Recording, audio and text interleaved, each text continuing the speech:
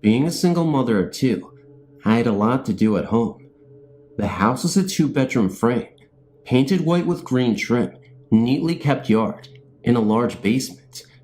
My 2-year-old son and 14-year-old daughter played through the summer months, outside in the yard in nice weather, inside in the den, in their bedrooms in rain or fog. We had lots of fog living near the sea. The house had been refurbished by a couple married late in life. The wife, a short, cute woman in her 40s, and her husband, 37, who loved her to distraction. He built sidewalks and cut designs into the concrete and painted lovely colors over the sections, creating a picture of love from his heart. She had been married to a beast of a man. Beatings were a daily thing. She ran away many times, but he found her and almost killed her twice. While in the hospital recovering from near death after another beating, an attorney was brought to her room. A sheriff brought him and stood by and witnessed while she was legally divorced and all her money and property returned to her. She couldn't understand how this could happen. Bandages covered most of her face. A skull fracture left her dazed. A judge entered and signed a divorce decree in a small town where her family had been respected since the town was formed. They gave her husband a choice: sign these papers or go to prison for attempted murder.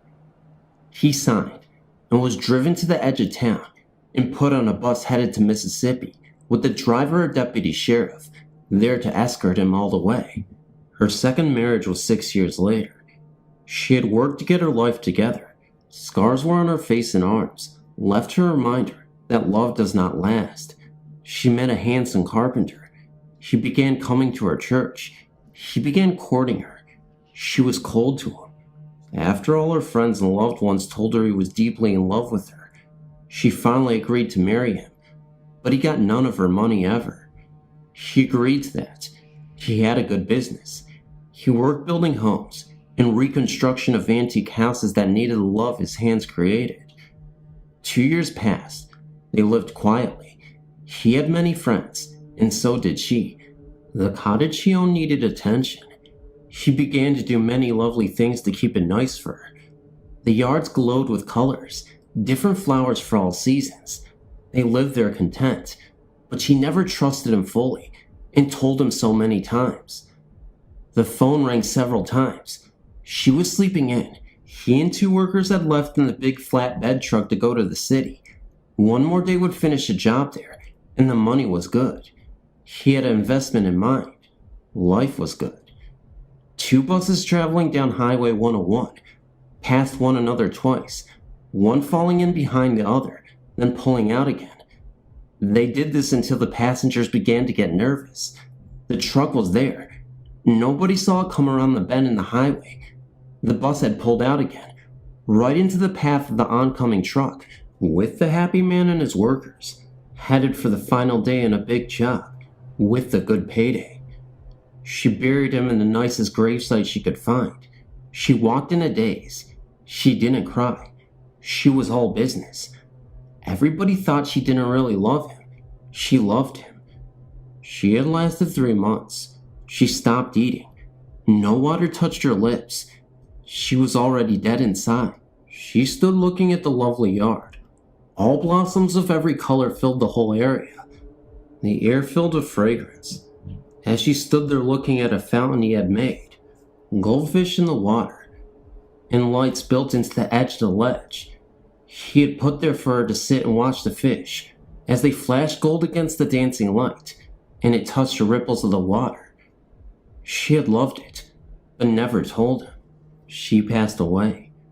Her friends found her body in their bed, covered with the silk bedspread they bought in San Francisco just the last month. It was easy to get into the cottage. She kept the doors and windows open so he could get in when he came home.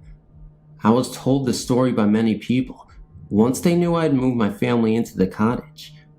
I never thought anything about it being more than romantic, until one night I saw a dark shadow standing in the bathroom. I rushed towards the open bathroom door and pushed in.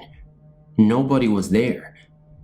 I'd seen a tall, heavy-set form standing inside the bathroom, but nobody was any place in the house except my 2 children and me. That night, loud knocking woke my daughter. It was coming from her closet. Thinking it was her little brother playing a game, she got up, and though sleepy and ticked off at his silly 2 games, she opened the closet door. The kitchen light was on, and light shined into her room. She could see clearly. Nobody was there, but something brushed past her. She looked all over the house and got me and her sleeping brother up to search. No door or window lock was open. 2 weeks passed. My daughter was in the kitchen, and a pink mist passed through the room in front of her. That was the last we saw of anything different or unusual. Until the next night. We were in the kitchen, and from the other side of the kitchen, we saw 2 figures holding hands.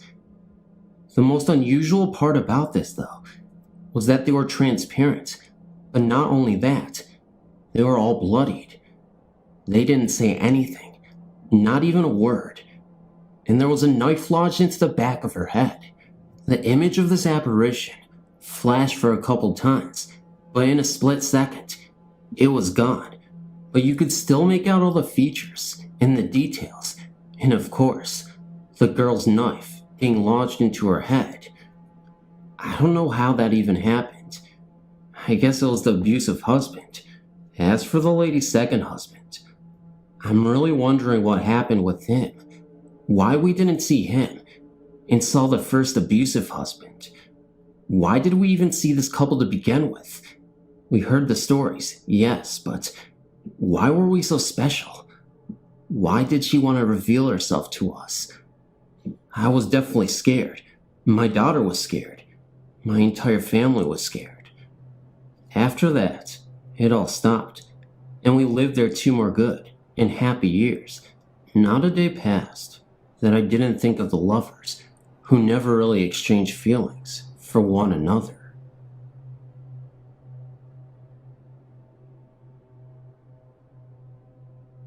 I've been reading all these stories and would like to share the experiences that I've encountered over the last few years.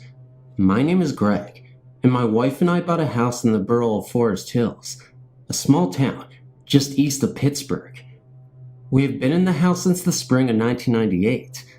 The house is approximately 80 years old, as are the rest of the houses in the neighborhood.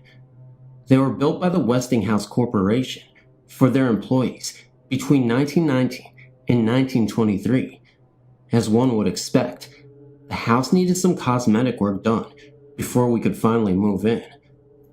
My wife Carla and I spent most of the month of June 1998 refurbishing hardwood floors, tearing down old paneling, painting, putting in bathroom fixtures, and all that goes into refurbishing older homes. I know very little of the history of the former occupants. Anyway, shortly after we finished and moved in, odd things began to happen. The house has ceiling fans in just about every room. During that summer we would go to work, knowing we turned all the fans off, and come home to find one or more of the fans on. This happened on several different occasions. My wife is a stickler for turning them off because of the fear of fire and the electric bill. That kind of freaked us out at first. Passing this off as our forgetfulness, we didn't think much of it. Then, I guess the next incident happened in the fall of '99. My wife was already in bed asleep. I usually go to bed later than she did, and she has a habit of falling asleep with the TV on.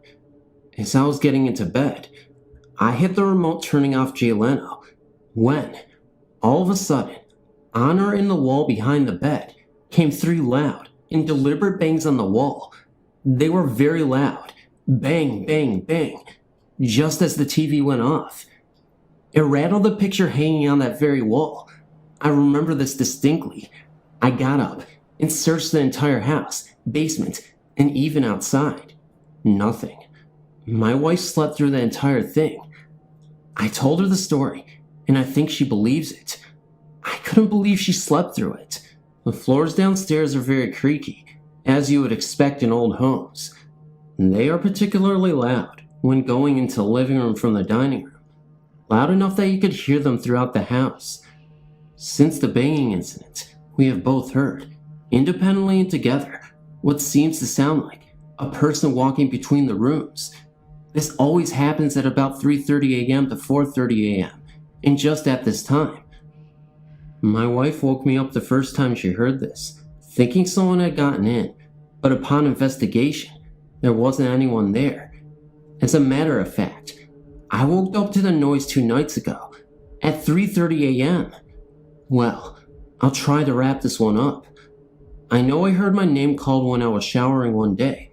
I answered, thinking it was my wife, but she said she never said anything and was downstairs in the kitchen.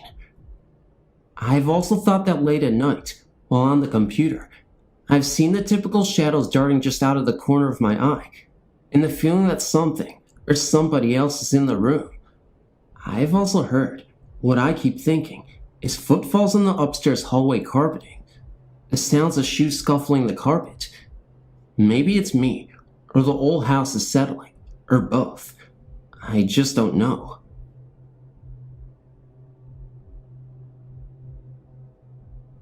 My grandma lives in Flint, Michigan, and has lived there for some time now. When my mom was younger, she heard loud noises in the kitchen. When she would holler for someone, it would stop. Years afterwards, I was staying the night with my cousin Joanna. We were sleeping in my cousin Alex's room. He was in our grandma's. I couldn't sleep and couldn't get my eyes off the bedroom door. I saw a person about the same size as my grandma come from the kitchen and look in the room. Well, my grandma had never left the room, or I would have heard her. But anyways, I said grandma, and whoever it was looked straight at me, but had no face. Then it disappeared. Maybe a week after, me and my mom was over for a visit. I was outside, and the only ones in my house was my mom and Aunt Michelle. My mom went to the basement to put clothes in the washer, and my Aunt Michelle was going to fix something to eat, and she had left the fridge door open. Something walked past Michelle and shut the fridge door. She thought it was my mom, but it was a ghost. My mom was still in the basement at the time. Michelle said the ghost had gray hair, just like the one I saw. It was really freaky. They still live there, but since Michelle's seen the ghost, nothing has come up.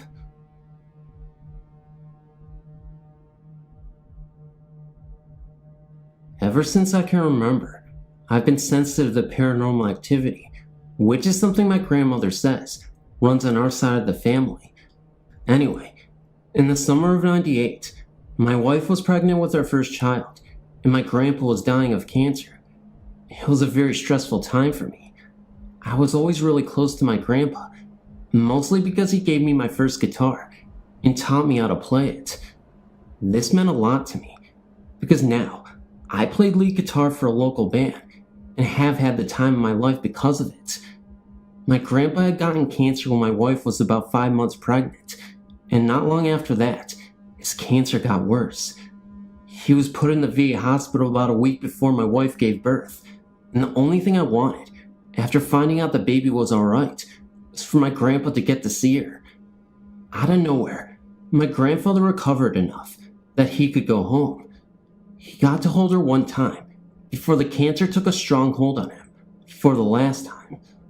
The next 2 months of his life were spent in agony and mostly without any mental capacity. My daughter was just about to turn 2 years old the next time I would visit him at his grave.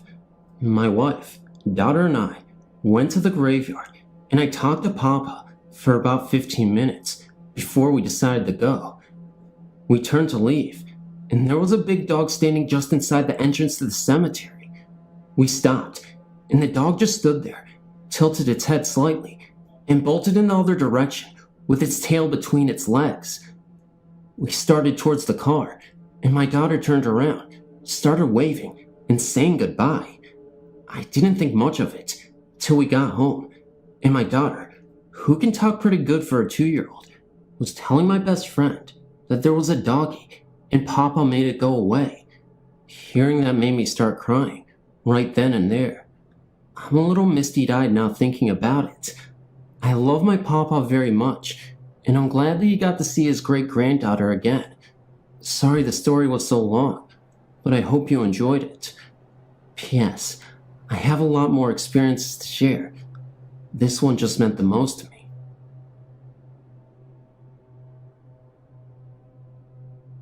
In 1977, or thereabouts, I moved to Kerrville, Texas, to be near my eldest daughter. I worked as a maps draftman for a now-defunct map company, about 15 miles from there. Kerrville began as a small Texas town, founded by an ex-ranger, was a rather cliquish town, one department store, city hall, and a couple of churches. In the 50s, it became the home of a silversmith who capitalized on the hippie movement's wearing of silver crosses. His business is now national and well known. Kerrville is now much larger, in the hill country, and a mecca for the retired military. I rented a small Victorian home, suddenly vacated by two couples who shared it. My job required me to be at work at 7 a.m., so sleep was vital. I was raised in a family accepting ghosts as a natural phenomena, but they still frighten me. I'm an artist and was a musician, which probably heightens my sensitivity. If there is a spirit, my initial impression is of a shadowy area. There was such an area in the kitchen in the front of the sink, although there was a window above the sink, so it was well lighted. On the first night, my little dog and I retired. I have a habit of shutting my bedroom door. Soon there was activity outside my door, definite movement, throwing of things around. This continued each night until I began to sleep on my daughter's couch for a few nights. Her husband objected. He's a skeptic, and I knew it wouldn't help if I explained. Across from my bed was a solid wall of casement windows. Not able to afford curtains, I hung sheets over these. When I came home from work, they would always be on the floor. There was a closet door in my room that would not stay shut. The last night I spent in the house, I dragged a heavy bonnet-type hairdryer over to hold the door shut. The door creaked open in front of my eyes as I sat shaking in my room. Not as soon as I closed it, but hours later in the middle of the night. I began sleeping in the car with my dog in the driveway and trying to find another house. An older couple who lived across the street came to the door one afternoon and told me they had noticed I was sleeping in the car and told me the story of the house. It was built for a lady by her husband. They raised two sons there. The husband died. Later, the old lady had stomach cancer and was in a nursing home. In the final stages, she begged her son to let her go to her home. He lived in another city and traveled. She would be in pain and go to the kitchen and drink milk to ease it. She died in the kitchen and laid there for days until her son came to town to check on her. And they couldn't open the door because her body was wedged against it. She died in the shadowy area. I guess she didn't want others in her home and sheets at her bedroom windows.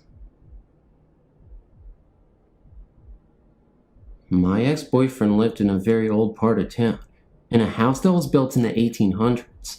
At one time, the house had been a stately and elegant one, with a long and gracefully curving stair as the focal point upon the entrance into the foyer. Through time, and with the coming of rough economic periods, the home grew into disrepair and was eventually sectioned off into a two-family home. One side housed a family of bikers, whose moonshine sent many of folk into orbit. We didn't have any moonshine the night this happened, and in the other lived my boyfriend and his roommate. One night, myself, my boyfriend Nick, Nick's friend Dave, and my friend Stacy, who was dating Dave at the time, were at the house. We were descending the grand staircase I mentioned earlier on our way out to enjoy our Saturday night. All was dark, except for the soft lighting coming from the kitchen, which was illuminating the front doorway. On the front door, we saw the unmistakable silhouette of a woman in a long, old-fashioned hoop skirt like women wore in the 1800s. She scared the wits out of me and Stacy, and we both refused to go any further down the stairs until the rest of the lights were put on. Chickens, aren't we? Although Nick and Dave were in a position to see the woman's shadow as well, for some strange reason, They were unable to see her. Maybe she only liked women. Whatever the reason was, we'll never know for sure. But this I know. It was one of the most scariest incidents I've ever experienced in my life. Hello, I'm Kylie, and I'm 14 years old. I'm going to try my best to tell you my entire story without making it too long to read. In the winter of 1980, my mom and her husband, at the time, moved into a house on a friendly, pleasant street. The first day they moved in there, numerous things happened wrong. First off, my sister Cindy ended up finding out that she had the measles. Secondly, my brother Todd had a very high fever and had to be taken to the hospital that night. The electricity in the house would not work, and this made my whole family rather upset. My mom began to resent the house for no particular reason. She complained to her husband about it so much that they end up violently arguing. He had an emotional attachment to the house in less than a week, while my mom, she was the exact opposite and felt she needed to leave. Regardless of my mom's feelings, she ended up staying there for another 12 years. There are a few incidents that I'd like to focus on particularly. Incident number 1. When my mom and her husband first purchased the house, my brother was just a baby. One night, after hearing sounds coming from the attic, my mom got up from bed to check everything out. Although she did not find anybody or anything in the attic, she did find a man who she can describe rather specifically: blonde hair, brown eyes, and work clothing. He was entering my brother's room. My mom was so shocked to see him that she started to scream and blocked the door to my brother's room. Her husband heard the yelling and came downstairs to see what was the matter, and all he saw was my mom blocking my brother's door. My mom says that as soon as her husband came downstairs, the ghost disappeared. The police came, but did not find any evidence of anyone being there. Incident number 2. My brother, at 5 years old, began complaining that there was a man living in his wall. When my mom calmly asked him why he thought this, he replied, "You know, you saw him when I was a baby. The man who lives in my wall. He eats in there, sleeps in there, everything." My mom was very frightened, but after consulting the child physician about the matter, she was told that I probably had imaginary friends. Incident number 3. I was born in 1985 to my mother's third husband, Howard. My mom tells me that I was a horrible baby who would never stop crying. When I was 3 years old, I became rather curious by the attic, since my parents told me not to go in there. Disobeying them, I went up there instead. An unknown force pushed me into a car seat that my mom had recently stored up there. It locked me in there. For an hour straight, I screamed my mother to unlock me, but she had been outside. When she came inside, she hurriedly ran upstairs and unlocked the seat. I'd never been able to use the lock on that car seat, and it would have been impossible for me to lock myself in there. Incident number 4. My cousin Heather and I go outside to look at the clouds. In these clouds, we spot 2 figures that barely resemble clouds, but instead drawn images. One of a baby, the other of a small dog. We saw them so clearly that we ran inside crying, only to see that our parents were watching the news. That same day, a baby and a dog died together. We had seen the images at the exact same time that the deaths were announced. Heather and I could always see the ghost. He was always around. He enjoyed watching us play with our Barbie dolls. He'd stand right by us as we played. We tried to get him to leave, but he never would. Eventually, we got used to him being there, and we were not frightened by it. We never told our parents about him, because we both felt that he wanted us to keep him a secret.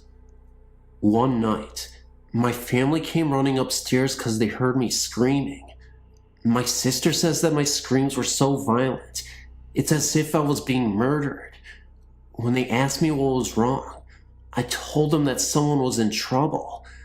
I told them that a ghost on the wall told me that someone was dying. I also told them that I kept seeing images of babies on my ceiling. My family was very frightened. I slept with my parents that night. The next day, I found out that my teacher, at the time, had been in a major car accident. She was pregnant at the time, which explains the images of the babies. The next incident. My older cousin and I dared my cousin Heather to come into the attic with us. She would not come up there, and so my older cousin pulled her into the attic with me, and once she was in there, she seemed fine. My older cousin headed downstairs, leaving me and Heather to search the attic for my missing doll. We looked everywhere until we heard a loud scream that sounded as if it was coming from a human. We ran downstairs. Our parents, trying to keep us calm, told us it was probably something we stepped on. Incident number 7. I continued to look for that doll in the weeks to come, only to find it outside, torn to shreds. In the other incident, one night, while my sister was watching a late-night movie, the rest of us heard her screaming and ran down to see if she was okay. There was a bat in the house, and it was attacking her. She had a towel over her head and was running from it, shaking and crying. My dad ran after it with a fishing net and luckily was able to get it trapped on our porch. My sister later told us that it appeared from out of nowhere. Later on, my mom runs into the lady who sold us the house. As soon as the lady sees my mother, tears fill up her eyes. She begins to cry and tells my mom how sorry she is for letting her buy that house. She too knew it was haunted and had many bad experiences with it. My mom and her had a big conversation concerning the whole thing, and the lady told my mother that she too had seen a man with blonde hair, brown eyes, and work clothing. We found out from my mom's second husband that the man who built the house died by falling from a ladder. He was not finished with the house, which is obvious. Now that we think back to the unfinished stairway, work clothes, I wonder if he had blonde hair and brown eyes.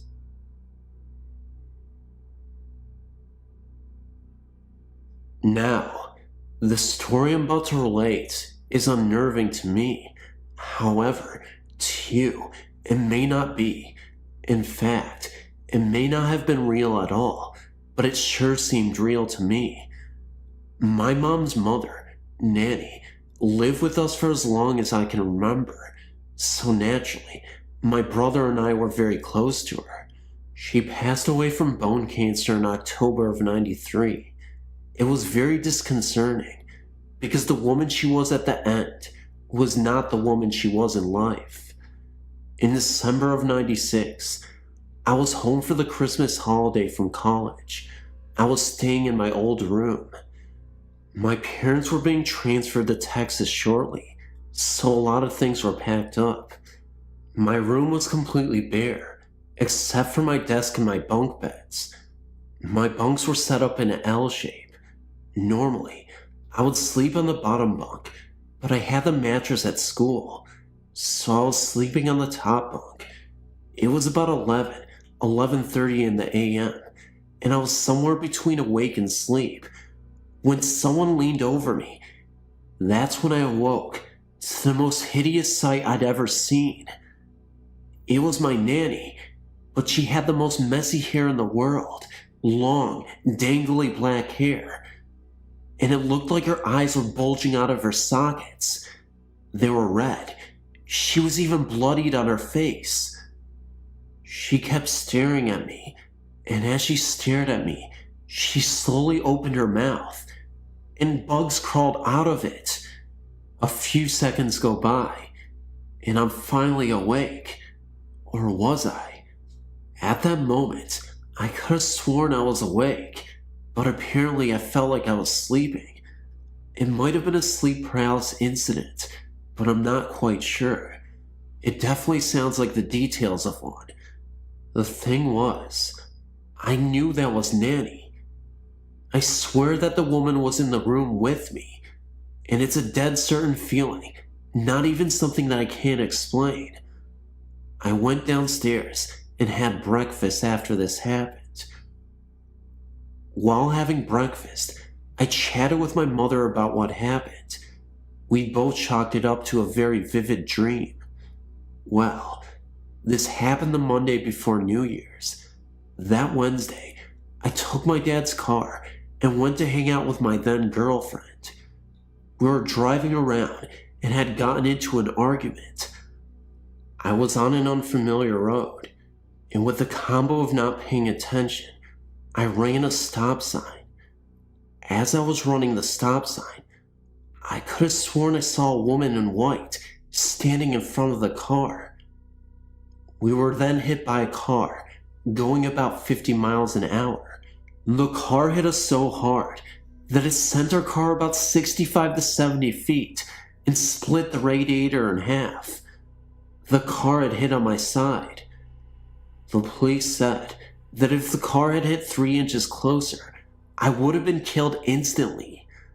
I walked out with a minor cut on my arm and a bruise on my hip. My girlfriend bruised her collarbone, and the other weird thing was that there was other traffic in the opposite lane, and our car did not get hit. How does this all tie together?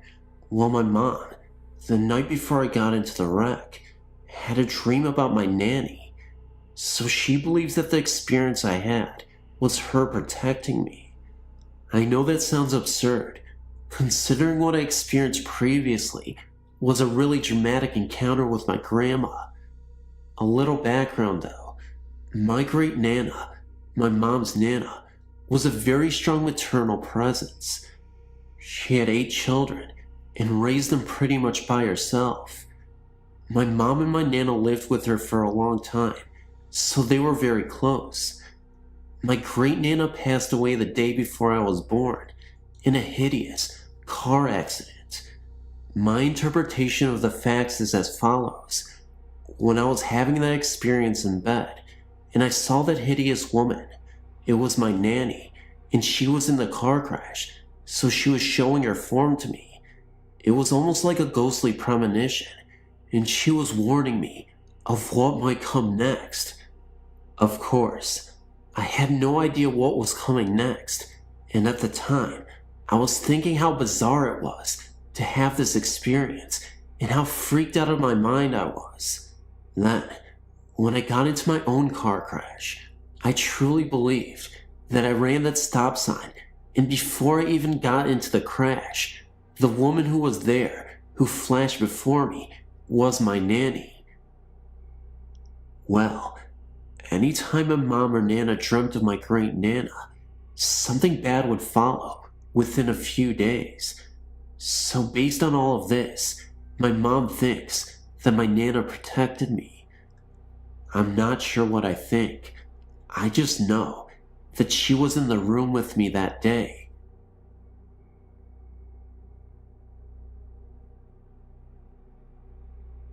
As a young kid, I'd often go on arduous walks to the grocery store with my older brother in the summertime. The walk is often an exhausting process because you have to walk up and down a lot of hills and cut through this golf course before you get to the store, which can take an hour. For someone 9 years old, this wasn't such a good idea, especially in July when the humidity around here is at an all-time high. My experience is highly unusual, and I'm not entirely sure what this experience could be classified as, but it's really creepy, and I genuinely believe that if I hadn't gone with this man, I wouldn't be alive today. confused. Don't worry, you will understand soon enough. On this particular day, my brother and I decided to head out to the store for another one of our walks. I don't think I drank much water that day, but I remember wanting to go because I wanted to get some snacks. Anyway, about 20 minutes into our walk, right before we had to pass through the golf course, I started to get extremely fatigued and weak. My brother looks back at me and asks if I'm okay. The heat was starting to take its toll on me, and I eventually collapsed.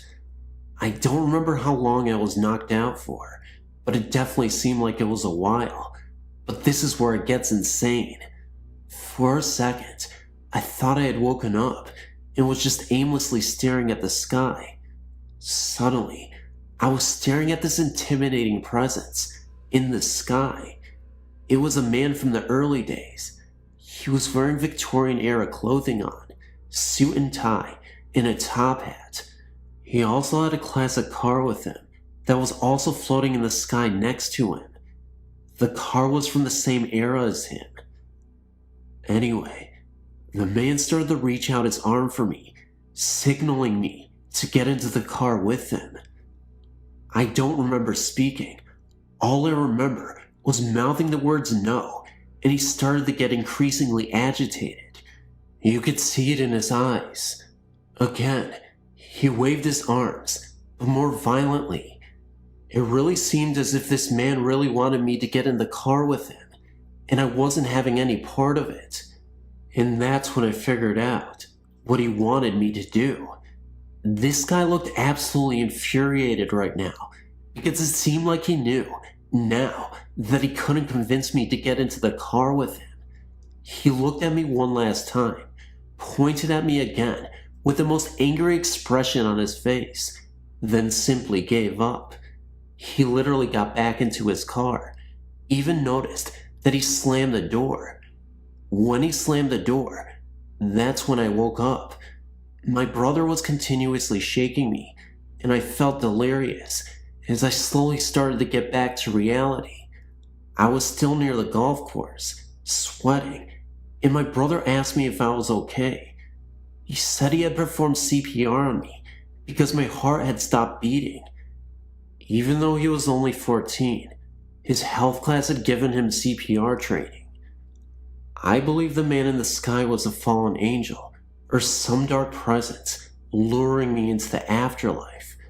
When I made this realization, it seems his plans to go get me to go with him were foiled, and so, whoever had sent me to go get me would have been upset, and thus, probably why he was upset as well. I believe this was a creepy near-death experience, and I highly believe it was paranormal, a ghost or entity of some sort. Some might say that this could be just a hallucination, but if my heart stopped beating, why did I have this vision? I'm not an expert on NDEs in the slightest, but what I do know is that many people report a series of calmness and peace. Here, however, I felt absolute dread and apprehension. Anyway, who really knows what this really was? But I truly believe that if I went with this mysterious figure, I would have died, and I wouldn't be writing about this encounter today.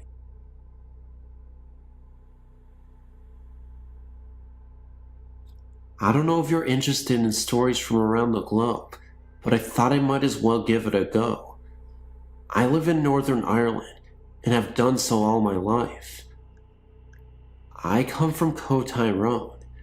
This is where my story comes from.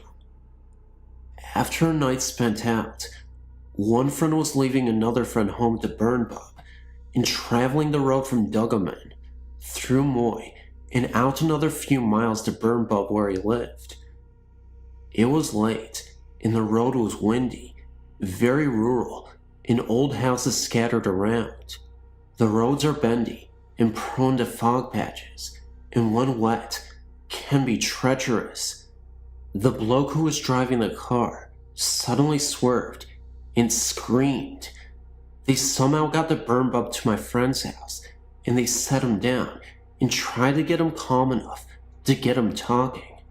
He was shaking and sweating, even though it was a winter's night and we aren't that warm over here in the summer. He eventually said that when he was driving, someone ran out in front of his car. The creepiest part was that he said this person was dressed like a nun. He locked eyes with the nun, who looked at him deep into his eyes with fright for a moment's time, and he swerved to try to avoid her.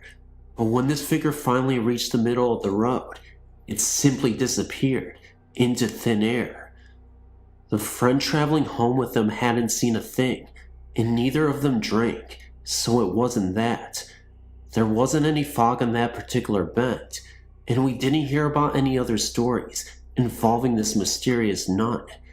Not even about a past accident or such taking place there.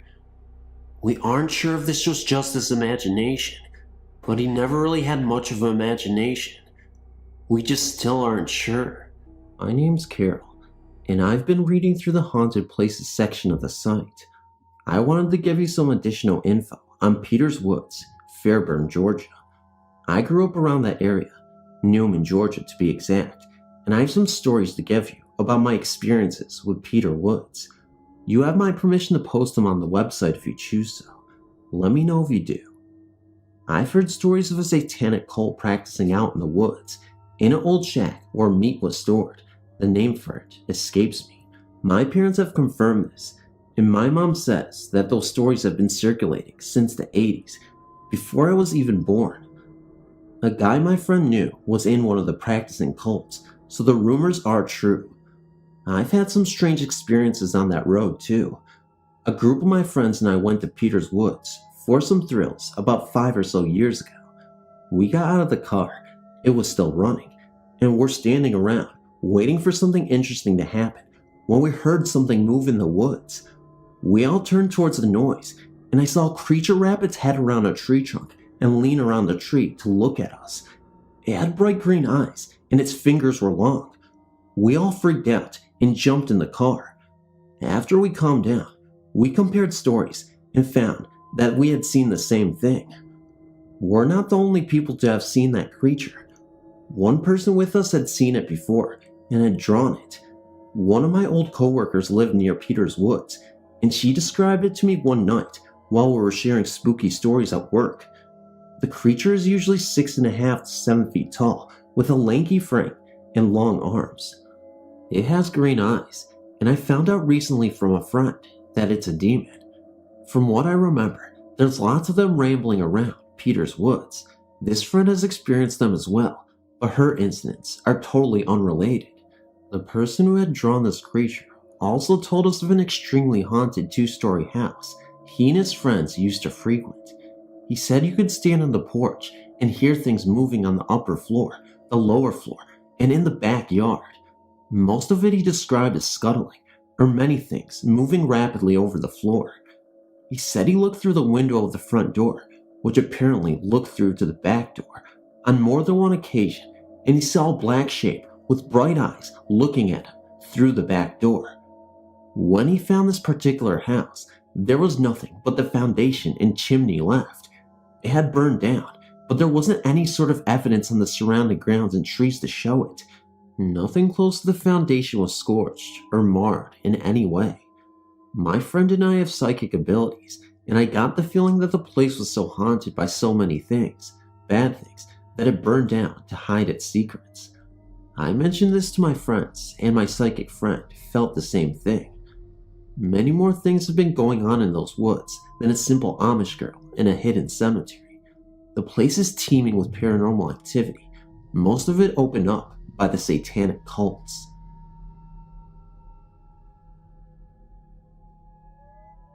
I have visited the hanging tree several times when I was in my teen years. Anytime that I've been out there, it has always been very dreary. Even on the brightest of days, it is very gloomy. One Halloween night, about 15 of us went out in 3 separate vehicles. There were 5 of us in the truck that I was in. All of us were beside the driver's side door. At midnight, there was the most god-awful noise that came out of the woods. It sounded like a man that was screaming while he was getting his throat sliced. I can still to this day hear the noise in my head. I cannot make the noise, and the description that I gave is the best explanation that I can give. Needless to say, that in the 3 seconds flat, we were all in the truck and at the end of the road before we stopped to take a breath. I still have the scar on my leg from driving into the bed of the truck as the driver was pulling away. I've not been back there since. I did not hear screams or laughter, never heard someone's feet dragging on top of the vehicle or jumping on the vehicle, just the god-awful noise. Also, I would like to inform you that the Newport Hotel is haunted. I've never had a personal experience with these ghosts. The former owner, Jack, I don't remember his last name, has had experiences with them along with some past employees. Please know the above information is true and accurate to every letter of the word. I moved to the Airline Road area back in 1999 with my parents before going off to college. One day, I was wading along the Little Cotton Indian River with my fishing pole and came up to the Airline Bridge Road. A very bad odor like something was dead was filling my nose. Just under the side of the bridge, lying on the rocks below, was a dead dog which must have been hit on the road and thrown over the bridge. The body had been decomposing and was a real mess. The hair of the dog was often in piles, lying around the body. I quickly left and headed home. That evening, I was talking to a friend of mine which has lived in the area her whole life and had told me stories of this Airline Road bridge. While on the phone and outside in front of our house, I could hear a large dog barking back down through the woods towards the bridge. I told my friend on the phone about the dead dog I had seen earlier that day, and it must have been another dog feeding on the carcass. She laughed at me and told me again that the bridge was haunted and that I should go down there and check on the dead dog again. I built up the nerve and headed down towards the bridge. Using a spotlight, I overlooked the bridge at the rocks where the dead dog had died earlier, only now I didn't see anything down there. I walked down the side of the bridge to get a closer look. There was no body or bones left.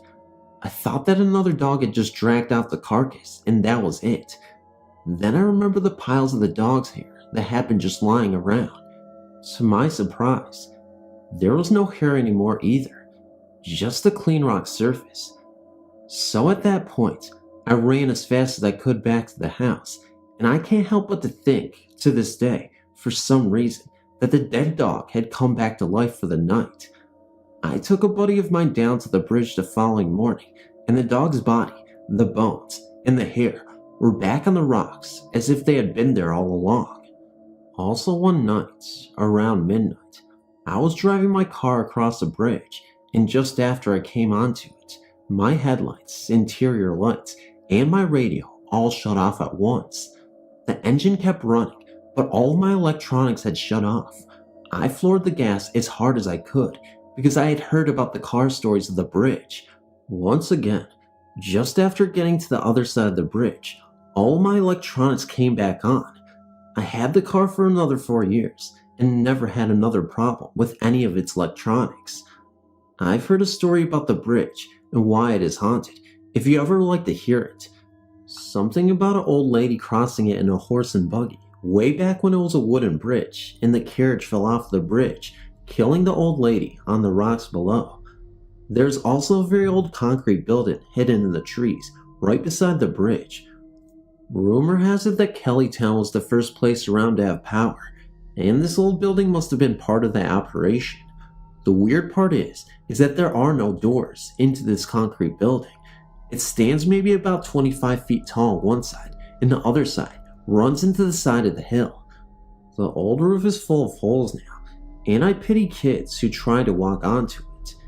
It looks like a good place for someone to fall into and break their leg. The only way into the concrete building would be a long ladder. The inside looks as though it's full of leaves and other debris. I'd love to find out what's really inside the building, or who.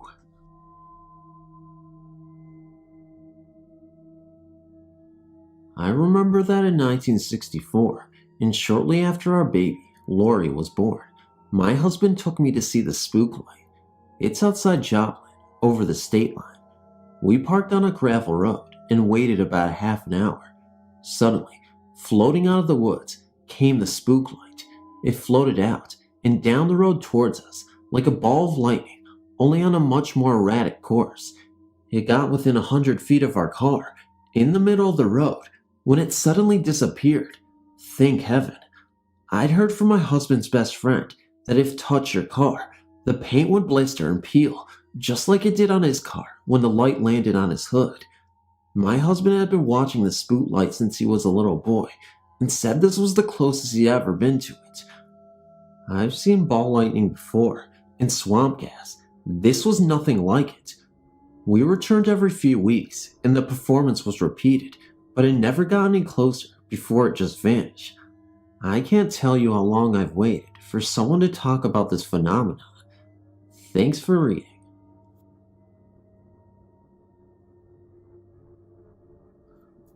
Hi, I'm a freshman at Ohio University in Athens, Ohio. We've been named the most haunted place in Ohio and the 13th scariest place in the world by the television show Scariest Places on Earth that is shown on Fox Family Channel frequently. I've only had one personal experience so far here, but I've spent a lot of time researching and getting all the legends that center on our school and town, and I thought you might like to know some of them. The residence hall that I live in, Bush Hall, is one of the least haunted buildings on campus. Everyone who has lived here for years and years has heard strange sounds that no one can explain. It comes from the ceilings, and it sounds like there is someone in the room above dropping marbles on the floor, one by one, over and over. It's been said that it also sounds like drops of water, except heavier, perhaps blood. My roommates and I have heard these stories, along with most of the other girls in the building. It's also said that the footsteps follow people in the halls at night, and the water fountains turns on by themselves to give drinks to ghostly visitors. But I've never seen these things, nor do I know of anyone who has. The sound of dropping marbles happens in every building on campus that is supposed to be haunted, but in most of the other buildings, it sounds like hundreds of marbles all at once. They have tested all the piping and other structural things that might cause these noises, but no explanation has ever been found. In Jefferson Residence Hall, some students went into an abandoned and normally locked room back in 1996. Sitting at an old desk in the corner of the dark room was an older woman of perhaps 40 years. She wore conservative clothes and was described as looking very much like an elementary school teacher from the 50s. The residents at first didn't realize what they were seeing and greeted the woman, only then to realize that she was slightly transparent and floating an inch or so above her chair. The residents ran to tell their RA, and when they returned, the door was closed and locked, with no signs of anyone having been there. The dorm next to mine is Washington Hall. A few years ago, a girls' basketball team came to play our team and stayed at that dorm. They had a wonderful time, laughing and shouting all the time. On their way back home, their bus crashed and every member of the team died. They say you can hear them laughing and shouting in the halls and lobbies of the dorm. A few years ago, a student fell from her fourth-floor window in Crawford Hall and died rather gruesomely. She has been seen walking about at dusk, and sometimes she talks to students. The hall has a history of unexplained noises, lights going on and off by themselves, doors opening and closing, and various other strange happenings. A girl died in her sleep at the Convocation Center a few years back, and a girl named Lisa, who has not heard the story, often woke up in the middle of the night screaming that someone was next to her in her bed. They later found out that it was the same room and the same bed that the girl had died in. Across the hall from that room, there was a girl who used to talk to her closet. Her roommates thought she was crazy. She left for the weekend once and told her roommates that her closet was angry and that they should be careful. After she left, the shades began to go up and down, books began to fly, chairs tipped, lights switched on and off, the TV changed channels, and the closet doors flew open and shut. When the girl returned and talked to the closet again, everything returned to normal. A boy also murdered his ex-girlfriend in one of the rooms in the 1980s, and it's said that she walks the halls at night, watching over the students. The scariest and most provable tale on campus happened in Wilson Hall. There was a girl who lived there who practiced in black magic. It was said that she could be heard chanting in strange tongues late at night, and a green light came from under her door. Then no one saw her for a long time. Finally, the Aria got a key and opened the girl's room. The girl had slit her wrists, written satanic symbols all over the walls in her blood, and then hanged herself in the center of the room. They cleaned the room, painted over the walls with many coats of paint, and gave the room to 2 other students the following year. They didn't stay there long enough. The symbols and blood came back, and the room glowed green. Drawers slammed, and ghostly screams were heard. Finally, the school's officials decided that the room was not safe for students to stay in, so they sealed off the room permanently. To this day, if you go to the room on the 4th floor, you can see a demonic face in the grain of the wood on the door. The story is traceable in the school's records. Ryan Hall is usually considered the most haunted building on campus. It is the oldest residence hall on campus still used as a residence hall. There is supposedly a ghost in the attic, a few on the 2nd floor, and a 3 on the 4th floor, but I haven't been able to find the specific stories behind them, other than witnesses of apparitions, but there is no record of death there. You can't live in or around Athens without knowing about the 5 graveyards that form a perfect pentagon around the entire campus. The pentagon is commonly known as a symbol of magic and otherworldly happenings. It is used as a protection sometimes. The building that is at the very center of the pentagon is the only one on campus that has no tales of ghosts attached to it. They say it is protected by the pentagon. The graveyards are very strange in themselves. One of them has graves laid out north and south, instead of the normal east and west. One of them has a tree and a rock ridge that has rope marks on it from when they used to execute people by hanging. All the graveyards are reportedly haunted. They are a favorite place for cult activities and seances. They say that the Pentagon supplies the power to raise the dead.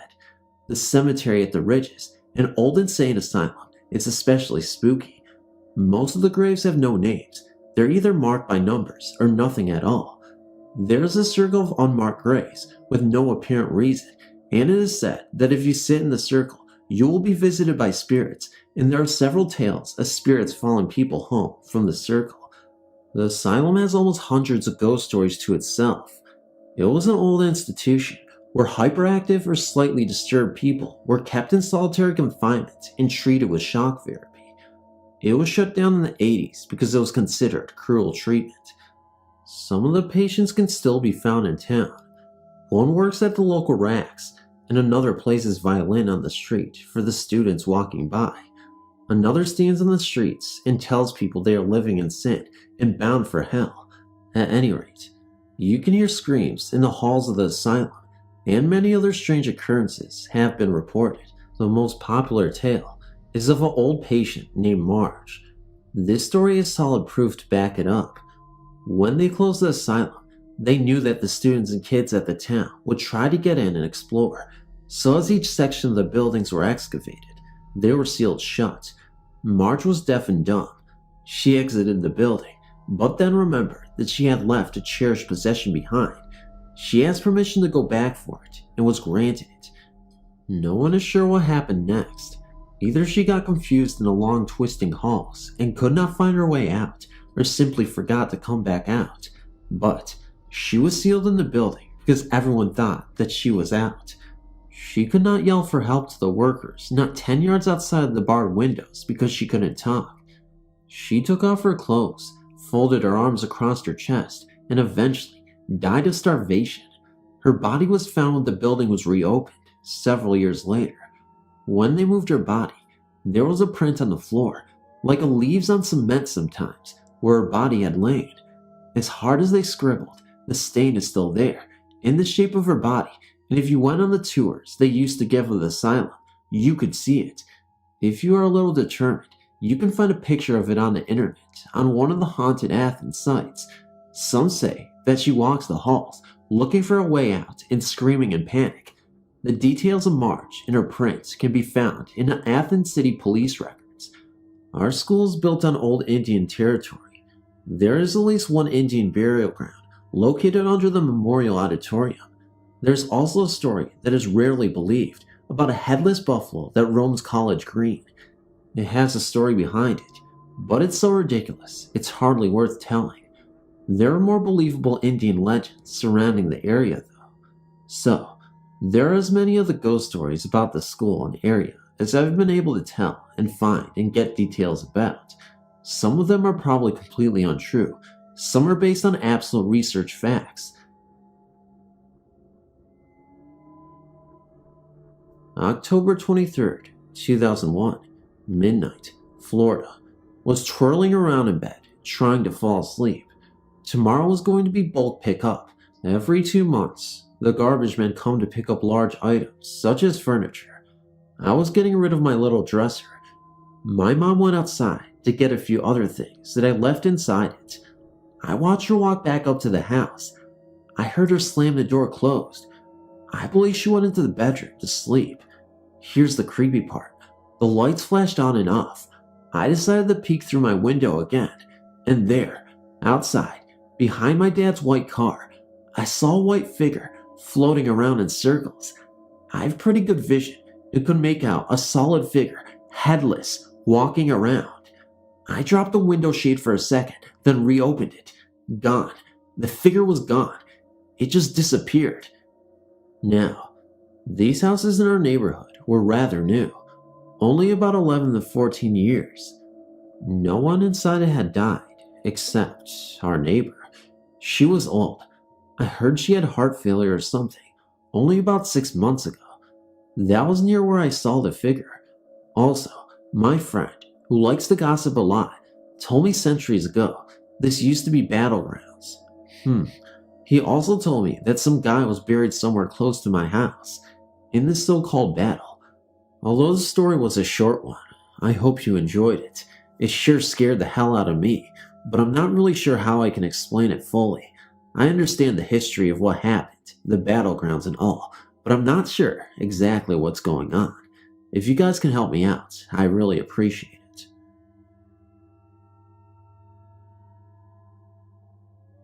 I have always been fascinated by paranormal events, especially listening to and researching ghost stories.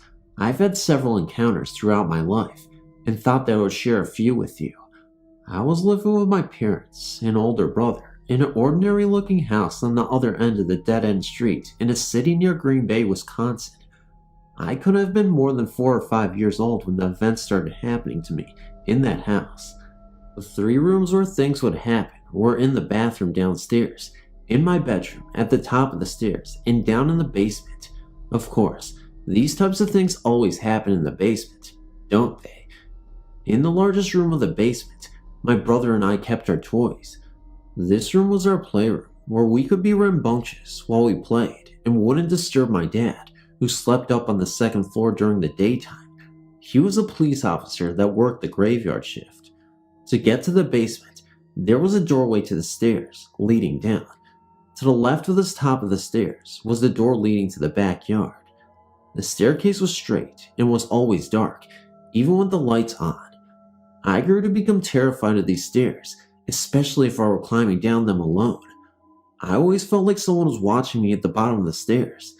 I never felt like it was an evil presence, but merely that it liked to scare children and tease them. I remember several times falling down the last few stairs, even when I would make considerable efforts to scoop my way down the last 5 steps. You know that motion, where kids kind of slide down each step on their bumps, rather than walking on their feet. My mother always thought that I was clumsy, despite pleading that I was indeed being careful on the stairs. I think that whoever was down there liked to trip me up on the last few stairs. It delighted in seeing me stumble and fall on my face. Know that it never tripped or pushed me from the top of the stairs, as this type of spill might have ended fatally for me. No, it was always a teasing sort of spirit, kind of like a way an older brother or sister plays tricks and roughhouses with their younger sibling. After stepping off the stairs, you walked straight and entered the playroom, which spanned over to the left. However, if you kept walking straight, there was a short door that led to a sort of closet, where my brother and I kept our collection of board games. This room was always icily cold, to the point of being able to see your breath, even in the middle of the humid Wisconsin summers. I hated going near this room. often insisting that my brother or father go fetch the game when we wanted to play one. I guess I sort of deduced that whatever was tripping me on the steps lived in this room, and I didn't want to have any part of it. I guess I was scared that it would lock me in there or something. On to the other rooms. The bathroom was located on the first floor and was the only bathroom in the house. There was a frosted window that was above the bathtub on the wall opposite the door. One time, late at night, I went in there and saw the shadowy image of the shoulders and a head of a man in the window. It was a profile view, and he was doing what appeared to be working, swinging what looked like a sledgehammer over his shoulder with both hands. I just froze and stared at it in terror. I watched it for a moment, at first thinking it was my dad outside, but I knew that my dad wouldn't be up to doing anything like that in the middle of the night. He would have been at work anyway. Quickly, I forgot about having a need to use the bathroom and hightailed it up to my bedroom. It was there that I had the most lasting and terrifying experience of my childhood life. My bedroom was to the immediate right of the top of the wooden stairs that led upstairs. Down at the opposite end of the hall was my parents' bedroom, and in the center was a very small room that my mother used as a sewing room. My brother slept in a room downstairs. Since most of my toys were down in the playroom, my bedroom was fairly empty. I had a double bed, a dresser, and a small shelf that held my large collection of stuffed animals. There wasn't even a closet built in this particular room originally, and my father was in the process of constructing me one. All that was completed was a couple of drywall structures off to the wall to the right of my bed. He hadn't even installed a door yet. One night, I was sleeping peacefully on my side, with my back facing the unfinished closet, when I was awakened by a very sharp jab to my lower back, like someone was very forcibly poking me with their finger. It felt like a wake up and get out kind of poke. I instantly opened my eyes, initially thinking it was my brother picking on me. It poked me again, harder this time. I sat up in bed and looked around, but no one was even there. The air seemed really heavy around my bed, dense with a crackling sort of energy. I could still feel the sensation in the area of my back where the thing had poked me, kind of like when you bump into something and know it's going to leave a bruise. So I knew I hadn't been dreaming. Needless to say, I was absolutely terrified, and I leaped out of bed and tore off running to my parents' room. My mom consoled me and let me sleep with her that night, but that wasn't the end of it. The poking happened several times afterwards.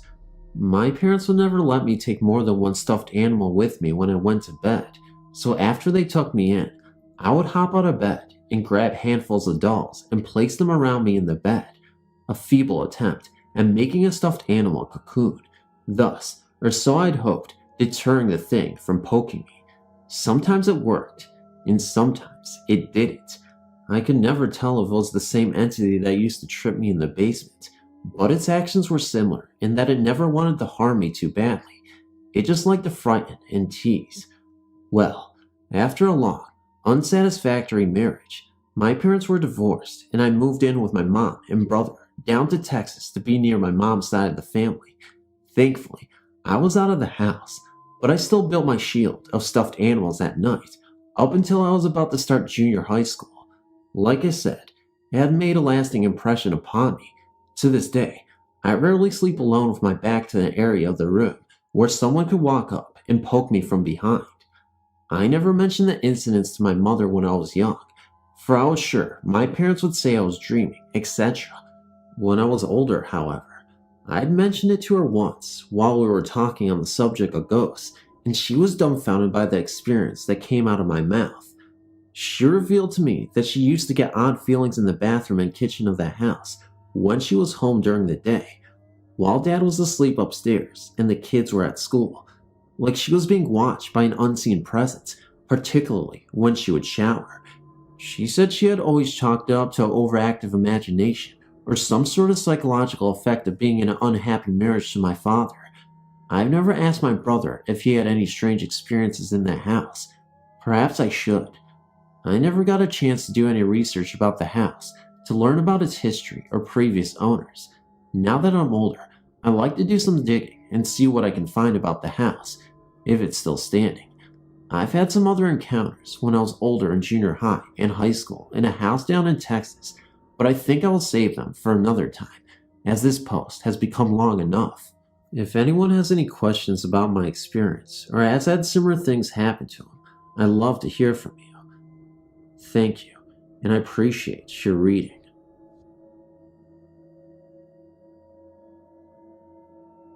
I was given your website address today and wish to share with you an experience I had in 1965. I'm in England, my name is Angie, and at the time had no real idea that I was a medium. I was 22 at the time, staying with my 2 children at my parents' home in Didcot, Oxfordshire, England, until such time as my husband, who was in the Royal Air Force in Germany, could send for us. One day I had a letter to post Germany and realized that it was almost 11 a.m.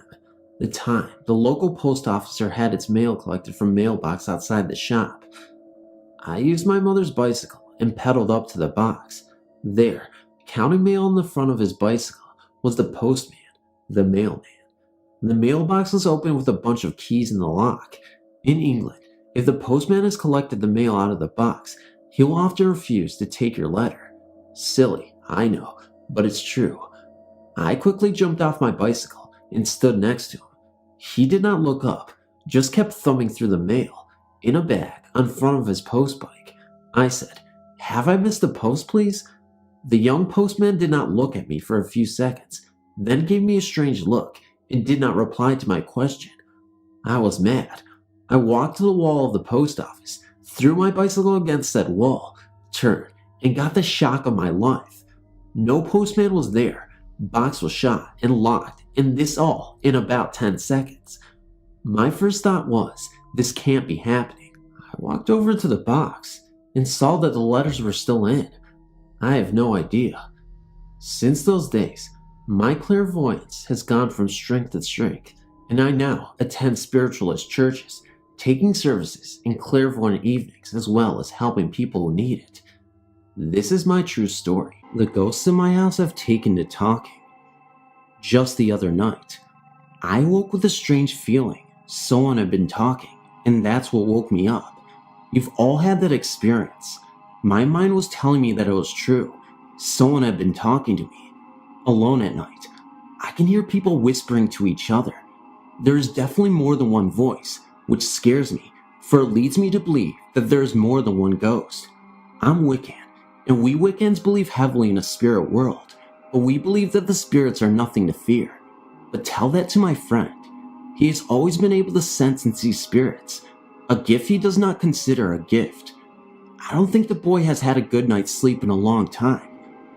One night, he was walking past my house when he saw a woman dressed in white standing on my front porch. He called out, thinking it might be my mom or at least a relative. He almost ran when the woman turned to face him. She stared back at him with what he described as red eyes. As if that wasn't enough for him, he just had to tempt fate, and he walked past the front porch towards my back gate. He told me he looked in my backyard and saw at least 3 more ghosts wandering, with a 4th leaning against my pool. I heard someone frantically knocking at my back door. When I let him in, I saw a long scrape on his left arm. I asked him what happened, and all he could say was it was the lady on the front porch. I looked out and saw nothing there. By the time I came back to the kitchen, he had calmed down enough to tell me all that he saw. The ghost had also seemed to have a playful side, and I often see my kitten playing with them. You can see her chasing something that isn't there at least once a day. As soon as she gets under my bed, she will come out racing, butt tucked under, running away from whatever she was chasing. Now, I'm not Christian, nor do I believe in the Christian notions of God or Satan. I've tried several times to expel the spirits myself, but to no avail. It only seems to make them more active. But perhaps it's time for me to suck it up and call in a priest.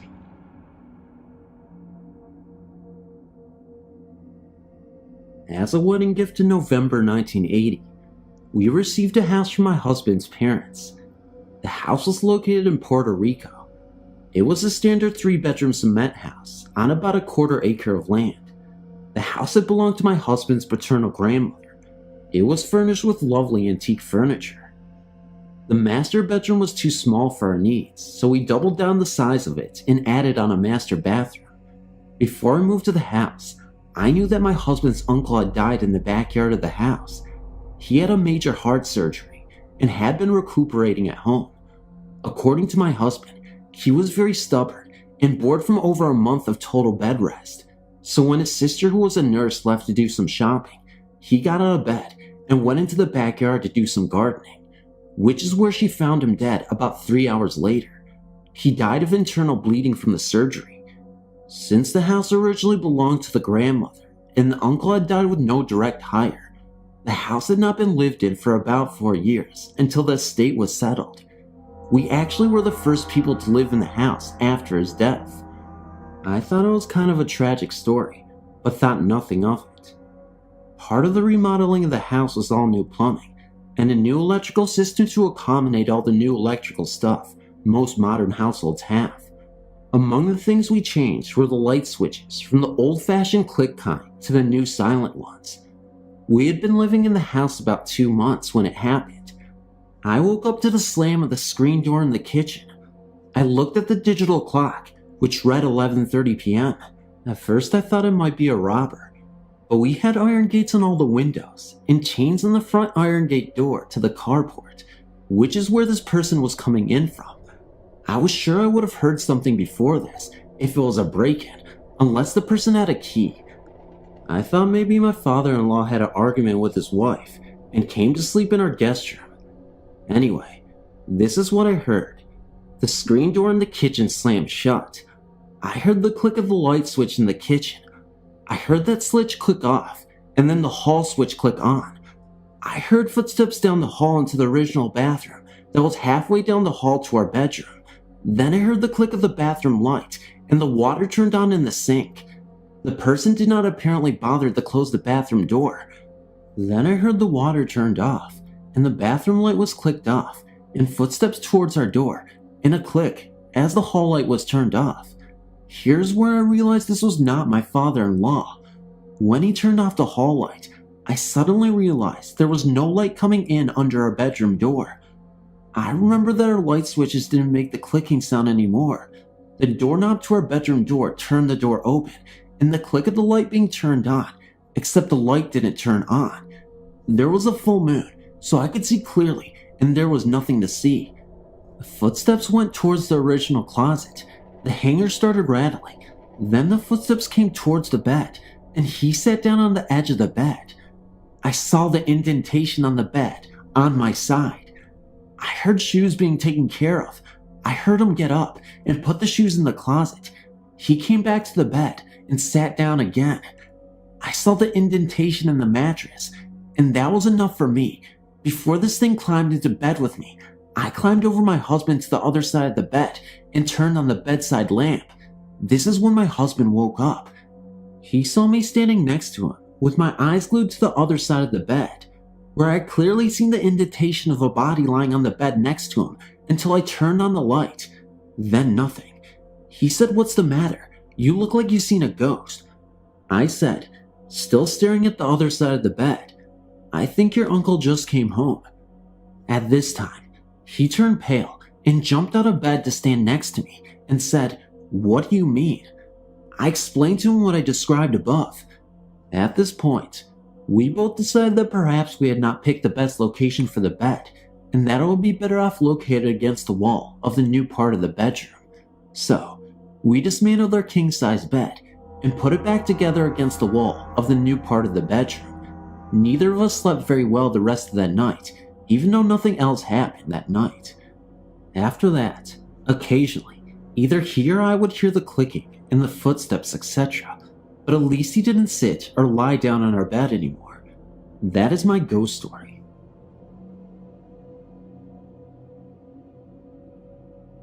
I guess it all started when I was in the 4th grade. We had bought a rest or bar, and it sat on approximately 4 to 5 acres. The basement of this bar had rooms that were all different heights, and they had all dirt floors. I never felt very comfortable there. We had built a condo above the rest, and lived there until I was 16. One day, my cousin came over and we were bored. We had no idea what to get into, so we decided to go dig in the basement to see if we could find anything interesting. The two of us each took a stick and started digging in opposite directions. All of a sudden, we heard this high-pitched woman scream. We looked at each other, didn't say a word, and took off running upstairs to the bar. We went up to our barmaid and asked if she had heard anything. She said no, but the TV turned off by itself. A few months went by, and the phone in the bar would just fly off the wall by itself. Then my father was down in the basement one day, and there was this one room he was trying to get into. He had to crawl in the dirt to get in, and once he was in there, he found a pair of shackles. The rumor is this rest was built where they used to have an underground railroad for slaves. A few years later, my dad decided to subdivide and build us a house on this property. He had done construction all of his life, so as they laid the foundation, they had to let it sit overnight. The next day, the foundation collapsed for no reason at all. No one had an explanation for it. They encountered many problems building the house. Once it was completed, I was 16, and we moved in. The first week in there, I would sit in my bedroom petrified to leave the room because I would see a shadow peek around the corner and no one else was home. One night, my ex-husband was in there and he woke me up in the middle of the night to every appliance in the kitchen going off. The cabinets were opening and shutting, so we got up to see what exactly was happening, and as we turned the corner to walk in the kitchen, it stopped and everything was in its place. My mom was on the other side of the house, and we would hear things in the middle of the night being picked up and thrown across the basement floor. But one of the scariest things that's ever happened to me was I was sleeping, and in my dream, I was looking out a front bay window, and I saw this smoke, and it was actually a spirit, and it jumped into my body. I saw my mother walk by, and tried to scream, and couldn't say anything. I tried to wake myself up from this dream, and couldn't. Finally, after what seemed like an eternity, I woke up and called my mother. We had 2 separate phone numbers inside the house, and made her come sleep in my room because I was too scared. I had some other strange things happen, but these were the scariest. In 1955, my mother was basically forced by my doctor to take me to Puerto Rico to live for 1 year because of my poor health. He told my parents that if I passed one more winter in New York City, I would probably die. I went to live with my mother in Las Piedras, Puerto Rico, at my cousin's house Vining, not her real name. Generally, it was wonderful. It was the first year of my life that I could remember where I didn't get asthma. Finning was one of the nicest people you ever want to meet. Finning was in the process of converting her wooden house into a cement house, and due to this, did not yet have indoor plumbing, which meant she had an outhouse. This was my big problem, the outhouse. I hated the outhouse. It was smelly, full of bugs, and worst yet, had no electricity. As luck would have it, I got sick to my stomach and had dysentery, requiring many trips to the outhouse with an oil lamp in hand. It was late at night, everyone was asleep, and I was once again for what seemed 100th time back in the outhouse. Let me describe it.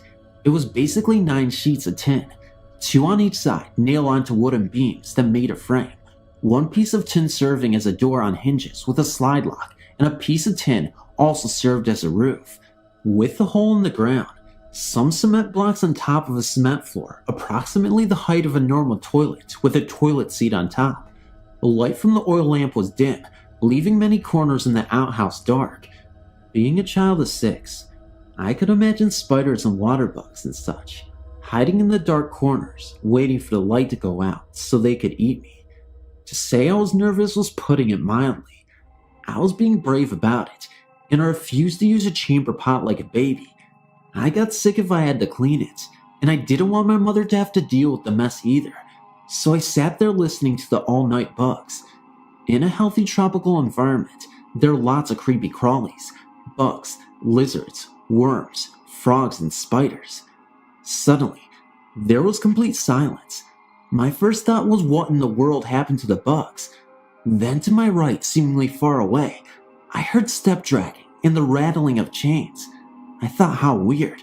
It sounded like someone is dragging something with chains on it, or that something is attached to, oh no, their leg. It's a convict. I'd seen a movie where these men were dressed in these black and white striped pajama things, and they had a ball and chain attached to their leg, so they couldn't run away. I remember thinking when I saw the movie that they must have been really evil men to deserve such horrible treatment. At this point, I decided it was time to scream for my mom, but I couldn't. I was frozen in place. I couldn't move anything, and my voice seemed to have disappeared as well. I kept screaming Mom, Mom in my mind, but my mouth didn't even open. As the convict got closer step drag, I was overcome with feelings of anguish and extreme terror. My body began to shake uncontrollably, and sweat poured down my body along with tears from my eyes. But I couldn't get my stupid body to move. The convict was now right outside the door of the outhouse, and I heard a soft sob.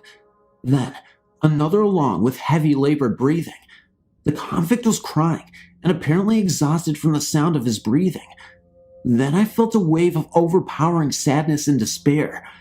The convict kept going off, to my left step drag. The sound continued fading away to my left, until it seemed like he was very far away. Suddenly, all the normal night noises returned along with my ability to move, and best of all, scream. And scream I did, over and over again, until I heard my mother's voice outside the outhouse door. I opened the door and jumped into my mother's arms, hysterically crying. Mom, did you hear him? Did you see him? My mother was trying to calm me down. I didn't normally become hysterical over nothing. My mother said, see who? Hear who? The convict with the ball and chain. My mother said, who had a ball and chain? I said the convict. He was right over outside the outhouse, in our backyard. He was crying. Didn't you hear him? I neglected to mention that my screaming woke up the whole neighborhood, and everyone was crowding around my mother and me, trying to figure out who was trying to kill me, considering how distraught I was. When our next door neighbor hearing me said, oh, you heard our neighborhood ghost. What a privilege. I thought, privilege? Ghost. Did he say ghost? Is he crazy? I was scared enough when I thought I was a living, breathing human being. Never mind a ghost. I was definitely never going in this backyard again at night. Then he told me this story. When Puerto Rico was under the Spanish government, they built the railroad, but they didn't have enough laborers, so they used prisoners. They put balls and chains on them so they couldn't get away, and if they tried, they could easily track them down and shoot them as an example to the rest. Despite this, many tried to escape because it was either escape or die because of the harsh treatment they received. The people in the neighborhood, who had been privileged to see or hear him, believed this man did not know he was dead and was still trying to get home to his family. When he said this, I suddenly understood all the feelings I got. The sadness, despair, anguish, and overpowering terror were not really mine but his, and he had somehow communicated them to me. I think he must have finally found his way home, because no one has heard him in years. I just wanted to let you all know of an experience I had while staying in the Manager Hotel in San Antonio, Texas in July 2002. I was staying at the hotel for a courts reporters convention. I had just arrived at a hotel during a late afternoon. My friend came down to meet me in an area close to the parking garage. As we were about to enter the hotel lobby from a long hallway entrance, I saw a man approaching us coming from the opposite direction so that he would have to pass by him face to face. He had caught my eye from a distance because of the way he was walking, almost unaware of his surroundings, but also walking as if he might have been a manager of some type. That is the feeling I got from his walk. I could see that he was a very tall man as he approached. He wore a dark suit and had red hair with spectacle glasses on and an old-fashioned curly mustache. As he approached, I became a little scared, but decided that as we passed each other, I would just look up into his eyes.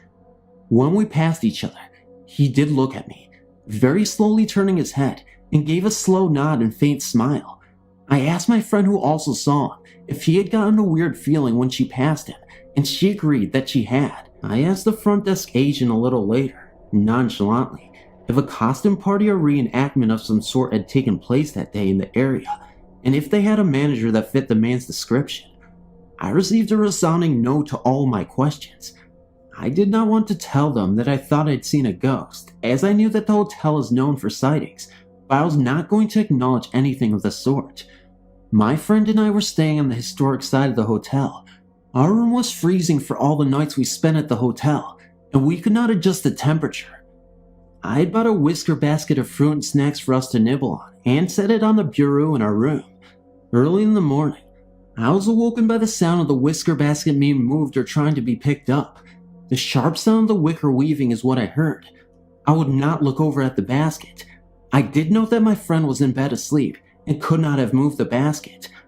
I remember exiting the hotel doors, which are plated with brass and are very heavy, and they started moving to open seconds before I put my hands on them, but I know they moved. Then, I came back to my room and took a shirt off and placed it on the doorknob of the bathroom. When I got back to the room and having gone swimming, my shirt had been moved to the edge of my bed, and we had already had maid service that day and did not require anything new from housekeeping, and my friend had not been back to the hotel room. Then, that night, I was on my way down to the lobby desk to find out about checkout time for the next day. I decided to take the stairs instead of the elevator. As I looked over the mezzanine to the other side, nobody was there.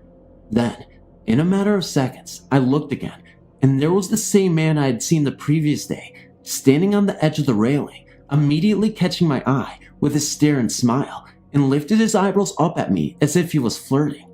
I remember feeling scared and at the same time disappointed because I liked him better when I had passed him by in the hallway the previous day, and he had just given me a nod.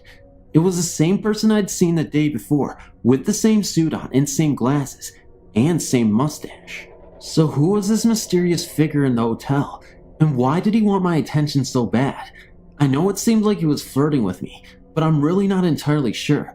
If anyone has any questions about this ordeal, please let me know. I'm very interested in the paranormal, and I want to know further about the situation. I recently found your website while researching the technology of ghost hunting for a university project, and noticed your email address for real-life ghost accounts. This is a description of something that happened whilst I was away at college in London, England, and this is really the reason I became interested in the supernatural. I'm afraid I don't have any photographs or anything. I went to college to study theater, stage management, and technical stuff like lighting and sound at a place called Mount View Conservatory for the Performing Arts in North London. It is very old, probably mid to late Victorian, owned by an entrepreneur who turned it into a theater school back to the 1950s, I believe. Originally, it was only used for private classes for 2 or 3 people, but over the years it has been built up, with later parts of the building added onto the structure of the original house. For example, the main theater is called the Mount View and was stuck directly onto the facade of the house, covering what was the front garden, and a tree growing up through that garden still grows through the stage left wing. They simply built the theater around it. The other theater, simply a black, box-shaped room that could be adapted to any sort of play or stage shape just by setting up decking, was called the Judi Dench, named after the actress who was one of the sponsors. There's a narrow corridor between the two, with the dressing rooms on one side, used by both theaters, and with a door on each end, and the workshops for props and model making on the other. The building here is quite old and rickety, complete with creaky floorboards. The incident I remember most, there were actually several weird ones, was at the beginning of my second year, around late July. I was the company stage manager for a production of the Judi Dench. We ran our own shows in the second year, as though we were a professional company, and so, as CMM, one of my jobs was to open up the theater first thing in the morning and get it ready for the actors and crew. I had to unlock the doors, starting with the lighting box for the Judi Dench, as unlocking this door also switched off the silent motion detector alarm inside the theater. I was the only one from our company to be in that morning, arriving just before 8 a.m. The duty member of staff opened the front door and went to turn off the alarm in the Mount View, while I went off to see to the Judi Dench. I was going through the corridor from the Mount View and was heading for the lighting box to turn off the alarm when I heard someone walk across the stage area. It was totally dark, as you have to get into the box to turn the lights on as well, so I didn't see who it was, but I heard them go up the small flight of steps, leading up to the dressing room corridor, and the dressing room door slammed. It was very quiet, with no one else around yet, and the sounds were quite clear. At first, I thought one of the actors must have got in via the dressing rooms, which could have been open from the Mount View side, had got onto the stage, and then realized that the alarm was still on, so had run to get out. I opened the box and put on the lights, and then went to find the staff member to tell him, in case the alarm had tripped and the police were on their way. Before heading back to the Mount View side of the building, I went to check the dressing rooms first to make sure they were all unlocked. When I got there, they were all still locked, including the one I had heard close, and when I later found the staff member, I was told that no one had been in the dressing rooms, and that there was in fact no one else in the building either. I know this sounds ridiculous, and to begin with, I thought I must have been tired, having worked till 11 p.m. the night before, but later, I was talking to one of the other students who was working on another production. She told me that once, while working late in the props room, she had heard someone pacing up and down in the corridor, the same one that runs by the Judi Dench. She had been so annoyed by this disturbance that she had told the duty staff member off for it when they were leaving at the end of the night. There was only the two of them in the building that night, and according to the lecturer, he had been in the office at the opposite end of the building all night, surfing the net. Another older student later asked me, when we were talking about our experiences, if there was an acoustic piano being played in the show I was working on. When I said yes, she just nodded, as though this explained everything. Whether this is true or not, I don't know, but the older girl said that this sort of thing happened often when there was a real piano being played, as opposed to electric clairvoyance being used for the show. Apparently, this house was originally used at the turn of the century as a private girls' boarding school. One of the girls was allegedly found dead in the front lawn, as though she had fallen through the upstairs window, but there was no explanation of how she ended up there. That window, a bay window, is still visible, incorporated into the brickwork in the Mountain Theater, in the stage right wing and above prompt corner, where the deputy stage manager sits, due to cue the show. According to the other students, several of them felt as though they were being watched while they were cueing a show, and the effect is always said to be heightened when there is piano music. They say that the girl liked to play the piano. Again, I have to say that I've never seen anything substantial, beyond a sort of grayish shadow once in one of the wings, and I've never seen any actual reports of the girl's death, like newspaper clippings, etc. But there's definitely something odd about the whole building. One student described it as sick, but after the boarding school moved out, the building was used as a hospital for shell-shock patients during and after World War I, so there could be many explanations for the noises and feelings.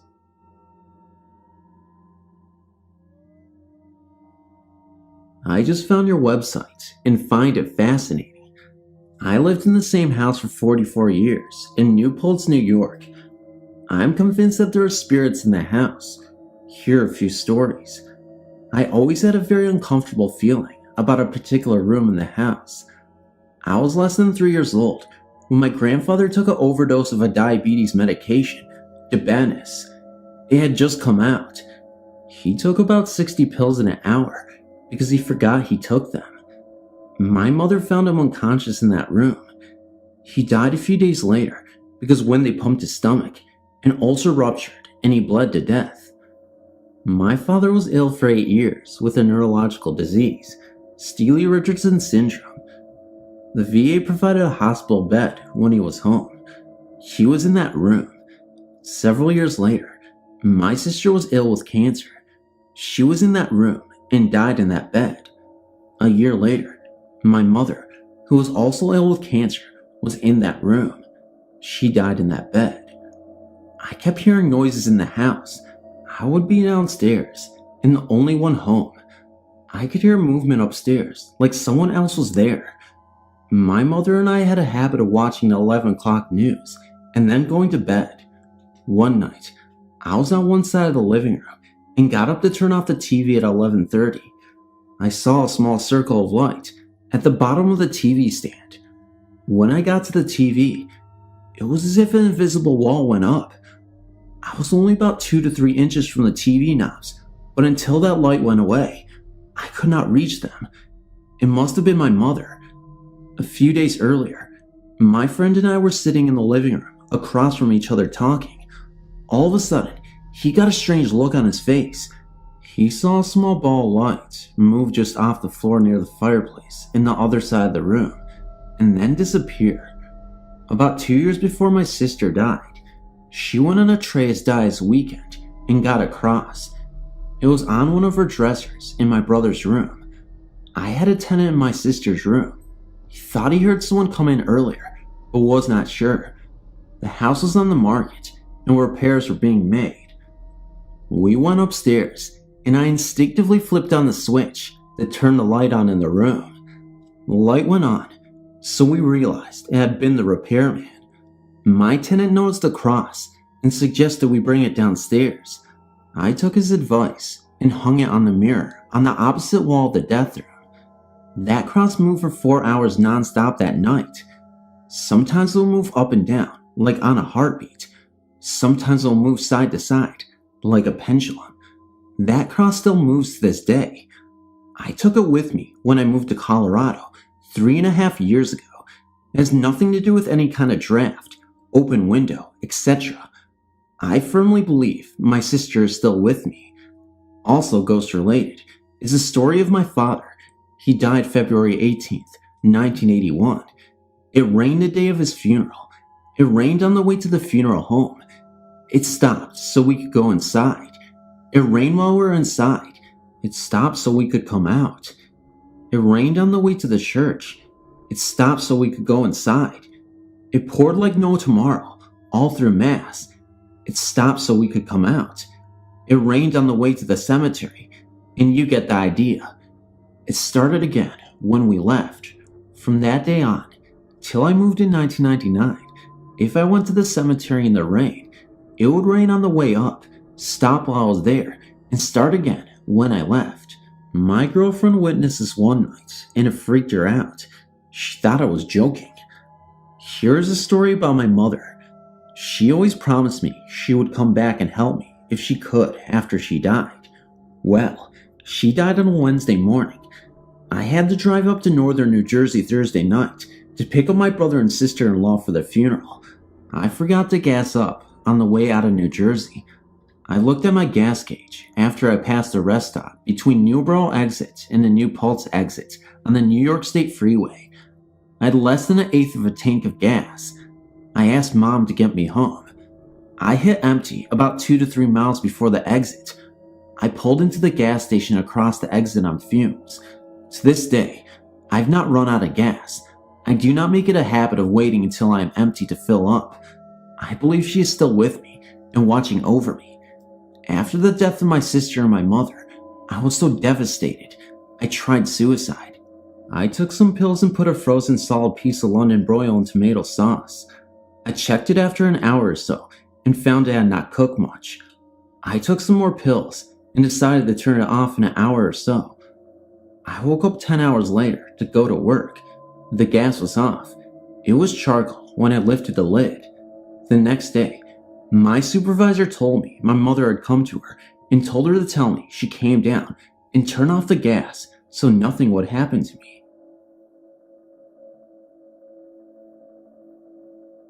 Before I explain what happened, it would probably make more sense to describe my situation. I'm a 20-year-old male living in a city on the northern western shore of Lake Superior called Thunder Bay. Me and my 2 brothers were not living with my parents, who were separated at the time. Instead, my brothers, both of which were younger, one was 15 and the other was 17 when I was 18, lived with my aunt as foster children, and I lived on my own. We were just getting closer to my mom, and we paid a visit to her every weekend. One week, she decided that she was going to go on a fishing trip. My mom and her boyfriend invited me and my brothers, but I decided not to go. A choice that may have saved my life or led half my family into an early grave, because the only one to survive the trip was my youngest brother. Before they left, my other uncle, who lives downstairs from the aunt and uncle my brothers were living with, saw Andrew and said that he looked almost colorless or gray, and that something was very wrong. He didn't mention it after it happened because it didn't make any sense to him at the moment. During the trip, they went fishing and the boat they were in flipped over. They all drowned except my youngest, who made it to shore by hanging onto the boat. Now that you know the history, this is where things started to get weird. Since I stayed at the home during the trip, I had no idea what happened. My aunt and uncle drove my brother home after the ordeal that night, but I wasn't told about it until the next morning. But that same night, when he went home, my alarm clock fell to the floor. Now that may not sound strange, but it was not close to the edge, and there was no way that I could have pulled it down since the cord was leading away from the bed. After the funeral, my uncle, the one who lived downstairs from them, started seeing the brother who died standing in the door of his room at the corner of his eye. He would turn that way, but no one was there. My uncle was not one who would lie about something like that or sees things that aren't there, so I believe him totally. About a month or two after his death and my mother's death, I moved in with my fiance downstairs from her parents. I needed to get surgery to fix my nose and take my tonsils out at the same time. My fiance drove me to the hospital on the day of the surgery, and I suddenly felt sad because I knew my mother wouldn't be able to be there for me. I went into the OR and obviously didn't stay awake for it. My fiance, however, sat outside the doors to the hall that led to the OR, which was pretty close to her. I was taking abnormally long to finish, which my fiance should know since she is a nurse, and was getting worried when she saw a lady in purple walk to the door of my room. My fiance does not make up stories and is very reliable, but she still swears that it was my mother. Before she entered my room, she turned and smiled at my fiance, then went in. A few minutes later I came out, but my mother wasn't seen again. When I came to, I was told by the doctor that they had trouble bringing me back from the anesthetic. Maybe that's why my mom was there. More things happened, like a clear knocking on our door, but no one is there, and other things similar. We aren't the only ones who experienced this. My aunt had new foster kids after my surviving brother moved out, 2 girls and 1 boy. The 2 girls slept in my brother's old room and were so terrified that they wanted their brother to sleep in there with them. The next morning, after he slept in that room, he told my aunt that he couldn't sleep very well. When asked why, he said that his sisters kept hearing things and waking him up. He also told her that his sister saw a boy. We think it might have been my brother, but who knows? I haven't experienced much since, and my experiences might seem insignificant to some, but for me, it's kinda creepy. That's my story. I hope it gets to you okay this time, without half the story disappearing.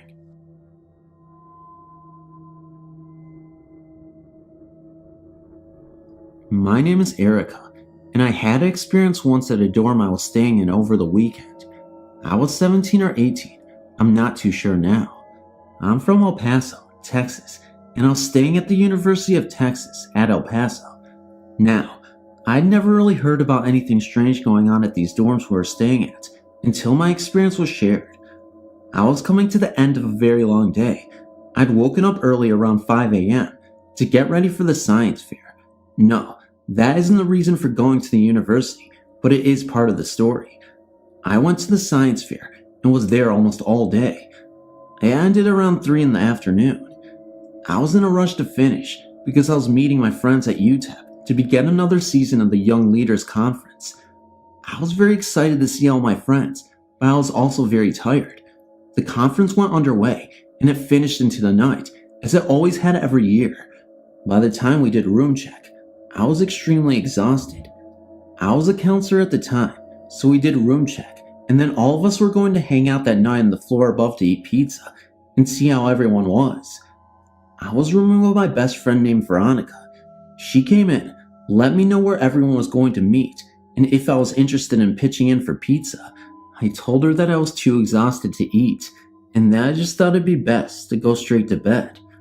I told her that she could go on without me, and if she wouldn't mind being very quiet when she came in, so she would not wake me. She was fine with that, and said she would see me in the morning, and asked me to wake her up when I got up the next day. I agreed and went to sleep. I have to explain to you the way the dorm room looked. When you walked into the room, the beds were against the wall, on the same wall. They were parallel to the wall, and the only thing between them was a sink. All the closets and cabinets were on the opposite side of the room. When I slept, I put my head towards the door and my feet towards the window. There was a window on the opposite side of the room from the floor. I enjoyed sleeping in that bed every year because I liked looking out the window. The whole room was dark and I was getting pretty sleepy. I guess I must have gotten to the point where I was finally asleep when things started to happen. I remember that I heard the cabinet door open and slam shut. I really didn't think much of it because I just figured that Veronica came in and the door of the cabinet must have slipped from her hands and slammed shut. I started to get to sleep when I heard the closet door open and shut again. I wasn't agitated, but I forgave her again for it. Finally, the sink light came on. As soon as that happened, I heard the cabinet and closet doors opening and shutting quite fast. Then that the lights for the entire room came on. All this noise at once was just enough to drive me crazy.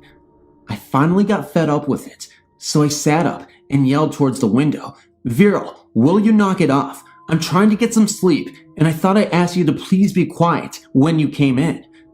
At that moment, all the lights went off, and the sink water stopped running. There was no way for all those things to have turned off on their own, all at once, unless there was more than one person in the room. But the funny thing was, now that I realize it, there were no sounds of footsteps. About a half an hour later, Veronica walked back into the room. I'd asked her if she had been in that room just a while back, and her and another friend confirmed to me they had just come back so they could go to bed. This other friend was just walking her back. I never told Vera what happened that night. I never really told anyone about it until I started hearing other people with their own stories. I know for a fact now that someone died in those dorms. I don't know why or how, but I do know that they don't house students in those dorms anymore. I still think about it to this day and wonder what that lonely student wanted. Was I in their room, or did they just feel like causing some hell and annoying me? I guess I'll never know. Wow, I never thought I would tell this story on the net. I'm not even sure of how to type it because it was just so real. Let's see. I was maybe 16 or 17 years old. My grandfather had passed away months before my grandma. He died en route to the hospital, and my mom was with my grandma at the time. Anyway, my grandmother was having a very difficult time with his loss and had become very distant to everyone. It was all we could do to keep her company and try to keep her on the mind, on the present, and not the past. My mother was constantly trying to get us kids over to see her and keep her company. Those of us that drove, she wanted us to visit her on our own. Anyway, one particular afternoon, it was asked of me to visit her, and I didn't. I was a teenager and had other things to do. Anyway, days went by, and no one could find my grandma. She left her things on the dining room table and all of her personal belongings in the house. Then we heard she was found, drowned in the river, and that was the ending to her life. You see, my grandma and grandpa had a beautiful house in the river.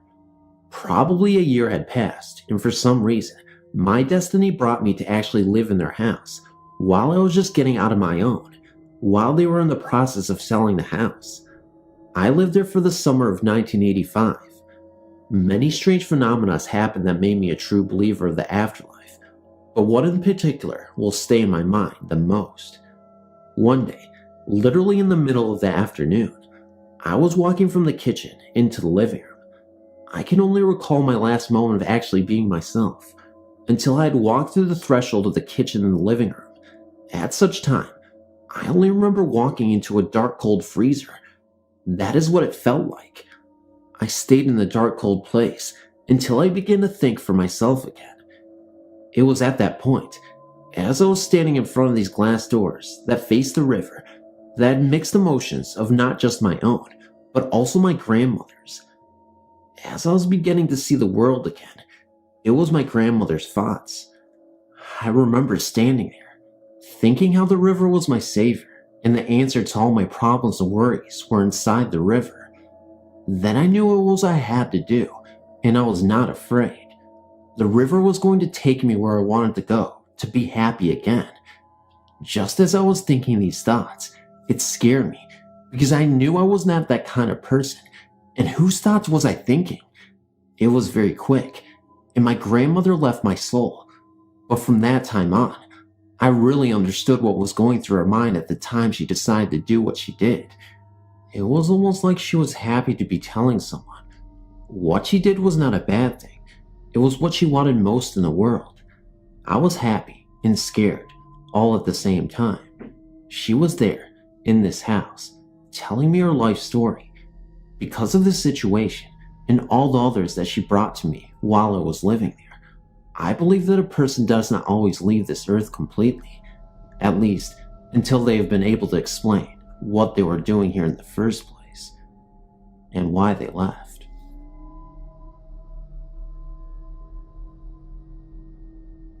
This story starts the day we moved to Canberra, Oregon. My father-in-law was gracious enough to let my wife and I stay in the family house until it was sold. The house was occupied by my wife's grandfather until he died, which was about 8 months before we moved in. The family was having trouble selling the house and thought it would be good to have someone to occupy it until it was sold to upkeep the grounds and take care of the property. The house was big to me, coming from my apartment, 2-story and 5 bedrooms, not including the basement. We were both in awe the day we pulled up.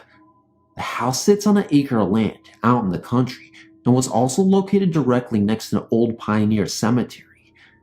It was a little too close for my comfort, actually. When you pulled your car up in the driveway, you actually had to get out on someone's grave. My first night there was sleepless, to say the least. This house reminded me of the house on the Night of the Living Dead. Eventually, I got used to the house and all its creaking and groanings, and was ashamed of myself for being scared.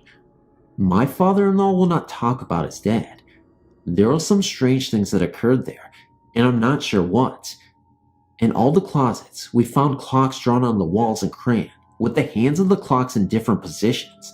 Not just one clock, but many clocks in all of the closets. Trapdoors and drawers in rooms that were set up to only open with a secret spring latch hidden away. I followed a hidden string that led me to it. I've had the feeling, along with my wife, that the children were kept in closets here as punishment. None of the family wants the house. There are 5 brothers and 1 sister, and will not set foot on the property. I had a bad feeling in this house the day we moved in. My wife did too. She just wouldn't admit it. It was free, so we stayed. For the first 6 months, nothing out of the ordinary happened. Then, everything happened at once. I was awake one night when I heard someone coming up from the basement. Not just coming up, but pounding up the stairs. Every step got louder and louder until I thought I would die with fright. I thought someone had broken the basement window and was coming up the stairs. I jumped up and threw on the light, and they stopped. My wife woke up and asked me what the hell that noise was. I grabbed a bat and told her to call the police. Someone is in the basement. I looked, but no one was there. A little while later, my wife's little sister, who was at the time 20, moved into this house with us. She needed somewhere to stay until she could find a place to rent. She wanted to stay upstairs. There was 2 bedrooms up there. That way, she could have the whole entire upper part of the house to herself. We were both relieved to have someone else move in. The next morning, we awoke to find my wife's sister sleeping on our floor in our room. When asked what happened, she sheepishly replied nothing and left for work. She tried staying there another night, but soon moved all her stuff downstairs with us. When asked why she avoided the question, when I had her alone, she finally admitted that she heard noises in the cubbyholes up there. She boarded them up with bookshelves she'd bought, but they wouldn't stay closed. Her stuff was thrown out of the way. She left her stereo up there though. This was the only thing she left up there. On more than one occasion, I was woken up by the sounds of that stereo. The first time I was asleep during the day, I was working graveyard then. It was so loud that I got pissed, and figuring her sister was home and turned on the stereo, I ran upstairs to tell her to turn it off. It was not on. She was not there. This happened for 3 days in a row, and I finally checked the damn thing, and it wasn't plugged in. I foolishly told my wife's sister about this. I say foolishly because she left the next day, leaving us alone again. It was quiet for about a week. I was sitting in the living room, eating, when I heard a sound coming out of the kitchen. I was alone, and it was during the day again. I heard the sound of our cookie jar, the Pillsbury Doughboy. This sound is made when you lift the head of the doughboy off. It makes a mechanical laughter noise. I then heard the sound of the head being placed back on, kind of a porcelain against porcelain sound. Figuring my wife had snuck in and did this. We always thought the noise it made was funny, and pulled the head off once a day or so. I called into the kitchen for my wife. When no response came, I went in to investigate. She was not there. I looked all over the house, figuring she ran to hide or something, but she was not there. When I told my wife about this night, she said it must be that sound, and it went off by itself. I could accept this, except that I heard the sound of the head being lifted off first, then the sound came, then I heard the head being put back down. While I worked graveyard, many was the time when my wife would call me scared to death because of crashing noises she heard in the basement. Things came up missing and reappeared after days in places impossible to miss. We finally moved, soon after buying a house in downtown Portland. My wife waited until we had moved to tell me one last story she had been saving as not to upset me further. On more than one night, she had seen an old man visit the graveyard next door. He wore an old leather hat and had an old clothes similar to those worn in the pioneering days. He carried an old leather pouch and would just stand there in the graveyard, staring at our house. When he would leave, he would walk down the middle of the street. My wife got in the car to follow him, but around the corner, he just vanished. He always came, but you never saw him coming.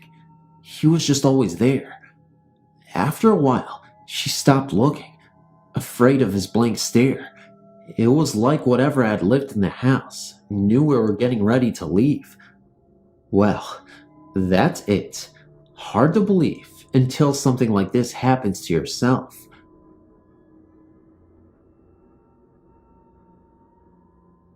When I was 9, I had my first paranormal experience. After about 3 years of living in a brand new house, and about 6 months after my sisters and I messed around with a Ouija board, I woke up one night at about 2 a.m. and the air totally levitated off my bed. I felt 2 hands grab me, then slam me down on my bed. I really thought nothing of it. I thought it could be a dream, but I did sleep in my parents' room after it happened. After that, I would ask my mom if our house was haunted. She would always say a new house can't be haunted. A few months after that, my second older sister would complain of hearing her name being called. About 4 years later, my parents divorced, and I went to live in an apartment complex with my dad. After about 4 months of living there, I woke up one night, saw my closet door open, and an image of a man walking out. Then the image faded away. I was scared. Then one more came. Voices. I would hear gunshots late at night, but my dad would not hear them at all. 1 year after that, we moved to a 60-year-old cottage house, the house I'm currently living in as I speak. My first experiences were of shadow people going along the walls, and yes, I was very scared. About a couple weeks later, my dad and I were fighting in the family room. Then, the ceiling fan just cut on. At the point of anger I was in, I was not scared. After about 4 months of those experiences, more came. Knocks on the wall, more voices. Around that time I developed an anxiety disorder from all the fear I was going through and went to a Christian counselor. Then, after it got worse, glasses falling on tables, loud noises at night, She came by to command the spirits out of the house. For the next 2 weeks, nothing happened, but now, on this day, March 16th, 2000, we are hearing the noises again at night. Lucky enough for me, I've been taught how to ignore and not to be in fear of those things that are going on. Around the end of April, we'll be moving into a brand new house again. I guess we'll have to see what happens.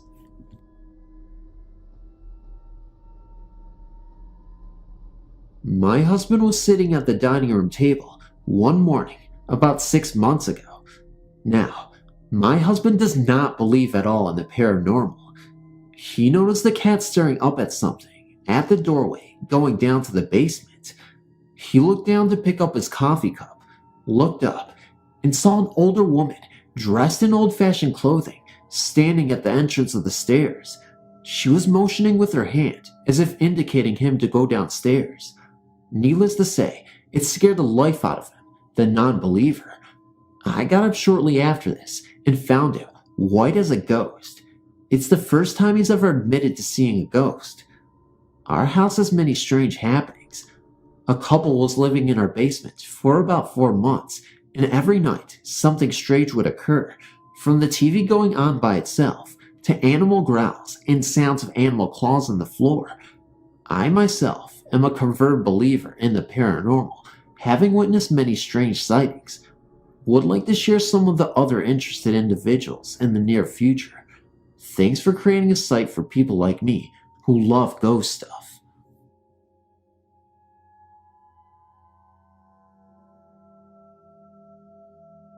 My husband has been cleaning this church for 3 years, and he, as well as the rest of our family, has experienced some very strange things.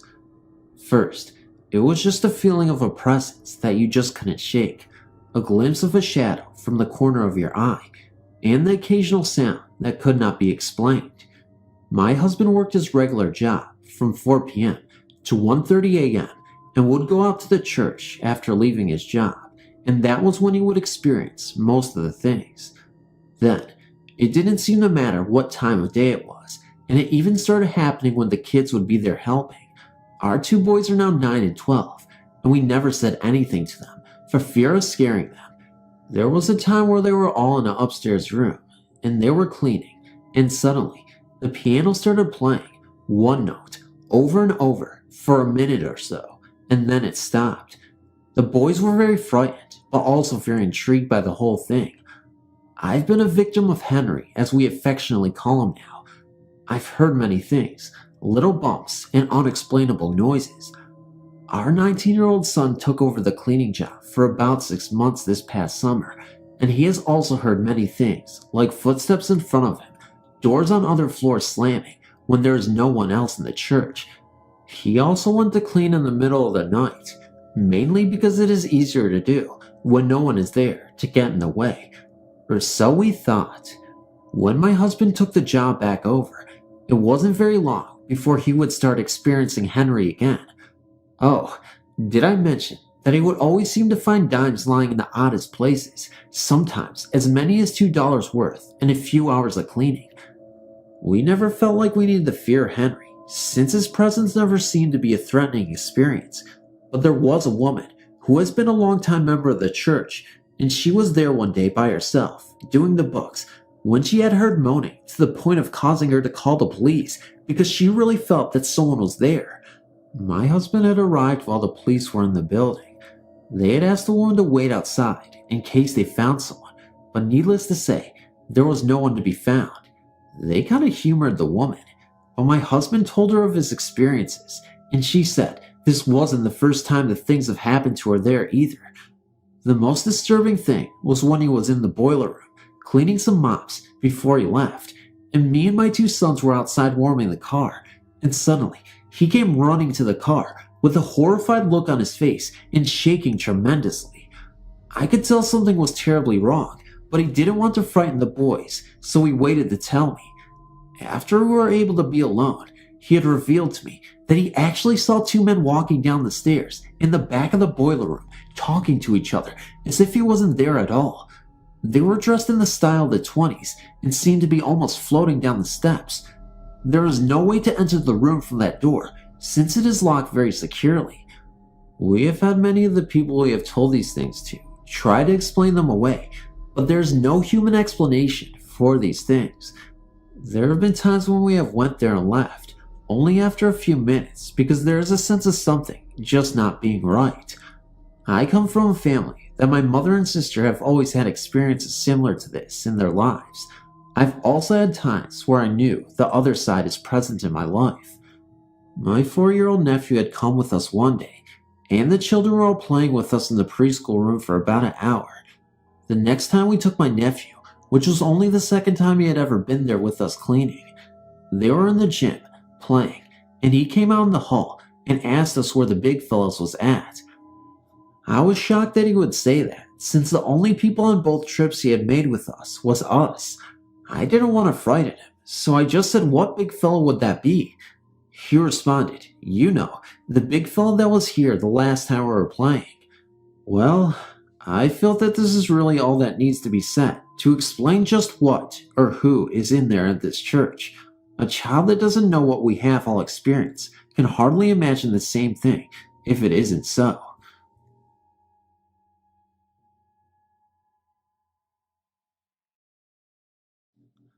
Outside of southern Columbus, Ohio, there's a small town called Georgeville, Ohio. We bought a home there that had been remodeled. The original home was added onto, and the original was of a log cabin of Civil War days and owned by a major from Civil War days. Also, from day one that we moved into this house, we started hearing and seeing things. We also had a bad smell that lingered no matter how much we cleaned. In the basement of the new part, we had a pool table at night. You could hear the pool balls being struck and knocked into the pockets of the pool table. We had 3 small children who would not sleep in their rooms, saying their beds rocked and moved, and they were lifted up and turned around by someone they could not see in midair above their beds. We had a big old piano. It would wake you up by playing by itself. Also, around midnight, a couple of times a week, you could be in bed asleep, like in the winter, even with the store windows in and windows closed, and a loud sound of breathing, like a huge animal, would run a long way, would run by these bedroom windows, and it would be so loud. It would sound as if it were in the bedroom with you, exhaling and inhaling, deep and raspy sounds, and a hard, running sound. There was deep snow and drifts piled under the outside windows, but when we went outside to look right after hearing this past our windows, there was nothing there, and no prints of any kind in the snow at all. We sold this house and moved to northern Ohio. To this day, I'm still not sure what I can make of this incident, but I appreciate you reading. I've always believed in the spiritual world, and I've also always feared it. However, the more I fear it, the stronger it draws me to it. I'm also like that with my fear of heights and water. I just like to live dangerously. I'm an experienced Ouija board user now, but when I first started to use it, I didn't know the rules. For example, never use the Ouija board alone. This may lead to possession such as the famous one in The Exorcist, which is based on a true demon possession. Never give it the power to enter into your world through the Ouija board portal. Alas, I had broken the second rule and did not realize the consequences. Me and a couple of my friends moved into an apartment together, 3-bedroom. One day, I was telling my friends about the fun Ouija board experiences I had, and they refused to believe me. So the next day, I went out and bought one, and we decided to give it a try that night. I told everyone to meditate and to pray or focus their minds to be clear. I then took turns in pairs, using the Ouija because I knew that spirits sometimes were fickle about who they were communicating with. For example, I seldomly get a response directly on the Ouija board, and it's usually my friends that have to operate the board. However, I'm the one who's usually asking questions to make sure that no one is fooling around on it and making up answers. Anyway, we were asking some questions about lost items and funny stuff, and we were talking to a child ghost age 5 with blonde hair and a red shirt with blue overalls. Eventually, it asked if it could come play with us. I said yes at the time, not knowing I had given it power into the physical world. When we were done, I put it in the closet. My girlfriend was sleeping over one night, and while I was in the shower, she began screaming, so I ran out dripping wet and naked and asked her what was wrong. She was crying and hysterical and telling me that she saw a pair of red eyes staring at her from the closet and a demonic laughing coming from there. When I looked, I didn't see anything, nor did I sense anything except for my adrenaline from hearing her scream. I went to the closet to throw away the Ouija board, knowing that was the same cause of the problem. However, when I went to reach for the board, all of a sudden, I felt my arm dripping into something I can only call a bucket of water floating in midair. Nothing was there physically, mind you. It just felt like I had dipped my hand in a bucket of cold water and my arm was all tingly. I didn't sense any presence besides the physical sensations, so I quickly tore up the board with my hands and began to meditate to build up positive energy in the room. After a while, she calmed down and went to sleep. I was still creeped out, however, so I turned on the TV that's in my room and began to watch. All of a sudden, she sat up and pointed at the closed bedroom door, which was closed, and told the emptiness to go away. Then she put her head down and went right back to sleep. Curious, I woke her and asked her if she remembered her dream. She looked happily at me and mumbled that a little kid had been running in and out of the door saying, "I'm gonna get you," every time he ran in and out. I told her that the bedroom door was closed the whole night. At this point, she seemed confused and said that it was open and that while I was watching TV, a child had kept coming in and out. I asked her to describe the child, thinking maybe it was the same spirit from the board. Keep in mind, she didn't know anything about me having a Ouija board or even using it with my friends. She described to me a little blonde boy in a red shirt and blue overalls. This of course creeped me out even more, and I told her about what happened with the Ouija board. A few months later at a party I was having in my apartment, I told a few of my friends about what happened, and they decided they wanted to try it out. So again, we went to Toys R Us and bought another Parker Ouija board. We played it again, and ended up talking to the same child. This time, I just kinda watched. Some of my friends said that they could feel something sitting in their laps or touching their arms from time to time. The next day my friend called me and said that he had a bad dream and that he woke up with his pillow very bloody from a nosebleed. Needless to say, my friends thought it was perhaps the Ouija board, so we gathered together to ask it what happened. It said that it had done it, and that it would continue to do so with each person for 2 weeks at a time. We freaked out, and I told it if it could stop, and it agreed to stop. The next day, my friend called me again and told me that the same thing happened, so we got together and we burned the Ouija board. After that, nothing else happened, and I never touched another Ouija board again. However, again like I said, I'm into being dangerous, so I'm up for another go if anyone lives near or close around the area and wants to try it together. Now this is going way back, but it is a story I have told my children on many occasions. When I was about 12 years old, a friend of mine and I had set up a Ouija he had gotten for Christmas in his basement when his parents were out and thought we could have a bit of fun with each other. As kids often do, we would ask questions and force the heart around, ask questions, kick the table, and try to freak each other out. How's the best way to put this? A while into it, we heard a rapping sound on his basement window. It hit a couple times, and then, from what he and I remember, 3 more, hard. Scared the crap out of us and we ran upstairs. After we settled down, we started doing what most would do and tried to figure out what happened. The idea we finally came to was that a friend of ours had seen us through the window and thought that he would have a little fun of his own. Now it was our turn to scare him. We went out the front door and snuck around the side of the house. Then, and it still, after all the years, sends chills down my spine. We saw nothing. No one. That in itself scared us more. for it had been snowing and there was no tracks along the side of the house or anywhere around the window the noises came from. It could have not been more than 5 minutes from the time we ran from the basement until we went outside. The snow was fresh. We asked our friend if he had been around the night before without telling him what happened, and he said he had not. Last time my friend, who is now my brother-in-law, and I have messed with a Ouija board. You can call us crazy and paranoid. We don't really care. Hello. I would like to first thank you for giving me the opportunity to have my true story posted. It took place about 10 years ago at my friend's house in Medford, Massachusetts. We both decided at the time to write it out so we don't forget any of it, but I don't think we will ever forget it. Hope you get the same chill I get every time I tell it to someone. On a cold December night, a few days before Christmas, I went to my best friend's house to stay over the night, have a few drinks, and give him his Christmas gift.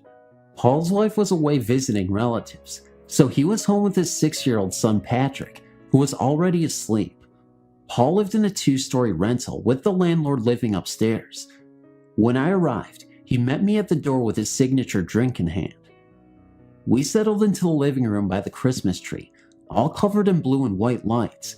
It cast long shadows around the darkened room. By now, we had a few drinks in us as we got caught up in a little music in the background. It was about that time that I reached into a brown shopping bag and pulled out Paul's gift, a long flat box wrapped in green paper. He laughed and said, "I guess it's not a bottle." He quickly unwrapped the gift to find the original Ouija board. He said he always wanted one and opened it. No time like the present. We joked a bit how the Milton Bradley people were the first to come out with the whole chat with the dead home kit. We scanned the directions and began, board on our knees between us, fingertips resting slightly on the pointer. The trick, it seemed, was to put no pressure on the pointer, just barely touching it. We sat for a while, waiting for something to happen, asking dumb questions, all the usual skeptical stuff. But slowly, the pointer began to move. A slow circle in the center of the board. It was so smooth, it was unlikely that Paul could do it unless I was working with him to do it. After about 2 rotations, I pulled my hands away and asked Paul, "How are you doing that?" He stated that he was going to ask the same thing. After a discussion on how hard someone was going to get beaten if they were screwing around with the other, we placed our fingers back in position. Almost immediately, the pointer began to move back in its familiar clockwise circle. Paul began to ask some simple questions. At first, no replies, but then, "Is there someone here with us?" The pointer moved to yes, then spun off, now moving counterclockwise. It seemed to wait for the next question. Paul asked, "Can you hurt us?" No, it answered. Not much relief in that answer. We were both very spooked badly by this point. I found it odd that after each answer, the pointer would change its direction, and much too smooth and fast for Paul to have any control of it. Next question, "What is your name?" The pointer moved to D, then P. We asked again, but got the same reply. We moved on. Paul, feeling a little more gutsy, I guess asked, "Can you see us?" The answer came yes. "Can we see you?" No. I then asked why not. The visitor spelled out one letter at a time. D, E, A, D. It was as though neither of us saw that answer coming. It sent a cold chill through us both, and our hands shot away from the board. It took a few minutes of nervous chatter and laughing to get past that one, but somehow we both knew we were just getting started.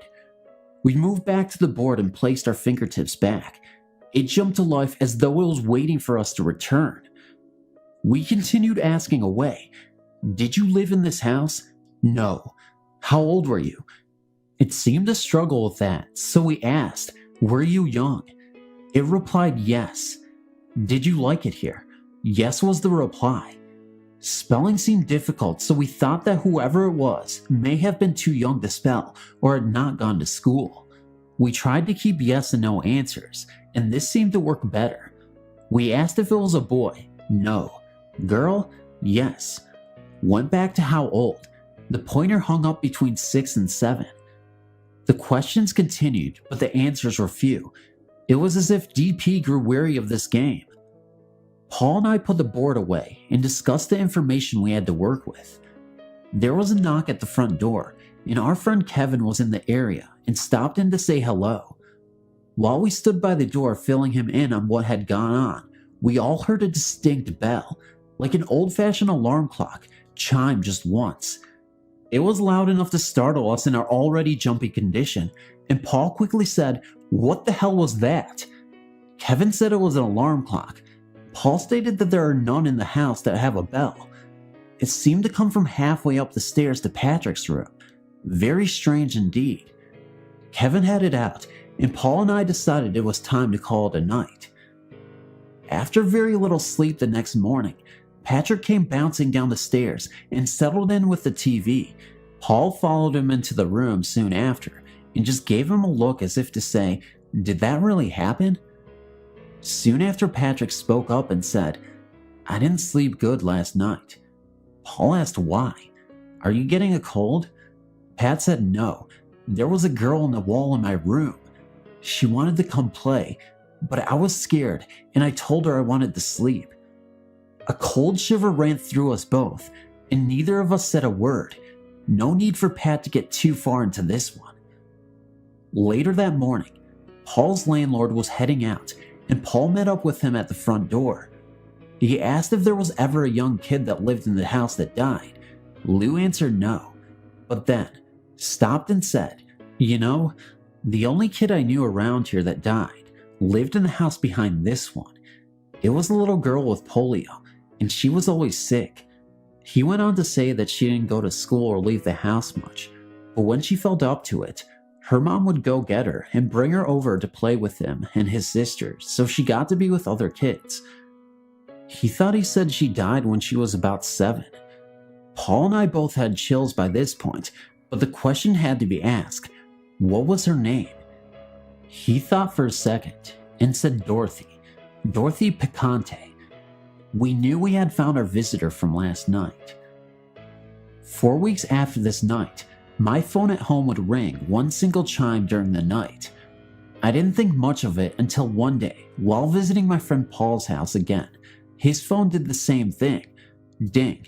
He said, "You know, it's been doing that since the visit from Dorothy." I told him that the same thing was happening to my phone too. It seems she knows where we both live now. As far-fetched as this story seems, it is the absolute truth. I will never forget the visit as long as I live.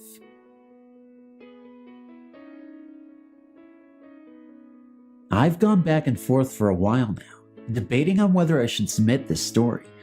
It is absolutely 100% truly something that happened to me. I am skeptical about the events though. While my friend and her mother insist that they had nothing to do with what went on, I am still up in the air about how I feel about the ghosts and spirits and whatnot. Anyway, with that disclaimer, here is my story. This story takes place when I was about 12 years old. I was on vacation with a friend of mine, we'll call her Jackie, her family, and another friend, we'll call her Madison, in Massachusetts.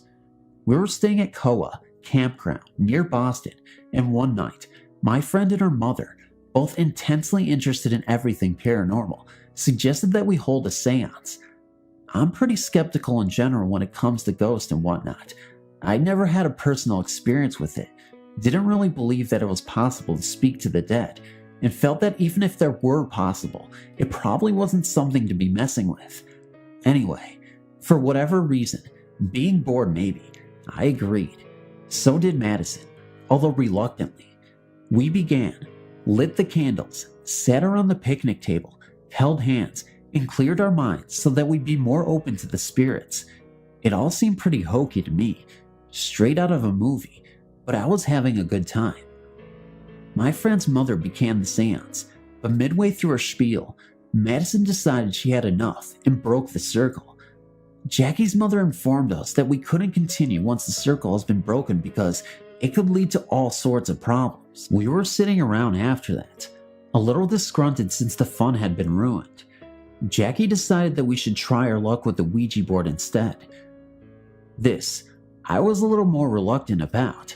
I'd heard all sorts of negative things about messing with those, but being 12, I had no intention of looking scared in front of everyone. We had just teased Madden mercilessly for backing down, so I put on my brave face and agreed. We made a makeshift board out of a strip of brown paper towel, filling the letters in with a marker and using a playing card as a planchette. Starting out, we asked basic questions, trying to connect with anything at all, and not really having much luck. As we got more into things, though, we seemed to connect with a spirit named Keith. He was young, like a young adult, but could not or would not tell us his age. He began to answer only to my questions, calling me May. He would not tell us how he died, or how he knew me, or why he was calling me May. He just spelled out cold a few times. He then spelled out remember red. Things got weird after that. The planchette was all over the board after that, and the answers we started getting were nonsensical. We asked if it was still Keith. The planchette pointed to no, and spelled out bad. The planchette slid quickly across the board and across the picnic table and onto the ground. We picked it up, pointed it to goodbye, and ended the session. Jackie's mother took care of the board, and we went to bed. Now Jackie, Madison, and I were sharing a tent while Jackie's parents were in a cabin next to us. Sometime during the night, I began to feel extremely uneasy. I couldn't fall asleep. I couldn't relax, like I had too much adrenaline.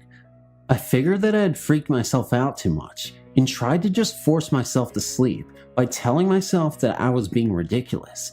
But finally, I insisted to Jackie and Madison that I was just too uncomfortable on the ground and that I would prefer to sleep in the cabin. They agreed, and in we went. The next morning, when we woke up, our tent was flattened and flooded.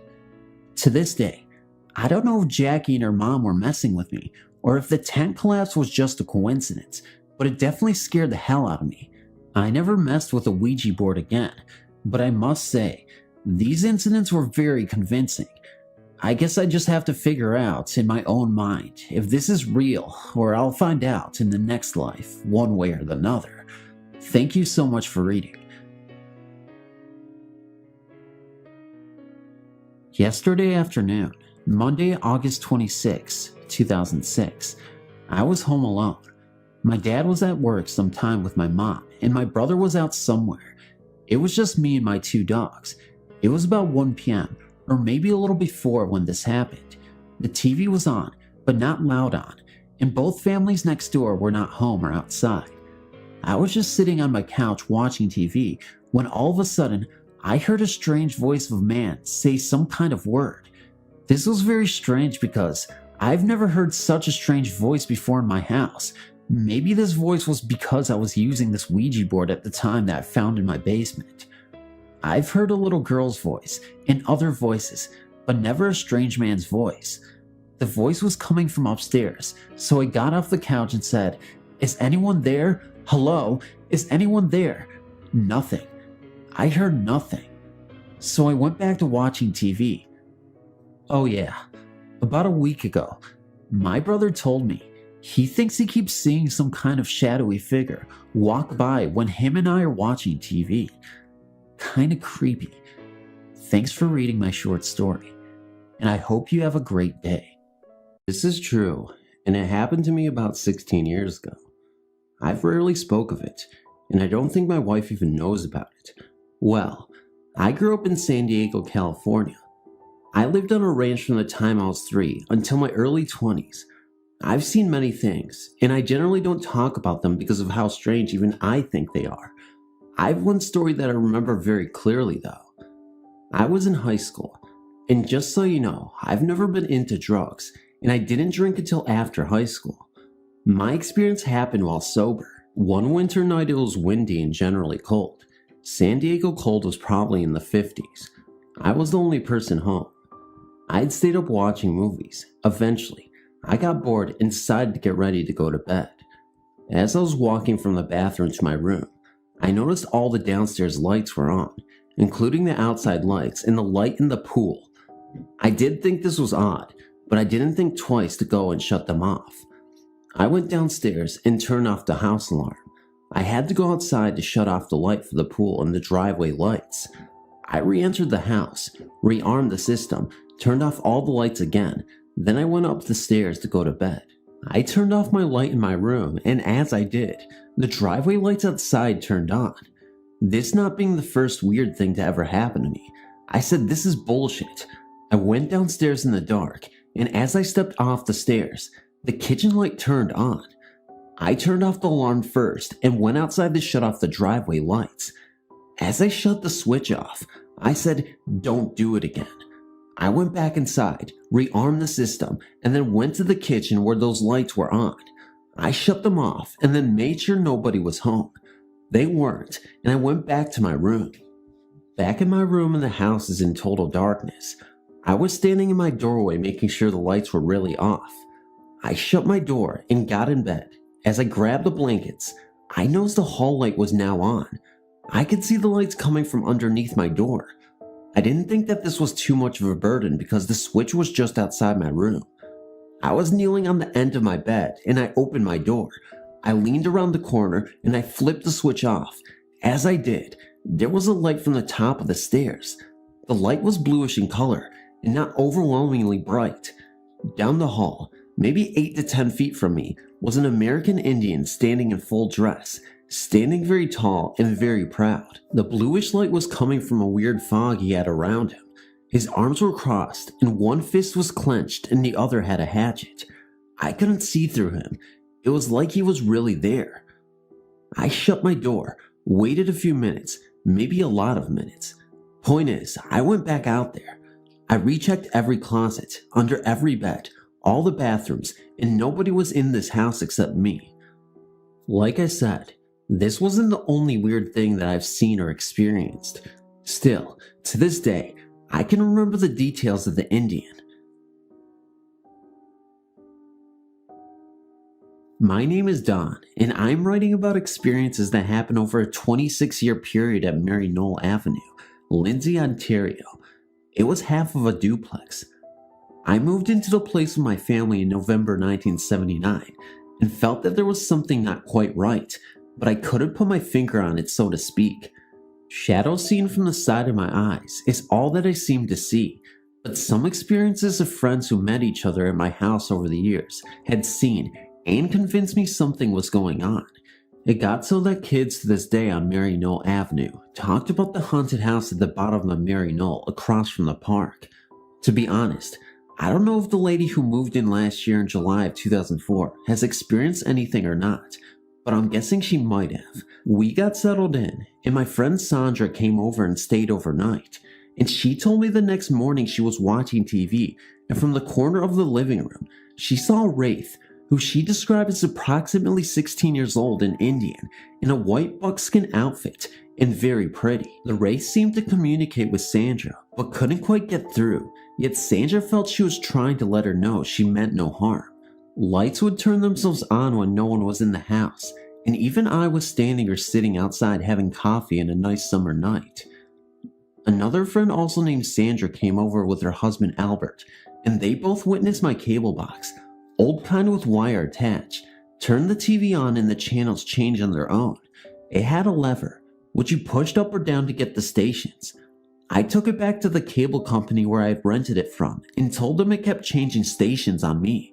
You can imagine the reactions when I told them what it was doing.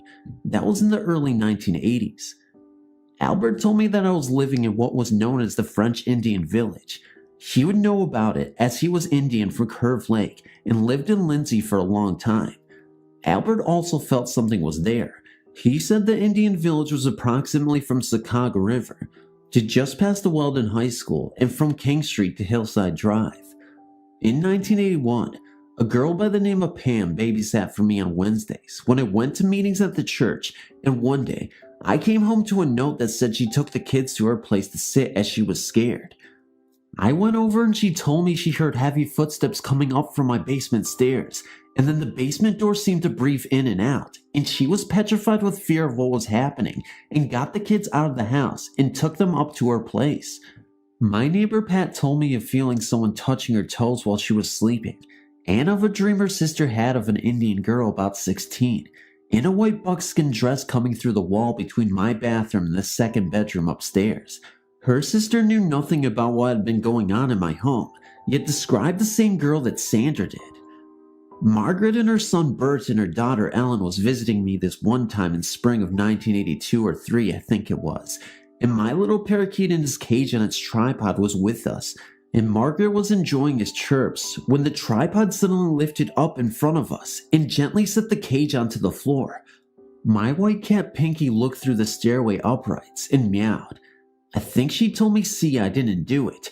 As for the week before, I had blamed her for the cage being knocked over onto the floor. I guess I was proved wrong.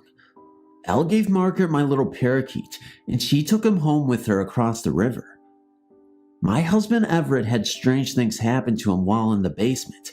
Stuff disappearing and being poked in the waist while sitting at his little table in the far corner of the basement, once in a while being pushed on the stairs going up to the second floor. He thought he was just clumsy or something, but Pat's son Keith, who was about 9 or so, had the same experience of being pushed down the stairs, and Margaret was pushed into the hallway wall on the main floor. My husband also seen people come across the lawn or come in before they really did. Once I came in, and he asked me where the heavy lady was who was walking beside me coming up the driveway, and I didn't know who or what he was talking about. He often saw a shadowy child coming and going up the stairs.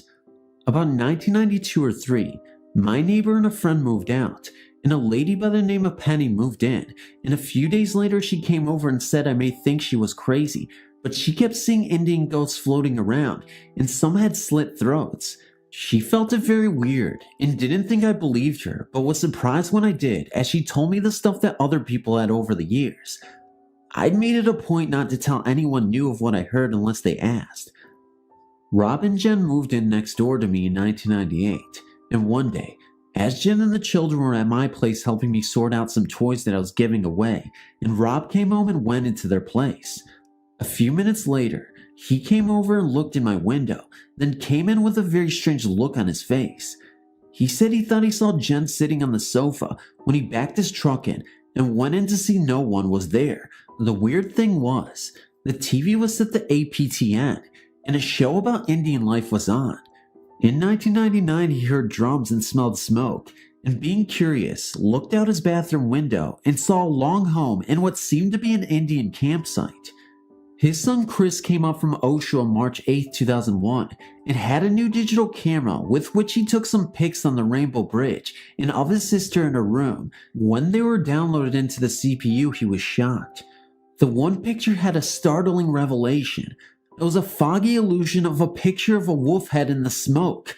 My friends new and old have talked over their experiences with each other when they were introduced to each other and found their experiences were somewhat similar.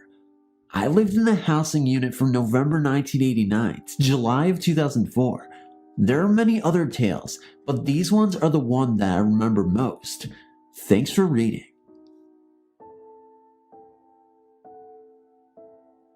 I am writing about an incident which occurred during my brief stay in Prescott, Arizona. I was in the community college at the time.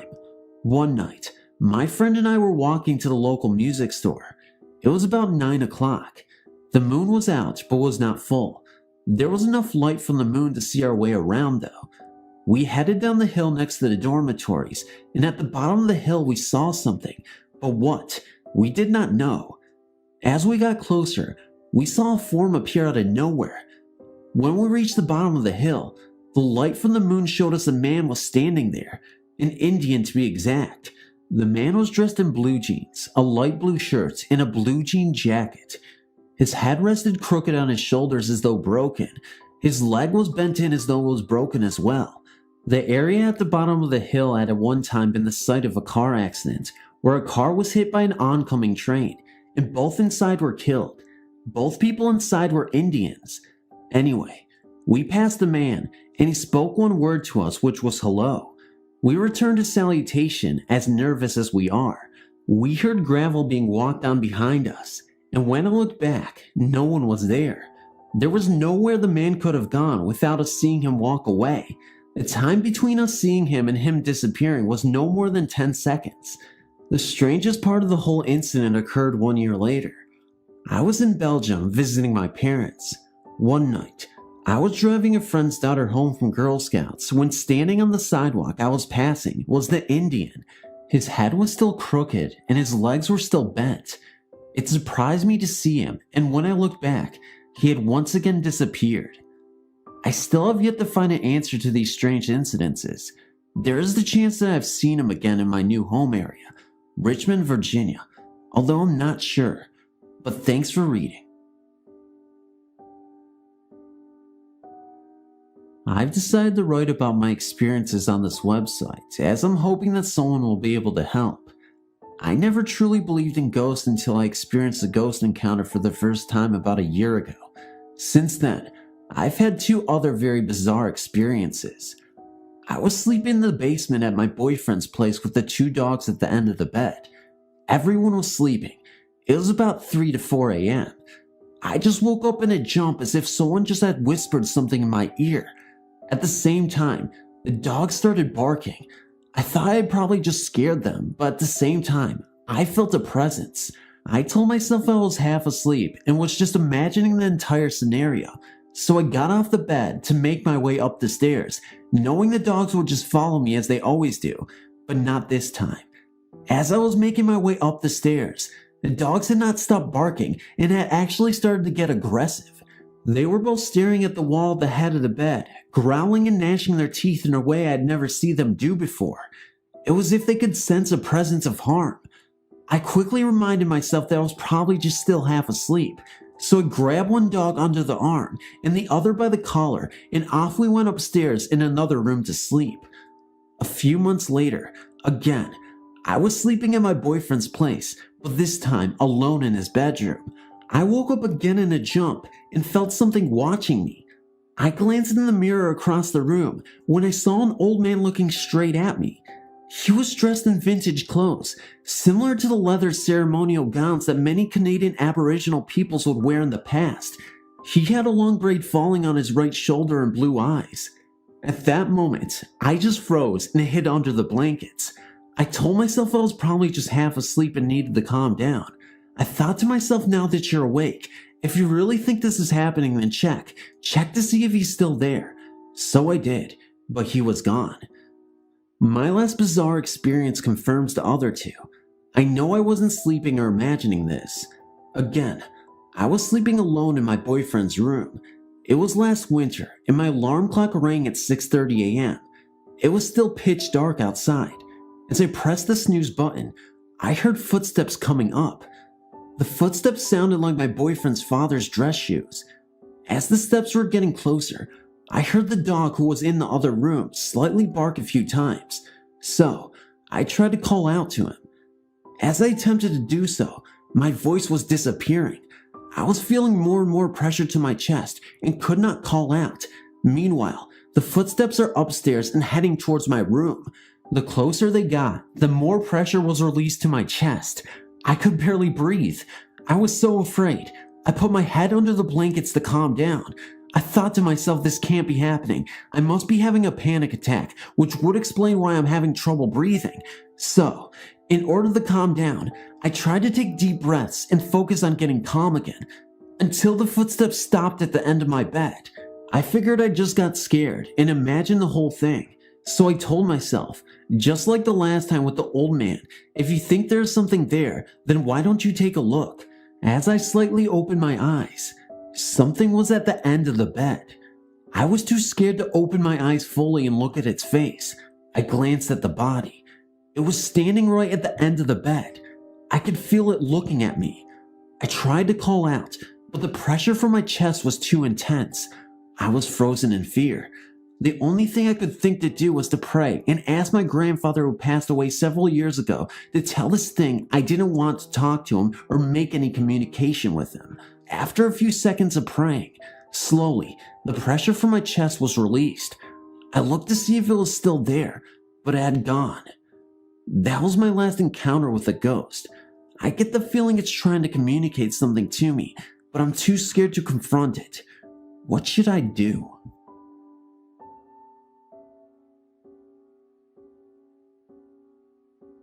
Hi, I ran across your website and I wanted to share a ghost story from my local area.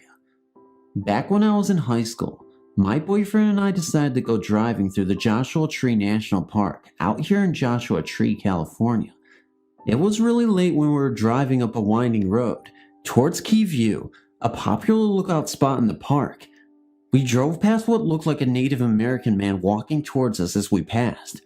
I told Andrew that we should turn around and see if he needed a ride, so we did. When we drove back, we went a good couple of miles and we didn't see him anywhere. We searched the area for a little while with no trace of the gentleman, so we gave up and just went on our way. We drove past what looked like a Native American man walking towards us as we passed.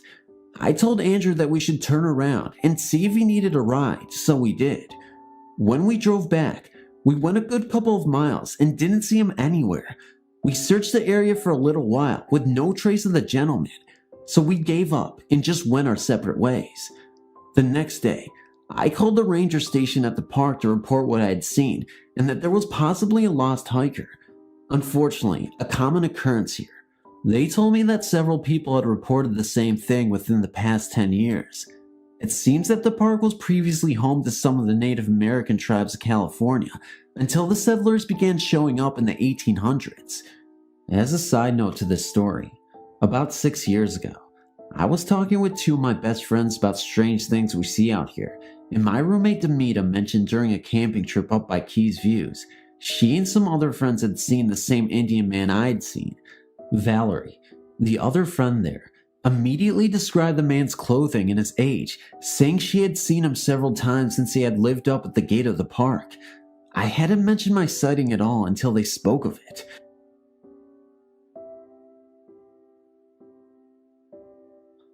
My first story was one my dad told me. It was in Kingston, Massachusetts. My dad and my uncle were sitting in the newly finished basement. They were talking when my uncle stopped and calmly said, "I just saw an Indian woman with a basket of food on her head walk right through here and through the wall." My dad asked, "What?" My uncle repeated again, remaining serious. This gave my dad goosebumps because my uncle's level-headed and doesn't lie about stuff like that. My second story takes place in Buffalo, New York. I was 8 years old and had been living there for 5 years. It was the night before Halloween. My uncle was visiting. My friends were also there as well. My uncle and dad were inside, and me and my friends, let's call them R and W, were outside in my backyard since it was such a warm night. We were playing around when suddenly the fence door, which was locked up tight, flew open. My friends and I ran inside. We went up and played video games. While my friends were playing, I looked out the window to see something that scared the heck out of me. There was a distinct gray figure of a man who was Native American standing in my backyard.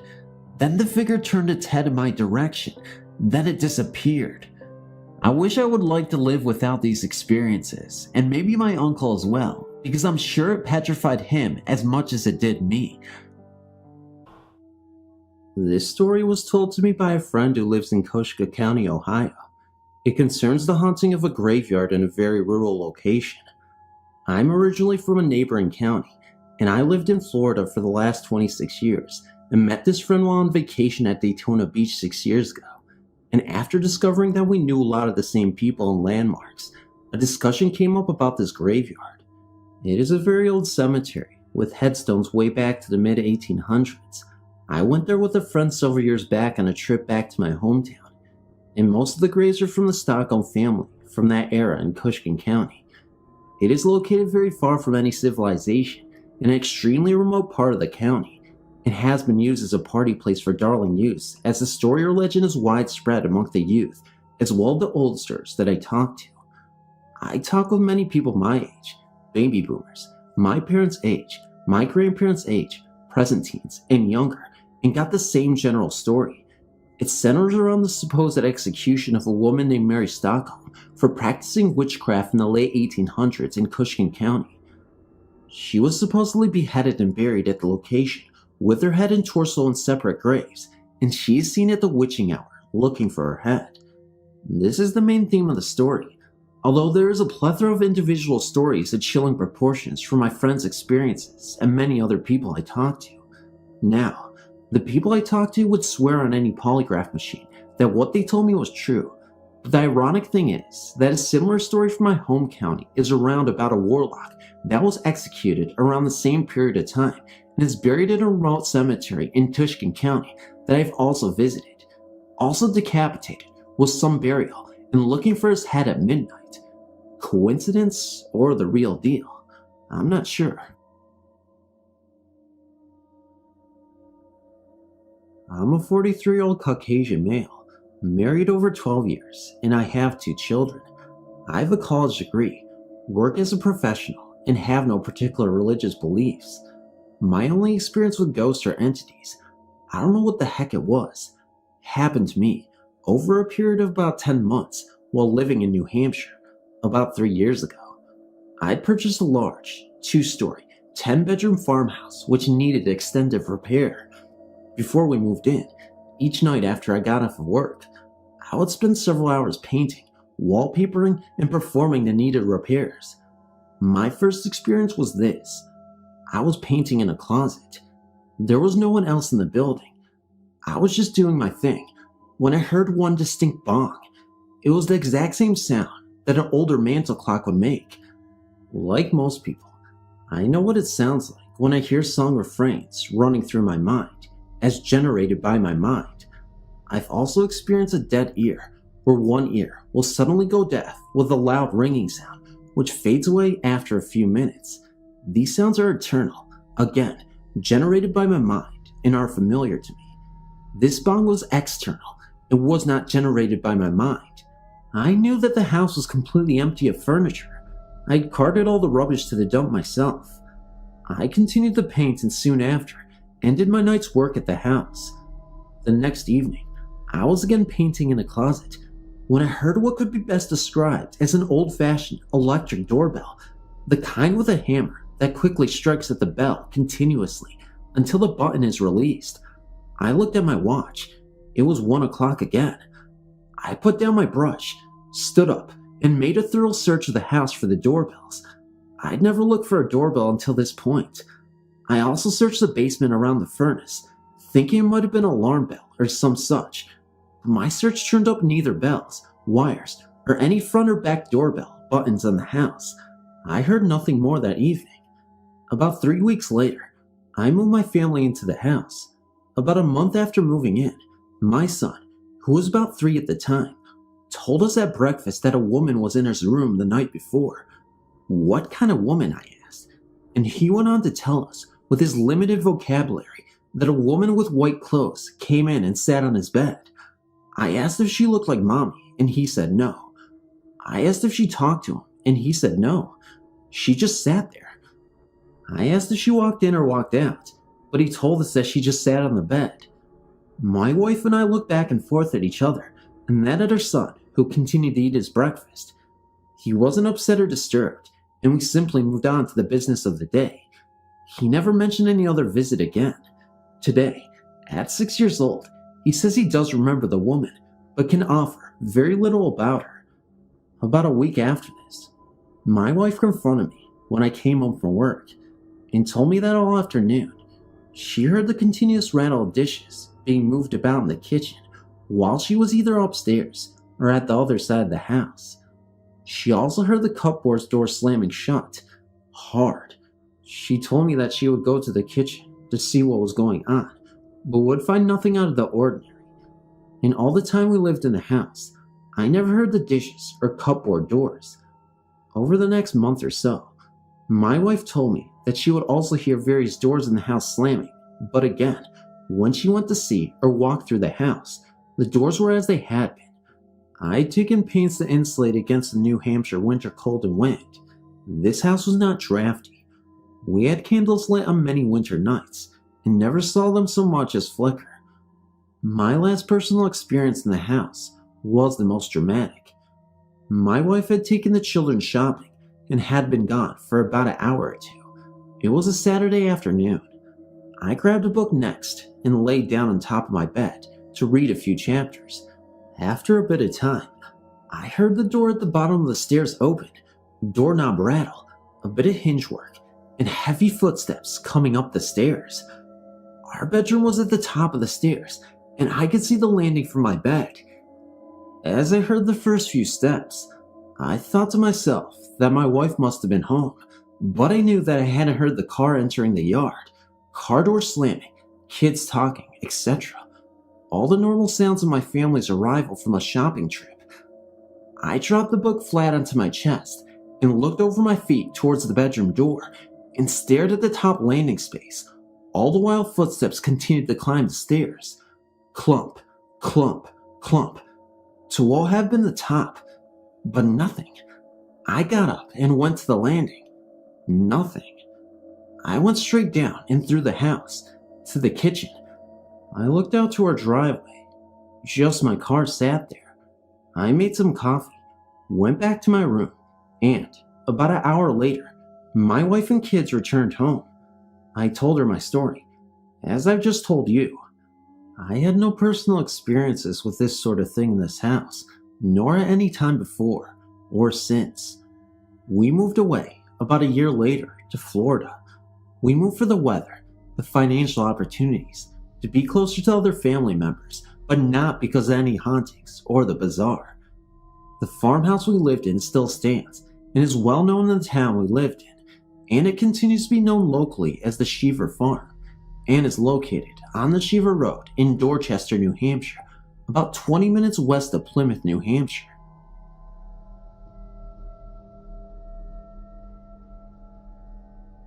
I've lived in my house since I was born, 34 years ago.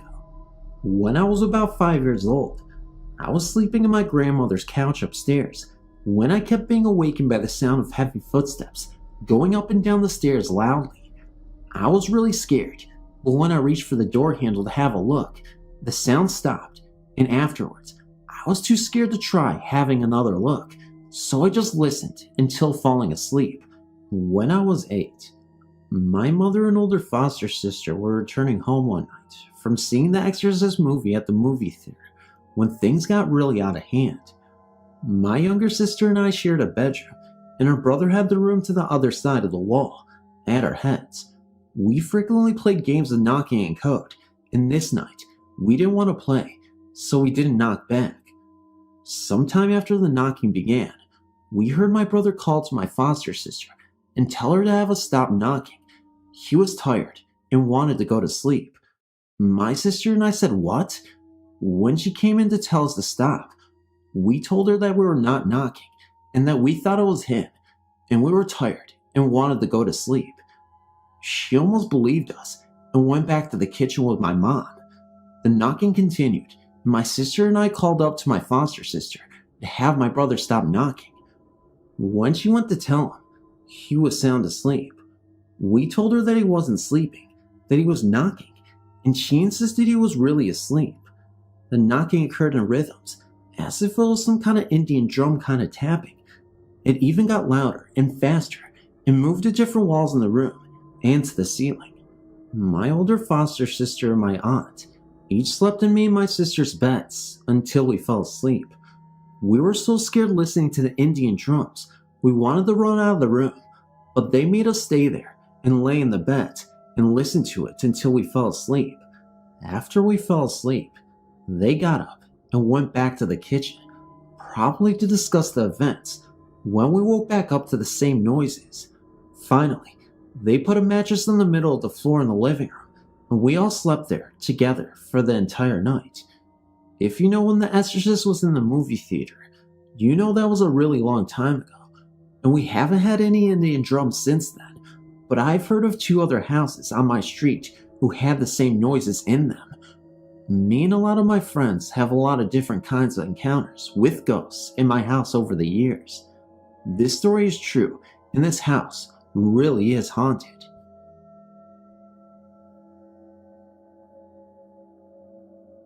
Let me start off by saying, I never met my real father. He died when I was a baby. Anyhow, I've always known about my deceased father. His name was Jerry. Now, no one in my family talks about my deceased dad, and we don't know anyone by the name of Jerry. One day, When I was between the ages of 8 and 9, my cousin, my mother, and myself were down the stairs in the basement singing. The phone began to ring, and even though we had a phone in the basement, I went upstairs one flight to our library to answer the phone so as to not disturb my mother's song. When I answered the phone, I noticed immediately the static on the line, and I knew it wasn't our phone, so I asked the caller to speak louder. Now, from here on out, it gets weird. The caller asked to speak to RE7, my mom's nickname. I then asked who was calling, and the caller replied Jerry. I immediately knew my mother knew of no other Jerry, so I repeated the name, and the caller acknowledged that that was his name. I told him to hold on. I run down the stairs to where my mother and cousin were, and tell my mother to pick up the phone, that she had a phone call, and that the caller's name was Jerry. My cousin looked up shocked, as did my mother, and simultaneously said Jerry. This all happening within a minute or so. So, my mother picks up the phone and answers the call, only there is no one on the line now. I run back upstairs to the library to hang up the phone, and I go back to the basement, and both my mother and my cousin are trying to figure out if I got the name right. I assure them I did, and tell them about the connection and the static.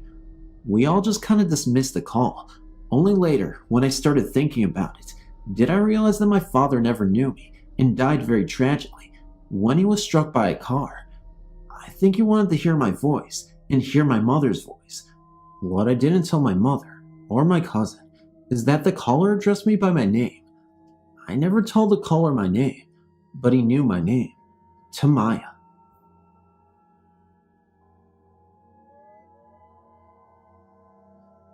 Hi, I've sent info before, but I'm using a friend's computer today since the battery in my car is dead.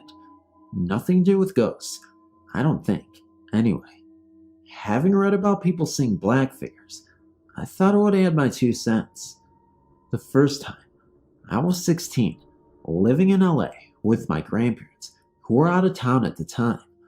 I wasn't drinking, just alone. When I left my bedroom, crossed the hall into the kitchen, when a figure stepped out in front of me. I saw the legs and arms, kind of like that famous Bigfoot photo. It was creepy. I got a baseball bat and turned on all the lights in the house and called a friend. Nothing else. Then, just less than 2 years ago, I had since moved to Quarles, New Hampshire. I was living with another woman. I got up in the middle of the night to use the restroom. As I came out, through the door, there was another shadow being right in front of me. I saw its head and shoulders, taller than me. I put my hands up, as if to gesture excuse me, or not to run it over. Since then, here in Quarles, I felt things in the corners, rushing around the room and such. I bought my own house in July 1999, and my dog barked incredibly at one particular corner. My roommate at the time immediately burned sage, and he stopped. What are these things? I've not seen anything in my place, and the dogs haven't acted weird since. Someone did say that I've been dimension jumping. Have you heard of this?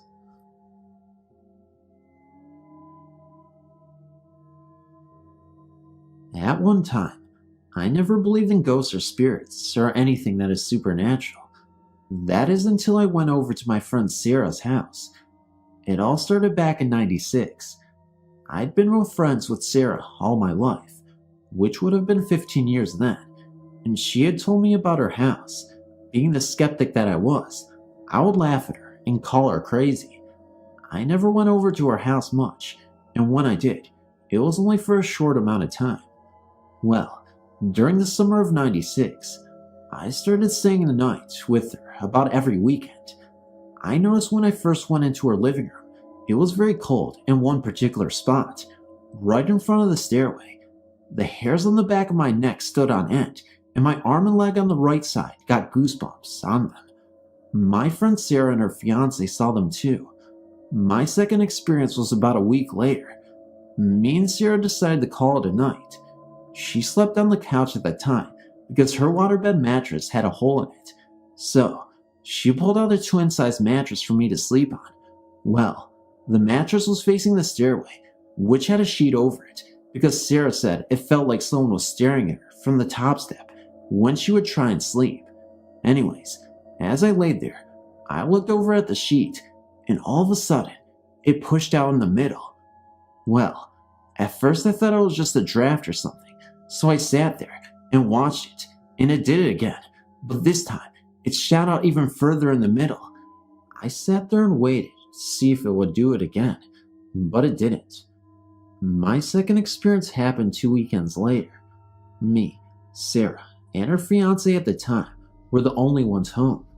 Sarah and her fiance decided to take a shower, and I was still tired from staying up late the night before that I decided to take a nap while they were showering. I was almost asleep when I heard the squeak and then a bang of, well, like a cabinet door. Thinking it was Sarah and Jake, I sat up and walked into the kitchen, and I heard it again. So, I walked back to the bathroom and asked if either of them were out of the shower. They said no, that neither of them had gotten out at all. When I got back to the living room, I heard it again, and I knew where it was coming from then. Upstairs, in the attic part of the house. You see, the upstairs of this house is made weird. The attic and the room upstairs are one big room, with a wall cutting it in two. Well, the door in the attic is a very small square door that they always keep locked because a bat or two has been known to get into the house. Anyways, when I got upstairs, I saw the door closing with my own eyes. Needless to say, I did freak a little. Well, Jake and Sarah got out of the shower, come into the living room, and see that I am white as a sheet. I tell them, and my friend goes and checks it out and says, "You won't believe this when I tell you." I said, "What?" And she said, "The door is locked. The door has a bolt lock on it that slides side to side." My third experience turned me into a believer. Me and Sarah were the only two there, besides a dog, who was asleep at Sarah's feet. We were talking, and all of a sudden, we heard a pop can getting knocked around under the couch. We got a little nervous, and then, to our relief, a mouse darted out from underneath the couch. We started laughing, and I made a comment about a big old mouse must be what causes the noises we hear, etc. Next thing we know, we hear these footsteps, loud footsteps, going from my friend's parents' bedroom to her brother's bedroom, at the back of the cabin. It sounded like someone had work boots on, and was just stomping on purpose. Well, my friend looks at me and says, "Now that is one big frickin' rat."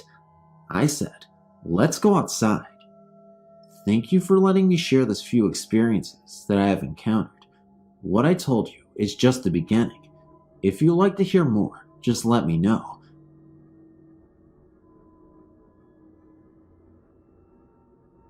When I was 12, my family moved to a newer house about 10 minutes away from where I grew up. The house was 7 years old, and no one had ever died there. From the start, I would hear footsteps in the carpeting, and I always felt that I was being watched, especially when I played our piano. That was the extent of my experiences until I was in my early 20s. One evening, my sister and I were sitting in the den talking. It was spring, and the temperature was perfect, so all the windows were closed and the air was off. Suddenly, in the back of the room, there were a lot of plants sitting together. One plant in the middle started shaking furiously. My sister and I looked at each other and went into the other room.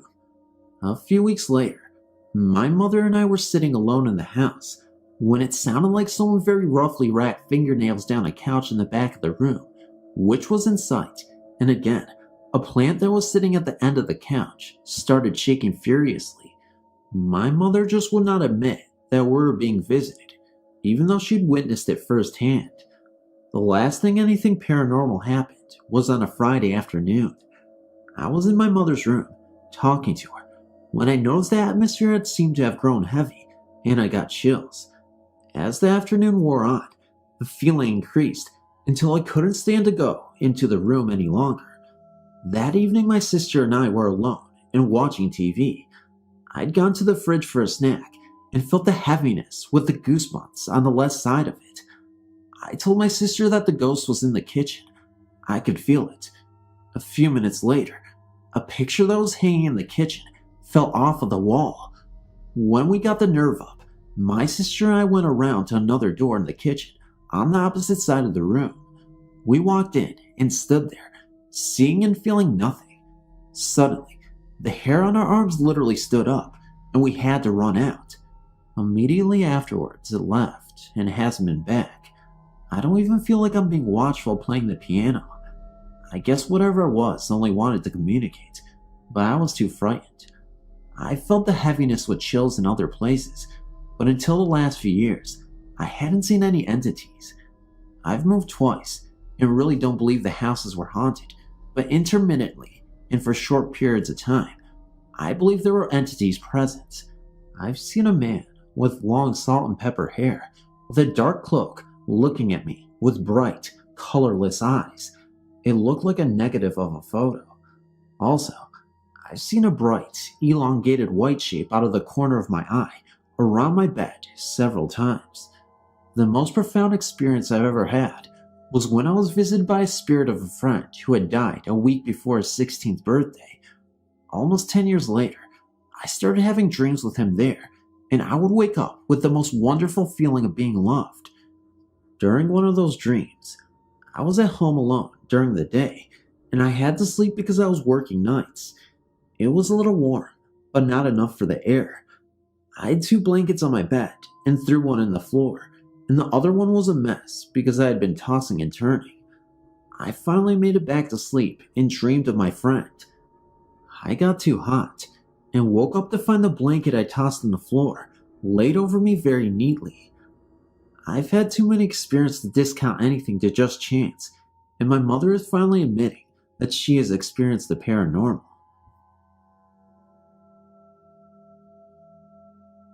I live in Tucson, Arizona. Shortly north of the city lies Mount Lemmon. This peak is a great pine-forested, 7,000-foot getaway from the desert city. I had my brother and 2 friends over at my place at about 1 a.m. a few months ago, and after a few hours of boredom, we decided to go up to Mount Lemmon and enjoy some nice cool night air. I would often take the 45-minute trip to wind down and watch the stars, so this is a very familiar place. The trip started off very normal. Our first stop was without occurrences. The next stop, I became mildly aware of a presence. This is nothing new to me, however, so I ignored it. By the 3rd stop, we got out again. My brother and our friend Steve stayed in the car, and my friend Thea and I went for a walk. After a short discussion about friend trouble, she interrupted and said she kept seeing a shadowed figure from the top of a nearby peak. I told her that something was watching us, but not to worry, because I didn't sense hostility. We started to walk back and kept hearing the sound of scattering gravel and an extra set of footsteps on the other side of me. This was at first amusing because we knew at this time we had gained a friend that was not from around here. By the time we got to the car, Thea panicked, and when we got in, my brother Steve spoke of shadow figures they saw. We smiled, started the car, and drove down the mountain. As we spoke about what we saw and felt and heard, it was decided we would stop again. We pulled off at a scenic view of a canyon area, where we found a newer model Ford Bronco with the engine idling, the dome light on, and no one in or around the vehicle. This was unsettling, but could surely be explained, no matter how far-fetched the explanation. We stayed here for about 10 minutes. After the first couple of minutes, my brother and I simultaneously noticed a large dark mass above the peak we were being watched earlier from. Thea saw shadow figures on the top of the peak. I could see the mass disappear, as if moving down the mountain towards us. Thea said the figures were walking down the mountainside. No one was scared at this point. We were all very amused. When I could no longer see the mass, I was only able to see above the mountain because the sky posed as a backdrop. We all got a wave of panic. Gravel started swirling around everywhere, and Thea and Jason ran for the car. I was stunned, so I was the last to get there. Jason entered the car from the other side, but this heavy trench coat was flipped over his head as he opened the door. We started the car and sped down the mountain. We spoke with Steve about what we saw. He saw the same shadow figures Thea had seen. We pulled over one last time without getting out of the car to show Steve the big black mass that was causing all the commotion. We then kept driving until we reached the city again. The whole way down, seeing cars pulled off to the side, some with dome lights on, never with anyone in or around them. This is very odd for 3 a.m. on a Thursday morning. Furthermore, vehicles are not allowed to park on the road after 10 p.m. The next night, Thea and I returned. We never got out of the car this time. However, every time we cut the engine and all the power, we hear her scratching underneath the car, and eventually, it would start to rock. We pulled over 4 times. This happened every time. Finally, the 5th time, we decided to get out of the car before that happened, so we would have enough guts to see what else would happen. Once again, we didn't make it.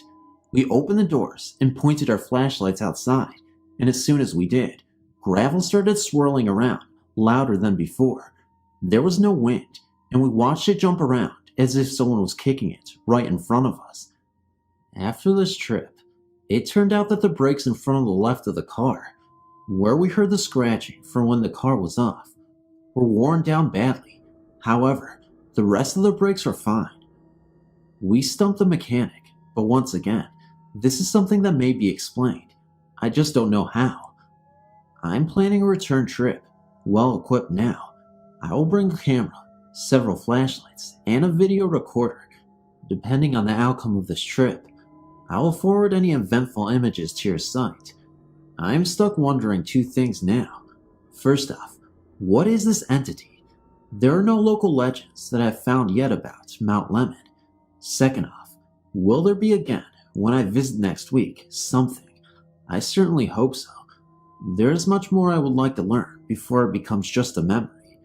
If anyone has any suggestions about this incident or what it could be, please email me. I'd love to know. I'm just going to tell you 2 stories that happened to me. That scares me a lot. Just about 2 years ago, I moved to a new city and moved into a new neighborhood, school and everything. Moving into a new house was awesome, and it was a gorgeous house. The first day of school, people found out that I lived in the house I'm currently no longer living in, and told me it was haunted, and no one ever felt like coming over. I was thinking, right, but that's when things actually got creepy. In through our garage was wooden stairs leading to the basement. Well, every time I'd come home for lunch, and even when I'd be home there all by myself, something clicky would be heard, and I would just freak, until one day, I knew it was coming from the wooden stairs. I stood by the stairs, and all I'd hear was a click, and nothing would be there. One day I got fed up at lunchtime, and I told my mother what I'd been hearing at home and school, and we were right beside the stairs. As I'm telling her, she tells me young brains have lots of things just to fill in their mind. I'm thinking, Mom, very funny. My mom opens the garage door, and there it happens again. The clicking sound once again. My mom freaked and grabbed me and rushed us into the garage. She told us to stay there, and she took a bat and went inside. I was worried.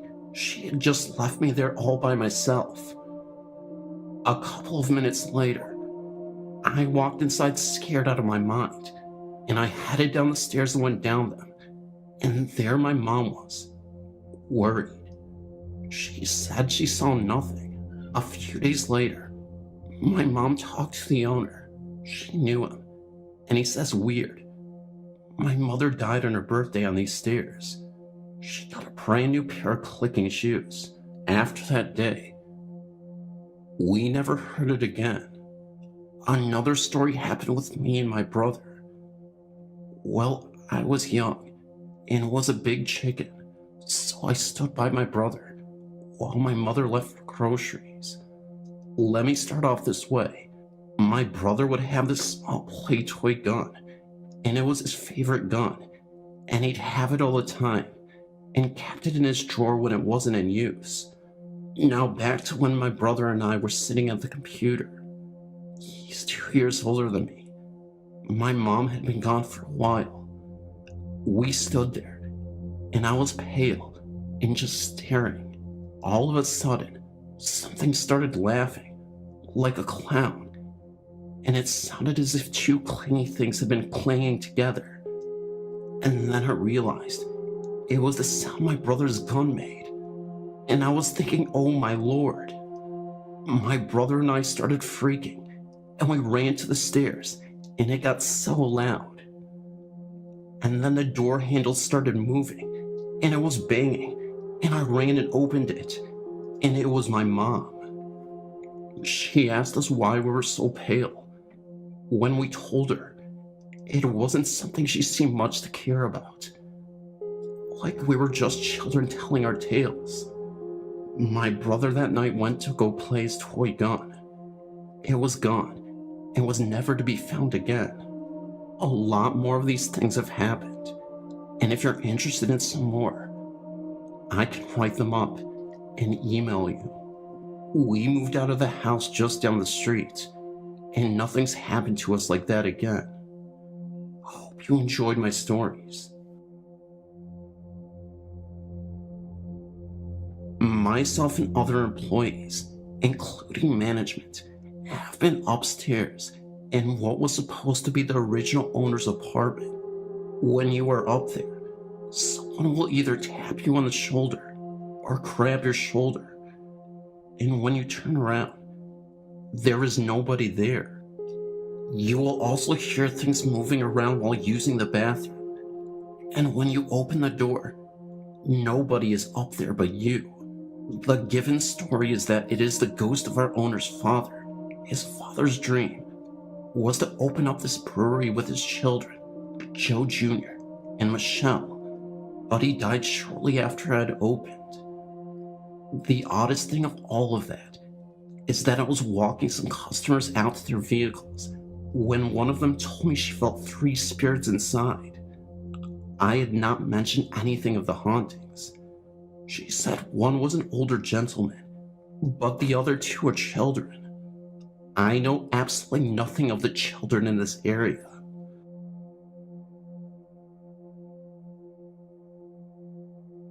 A quick little story about Utica, California that I think you might find interesting. My older son John, 26, and his girlfriend Jana, 23, plus William, 64, all saw the same ghost in Utica. He was a thin man that seemed to float. They followed him from one room to the other, and he vanished. We also have a candle on top of the family room TV that gets knocked onto the floor every few days for no apparent reason. We have been watching the candle get knocked off, as if someone were pushing it on the floor. It just gets swiped off the TV. Sometimes the TV is on, sometimes not. My house definitely has a ghost, but I don't know who this tall, thin man was. I kind of like it that he's here. It's like having another pet. Just thought you'd want to know about this story. I find it fascinating.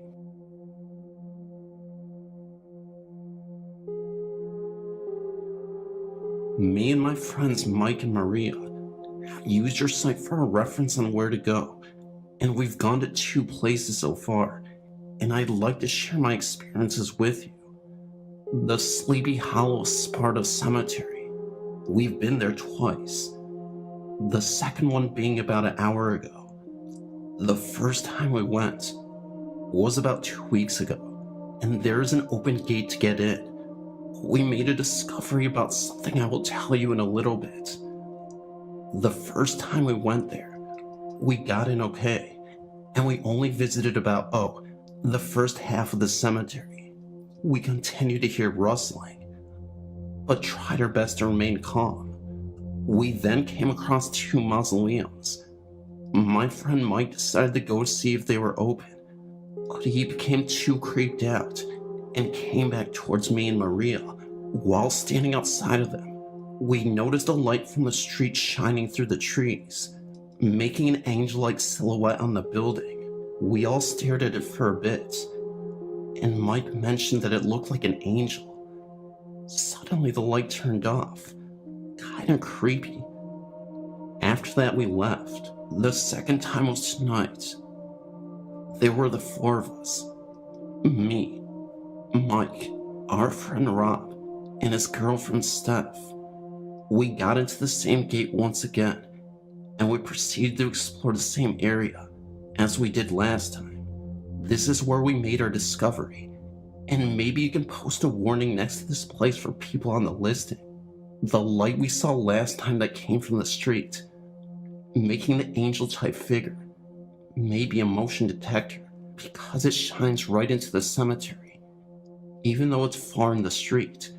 When we walked, the light turned on. This is when we started to be concerned, and we also heard sirens, but they were ambulances. Then, this is where it gets spooky.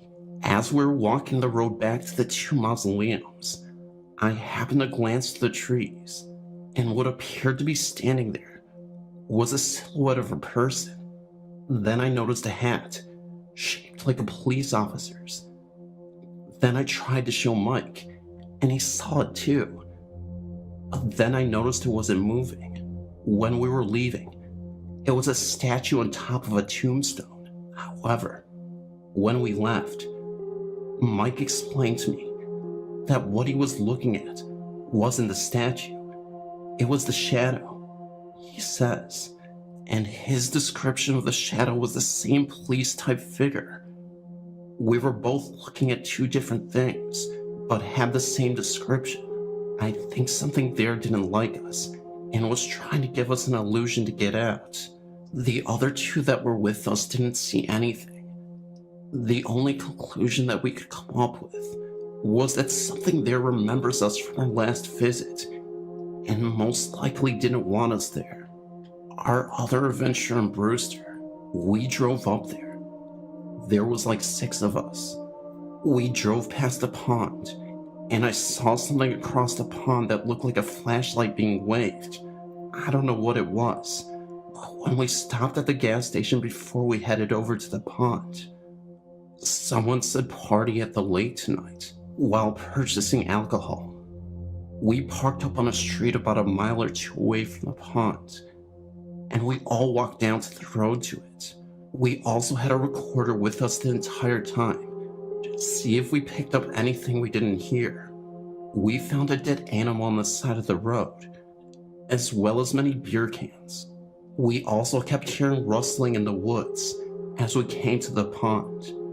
When we came to the pond, we saw nothing for about 10 minutes, so we walked back to the cars. We began walking faster when we heard a crash in the woods, and then we got back to the cars and stopped in front of the golf course, where I took a picture of the sign. Me and Mike were taking pictures at the same time, and I noticed there was a red orb-like structure on the side of the sign. It's not present in Mike's pictures though. Then afterwards we found a cemetery nearby, but nothing creepy happened. When we came back home, we listened to the recordings.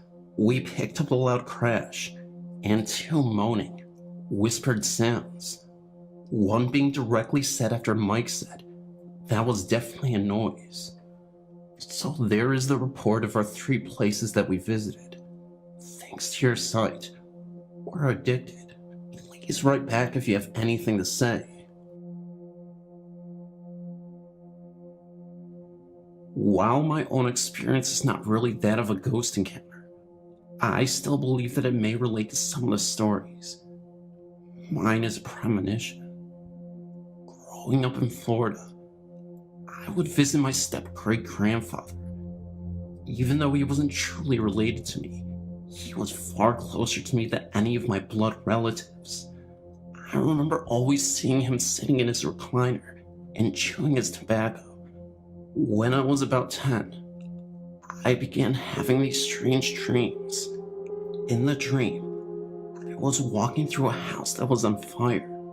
I was in a long hallway, and the flames were on my right side. I was not scared in the dream, more curious than anything else. Every few meters, a round gray shape would rise out of the flames and go over my head. I tried, but could not see what was on the left. It was as though my head wouldn't turn far enough. I had this dream on and off for about 2 years, before it finally stopped. I didn't have the dream again until I was 14. However, this time, the dream was different. I began having it every night for 2 or 3 months straight, and every time I saw the shape, it was a little bit clearer. One night I realized it was someone's face though, and I couldn't make out whose. The dream stopped for 2 weeks. Then I had the dream 2 more times. The last time, I realized it was the face of my step-great-grandfather. The next morning, my mom told me that he had died in his sleep. I thought perhaps it was just my subconscious mind telling me that he was old and that he would die soon. But when I was 17, I got a book from a friend, and in the book, it had a section on dream interpretation. I read that if you dream of a house on fire, then there will be a death in your family. At that point, I remembered all of the dreams I ever had. I realized that it was more than just my mind warning me. I have on occasion felt as if someone was with me whenever I most needed someone to care. I believe that it is him. I want to thank you so much for taking the time to read through my story. I am sure that others feel as I do, and I thank you for having your website to help the rest of us better understand these strange occurrences. When I was a freshman in high school, my mom and stepdad and I moved into an older home, built sometime in the late 1920s or early 1930s. I assume this from the newspaper I had found, dated 1936. When we first moved in, there wasn't any odd things happening. Not until my stepdad and my uncle started putting in rooms upstairs in the loft. One night after a long day of swimming with friends, I decided to go home to take a nap and meet back up with my buddies later that night. Well, that didn't happen. I awoke too, or whom I thought was my nephew Sam, tapping me on the foot. The room was very dark, just a small bit of light through the curtains. I looked over at the clock. It was late, around 11 p.m. So I said to whom I thought was my nephew, "What are you doing in here? And where's your mom?" You see, they lived next door to us. And I asked again. With no answer, I got up and turned on the light. No one was there. Okay, I said to myself. That was odd, and very reluctantly went to sleep. That wasn't the end of it. One night I woke up with all the covers off my bed. Maybe I kicked them off. Who knows? I know because the second time it happened, I was not asleep when I felt the covers slowly pull off of me and off the end of the bed. Can we say what the heck? And that's when I slept downstairs on the couch for a few minutes, telling my mom it was too hot upstairs to sleep. A few months had gone by without anything happening until they put another room upstairs and I moved into that one. I started hearing sounds on the roof, like if someone was throwing a ball into the roof, and it was bouncing down. Went on for at least a good month. Well, the ice finally broke when my grandfather, who had been living with us, asked my mom one morning who was standing in her doorway last night. My mom said no one, and my grandma replied that it was a child and a woman. And that's when I told them what was happening upstairs. Strange. I am 13 years old, and I live in Florida. I took a trip to St. Augustine for vacation 2 years ago. My family and I stayed in the St. Francis Inn, which is a bed and breakfast. We stayed in the Sanford suite for like one night, and the lady at the front desk said that her daughter had to babysit there, and the kids were playing with those Hot Wheel toys. Well, she said that her daughter called her up and said that the toys were moving on their own. I was so afraid to sleep in that room. Well, the next 2 nights, we stayed in the cottage. It was very homey-like, and I had no problem with it. I went upstairs to the room I would stay in, and I didn't feel comfortable at all.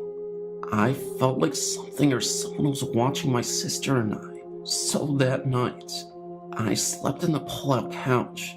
That night, my mom said that late at night, she heard footsteps coming up the stairs and into the room that my sis and I were supposed to stay in. Everyone was sleeping, so there was no logical explanation. Creepy. And the next morning, my mom went to have breakfast, and she was talking to these really nice people that stayed in the supposedly haunted room. Lily's room. There is a whole long story to the room, and I don't really know the details.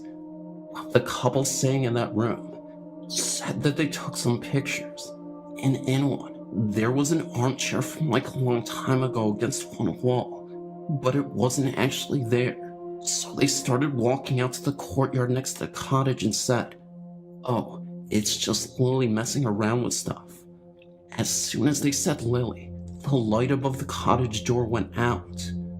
My dad went to check it out, but there was nothing wrong with the light bulb. I was freaked out. We were gonna leave that very day. My mom couldn't find her car keys or the cottage room key. She was looking, and she found the car keys on top of the counter, and the cottage keys inside the door, and the door we never came in through. This story is all true, from what my mother told me. This will be the second story that I've sent you. My mom told me this story, and said that she was about 10 or 11 during the time of this experience.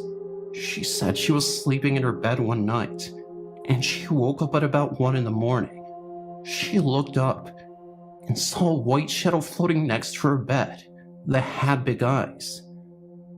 She said its head looked a little swollen, and it looked like it was trying to say something. Got really scared, and tried to scream to wake her mom. She was so scared that she couldn't even make a noise. She never told her mom about it because she was so afraid that her brothers would tease her.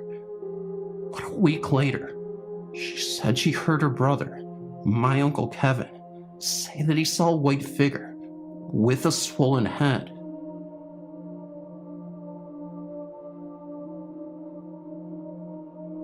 Well, to start it off, I can see and talk to dead people. It sounds crazy, I know, but it is the truth. I'm not one of those people that you see on TV, but it's pretty much the same thing. I started seeing ghosts when I was 6, while I was asleep in my bed. I was awakened by what I thought was my brother walking around, but it turned out to be somebody I didn't even know. I wanted to scream, but I was so terrified. At first, he didn't even notice me. Then he saw me, looked surprised, and then disappeared. I saw footprints just appear on the floor, heading inside my closet. I've been scared of my closet ever since. I couldn't see who it was because it was so dark, but the next day I found out that it was a kid. While walking upstairs to eat breakfast, I saw him sitting on the steps and frowning at me. I noticed him, stopped, and I really wanted to scream. I was just about to let one out when he put his fingers to his lips, signaling me to be quiet. I didn't want to scare him away, so I didn't yell. I smiled. He smiled back.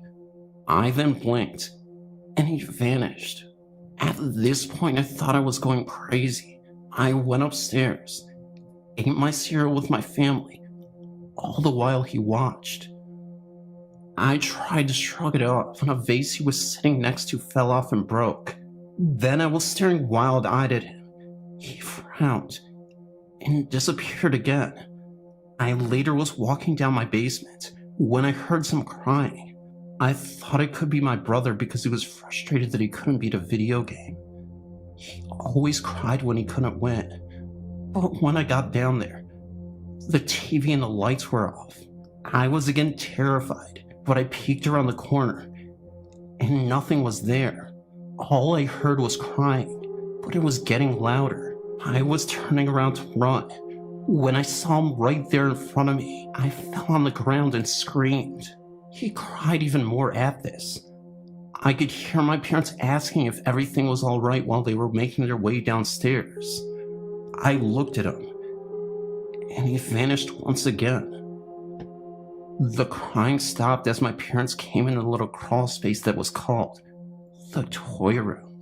They looked at me stunned, still staring at where the little ghost used to be. They asked if I hurt myself or something, and I just said no, I just tripped. They then inspected my body, really see if I was just toughing out some scrape. My mom looked at my dad, and then shrugged. My dad's next reply scared me so bad, to the point I peed my pants. Well, then why were you crying then? Well, after a few more meetings, I found out that he was a ghost. Yes, I didn't know before. After a while, we became friends, but he never spoke, just helped us out, and played with our toys. Like once, before we even went to our grandparents' house, we had to clean the basement. It took hours, but we finally did it. Then we went to my grandma's. When we came home, my brother and I went to the basement, and we played video games. It was a mess. We groaned, and I screamed, "Sam!" We named him Little Black Sambo because of his color. Not to be racist, for those of you who are easily offended. While my brother went to the bathroom, he appeared, at first smiling, but then frowned. Seeing how distressed I was, I looked him straight in the eye and said, "Help us clean, or clean it yourself." I stormed upstairs to get my mom so she could help us. We were just heading downstairs when I heard my brother scream. I ran out to figure out what Sam had done. When I got in there, I saw my brother shaking, his eyes fully open, looking to and fro. I looked into the room and gasped myself. It was perfectly clean. My mom got down there and said, "What mess." It was 6 years that I had known him. He was mine and the family's best friend. It was almost as if he was a part of the family. My life was going good. I was starting 7th grade. I had lots of friends. What more could I ask for? I've decided that we were moving. I'll never forget that day. The day my mom decided to move. She had wanted to move before, but never actually did. We've even had a for sale sign in our front yard before, but it was taken down only a few days after because my mom didn't want to leave the home she raised her children in. Now she was serious. The sign went up almost immediately, and she started looking at houses. At first I thought it was cool. I mean, the house we were in was good, but we didn't live in the best neighborhood in the world, which was exactly why my mom wanted to move. It was a long time before someone decided to buy our house for $200,000 in cash. We moved out in a week. My father took his offer, and we started packing immediately. I was so sad to leave this home. I had so many memories there, but I had to move on. While I was packing my things, Sam appeared beside my bed, but he wasn't smiling this time. He was frowning. Then he vanished. I was more sad that week than I ever was, or will be. I had known Sam for 6 years. 6 years. It was like leaving a little brother to me. That entire week, I begged him to go with us. Obviously, he didn't go. The day we left was the worst day ever. It's ironic, because it was the day after Easter. As I was heading out of what was now our empty house, my brother and I ran to the toy room where Sam was. It was like he wasn't even there in the first place. Sam was completely gone. Vanished out of thin air. It was the most bizarre thing ever. When we moved into our new house, the house that I'm in now, there was only one ghost. A mischievous poltergeist that is so annoying. He once turned on our TV and cranked the volume up to the max while we were all asleep. It scared the crap out of my mom, but he thought it was hilarious. There have been good things as well as bad things, though. About a year ago, my brother's best friend died in a car accident. Our family, especially my brother, were so distraught. My brother and I stayed up late the night he died and watched Monty Python to cheer us up. Then, I noticed somebody walking around our kitchen, grinning with the biggest smile I'd ever seen. I thought it was the poltergeist, so I told him to go away. My brother said, "I don't think it's the poltergeist." I stared at him and asked him how he knew. "I don't know," he said, "but I really don't think it's him." He told me to describe him. "Well," I said, "he's wearing blue jeans, a white t-shirt, and he has the biggest smile I've ever seen." Jason stood up. "Jason, is that you?" It turned out that the ghost was my brother's best friend, Jason, that died in a car crash. We stopped the movie and talked for hours. Jason had to talk through me, though. Apparently, the only way a ghost can communicate to living people is through someone else. Anyway, presently, I talked to a ghost that came in about a month ago. Her name is Amelie, and her brother Jacob. Jason visits now and then, but I really don't see him as much as I used to. Well, that's my life. Helping out ghosts. Kinda weird, huh? But it all started out with a little ghost named Sam. This is for you, buddy.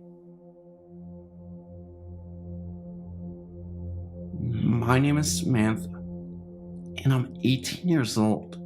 I have had a lot of unusual and scary things happen to my family and I, but I won't get into all of that. But what I will tell you is one story about something I had the unfortunate chance of meeting. This is my story. My family and I are gypsies, since we constantly move around and hardly stay in the same place. Mostly because of my dad, God rest his soul, wanted us to see the world. We lived in 17 different towns and cities altogether, but we sort of gave up on that since he died 7 years ago, and we moved a couple years later to Timmins, Ontario, which is located in northern Canada, which is only an hour and a half away from where we used to live. Anyway, I didn't get the greatest feeling from our 2-bedroom upstairs apartment. Not only was it on a bad street, but I felt something not good there. Right away, odd things happened, such as the rocking chair moment. There was this creepy old rocking chair from the 1970s already there, and it was put away in the inside porch with most of our belongings. I had an unnerving feeling, and I went to go see it. Right there from the doorway, it was rocking crookedly, which made it look even creepier. Then it stopped so suddenly, like it knew that I was watching. Then there's the attic. I always hear something walking around up there, and a loud thump, like it was jumping up and down. It was very cold up there, and I always avoided it. My mom even put a lock on the attic door, just in case. That was what she said. I didn't even know what that meant. I remember one night I was home alone waiting for my mom and sister to come home. I did not feel safe, even with all the lights on. I couldn't even sleep until they were home. I was in my room waiting on my bed. Then I heard the door open and someone walking around. I thought it was Mom, so I went to go look, and she wasn't there. The door was open, and I was alone. I used to wake up with scratches all over my body, some of them so deep, and I would be puzzled as to how they got there. I didn't even have a pet. Then there's the one night when I woke up in the middle of the night, feeling scared, and it was cold in my room, which was weird since I didn't have a window and I wasn't cold. It was just a room. I felt someone standing beside my bed looking down at me. My bed was practically floor level. I turned the other way and tried going back to bed. But that's when I felt someone's hot breath in my ear, and I heard it rasp. It was a man. I knew this. My heart stopped and I froze. I was scared. I couldn't sleep since. I knew it was a man. I had a dream of him. He was a Caucasian, weightly and tall guy, and he often tried to follow me in my dreams. He was angry and abusive, but he couldn't touch me once I got away from the apartment. I told my sister, and she also knew. We moved out of there the next summer, and we went back to Cochrane, and we stayed here ever since. We've had other spirits, but we didn't care. We were back to something familiar, and that was okay. I lived in a town in my hometown of Glendale, Arizona. It was on 59th Avenue in Peoria, less than a mile from 3 cemeteries and a dilapidated old barn house. Lots of creepy surroundings. My experiences aren't that riveting. The place was infested with cockroaches, and they never went away, no matter what we did. We did so many things as far as fogging. We let 30 geckos loose to eat them all. We put out roach traps.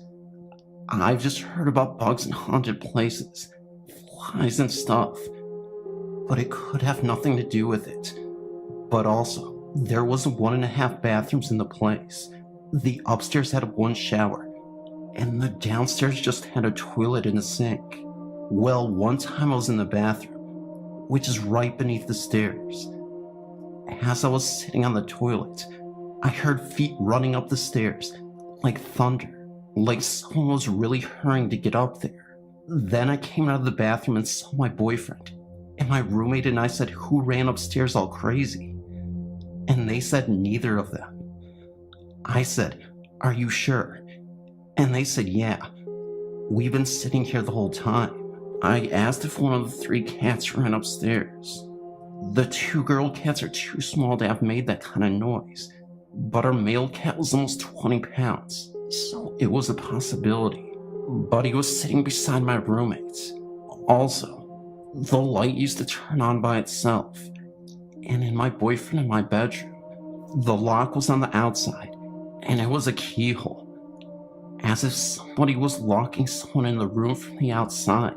One of our female cats went crazy and started to growl at us and attack my roommate. My dog was always barking at things when there was nothing for him to bark at. Very scary. Thank God I don't live there anymore. After sharing some particularly creepy paranormal experiences amongst ourselves, my brother, sister, and my sister's boyfriend and I decided to check out a couple of the places in the haunted places list that just happen to be located here in scenic Muskogee, Oklahoma. While searching for the address of 2119 Akoogie, we wound up on a street by the name of Callahan. A set of train tracks run across the road, and bells and crossing lights are in place to warn about oncoming trains. At around 2 a.m. in the morning, we started down the road. When we started, the warning lights were flashing, but they went off shortly, and we assumed a train had passed. But when we were coming up on the tracks, they began flashing again, and this time, The balls went off too. Our driver, my sister, slammed on the brakes, and we all started looking for the train. There wasn't one in sight. The lights went off for a few seconds later, so we just sat and waited, unsure of whether or not to continue across the tracks. Then the lights went off again.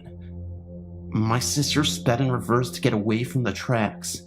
She was so freaked out. Her boyfriend finally talked her into going across the tracks, and when he did, my brother and I, felt extremely panicked. After that, we finally found her address, which is now an abandoned parking lot. The story says that you're supposed to hear two men talking in the backseat. What happened was that my left eardrum started hurting very badly, and I just got an overwhelming sense that something bad had happened. As we're pulling out of the parking lot, two lights went out. One right on the corner which the parking lot was on, and one diagonally across the street. We went through the parking lot once more, and once again my left ear started hurting. My brother said that his ears started ringing for about a second and stopped, and my sister's boyfriend said that he felt like he was on an airplane because his ears suddenly became stuffy. You probably won't think much of this, but it really freaked out my friend. Just read it before you judge it. It started with my friend's mom. His mom used to be a cleaner, you see, and she and her friend were cleaning this house when something happened. First, his mom and her friend were cleaning upstairs. They could always smell something really horrid downstairs, but whenever they went down, there was nothing there. This happened quite a few times. Then one day, my friend's mom was cleaning the wall when she felt something push her really hard on her shoulder. She was then off with shock. Her friend who cleaned with her didn't think it was true, but the next day it appeared to her as well. When my mom's friend was better, her and her friend went to the house next door, which was haunted, and they told the woman who lived there. This one, called Vanessa, went into the house, and as soon as she stepped upstairs, the smell stopped. It was almost as if she scared the ghost or thing off. I don't know what you think of this story, but I can guarantee you one thing. It is 100% real.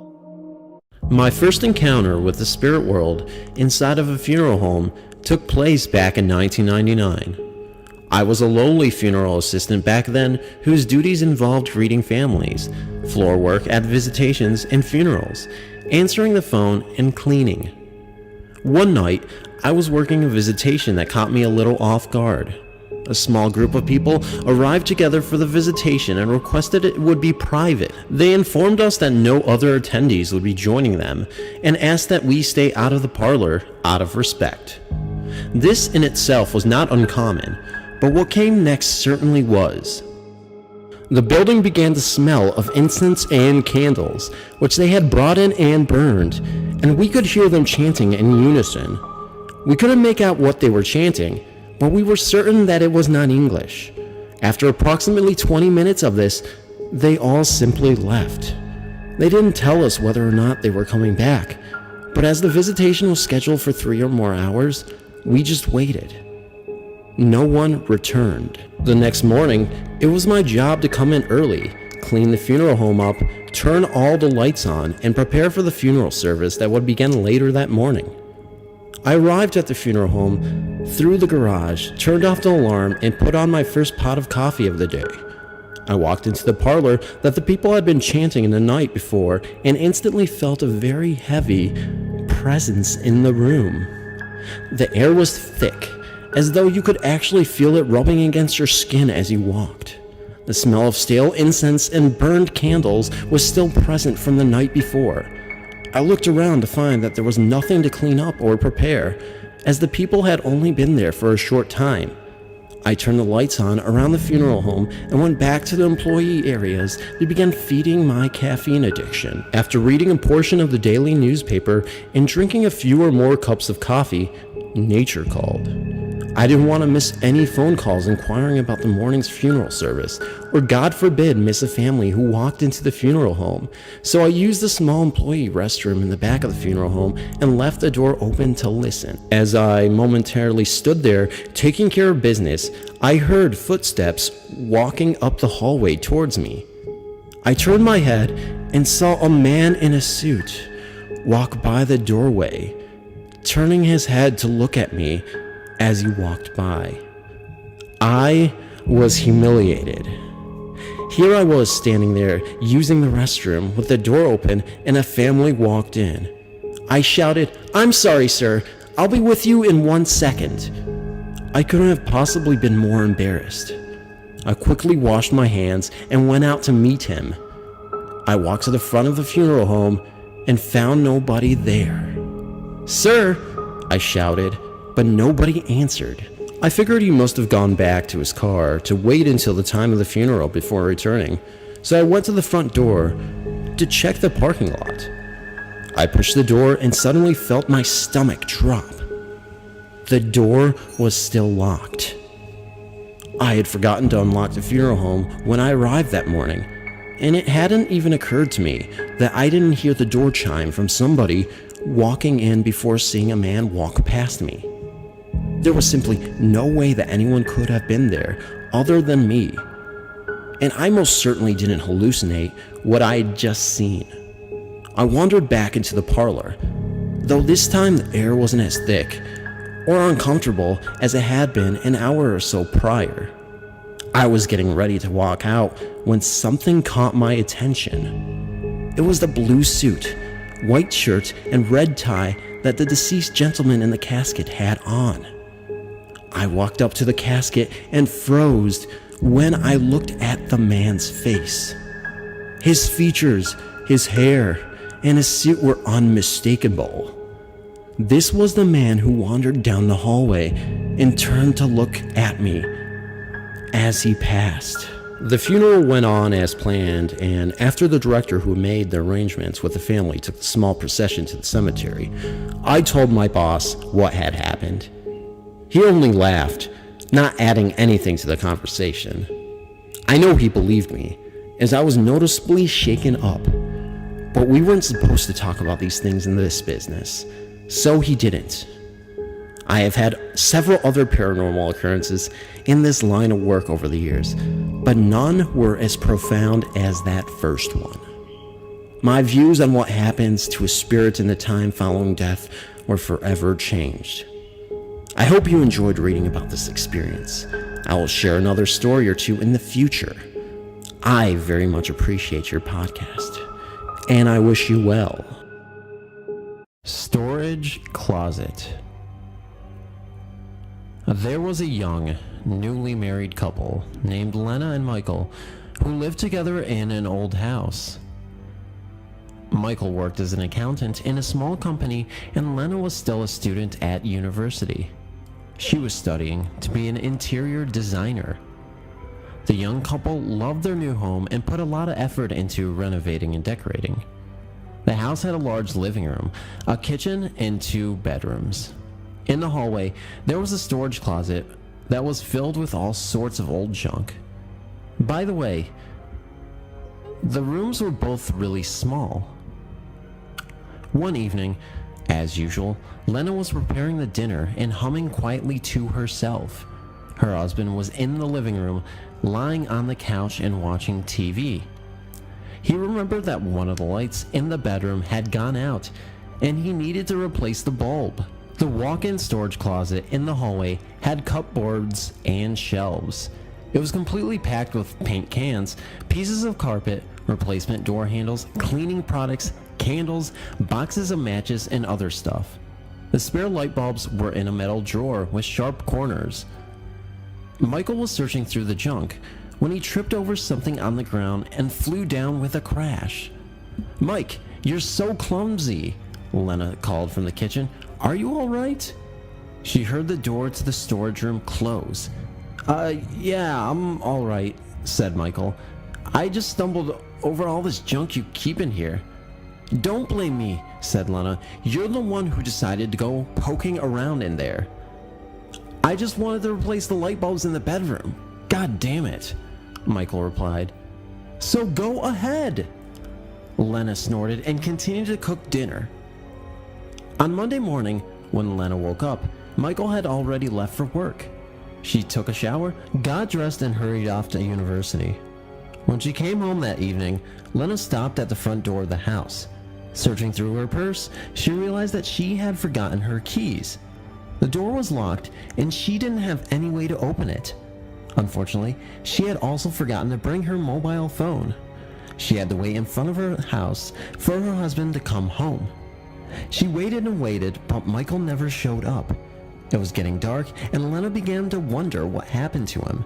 In frustration, she banged on the door with her fists. All of a sudden, she heard a click, and the door creaked open. She walked into the hallway, closed the door behind her, and wearily dropped her backpack on the floor. When Lena looked into the living room, she stopped in her tracks. Her husband was sitting on the couch, watching TV. You mean you were here all this time? Lena asked, annoyed. Michael simply glared up at her and smiled. Just then, something caught Lena's attention. What's that smell? She asked. I don't smell anything, her husband replied. Lena wandered around the house, sniffing and looking for the source of the putrid smell. The smell was strongest in the hallway. It was so unpleasant, it made her nauseous. The door of the storage closet was ajar. Lena reached out, grasped the handle, and pulled the door open. She saw something that made her want to scream. Lying on the floor of the storage closet, surrounded by old junk, was the dead body of her husband, Michael. He had hit his head on the sharp corner of the metal drawer and bled to death. As she stared in horror, Lena heard the voice of her husband behind her asking, "What's wrong, honey?" Is this a ghostly encounter? Perhaps. Or perhaps it's a concrete indicator of the awful tricks fear can play on the mind. It's rather long, in any case. When I was 3, my grandfather sold my dad his house, since he and my grandmother were moving to a condominium. The basement was somewhat finished, so my dad completed the job with a bedroom and a bathroom, along with a section that had the laundry tubs, furnace, and some cabinets. My brother, who was 11 years older than me, and I shared that bedroom. When I was 7, my brother went off to the Air Force, so I got the bedroom to myself. Like any kid in that sort of situation, I missed my brother, but was terribly excited about my new domain. That excitement didn't last long. My nights morphed immediately into an undeniable hell. Some of this so-called hell was likely initiated by common childhood fear. For example, for hours after my bedtime, I'd sneak upstairs and peer around the corner, confirming that my parents had unpacked their bags and had left me in the house to rot among the apparent evil I was experiencing nightly. Things like this, thinking your parents are going to leave you alone, were explainable. Others weren't. I would often lie awake in bed and see a swoosh of colors above and around me. Eventually, I'd feel as though I was a tiny object in a massive room. Along with this feeling came a dreadful feeling of helplessness, and I was always paralyzed, fearful to move, fearful to think, fearful to do anything. Accompanying this were sounds beyond my closed door that were always the same. They sounded like a block of wood scraping against the concrete floor. This happened almost every night. When I think back on it now, I probably look like Danny did in The Shining when he'd see things and shake. Others here talk of the reflex-like behavior of retreating beneath the sheets. I was never able to move out of pure fear. If I moved, this whole thing would somehow get me. Perhaps the most odd sensation I remember throughout these visions and feelings was one of me holding a small football. Despite the fact I felt I was approximately the size of a football itself. It was always the football. This continued for months, but I was afraid to tell my parents. After all, I didn't want to lose my basement domain. My older sister had the bedroom on the second floor, right next to my parents, and I certainly didn't want that. So I trudged on through the terrifying nights until it got even worse. The only windows in the basement were glass block, which let only a ghastly sunlight in during daytime and absolutely nothing in terms of moonlight at night. This, of course, gave you the feeling that you were in that basement for good and that you were in the ground. One night, I was awakened by the sound of something incredibly massive striking that glass block once. I'm not talking about someone kicking it or someone striking it with a rock. It sounded like a massive body ran full force into the window, a sickening thud that would have killed anything or anyone. I didn't hear anything else that night, and of course, when I checked outside the next morning, nothing was there, nor was there any sign of anything hitting the window or otherwise disturbing the premises. In the middle of the night, a few weeks later, I woke to my mother's cries. There I was, sitting on the stairs, leading not to the first floor, but to the second floor, a half-clean puddle of vomit at my feet. My mother was crying and cleaning, asking why I didn't tell her I was sick. At this point, I told her about everything that was happening, and the next day, they promptly switched the bedrooms of my sister and I. Nothing of the sort ever happened to her. When I was a cocky teenager years later, I moved back down to the basement. I remember purposely walking the hall between the bedroom and the laundry area the first night, telling whatever the hell was down there that I'd kick its loving rear end if it even thought of pulling that crap again. Lucky for that blathering idiot, nothing else happened. When I was a senior in college, that same feeling came back one night. This time, I wasn't afraid of it. I encouraged it and tried to figure out what the hell it was. There I was, a tiny being in a cavernous room, vulnerable to everything around me. And yes, the football was there. It was extremely intense, but I still can't explain it. Either whatever is in that ground around that basement stayed with me, or I messed myself up permanently through pure fear. Who knows?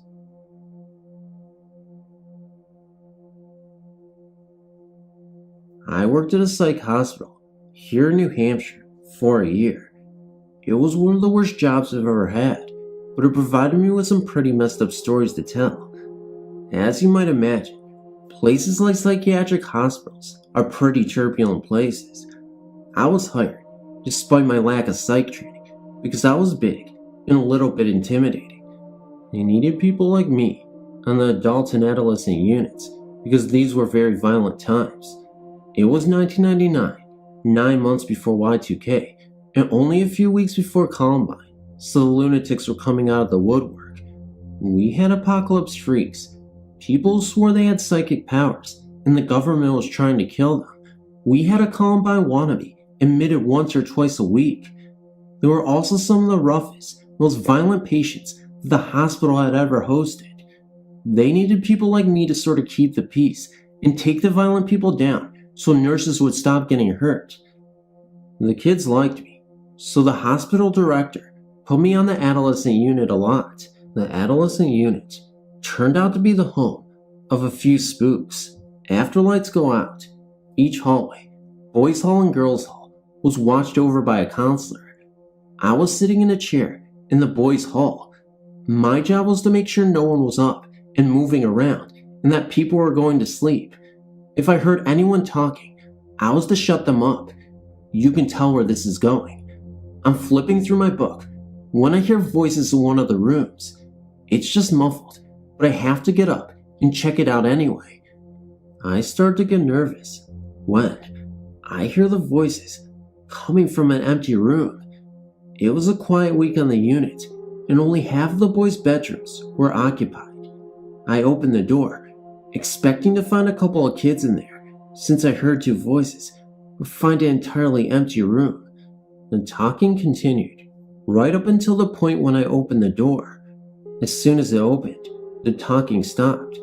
I closed the door, go back to my chair, chilled right down to the bone. That was pretty creepy. I hear more talking, but decide that it can't be from that room, so I start going room to room. Everyone is out like a light.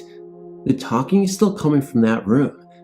After my shift was over, I went out for a beer with the nurses and other counselors and told them about it. That was some sort of initiation for me, I guess. They talked about how everyone has had some sort of weird experiences on the unit. It's like a rite of passage. I heard stories about the quiet room in the girls' hall. Sometimes girls in the neighboring bedroom hear screaming and pounding on the walls when there's no one in the quiet room. I was told about a figure of a man that can be seen, and I did see him walking in the halls on the adult unit. You always catch him out of the corner of your eye. When you turn to look at him fully, there's no one there. The head nurse told me about a child in the adolescent unit seeing someone hanging by a belt in their bathroom. The head nurse once told me about a child on the adolescent unit seeing someone hanging by a belt in their bathroom. The staff checked it out and calmed the hysterical kid, but found nothing. The kicker? A kid hung himself by a belt from the shower curtain rod a year prior. For this reason, breakaway curtain rods were now installed in each room, and no one was allowed to wear belts. A massive bloodstain was found on the floor of a girl's bedroom once by a counselor doing checks in the hall. She ran to get the staff, thinking someone bled to death on the floor. They all ran down to their room in rubber gloves, and everyone saw the stain. The girls occupying the room should have been in the gymnasium, and some of the staff went to find them. Like they should have been, both girls were in the gym, perfectly fine. When the nurses went back to the room, the stain was completely gone.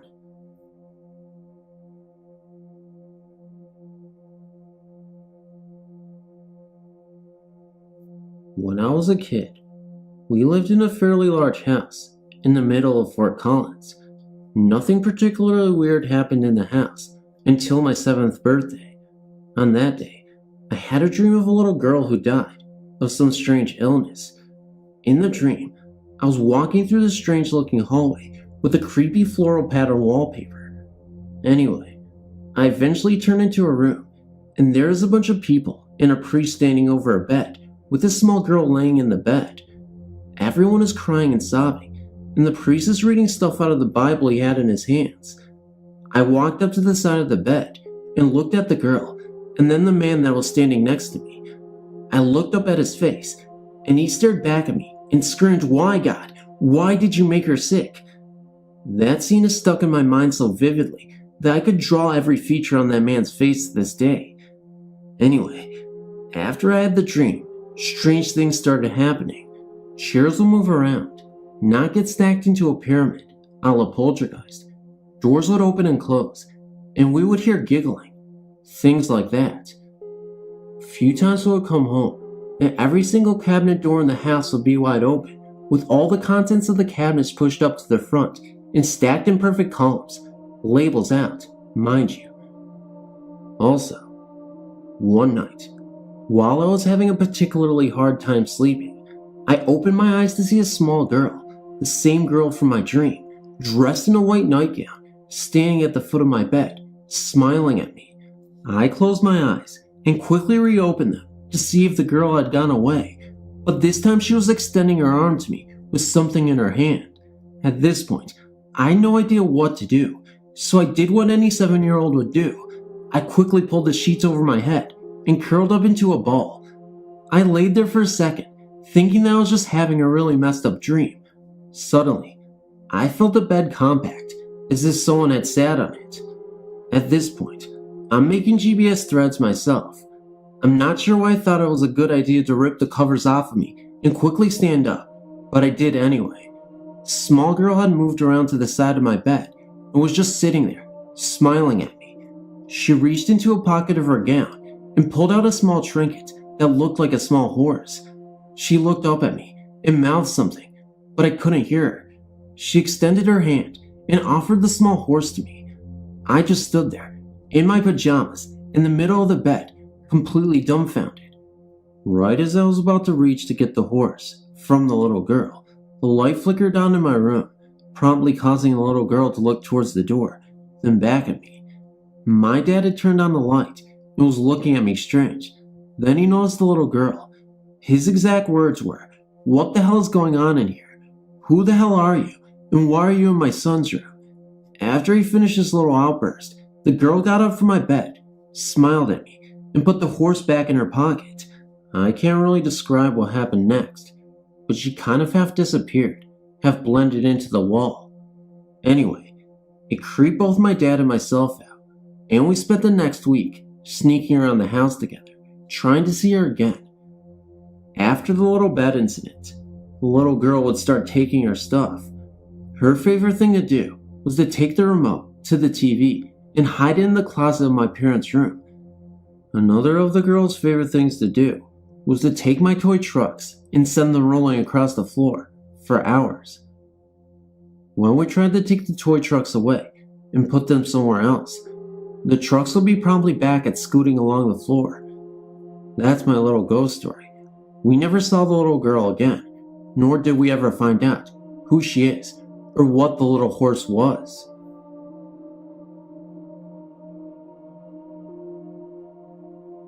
I moved into my house in 1991 when my mother married my stepfather, who has since died, but that's another story.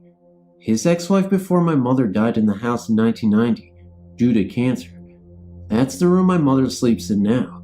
He was also a big animal lover, and numerous animals had died in the house and are now buried in our backyard.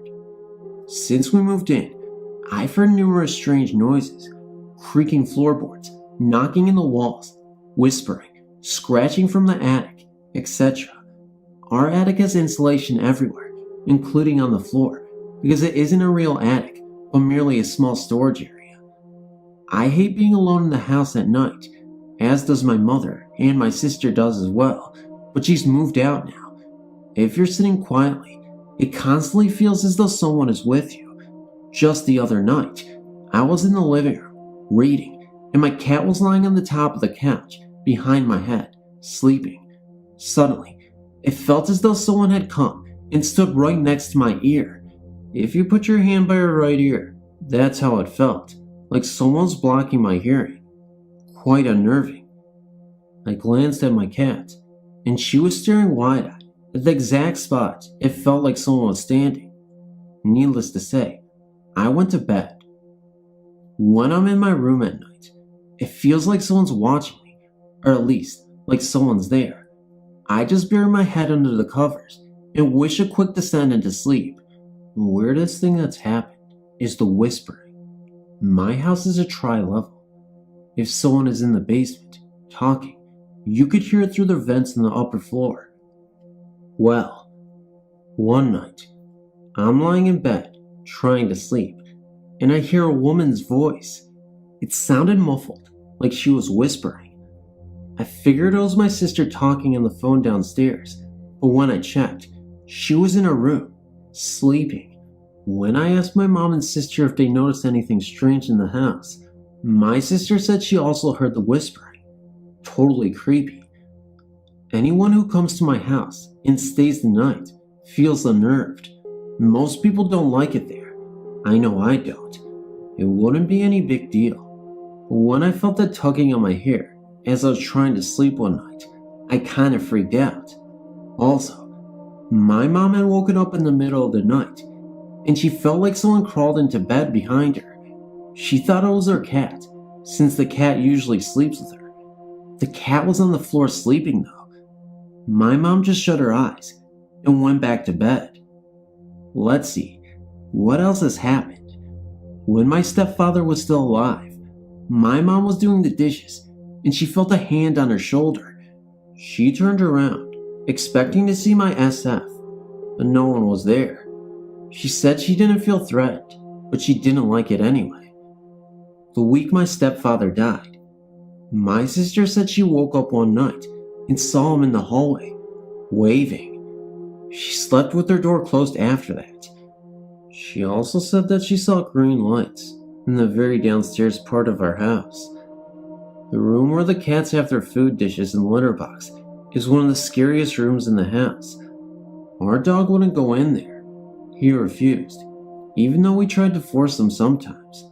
The cats never seem to have a problem with it, though, but I just think that's because they have to go in, or they'll just starve to death. I was reading one day on my bed. I had my back to the doorway and was facing the wall. I felt something jump up on the bed. The bed shook, and I turned around, expecting to see my cat. Nothing was there. I checked under the bed. Nothing. All the cats, we have 3, were in the living room, asleep. I knew several cats who have died in my room, so that creeped me out. My room has completely changed since this happened, but I'll try to explain so you understand. There is a small window in my room, which was just put in a few years ago. Before that, there was just a solid wall. Anyway, I was sitting in bed, watching TV, when I heard knocking in the wall. The kind of knocking you expect to hear on your front door. I put my ear to the wall, and there was definitely a knocking noise directly where my ear was. My room is on the 2nd floor, and the spot where the noise was emanating could only be reached from the outside by a ladder because it's pretty far up. Since it was late at night, I doubt someone was on a ladder knocking on the side of the house. It stopped a couple of minutes later, and I haven't heard anything like that since, especially since there's a small window there now, and my bed is not in that spot anymore. Also, the scratching I hear is coming from the attic, and it's really odd. It usually only happens when I feel a presence very heavily in my room. So, there you have it. All my creepy experiences, all wrapped into one. Well, hope you enjoyed these ghost stories. They really terrified the living hell out of me. I don't know why I still live in the house, but I guess we have no choice. If you ask me, even though they are my step-parents, they still scare the living hell out of me. In a way, we should take this as a good sign that the afterlife is strong and there are people that cross over to the other side.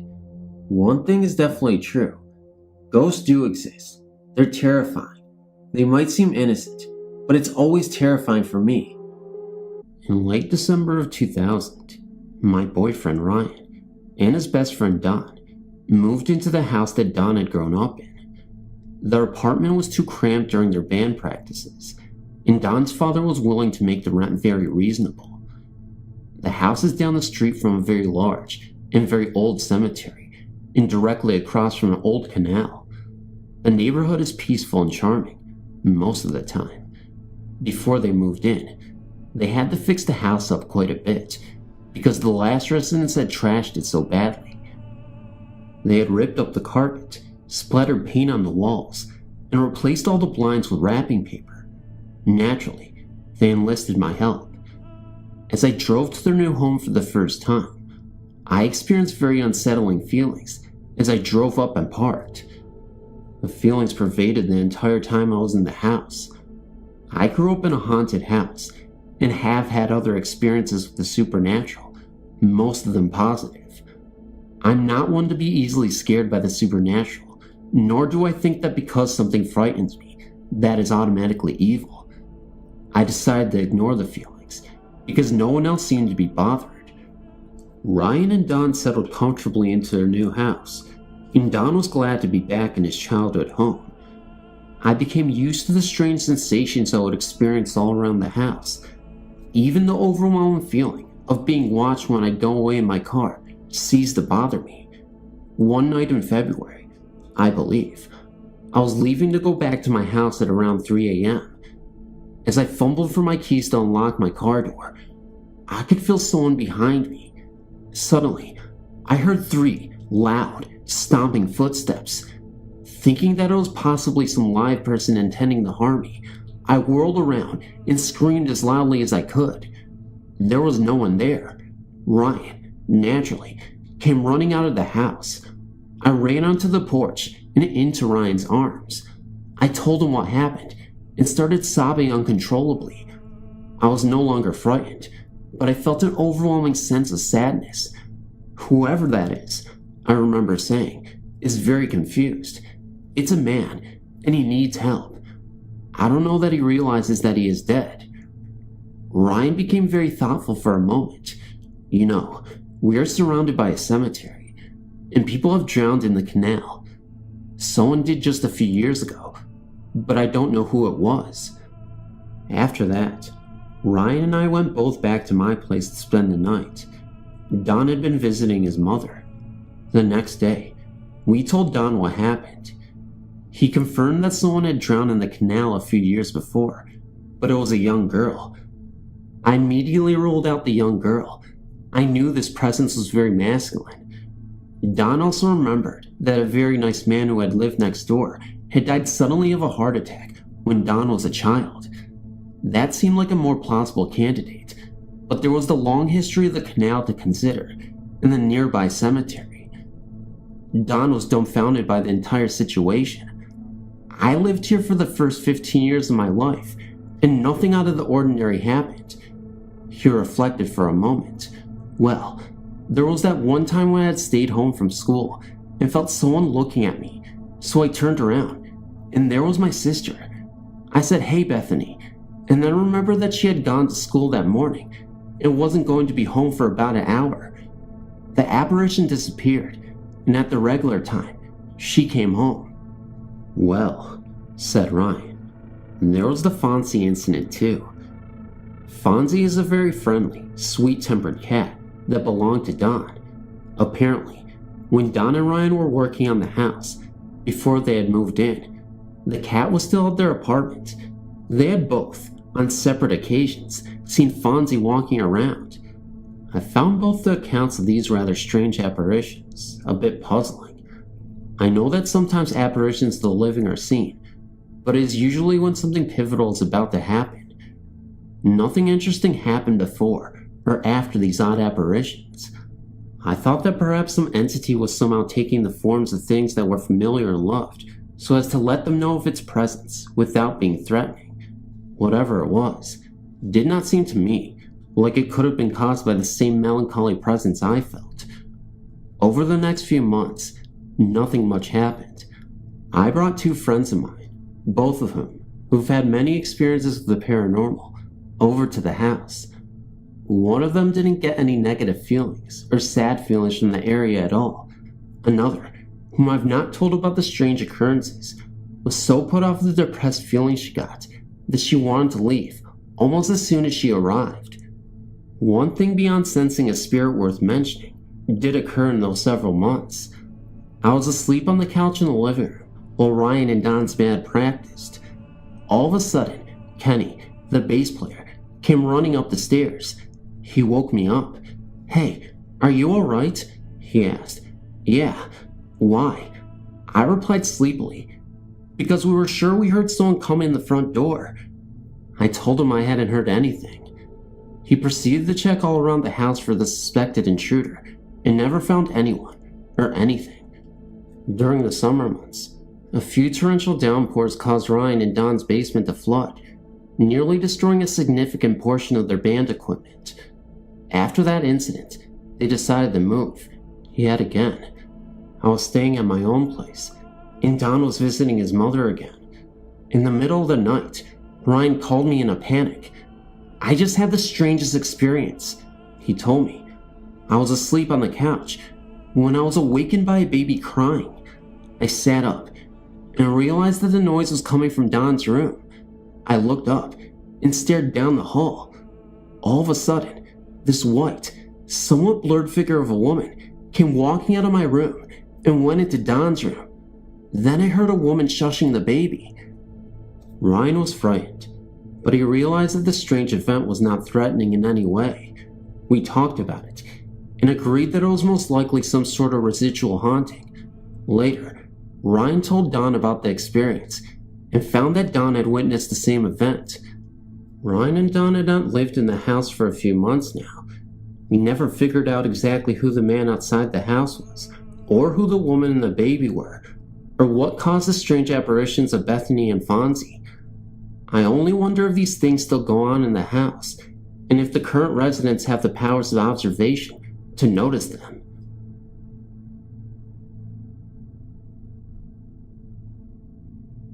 This happened in February 2000, during my junior year of high school. I was in my bed one night, just staring at the ceiling, waiting to fall asleep. That night, for some odd reason, I was lying on the opposite end of the bed. I remember seeing the yellow digital numbers on my TV say 12:40 a.m. I remember this detail because I know for sure that I was not sleeping. I was fully awake and conscious. Suddenly, I felt this eerie chill just start to permeate the room. So cold, so freezing, a wind that was coming from seemingly nowhere because my window was closed tight, as was my door. I had about 3 layers of blankets and sheets on me, but the cold just seemed to be going right under them. Immediately, just every hair on the back of my neck was standing on end. People use the terms chills going down their spines figuratively, but the real thing is not the most pleasant sensation in the world. Then, I heard this male voice, very sinister in tone, start laughing. It just echoed and surrounded me. I was terror-stricken at this point. I could feel my heart beating.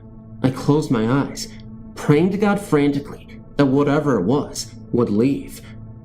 When the voice subsided, the room returned to normal temperature. I just bolted out of my room. I have no idea what it was that visited me that night, but several times after that, when I was in bed, I had this feeling that someone or something intangible was watching me.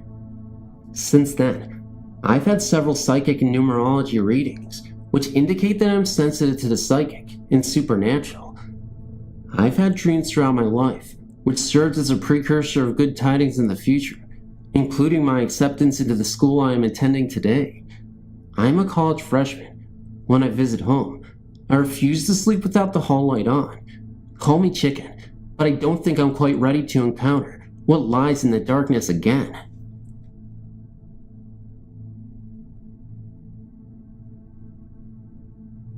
For these purposes, let's just say my name is Amy.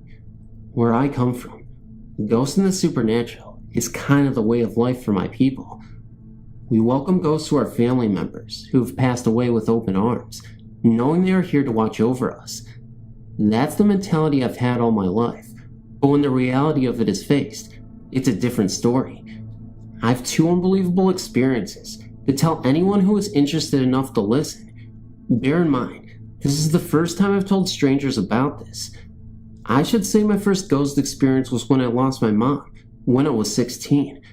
My mom was the center of my universe, and when she died unexpectedly during childbirth, it was a shock to me for years to come.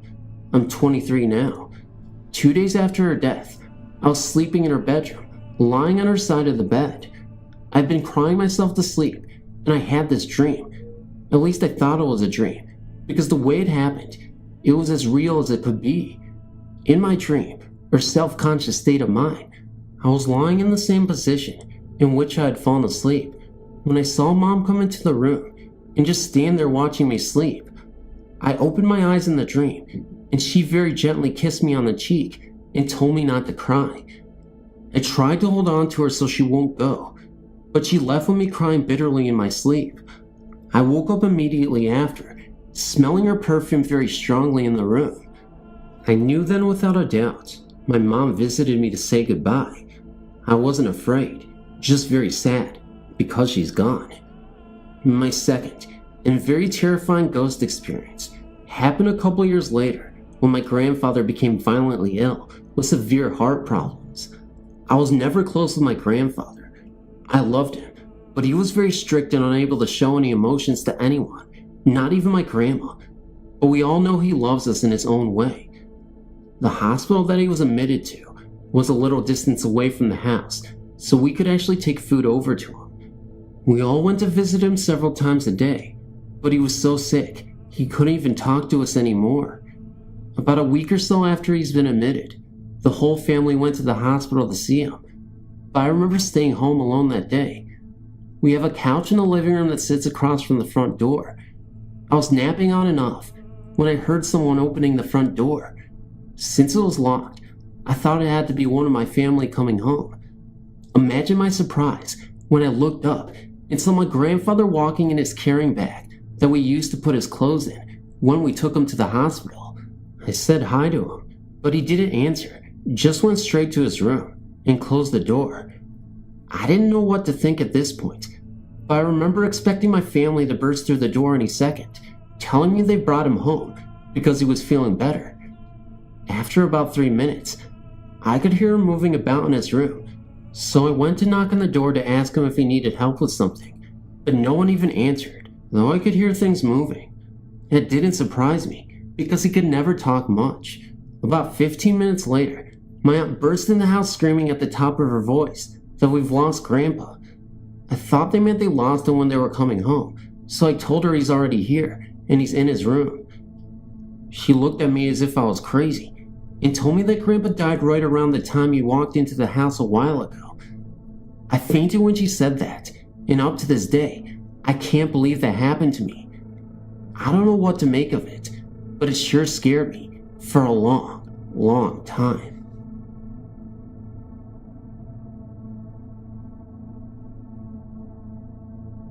We had just gotten done playing video games and decided to go to bed, myself and 3 others.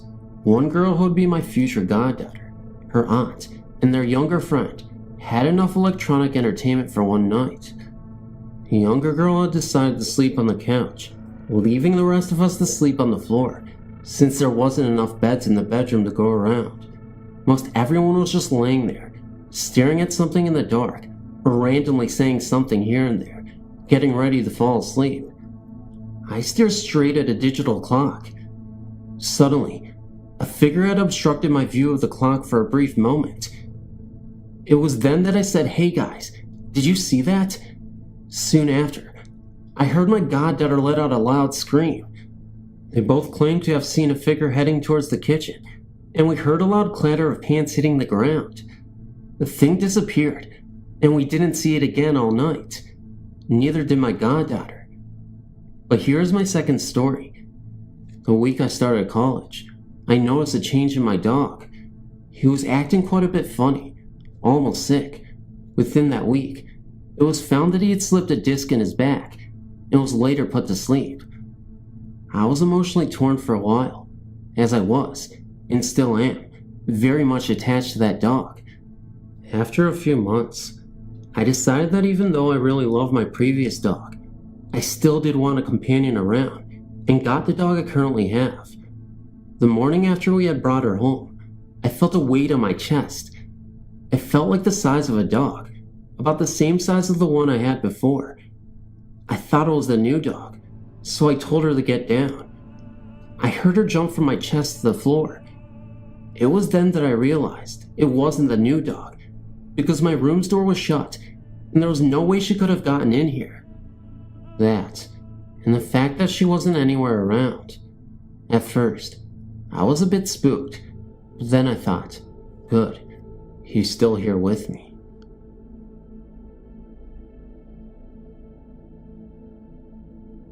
The summer I turned 18 and headed off to college, my family moved to Martinsville, New Jersey. They built a brand new house on land that was once part of what my grandfather called Indian country. Whenever I would go home for break, I never slept very well in the house. I always had butterflies in my stomach and couldn't pass out until the wee hours of the night, when my eyes just couldn't stay open anymore. One day, I was sitting in the family room, watching TV. Above the TV there was a 7x8 foot opening into the hallway upstairs. I caught someone out of the corner of my eye, walking by that opening and into my sister's bedroom. Immediately I thought it was odd. The only other people who were in the house were my mother and grandfather, both of whom were to the left of me, in the kitchen. When I told them what happened, they just stood there, looking at each other. Finally, my grandmother spoke up. Apparently, both her and my mother had seen a figure walk by the doorways in the house on a number of occasions. According to my grandmother, the lights flickered every once in a while too. She was under the impression the house was haunted. That night, I was lying in bed, reading a book. It was about 4 a.m., and I was the only one up. I decided to brush my teeth before trying to get some sleep. I opened the door to my bedroom and was about to turn left to go to the bathroom when I felt the need to look down the hallway towards my mother's room. My mom usually kept the door closed, but that night, the door was open, and there was a man standing in the opening. He was tall and skinny. The only man that was in the house was my stepfather, and he's short and plump. The figure was just standing there, looking at me. No, watching me. I immediately ran into the bathroom, my heart pounding. About 10 minutes later, I got the nerve to run back to my room and hide under the covers. Needless to say, I didn't sleep a wink. From that night on, I knew that the butterflies in my stomach were because I felt something watching me. Although it frightened me like I've never been frightened before, and even though I still get the shivers thinking about that night, I've always known this ghost was just a watcher. I didn't feel any evil or ill will from him, but I have no idea who he was. Like I said earlier, the land was considered Indian country, i.e., it was wooded, until they cleared it for the new development. So, it's possible the ghost was an American Indian, but for some reason, I feel that isn't right. That this man I saw was in fact white, and possibly a farmer from the early 1900s. Either way, the shadows and flickering of the lights continued until my family moved 3 years later. It's possible they even continue today, but I don't think anyone ever saw the man as clearly as I did that night. Thanks for reading.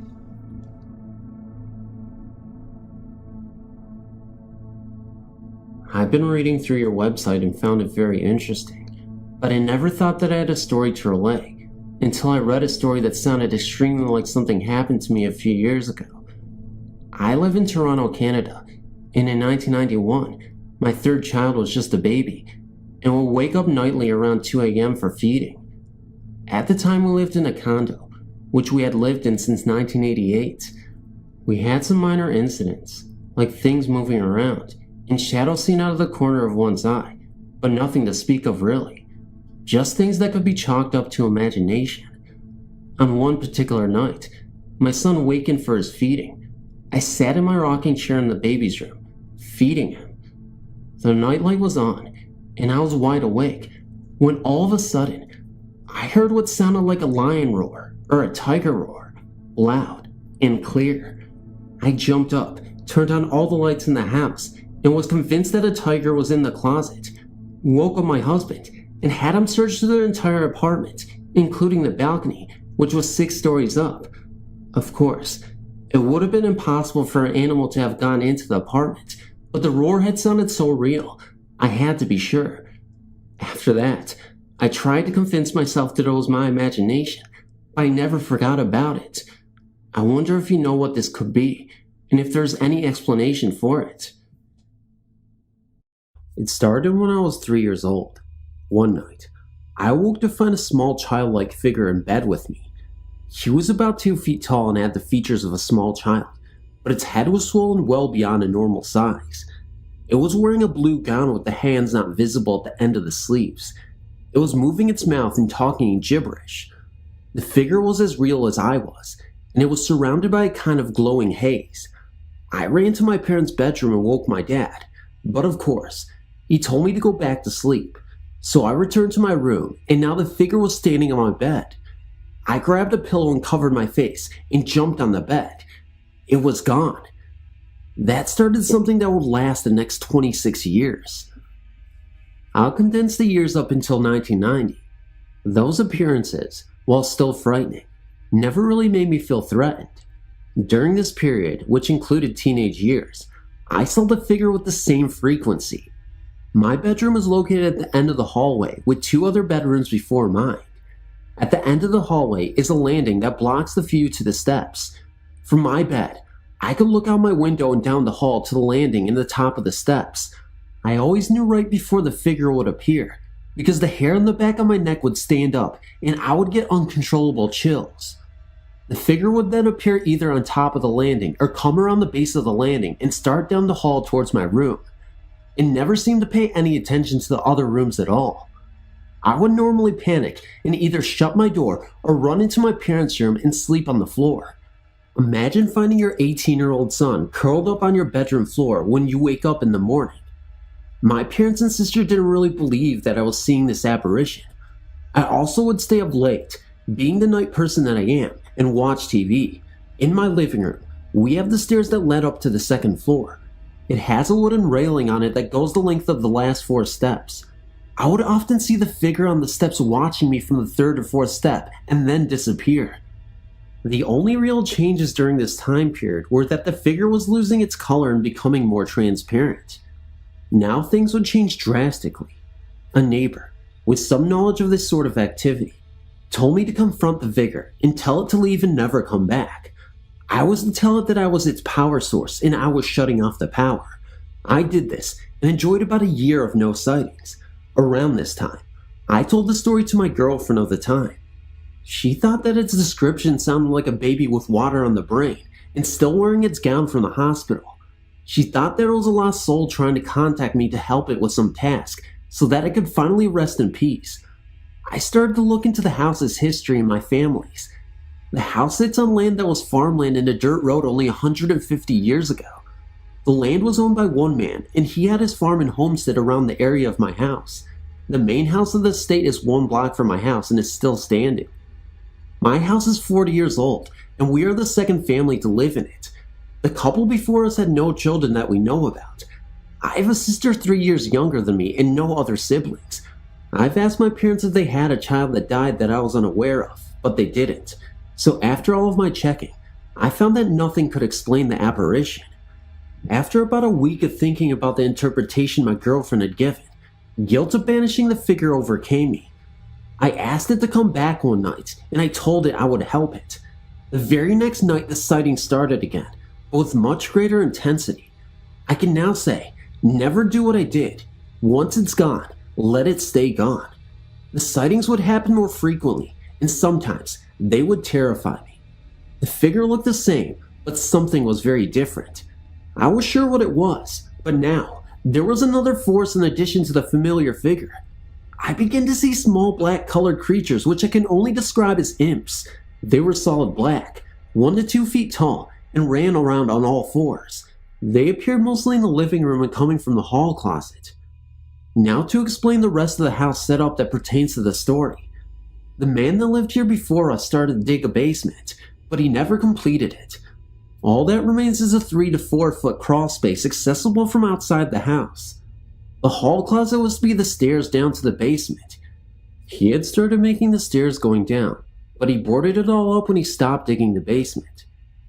The stairs going up to the second floor are directly over the would-be basement step in the hall closet, so there are 2 ways from inside the house to access the crawl space, if you really wanted to. Rip up the 3rd or 4th step of the stairs or knock out the back of the closet. I began to make the connection between where the figures appeared and where the access ways were. The sightings got more intense, and sometimes they even drove me from my house. Normally, my dog would sense a small figure and act funny when it was around, but now, when the imps appeared, my dog would be in a very deep sleep and I could never wake him up. I would either leave the house and stay over at a friend's. Sometimes, I would be knocking on her door at 2 a.m. terrified. Other times, if I was able to get between them and the steps, I would make a run for it to my room or my parents' room because even these creatures would not venture in the bedrooms. My mother was noticing my moods, and I had told her about the new happenings, so she told me to get her the next time I saw the figure or imps. The next time I saw the figure upstairs coming down the hall, I ran into her room and woke her up. I led her into the hall where the figure still was. I pointed to it, and it began to back away and go down the steps. I chased it down the 3rd step where it vanished. While she could not see it, she could tell by my eye movements that I was watching something moving across the hall and steps. I think that's when my family started to believe a little. I became so used to these new additions because they never did any harm, but they did make me feel very uneasy. The figure was becoming even more transparent. Certain lamps in the house would go on and off by themselves, often with other witnesses around. I would hear the TV go on in the middle of the night when I knew no one was downstairs.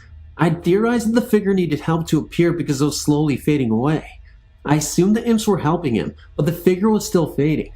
I was waiting for a new addition to the cast, so the figure could still appear, since I still hadn't figured out what it wanted me to do. The sighting stopped again for a few months. I spoke with a parapsychologist, but then decided to leave well enough alone. I didn't want things getting worse. I decided to go into the crawl space and check out the area under the stairs.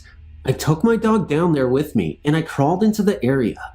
There had not been anyone under there for years before this.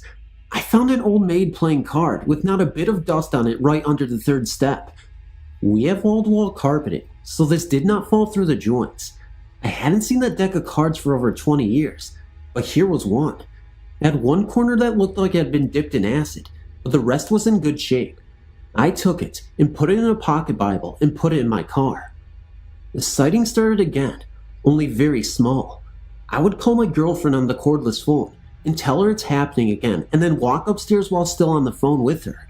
The next time was the worst of all. The figure appeared very bright, like it did 10 years ago, but it didn't look very happy. The imps appeared again, but they were more bold this time. Then a 7-foot tall man-shaped black figure appeared. It looked like it was either made of smoke or some liquid. It looked semi-solid, and you couldn't see through it. At the same time, the room was filled with imps, and a bearded old man's face took shape on the wall and started mumbling.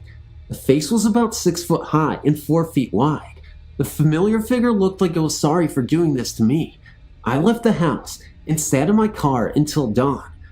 I knew I had to confront this new entity and try to drive it away. I also figured that if it wanted me, it was going to get me either way, so I had nothing to lose. My sanity, life, and maybe my soul were on the line, and I honestly believe this was the only way to stop it before it branched out.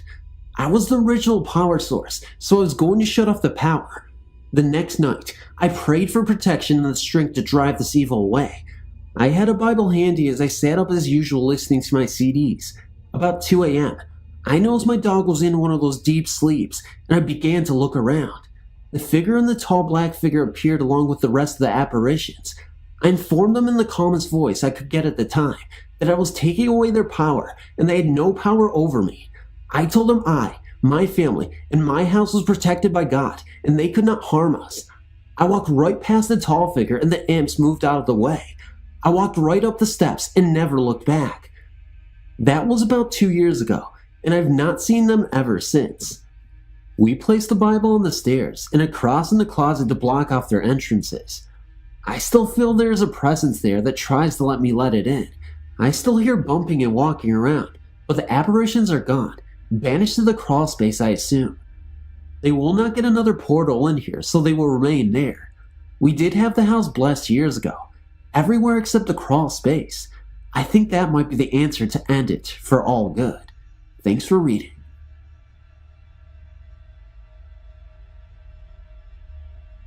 After my senior prom, my buddies and I dropped off our old small-town Tennessee dates and headed to another friend's house to unwind. The prom had been tough on all of us. We never chose the right dates, and we were watching MTV on the couch. This was 1983, you know. After severe 2 a.m. boredom set in, one of my friends and I decided to go for a walk on the golf course behind the house and see if anyone else was up at this hour. We walked a short distance, really just from one fairway to the next, and looked with interest at this giant old tree next to the creek at the bottom of the hill. It was a dark, clear night, and my buddy Mike and I could make out something under the tree. I asked Mike what it looked like to him, and he agreed with me that it looked like two people and one of them was digging. I thought I was someone up to no good, and the last thing I wanted to do on prom night was get busted by the cops, so I said we should leave. At this point, Mike and I were about 300 yards away from the shadowy figures. We turned around and took about 2 steps before I looked back again. In that 1 second, the figures had gained about 1/3 of the distance between us and were closing in fast. Mike and I both screamed profanities and hightailed it for the house. I shouted, "Don't look back," because the people in the movies that get killed are the ones who look back, but I forgot to remind him of the little knee-high chain that keeps the golf carts from leaving the cart path. As he sprawled out on the dump grass, I jumped blindly, hoping I would miss the near-invisible chain. I made it and helped him up without looking back, and we made it safely inside. Imagine if you were our third friend. Of course, you would have to go see it for yourself. So after a tall glass of water, we weren't into drinking beer yet. We took Kermit outside.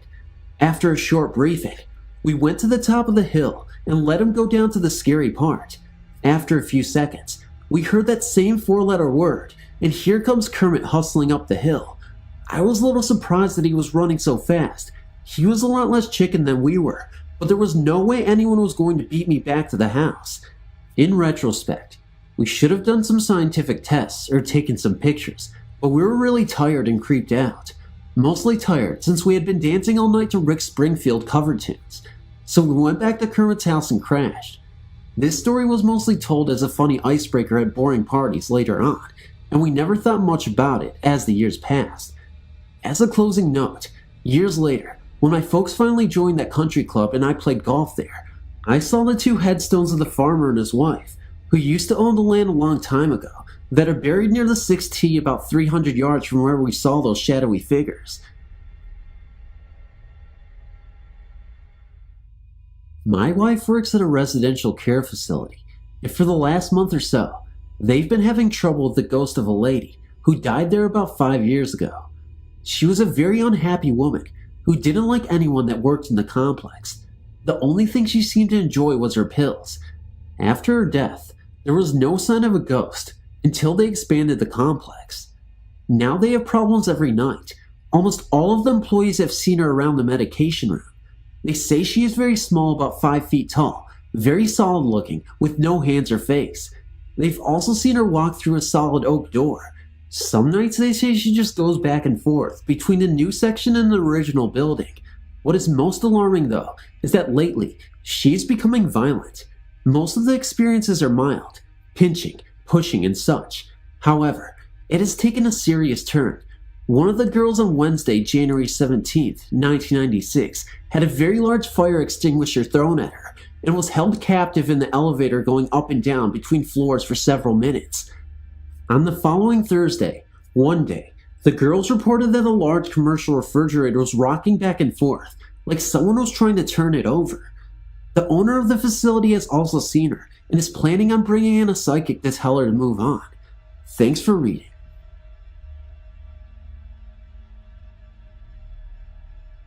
We own this farmhouse. It's haunted by a ghost named Catherine. The reason we know that the ghost name is Catherine is because one day, this lady stopped by and asked if she could see the house. We wanted to know why she wanted to see the house, and she told us that her father and grandfather built the house in 1900. Her grandmother, Catherine, loved the house. Catherine and her husband had to move. She didn't want to move because she loved her house and, while she was away, she died. I guess her spirit came back to the house. Let me tell you why I believe this. When we first bought the house, my Uncle Pat was living there. He would sleep in the living room of the house, and during the night, he would hear doors shut, and no one else was in the house. Plus, this happened more than one time.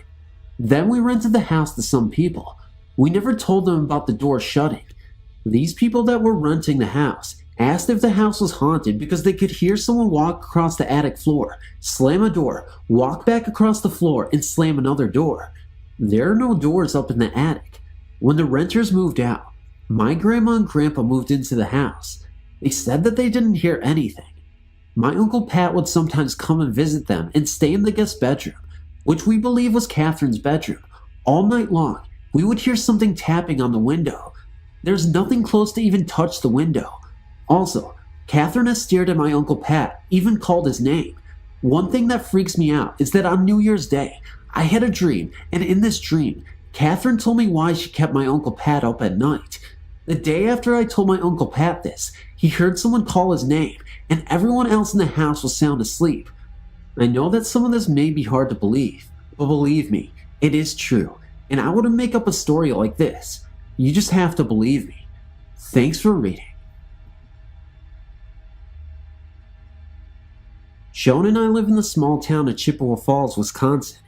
It is located about 90 miles east of the Twin Cities. One evening, Joan drove to Minneapolis to pick up her daughter, who was attending school there. On the return trip, Joan let her daughter drive, and they both conversed about school and other events in their lives. It was approximately 10 at night, and small pockets of fog banks began to develop on the highway. Joan turned from looking at her daughter and yelled at her to slow down and avoid what looked to be a motorcyclist. She recalled seeing a leather jacket and various details of the bike, but she vividly remembers how the headlights reflected off the chrome of the bike, yet it went through at the same time. The motorcyclist was in front of their vehicle for about 5 seconds and then drove off into the ditch. Joan's daughter pulled over to the side of the road, and they both looked at each other and verified what they had both witnessed. Spooked out of their minds, they sped for home. They were traveling on Highway 29, which links I-94 to Green Bay. Currently, HY-29 is being expanded to a 4-lane highway due to the many fatal accidents that have occurred in the past. Thanks for reading.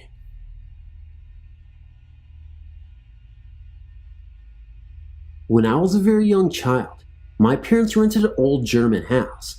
What made renting this house strange is that German families rarely rent out an entire house, especially to American servicemen and their families.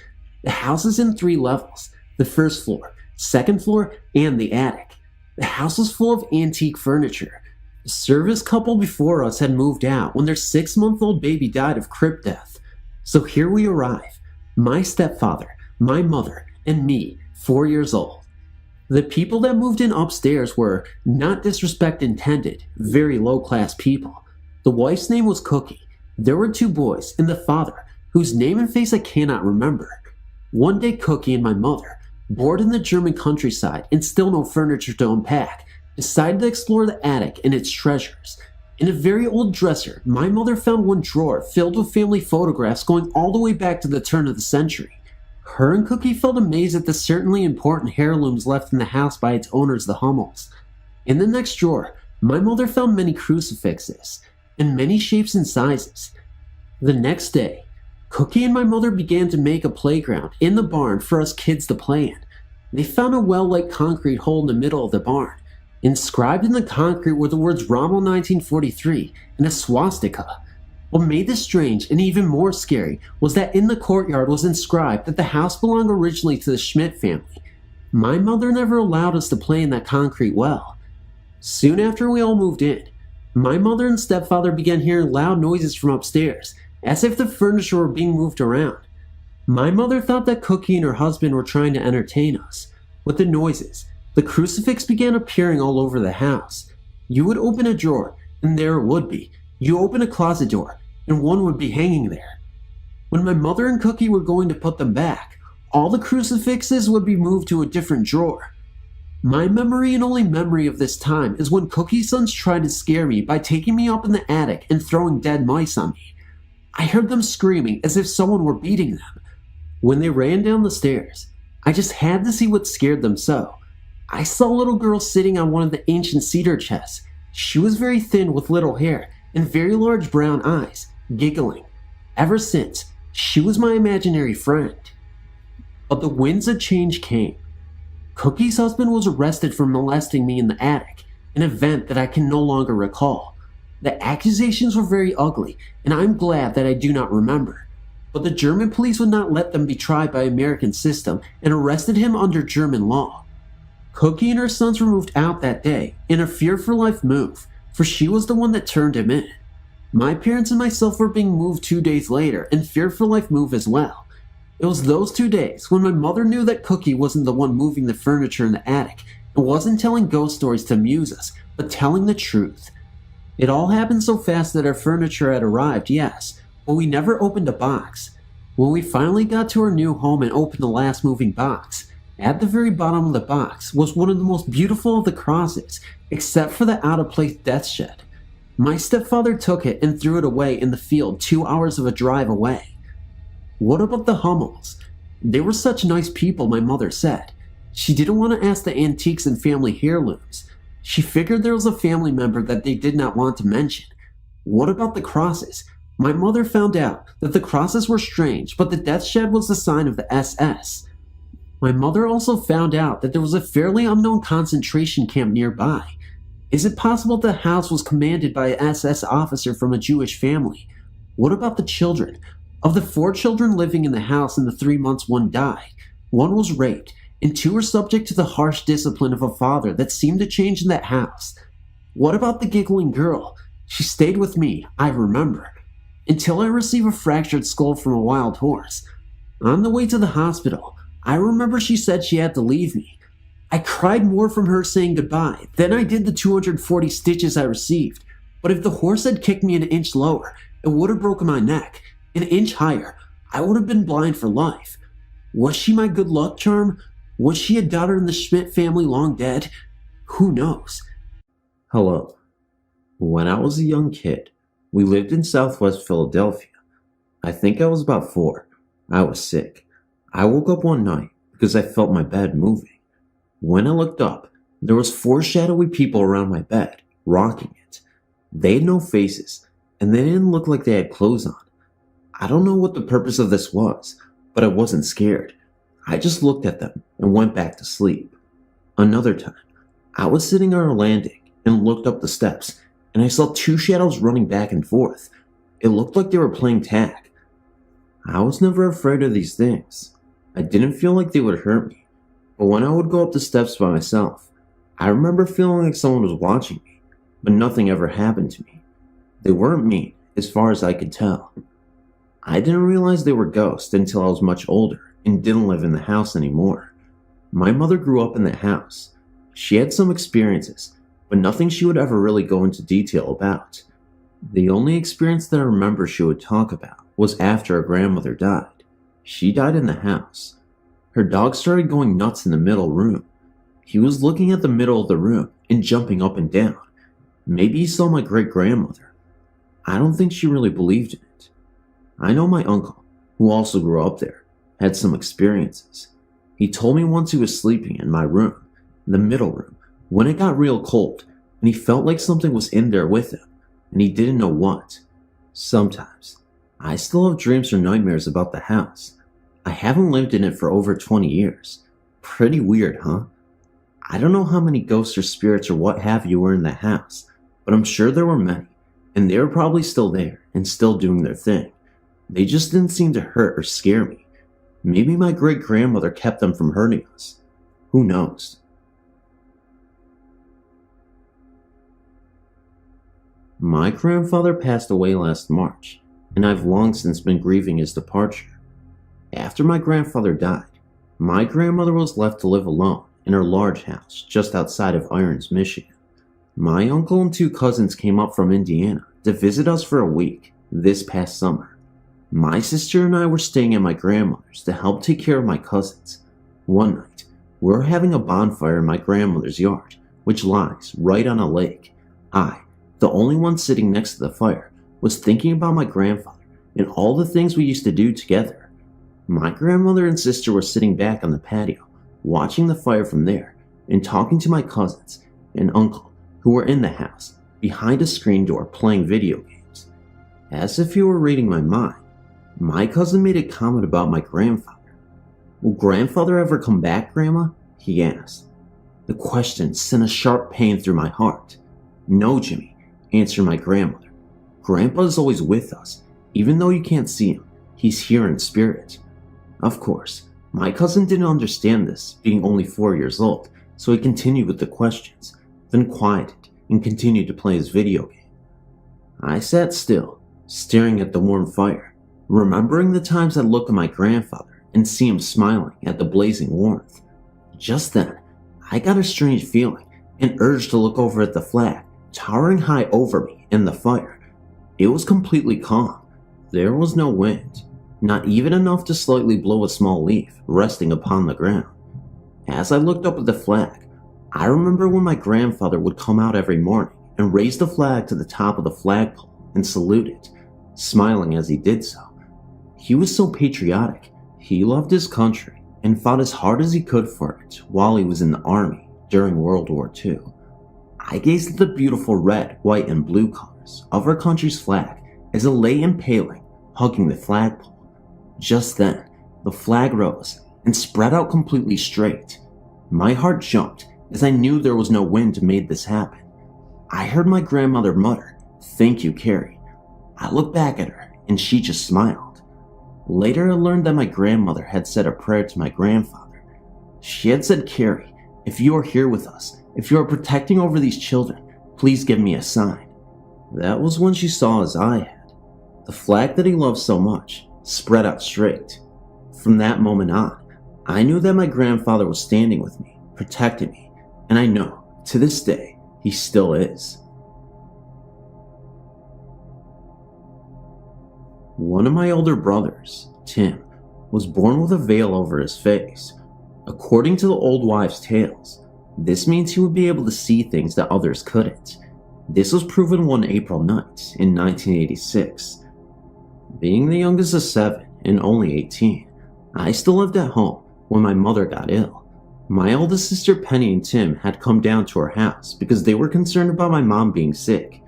Well, the night Penny arrived, we all sat around laughing and having a good time.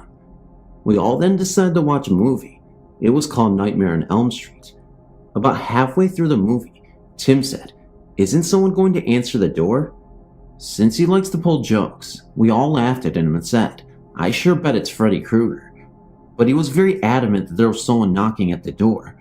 We all looked out the window, and there was nobody there.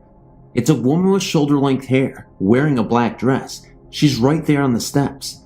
Tim kept insisting, and finally he got up and went outside. When he came back in, he said he couldn't find her, and she must have left. We didn't think twice about it until the next day. My mother got worse, so my dad and Penny took her to the hospital, which was 60 miles away. Since he likes to pull jokes, we all laughed at him and said, "I sure bet it's Freddy Krueger." But he was very adamant that there was someone knocking at the door. We all looked out the window, and there was nobody there. It's a woman with shoulder-length hair, wearing a black dress. She's right there on the steps. Tim kept insisting, and he finally got up and went outside. When he came back in, he said he couldn't find her, and she must have left. We didn't think twice about it until the next day. My mother got worse, so my dad and Penny took her to the hospital, which was 60 miles away. About 2 hours after they left, Penny, who has shoulder-length hair, called us and said to come right away, that her dad had collapsed in the ER. Tim and I get ready to leave, but before we could, Penny called to say our dad was having a heart attack. So Tim and I got in our cars and raced down there. When we got there, Penny met us at the door and told our dad was dead, and they had already taken him to the morgue. Being in shock, we didn't connect Tim's sighting of the woman in black at the door with what was happening, but Tim's sightings weren't finished yet. About a month after my dad was buried, Tim and his wife had gone to the cemetery to check on the headstone that was supposed to have been placed that week. They were checking the headstone to make sure the information on it was correct. Tim said to his wife, "Look, there's a man dressed like Dad sitting up there on that bench." My dad had been a farmer, so he always wore overalls and a straw hat if he was working outside. At first they didn't think anything of it, because the town where my dad is buried is a farming community, so there's a lot of people dressed that way.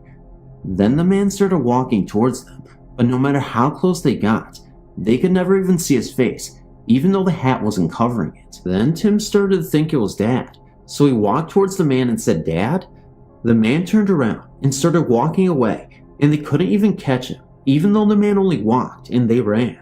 He finally disappeared at the edge of the cemetery, which was nothing but a line of trees on the edge of a creek with a plant, a factory, a few hundred yards behind that. When Tim told us about the man in the graveyard, everyone thought he was just missing my dad, until I pointed out that there are no benches anywhere in that cemetery.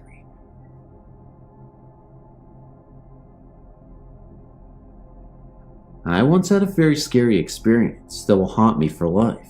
It was Super Bowl 96, and my family and I were at a party at my cousin's house. My cousin has a graveyard in the back of her house. She had just moved in and was telling us about stuff that had happened to her since she had moved in. We decided to explore the graveyard that night. In the graveyard, there was a church, an old abandoned church. We figured they kept the families in there who had died. We got a flashlight to look in the windows. We were looking around in the windows when suddenly my cousin gasped and looked up. We all looked up, and in the top window was a pale face looking down at us. She was so pale and sickly, her hair was dangling over her eyes. She was faded, but we could see her. When we saw her, we bolted. We screamed all the way back to the house. After a while, we were brave enough to go back to see what happened. When we got there, the doors that were boarded up and vined were totally open. We ran back and never went back there again. And if you don't believe me, don't, because I know it is true. There are some scary things that haunt us that we will never understand, and this is definitely one of them. I'm young, but have had my run of bad luck. When I was 8, 2 of my dearest friends were shot minutes after I had left the woods. Sandy, Claire, and I were in the woods in the summer. We had fallen asleep in the treehouse when all of a sudden, I was woken up by a noise. Sandy turned to me in her sleep and told me to run away as fast as I could. I was shocked and did not want to leave, but then she screamed at me. I took off running into the woods. I stopped and turned around to hear 2 gunshots and screams. They had been shot in their sleep. 3 years later, I was talking on the phone with a friend, and I noticed my dog staring at the corner of the room, where I had a picture of my friends and I in the woods. I turned and saw a shadow in the window of a little girl. I told my friend about what I saw. I kept watching. It turned to me and said, run fast. My friend on the phone asked who was that. I turned off the phone and ran out of the house just as a window was broken in the house by a man with a gun. I ran next door and I called the police. This may not be one of the more exciting tales that you've heard, but I assure you that it's true. My name is Lindsay and I'm 16 years old. My best friend has claimed to be a psychic and has proven his ability several times. He enjoys freaking me out by reading my mind and knowing what I'm doing while I talk to him on the phone. He told me that he used to have guardian ghosts when he was little that only appeared by his bedside when he was woken up by nightmares. However, as I do not know the whole story behind his ghost, I am writing about a different instance where his powers came in handy. One more note on him. He can astral project, meaning that he can send his presence places while his body is sitting comfortably at home. He has only done this with me once, when I was upset and crying while I was on the phone with him. Now for my experience. I was on the phone with my best friend, as usual. It was about midnight, and we had been having a very serious conversation. I was getting very upset, and was curled up on my bed with the phone. We had both been silent for about a minute, when I felt a presence in my room. I said, "You're here, aren't you?" Thinking that he projected himself into my room. He told me that it wasn't him. Suddenly, I was hit with a feeling of pure hatred and evil. Though I couldn't see anything out of the ordinary, I knew exactly where the thing was. I huddled into the corner of my bed as I slowly became hysterical, saying, "There's something here. Get it out. It's here, and it's bad." He told me to block my mind and that he would help me.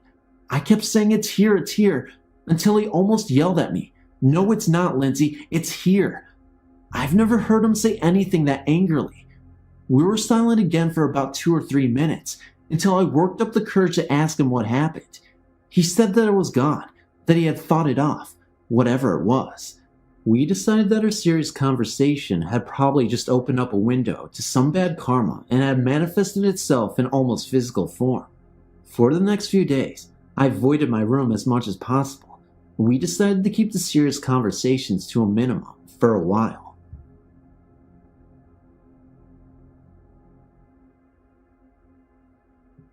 I've had several experiences with entities, mostly I believe evil. They seem to be attracted to me.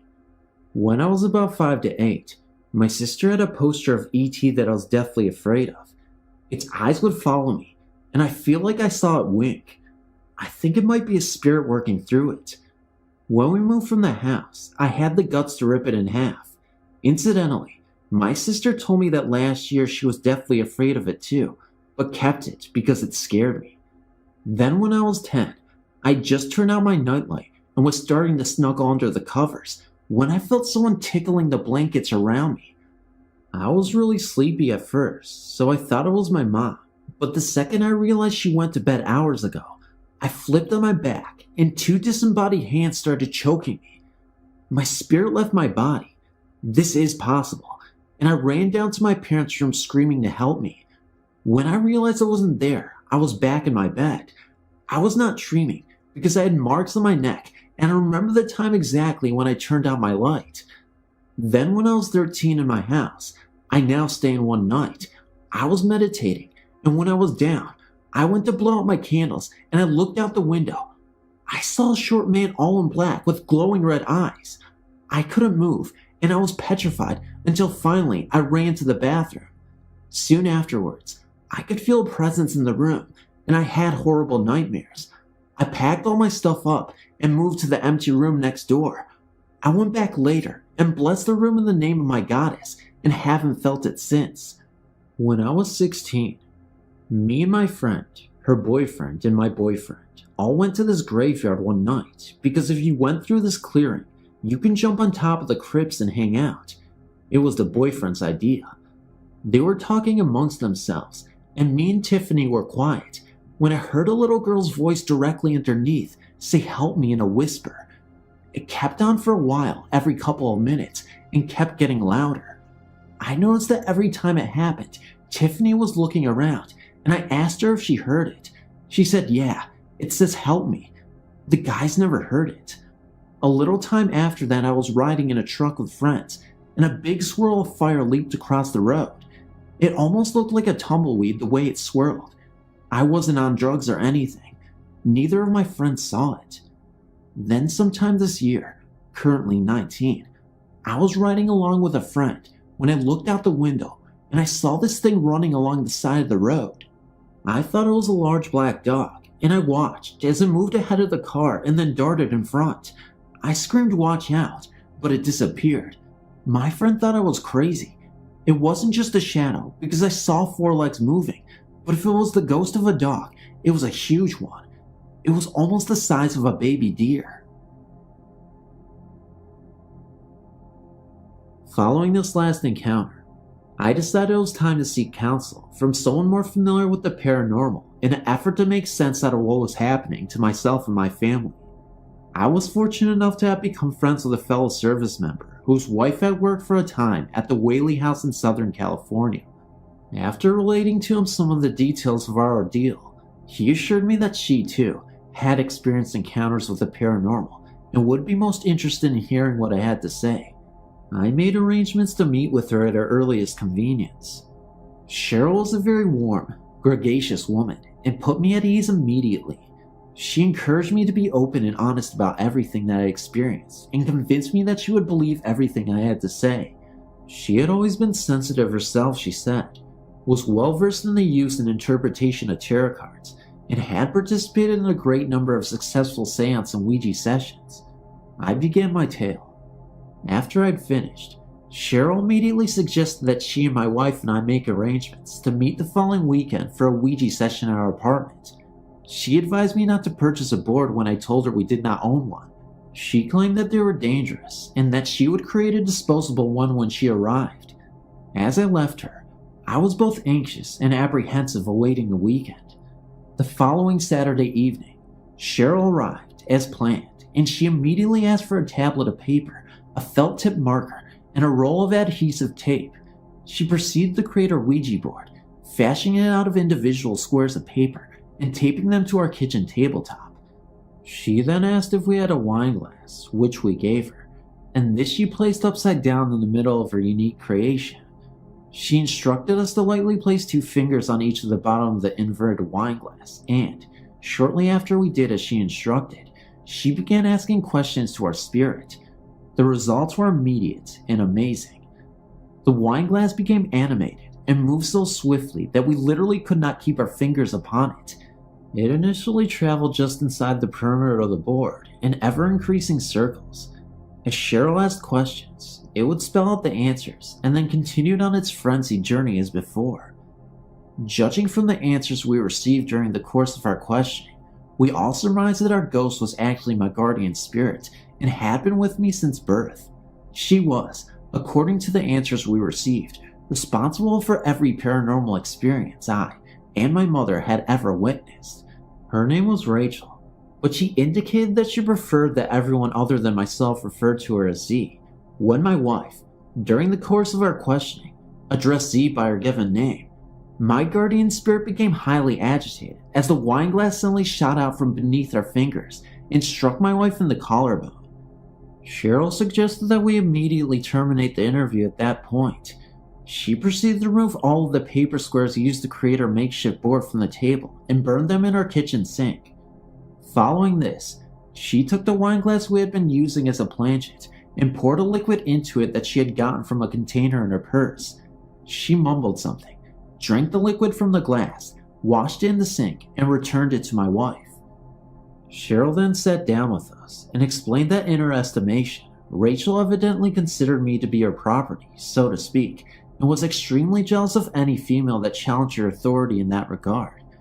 She stated that Rachel was very empathetic to my emotional state, and would tend to display more often while I was ill or at ease, or in a state of emotional distress or confusion. She suggested that my wife's and my recent reconciliation, following a brief separation, and my upcoming release from the service were likely contributing factors to the frequency and intensity of our recent experiences with her. She was somewhat concerned, she said, about Rachel's blatant hostility towards my wife, but felt that as our lives returned to normal, Rachel would follow suit. She was right for the most part, until shortly after we moved. Following my release from the service, we returned back to the Midwest and lived for a brief period of time with my in-laws. During this time, my wife gave birth to our youngest son, and our experiences with Rachel became nothing more than unbidden recurring memory. By May of 1977, I was gainfully employed again, and by the following month, we were able to secure a townhouse which we leased for a year. Shortly after arrival in our new home, Rachel decided it was time to become reacquainted. She began innocently enough. Initially, the TV just began changing channels by itself again. Then we noticed that the water taps would shut off by themselves as we washed dishes, bathed, or showered. Usually it was the hot water that would be slowly extinguished, leaving us to wash in the icy cold water. Unless, that is, Rachel was upset with us for some reason. Then it was the cold water, scalding us until we realized what was happening and could defeat our efforts. The faucet knobs would be visibly turned to the right and be shut off. It took us a while to notice this, but we eventually did. We became accustomed to keeping an eye on the faucets so we could thwart her attacks. I should stress here that while I say we, and I did witness many of these occurrences, I was not subject to them personally. When I say we, I mean my wife and extended family or friends that came to visit us. I should also note that Rachel never harmed or attempted to frighten the kids. I did, however, feel the effects of the furnace when it began turning on by itself during the summer months and the air conditioning turning on in the winter. It got to the point where my wife and I trained ourselves to subconsciously listen for almost a click of the thermostat control, so we could react quickly and accordingly. As odd as it sounds, these daily interruptions to our lives became almost commonplace and second nature until they were brought to our attention, sometimes hysterically, by our house guests. At which point we attempted, as rationally as we could considering the circumstances, to explain the phenomena. We were for the most part able to assuage their fears. That is until my friend Dave spent the night.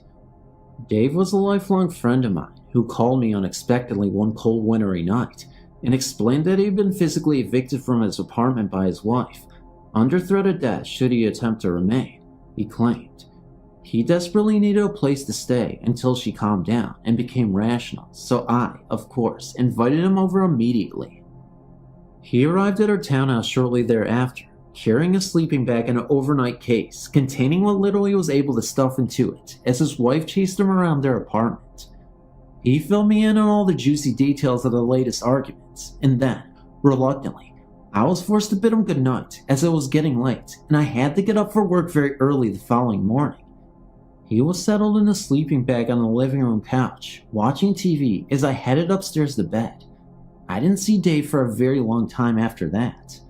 When I awoke the following morning and headed downstairs for my coffee and car keys, I immediately noticed that while Dave's sleeping bag, shirt, and shoes were still lying on the floor where he had left them the preceding night, he and his pants were nowhere to be found. Somewhat alarmed, I immediately went to the kitchen window, looked out into the parking lot, and noticed that his car was also gone. Had his wife called him at her house and begged him to come home, with a phone in our bedroom, we would have surely been awakened by its ringing, and Dave had assured me that his wife had no idea where he had gone. Had he called her perhaps? If so, why then hadn't he dressed before he left? Especially considering an extreme cold and with a foot of snow on the ground, there had to be a reasonable explanation, or so I hoped. Returning home from work that night, I immediately attempted to contact Dave by telephone at his apartment. The operator informed me that his line had been temporarily disconnected. I later learned that it had been ripped from the wall during he and his wife's argument. Growing more concerned, I then called his brother and was relieved to hear that he had indeed returned home to his wife the previous night. The circumstances regarding his sudden, half-nude departure from our house, however, was going to be left for Dave to explain, but Dave made no effort to contact me at all. 2 weeks to the day later, I was finally able to contact Dave by telephone at his apartment. He assured me that he and his wife were doing fine again, and then oddly, asked if I would personally return or mail to him the belongings left at our house that night. I suggested that he stop by for them one evening and fill me in on the details surrounding his sudden departure, but he emphatically refused. In fact, he stated that he would never set foot again in our house if he had anything at all to say or do about it. I was extremely perplexed at this point, and it took me 2 months and a 12-pack of beer to finally pry the story out of him, during which time I held his possession hostage. It seems that shortly after I had gone to bed that night, Dave decided that he should also get some sleep. He told me that he had gotten up from the couch and turned off the television and then slipped back into his sleeping bag. Almost immediately after he had settled in, facing the back of the couch, he said that someone tapped him on the shoulder. Assuming it was me, he turned over to face where he thought it would be standing and saw only the darkened living room. As my mother had years earlier, Dave said he came to the immediate conclusion that I was messing around with him and simply rolled over to go back to sleep. As soon as he did, he said, came the shoulder tapping once again. He claimed that he jumped up and turned on the lamp at the end of the couch, hoping to catch me as I ran to hide, and was surprised to find the living room once again empty. Somewhat unnerved, but again blaming me, he turned off the light, this time deciding to face the living room. The tapping now came from behind the couch. He ignored it. It came again. He again refused to acknowledge it. Suddenly, he said, one end of the couch, with him on it, was propelled approximately 3 feet into the air and dropped to the floor. He struggled out of the sleeping bag and bolted straight upstairs to where my family and I slept. He stood, he said, outside our bedroom doorway for almost 10 minutes, torn between awaking us or fleeing. After calming down, he decided to go to the bathroom and return to his sleeping bag, having rationalized that what he experienced could be attributed to that night's activities with his wife. He returned downstairs and headed for the half bath located directly off of the kitchen. As he approached the bathroom doorway, he said that the bathroom light suddenly turned on by itself and the door slammed shut directly in his face, missing him by only fractions of an inch. That was the final straw. He grabbed his pants from the floor near the end of the couch. He would have left them too, he said, had it not been for the fact that they held his car keys, and ran for the outside door. As he ran through the snow, struggling to get into his pants, he claimed that as he looked back, towards the apartment windows, the bathroom curtains parted and the light went out. Dave held true to his word and never returned to our apartment again. I delivered his belongings to him personally as he requested. This is not a personal experience, but that of a friend. Her mother had been recently divorced and decided to buy a cute little house for herself and her 2 daughters to live in. The house was that of an elderly lady who was confined to a wheelchair. Before they moved in, the place needed a good cleaning, and some of the carpets needed changing, most notably the one upstairs, which had been the woman's bedroom and where she painted with oil paints, because there had been a worn path from the wheels on her wheelchair through the upstairs room where the lady had spent most of her time. The girls took the upstairs room, and their mother was downstairs. In the beginning, my girlfriend would hear noises during the night, but would think it was either the house settling or her imagination. Then she started to smell paint for no apparent reason, with or without the windows open, breeze or no breeze, night or day. The sounds became more defined and would often happen often. She told me that it sounded as though someone was moving around her room. She would hear the squeak of wheels, and the smell of paint was so strong. I never had the impression of fear from her. She often joked and said it was her room before it was mine, and she has every right to be here. In the 3 years that they lived in the house, before they moved out of state, the carpet in her room had to be changed 3 times because the same worn marks had been there when they first bought the house. It kept coming back.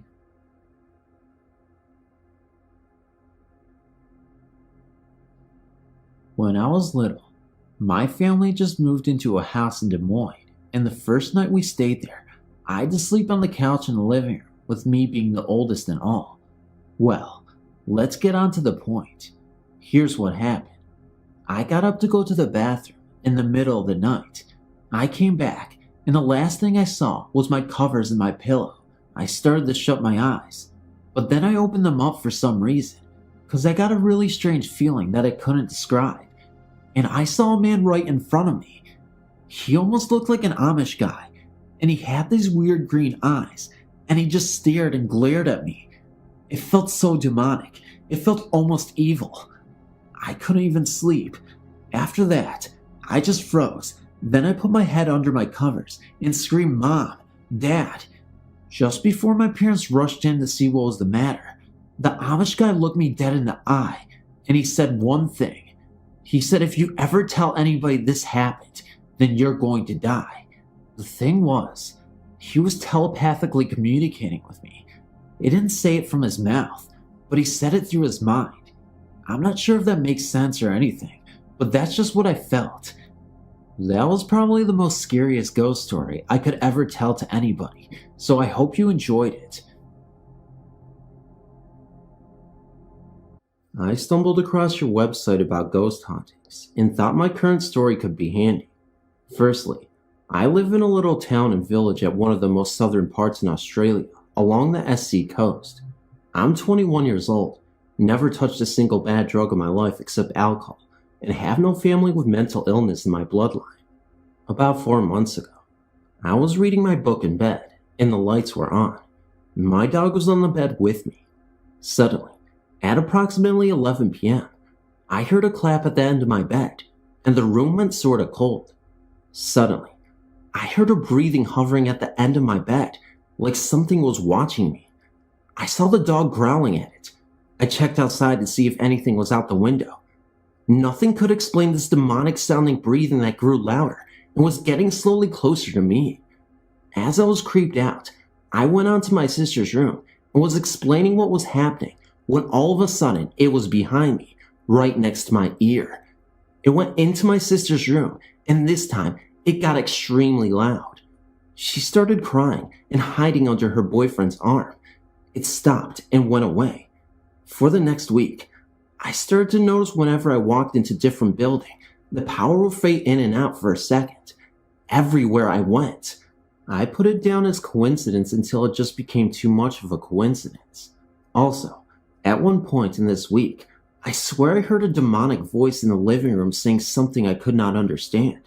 I told it to leave. After a while, things stopped, and 2 months after the first incident, I was laying in bed one morning where suddenly I froze. I was trying to send a text message, and from what I recall, the writing changed. I was trying to read it, but my vision blurred, my body was shaking, and I could not speak. I definitely was not religious, but I was praying subconsciously. It was really intense. This lasted about 2 seconds, 2 months later, and it's up to today, on Monday. On Friday night, my mate stayed over. My dog was on my bed once again. I heard my dog growling at something, and based on past experiences, I decided to just roll the other way and sort of just block out everything. My mate, on the other hand, was scared to death, as he told me the next morning that a really bad presence was in the room. He said he just could feel it. It was suddenly cold, and he said breathing came from the hallway, got louder, and went into my bathroom, which is when the dog started to growl. It stuck around for about 2 minutes. My mate was too scared to move, and didn't even tell me it was happening. Last Sunday, possibly the most intense thing happened at around 4:30 a.m. I went to turn the DVD player off with the remote. I accidentally fell asleep with it on, and then rolled onto my left side. Out of nowhere, wind was rapidly blowing in the room. It was a harsh, freezing cold wind, blowing on my face as I was covered by my blanket. A very deep, dark, but clearer than usual voice echoed in my right ear. It was saying something in a totally foreign language I had never heard like before. I could not control my body at this time. I was frozen into my bed and could not speak. I was trying to recite a prayer that my mate's dad, who is a priest, told me to say if shit ever went down. I could only mumble it, and this time it snapped out, and I yelled the word God subconsciously. The room became so still. It was daunting. I like to consider myself to be very logical and usually skeptical. I never would have believed such stories in the past, but now that I've experienced it and have heard so many stories of my friends doing seances and stuff, I think it's legit. I do not believe this to be a human spirit. I actually believe it to be some form of bad spirit or a demon. I still am not a religious person. However, I now believe in the unseen. I hope to get some much needed sleep now.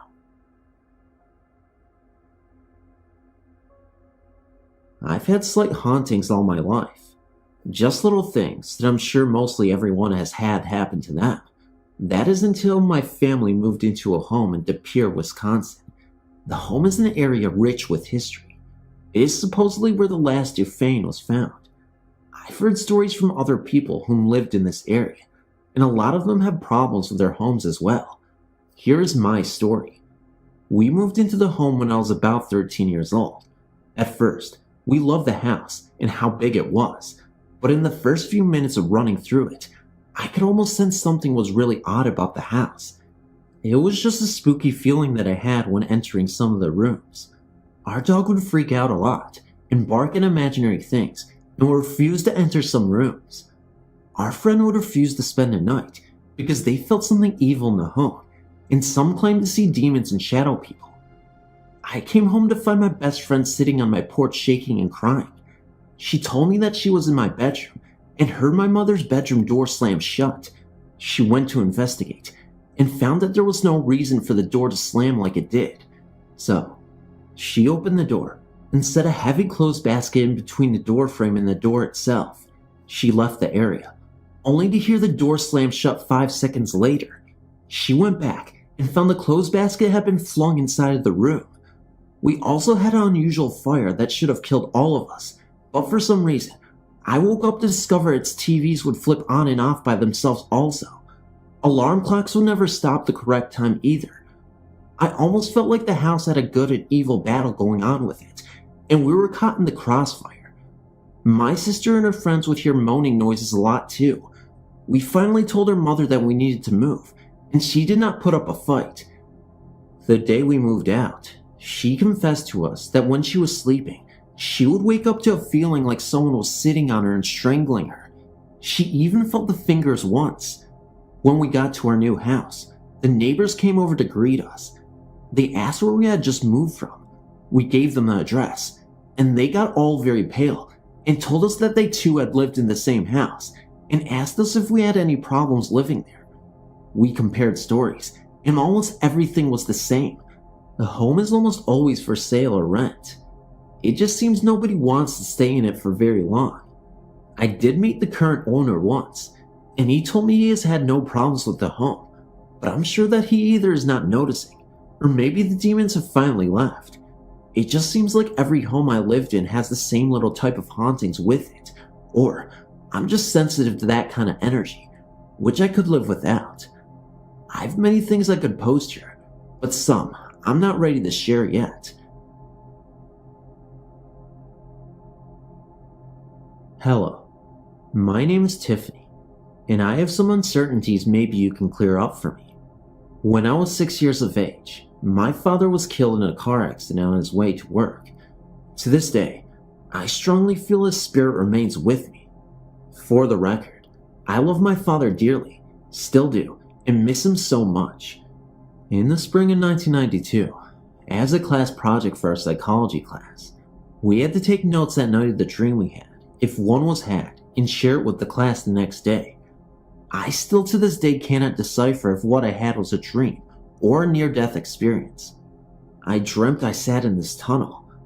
It had all my favorite childhood memories within it, my stuffed bear, my ball, my favorite tricycle, etc. Also in that tunnel was my father, dressed in a white gown, sitting on a chair. I knelt down next to him and listened to him tell me, "Tiffany, I love you, and I need you to understand this is not your time." I told him that I loved him and missed him so much, but he told me that I couldn't go, because then I couldn't tell my mom what he wanted me to share with her. He told me, "I understand you miss me, but you have to understand that one day we will all be together, and that time is not now. You have to let your mother know how much I miss her and care about her, as well as the rest of you. I have 6 siblings. The light in this tunnel was absolutely beautiful. I've never seen anything like it before. As I was drifting away from him in the dream, I was waking up, sobbing uncontrollably. Of course, I had to go and share this with my mom, and she was speechless. Since then, I've only had one other dream with my dad and siblings in it. Of course, real as ever, and again, so upset I couldn't be with them. I'm just not so sure if the first one was an actual dream, out-of-body experience, or near-death experience. It was just amazing. My second experience, when I was 20 to 21, I became pregnant. I lived with my cousin and her boyfriend in Ballsville, New York, in an apartment on Downer Street.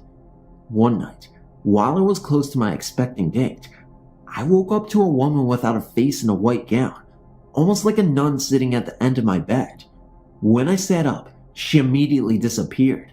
She showed up a few times after, almost as though she was watching over me. It didn't matter if I moved my bed from one side of the room to the other, she still found her way. To this current day, I still feel like I have family who have passed on watching over me. I've been told I have an older man, usually sitting at my kitchen table with a cigarette in one hand and a cup of coffee in the other, which sounds much like my grandfather.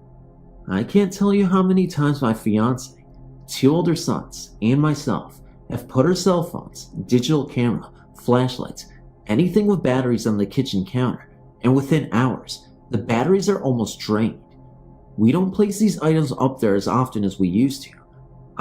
Many times when family is going to pass on, see the individual in a dream the night before, and that's when I know their time has come. I've had dreams which include the dead meant for other people, and let me tell you, they physically drain me. Oh my god, sometimes it's fun though.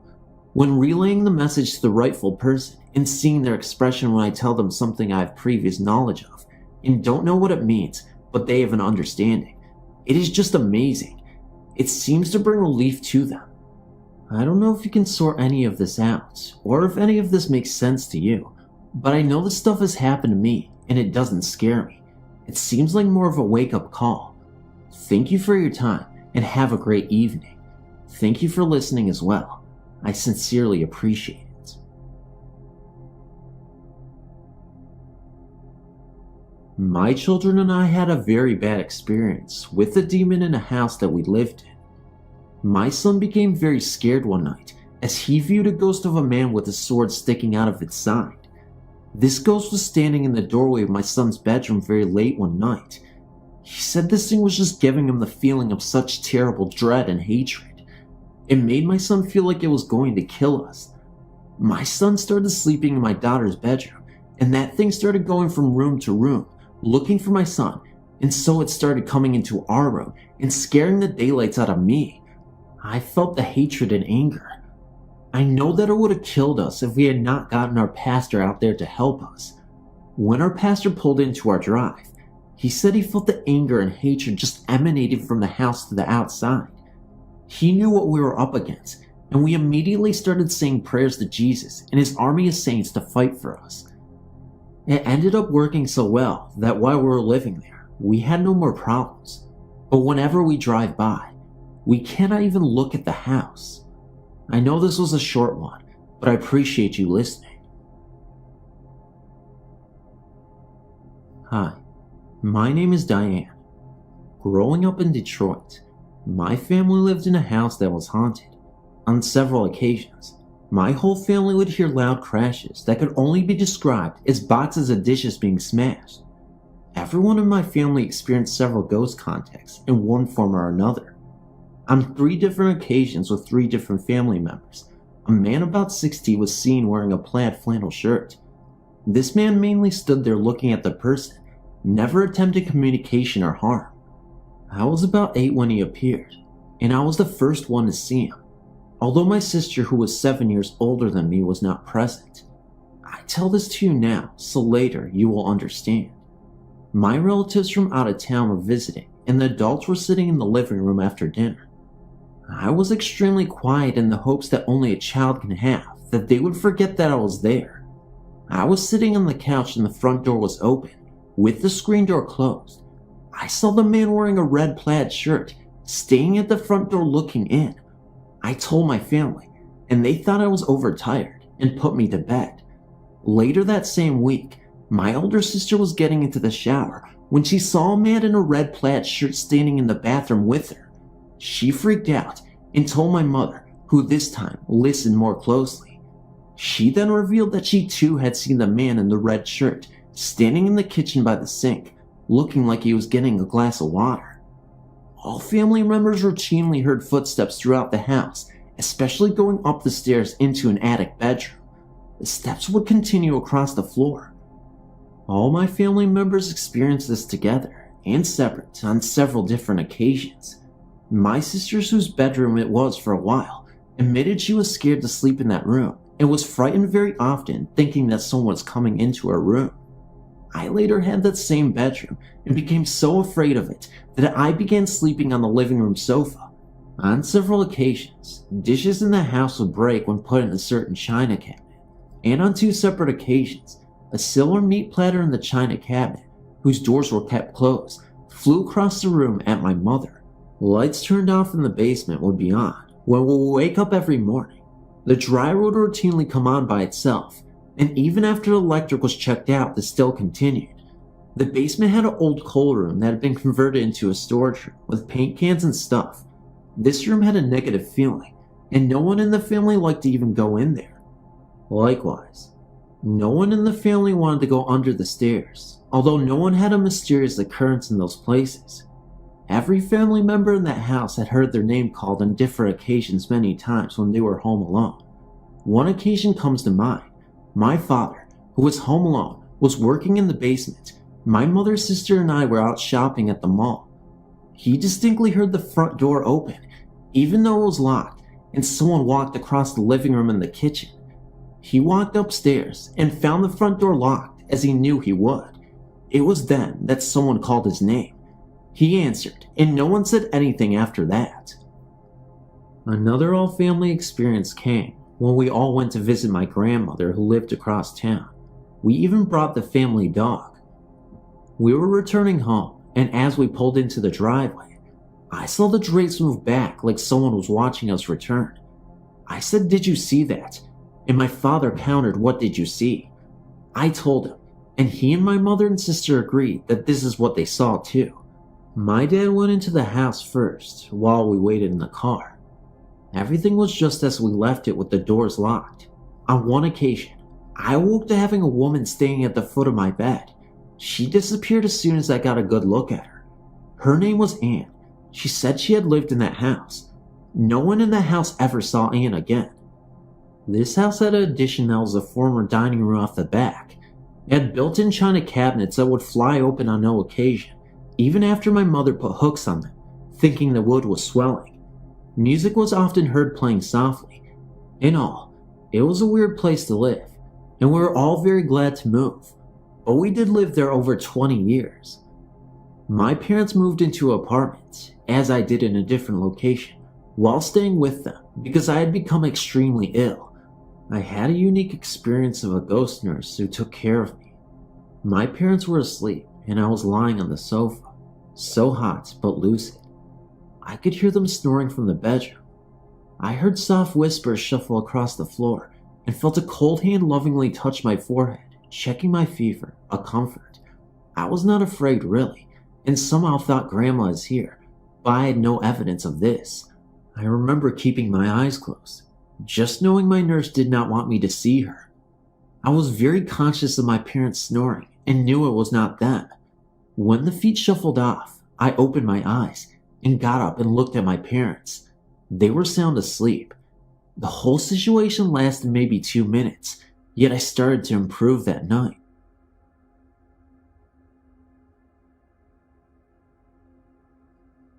Hi, I don't have any pictures or sound files, but I just wanted to share my story, and maybe you can give me an idea of what on earth I saw. When I was 6, I shared a room with my older brother. He was fast asleep, but I couldn't resist. I remember tossing and turning. I had this toy closet with a short door on it. I looked at the door and saw a large hole in it. It was black, with no real shape, and had a hole in the middle of it, the only spot that wasn't black. Anyway, I get up and shake the curtains, trying to see if it was a shadow. I put my hand in front of it. I move my toys and dolls. What is making the shadow, I thought. I stood in front of it and just stared, and then moved off the door and just hovered in front of me. Now, this is where it sounds really stupid, but remember, I was only a kid. I asked if it wanted to play chess. I was frightened, but didn't know what else to do. I turned and ran and looked, seeing it coming from behind me. I look up at my door. My room had no door, just an opening, and there was a black shadowy figure, like the smaller one, but in the shape of a very, very tall man. He was blocking my way out, but I didn't care. I ran through him and into my parents' room, under their covers, and never peeked out. Years later, when I was around 14, my best friend spent the night with me in that same room, and told me she woke up around 5 a.m. to see a tall, shadowy man looking down at us in the darkness. She thought it was my father. My father never comes up into my room. He never has. I know this is real. I wasn't dreaming or just imagining things. Have you ever heard a story similar to this before about a black figure that changed shape? I've never seen them since, but I'm still curious. After reading some of the experience others have shared, I wanted to highlight a few of my own. I tend to be very observant of activity around me, whether I see it or not. Some people think it's an overactive imagination, but if they felt and saw some of the things I have, they would think otherwise. I guess my first experience would have to begin with what I consider my guardian angel. To start off, I lived in a fairly average house with 3 bedrooms and 2 bathrooms, which was built in 1960. There were no previous owners. My room was at the end of a long hallway with my parents right next to it, quite convenient for late night toilets. When I was around 6 years old, I had my first experience with a world other than my own. I remember it so clearly. I'd been asleep and had a disturbing dream. I woke up, about to call for my mother. At the time, my bed was on the opposite wall of the door, and I could see my parents' room and most of the hallway. Before I called out what I saw, what I thought was my mother came into the room. I had a distinct feeling of peace immediately. I saw her clearly wearing her bathrobe with the blue and white stripe down the center and rollers in her hair. She walked into the room and up the length of my bed. When she reached the head of the bed, I put out my hand to her and felt nothing but cool air. She just looked down, smiled, and vanished. It did not frighten me that she was gone, just the opposite. I felt relieved and immediately fell asleep. The next morning, when I awoke, I saw my mother in the living room and noticed that she did not have any rollers in her hair. I asked if she had worn anything the night before, and she said no. I then asked if she had come into my room that night, and again, the answer was no. I did not say anything further in case she would say I was just dreaming. I knew then, as I do now, that I was not dreaming. It wasn't until a few years later that I told her when another strange thing happened to me as I lay in bed. I was about 15 at the time and still having trouble sleeping. My room had since been rearranged differently, with the head of my bed moved to the diagonal corner from my door, still viewing my parents' room. As I lay waiting for sleep to take me, I had the strangest feeling overcome me. This has happened twice since. I was laying on my side, staring at the opposite wall, when my vision began to tunnel. I felt my body begin to go numb and could hear, distinctly, my heartbeat slow. At first I thought I was slowly falling asleep, until I realized that I was very much awake. I was still staring at the wall, and I could make out my hand laying in front of me. I tried to move but could not. I tried to call out and could not. I thought I was dying. I could still hear my heart slow and was watching as my eyesight dimmed. Just before all that went black, I heard a distinct voice, which I thought was my mother, call my name. I heard it several times before my body and mind were together again. As soon as I could move, I sat up to see if my mother was in the room. She was not. I then went into my parents' room where both were sound asleep. I was extremely perplexed and exhausted after the ordeal. The next morning, I told my mother about the night before and about the time I was 6. She told me that it must have been my guardian angel, coming in a form that was soothing to me. I've now been to college twice and had other strange activity that did and did not include my angel. That can go for another time. And never forget that the young are always prone to see and hear what we cannot, because they are more open to the world than elders. It's not always an overactive imagination either. Thanks for reading. I've only had one paranormal experience. It happened last October when my boyfriend had temporarily rented a trailer.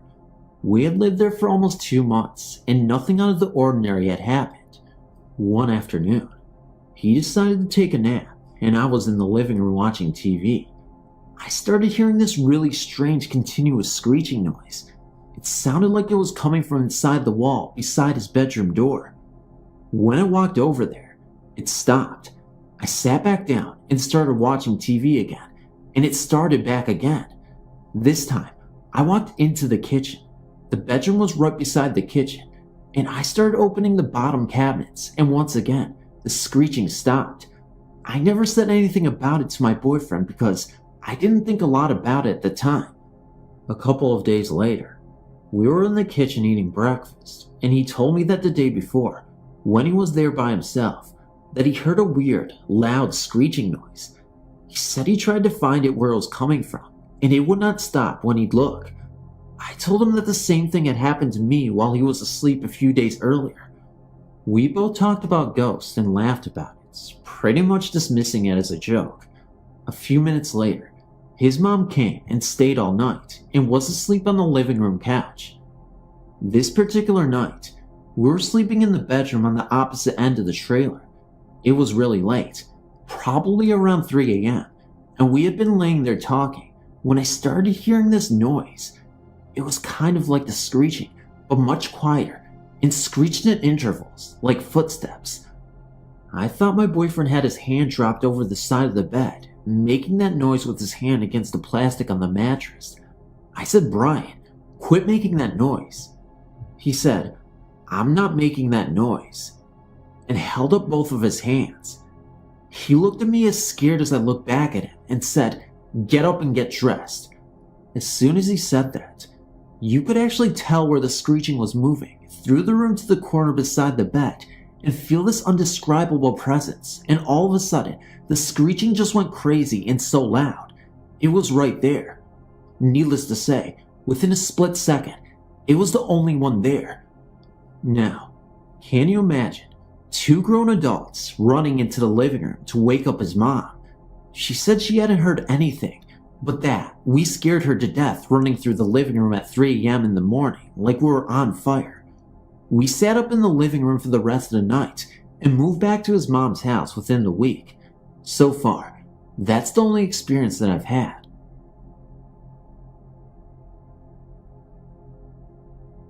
I'm the only one in my family who believes in ghosts. I have plenty of reasons too. Many of these experiences I've never spoken of to anybody until now. My friends and family wouldn't believe me if I began to tell them, because I have so many different experiences with what I believe are ghosts. I think I'm meant to know of them. I feel like I have a connection with the dead. All of this probably sounds pretty unbelievable, especially coming from someone as young as I am, but it all happened. When I was very young, like maybe 3, I remember being watched. I remember shadows by the closet door. I think it was the shadow of a man. He watched me every night. Usually, he would just stand there. Once or twice, he would move towards me, and I ran into my parents' room, where they would let me stay. The shadow followed me into that room too, but I felt safe with my parents. For the next couple of years, I don't remember much. When I was 5, I lived on a farm in Nebraska. It was a really quiet area. I remember seeing a young woman, late teens, early 20s, running through the woods, laughing and giggling. If any of my experiences were to be blamed on my imagination, it would be this one. Though it was only my imagination, I don't understand how it appeared in my memory with such vivid detail. Later that year, I moved back to my home state, Virginia. Virginia is a pretty amazing state. It is one of the first places people came to when they discovered America, and it is also full of historical sites from both the Revolutionary War and Civil War, many battlefields and cemeteries. Anyway, when I first moved back there, my mother, my brother, and I were staying with my grandparents. It's a pretty old brick house. Before my grandparents moved into it, it was owned by my great aunt Clara. Ever since the first time I stepped into my grandma and grandpa's bedroom, I always get the chills. Even now, I dread going in there alone. When I was younger, the eyes of the picture of Aunt Clara would follow me. They would follow me across the room. My brother has always been just as scared of the room as I have. He would never tell anybody why. To this day, he refuses to go into the room. I remember the scariest was when I was 5. I was napping on Grandma's bed, and I was dreaming about Great Aunt Clara. All I remember about the dream was that she was wearing all black, and she was reaching out to me. I woke up sweating. The room was so dark, but I made out her figure standing at the front of the bed, reaching out to me like in a dream. I got up and ran out of the room, and into the dining room, where I was pushed headfirst into the leg of the large solid dining room table. I turned to see who had pushed me, and nobody was there. I had to go to the emergency room for stitches in my forehead. I never told anybody about seeing her because nobody would have believed me. Shortly after, we moved. I'm 14 years old. Even though I may be a teenager, and some may not believe me, please listen to my experience. When I was young, I was not scared of ghosts, nor did I really believe in their presence but slightly. One day, I went to a Japanese shrine with my parents in Japan. This shrine was close to my mother's house she grew up in. I was very attached to my mother. I was all just 7 or 8. I was a crazy little child. Soon it was time for me to leave. As a Japanese tradition, I threw in 10 yen. My mother gave me to throw in and make a wish. Because I was really attached to my mother, I could sometimes feel the sadness of how much she missed her parents. Since I didn't really know my real father, I cared a lot more about my mother than anyone in the world. I threw the coin in and made a wish. I wish I could once meet my grandmother. I had heard many stories of her from my mother, so that was why I was so anxious to meet her. But the only thing was that she had passed away when my mother was around 21. After I made a wish, I saw a box with a whole bunch of paper in it. I ran over to my stepdad and anxiously asked what it was. He told me it gives you wisdom to your wish. So, as a whiny little child, I begged my stepfather to get me one, so gave me money, and I put it in the little slot. I slowly put my small hand in and grabbed a piece of paper. To my surprise, it really did give me wisdom to my wish. I remember exactly what it said. If you wait, nothing will appear, but when you least expect it. I shrugged it off and went on with my life. About 2 weeks later, I returned from my second country. I went to the washroom in the middle of the night. Normally my wishes never come true, but I was in for a big surprise. There, I saw an old lady who looked exactly like my grandmother in the picture my mom had stood there.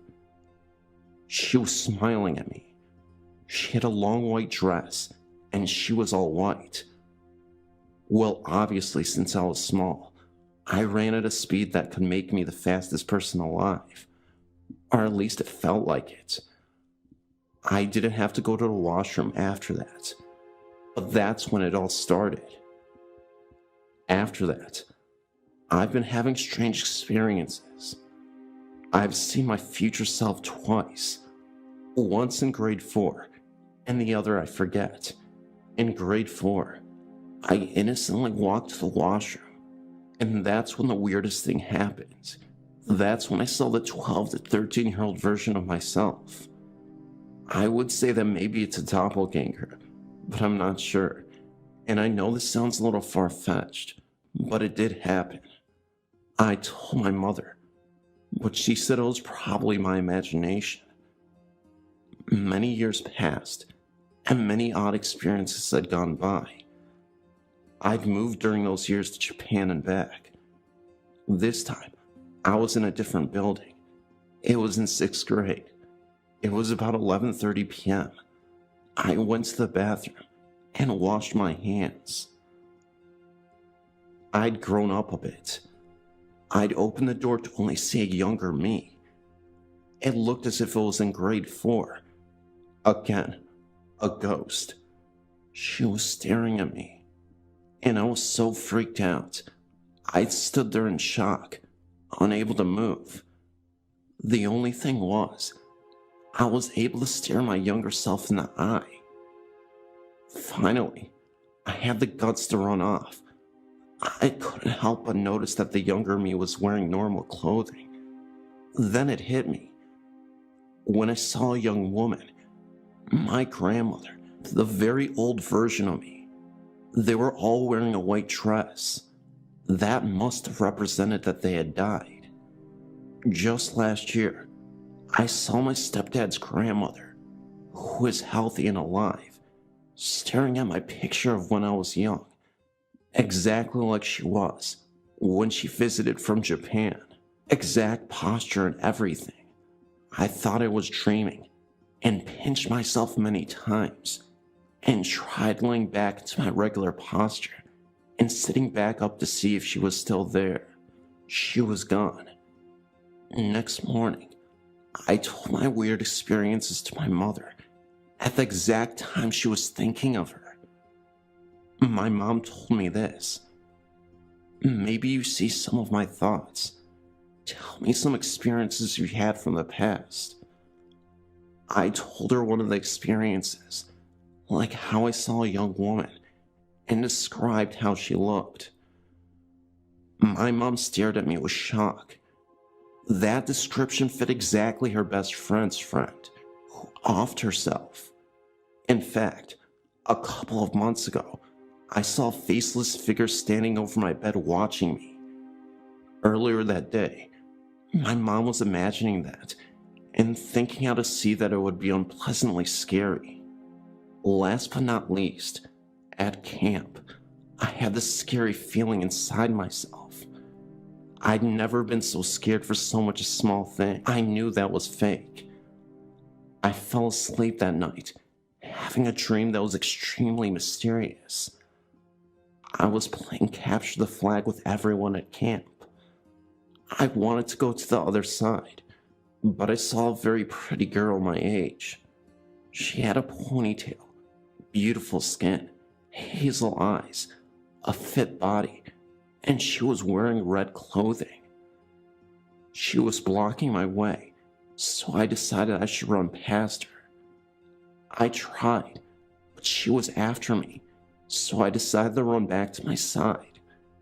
I ran as fast as I could, and finally got to my side. She was on her side, but slowly came into my side. All of a sudden, everyone was gone. It was only me and her. She was starting to feel like an evil presence. I was scared she ran after me, and finally, I could not run anymore. I couldn't walk. I was too scared. Then, right when she got in front of me, she gave me an extremely evil smile. I didn't feel good. I couldn't move. Then, right before something was going to happen, she started fading. Then, only her hazel eyes were left, except those pair of eyes were brownish white. They were staring at me, just staring. I woke up in shock and was scared so much. I've never experienced such an evil dream. Then, I turned to see right beside me, the girl from my dream fading, and just watching me. Then her eyes disappeared. I can't make this stuff up. I woke up and told my cabin buddy, who I was really great friends with. I told her what happened, and she happened to live in the area. She told me about a girl who had gone missing a while ago. The description fit her. A few weeks after camp ended, my friend sent me the newspaper about her missing. I saw her picture. It was her. Was she telling me something? What caused me to see all these things? I believe it was the shrine I visited in Japan, and it started there. I'm extremely scared of ghosts now. I sometimes consider visiting the shrine again, wishing I wouldn't see a ghost again.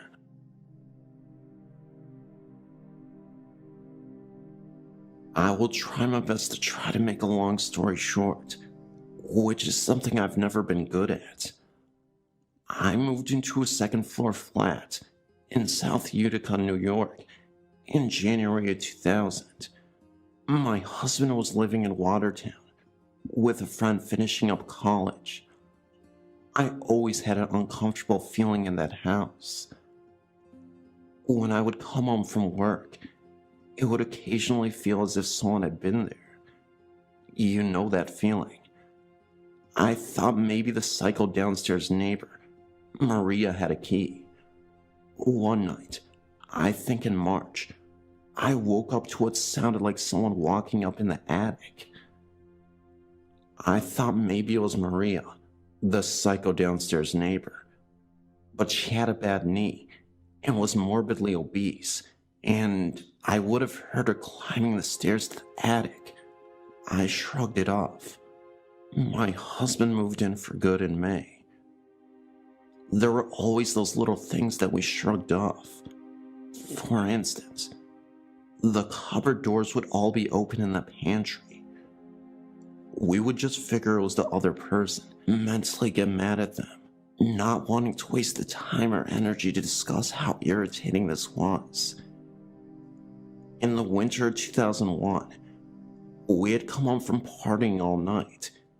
Yes, we were pretty wasted when this happened, and that is why we just forgot or never talked about this after that night. I fell into bed and passed out immediately. My husband brushed his teeth, turning off the dining room light, and shut our door to the dining room. He climbed into bed and drifted to sleep for about 5 minutes. All of a sudden, we both opened our eyes, and the bedroom door was open, and the dining room light was dim. It was the kind of light that had a dimmer. You had to push it on to turn it on and off, and it was on high when it turned off. We looked at each other, kind of read each other's minds, and dismissed it. Had to be the partying. About a month later, I was sleeping on the couch with my head on my husband's lap. All of a sudden, he got up and ran for a knife in the kitchen. He said he saw a man walking in the back part of the kitchen. He was terrified. Don't ask me why he would run towards it. I would be out of the door, but that's just me. He was shaken up for quite a while. No partying this time. He swore he saw a man out of the corner of his eye. I told him he was nuts. About a week after that, in the middle of the afternoon in February, he was home listening to the TV playing loud in the living room while typing a paper in the computer room. He said that he heard a loud slam, walked out, and our bedroom door, which is hung up on a throw rug, was shut. All the windows were closed, as it is as cold as the North Pole in February in central New York. I was at work when he called me, and he was really worked up. I'd never seen him like that. That was when we really became suspicious. I called our landlord and told her not to think I was nuts. But did anyone ever die in that house? She told me that her husband's godfather did back in the early 1930s, and it was of throat cancer. She wanted to know why I was asking. I told her what had happened. She then said that she thought they had taken care of that problem. She told us that the last tenants moved out suddenly after seeing the apparition of a man in his 60s, sitting at the kitchen table and reading. She told me that they had a Catholic mass to help Frank move on. He must have really loved this house. The downstairs tenants after Psycho Maria moved out also had experiences, but I promised a short story. We moved to Syracuse almost 3 years ago. I didn't want to live in a house where someone had died. I actually made a point of it. My very good friend told me the first time she walked in this house and that she felt as though she wasn't alone. I told her that was impossible. A couple months after my son, Peyton, was born, in September 2003, I was sitting downstairs typing on the computer. I had the video monitor on. I heard this strange, muffled, non-English whispering. I turned to look at the monitor, and his mobile was gently moving. He was too little to reach it, and again, no windows open, no air on. I ran upstairs, and his mobile was still, and no noise. My husband was gone on business, and no one died in this home, so I assumed that I must have been seeing things. Then, there was the picture of my son, Peyton, which I sent a copy. This was taken around November or December of 2003. My 7-year-old stepson came out of his room a few months ago and told me there was a boy in his room. He was wearing jeans and an orange shirt. He told me that the boy looked at him, then walked through his bedroom door. Lastly, the top to the kitchen trash can has fallen off, and my stepson in my presence twice. Lastly, the TV station has changed itself twice. And that's all I have to say for now. Thanks for reading.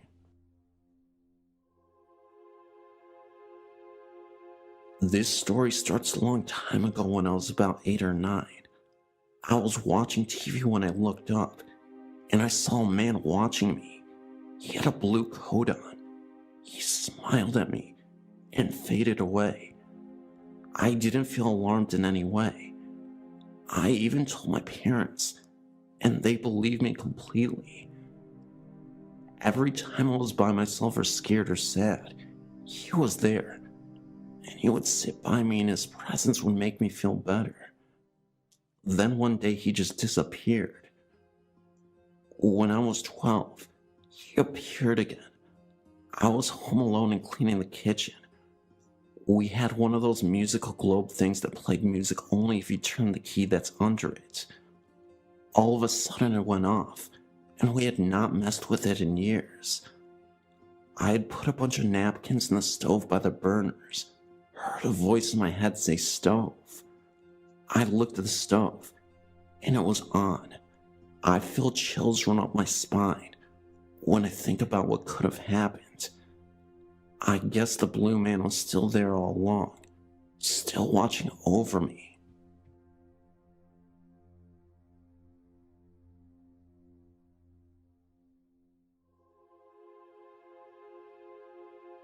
The year was 1947, and the place, Isle of Wight. It's off the south coast of England, a holiday resort. I'd been taken there for a week's holiday with my brother and my parents and aunt and uncle. There was nothing special about the hotel or its surroundings. I think it was the 3rd day of our holiday, and we were all in the dining room at the hotel for our evening meal. I was sitting next to my brother with my back to the windows, and consequently was able to see the whole room. I would mention at this point that the walls were lined with large mirrors, fashionable at the time, and the effect was rather fascinating, as no matter which way one looked, one would see just about any other part of the room in reflection from one or another of the mirrors. As far as I know, this place is still the same now as it was then, except the owners have changed. In those days, especially when there are 4 adults with you, children were seen and not heard. So as far as I was concerned, any conversation around me was ignored. During our meal, several guests came and went, as one would expect to happen. At some point, I looked up, and a man entered the room and sat down for his meal. There was nothing special about him, and my alarm bells were ringing. I didn't and couldn't see why he looked so ordinary. Eventually, it really dawned on me what was wrong. I couldn't see him anywhere in the mirrors. Impossible in that situation. I tried to whisper to my brother about this, but was told to be quiet and eat. I watched this man until he left and checked as we went out that no one could see his image in the mirrors. At the time, all this left in my mind was a question mark. How? The next day, we were down at the beach, enjoying a rare, warm, sunny day. My brother had gone in for a swim, and I was lying on the sand watching him and others, simply enjoying the sunshine. I looked around and saw the man from the night before coming down the steps to the beach. He was some way away from us at this point, and started to walk along the beach near the water's edge, heading in our direction. I think I sat up as the scene I'd witnessed in the dining room came back to me, and I watched him as he walked. He had no shadow. I checked that everyone else's shadows, including mine, were as they should be, and could find nothing else amiss. I never spoke to him, nor have I any idea who he was.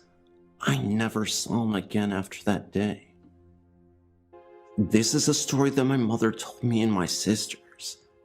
Back in the 40s, my dad accepted a job in Atlanta, Georgia, and my parents moved from Chicago, Illinois to Atlanta.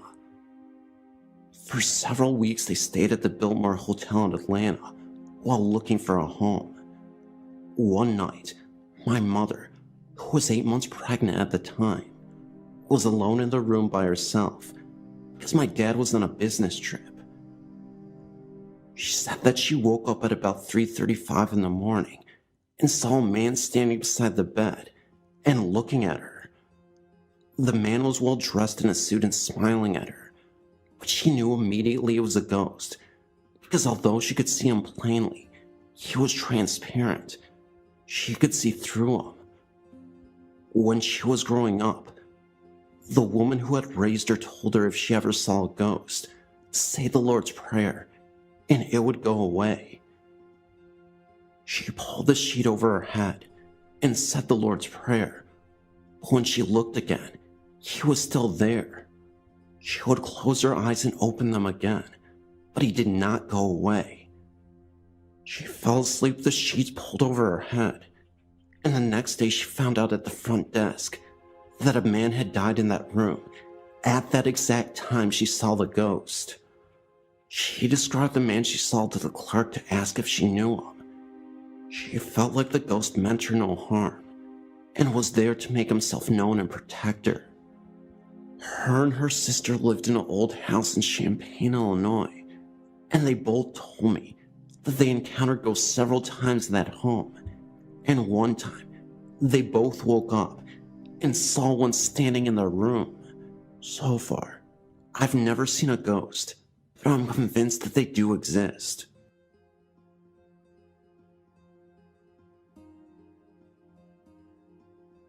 I've worked as a registered nurse at Henry Mill Hospital for many years. There are so many reportings there that I'm not sure I can list them all, but here are a few. The TCU, Transitional Care Unit, is probably the most haunted unit. It serves patients who are not acutely ill, but are also not quite well enough to return home. So consequently, a lot of our elderly patients have spent a great deal of time there, including one that never quite made it home and died on the unit. There have been reports of a walker moving by itself down the hall at night.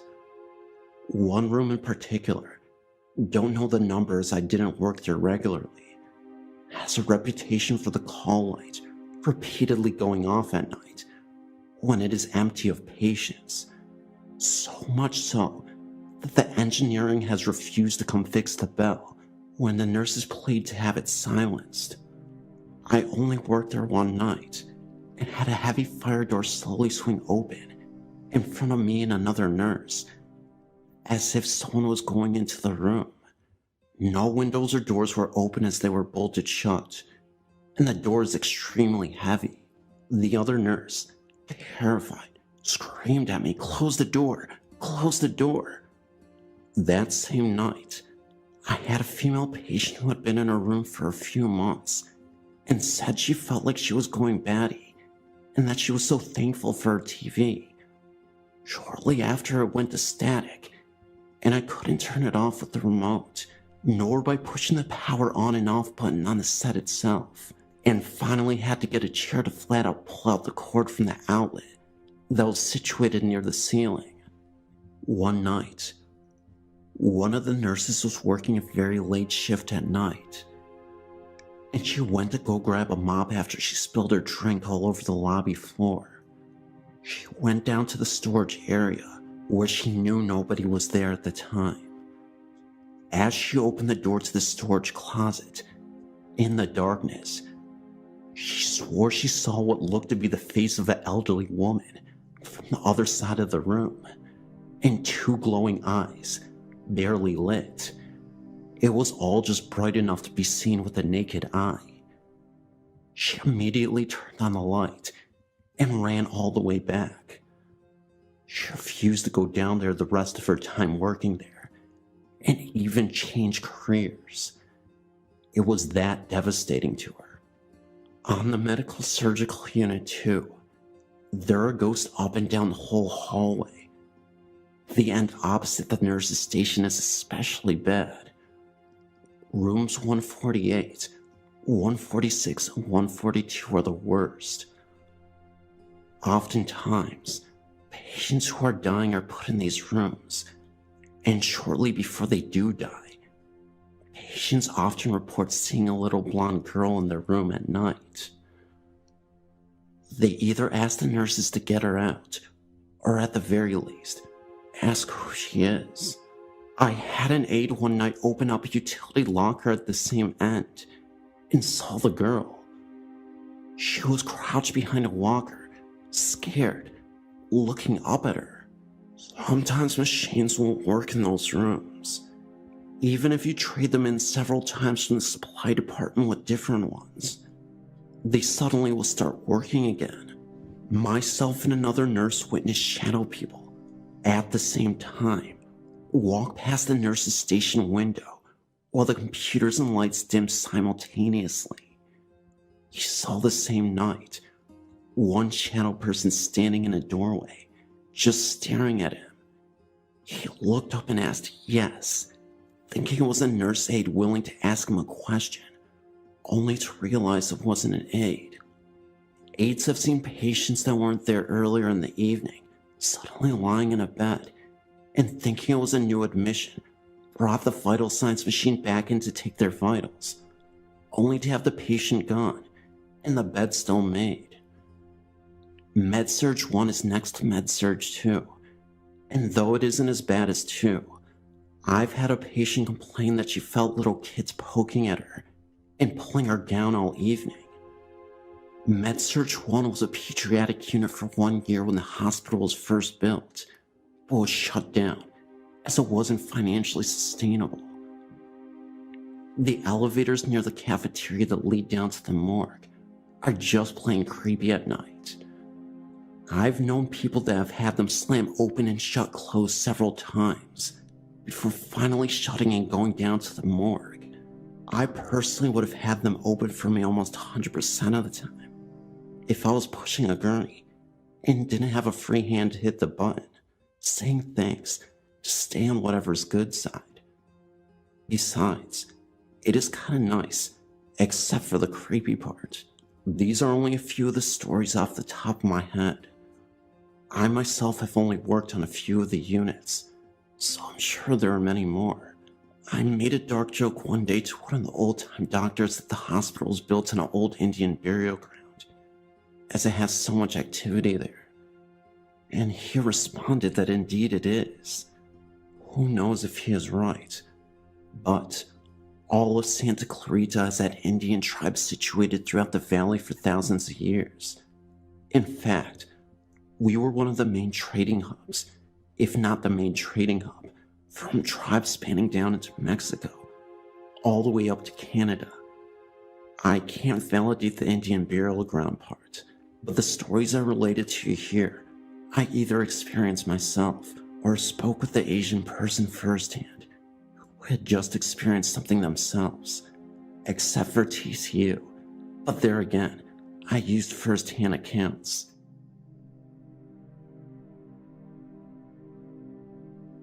I grew up in the great state of Utah. As many know, this state has a rich, glorified history of Native Americans who have lived on the North American soil for generations. I'm going to tell you about my experiences with a ghostly apparition, a series of unusual chants I heard while camping at the famous UNHEARD National Forest, and even a ghost dog. The climate of Utah is more diverse than you would think. We have areas of lush vegetation, forests, and other greener parts of the state in the north, and in the south, we have dry, barren deserts. This first story is about what my grandfather witnessed when he was driving late at night on the road. This was in St. George, Utah. My grandfather was always a very straight-laced person, never drank, never smoked, always got enough sleep, and had a good head on his shoulders. The reason why I'm mentioning this is to explain what he saw that night. He was driving late at night, where there were barely any cars on the road. In fact, it seemed like he was the only one driving on this road. It was pitch black, and the only visibility he had was from his headlights that shine across the road. He had been driving on the same road for about 15 minutes, a road that was completely isolated in the middle of nowhere. Out of nowhere, he saw what looked to be a Native American man standing in the middle of the road from the distance. He slowed down immediately after he saw this, fearing he would hit the man. As he got closer, the Native American man disappeared. Now, he knew it wasn't his imagination. The man looked real to him, at least from afar. His mind wasn't playing tricks on him, and he swore to this day he wasn't tired. He knew what he saw. My grandfather was so floored by the whole event, he had to pause for a second and pull off to the side of the road. Where he stopped was where he saw the man. There was absolutely nothing, and no one there. No homes in the area, just desert, and a long winding road at night. There was no way he could explain it.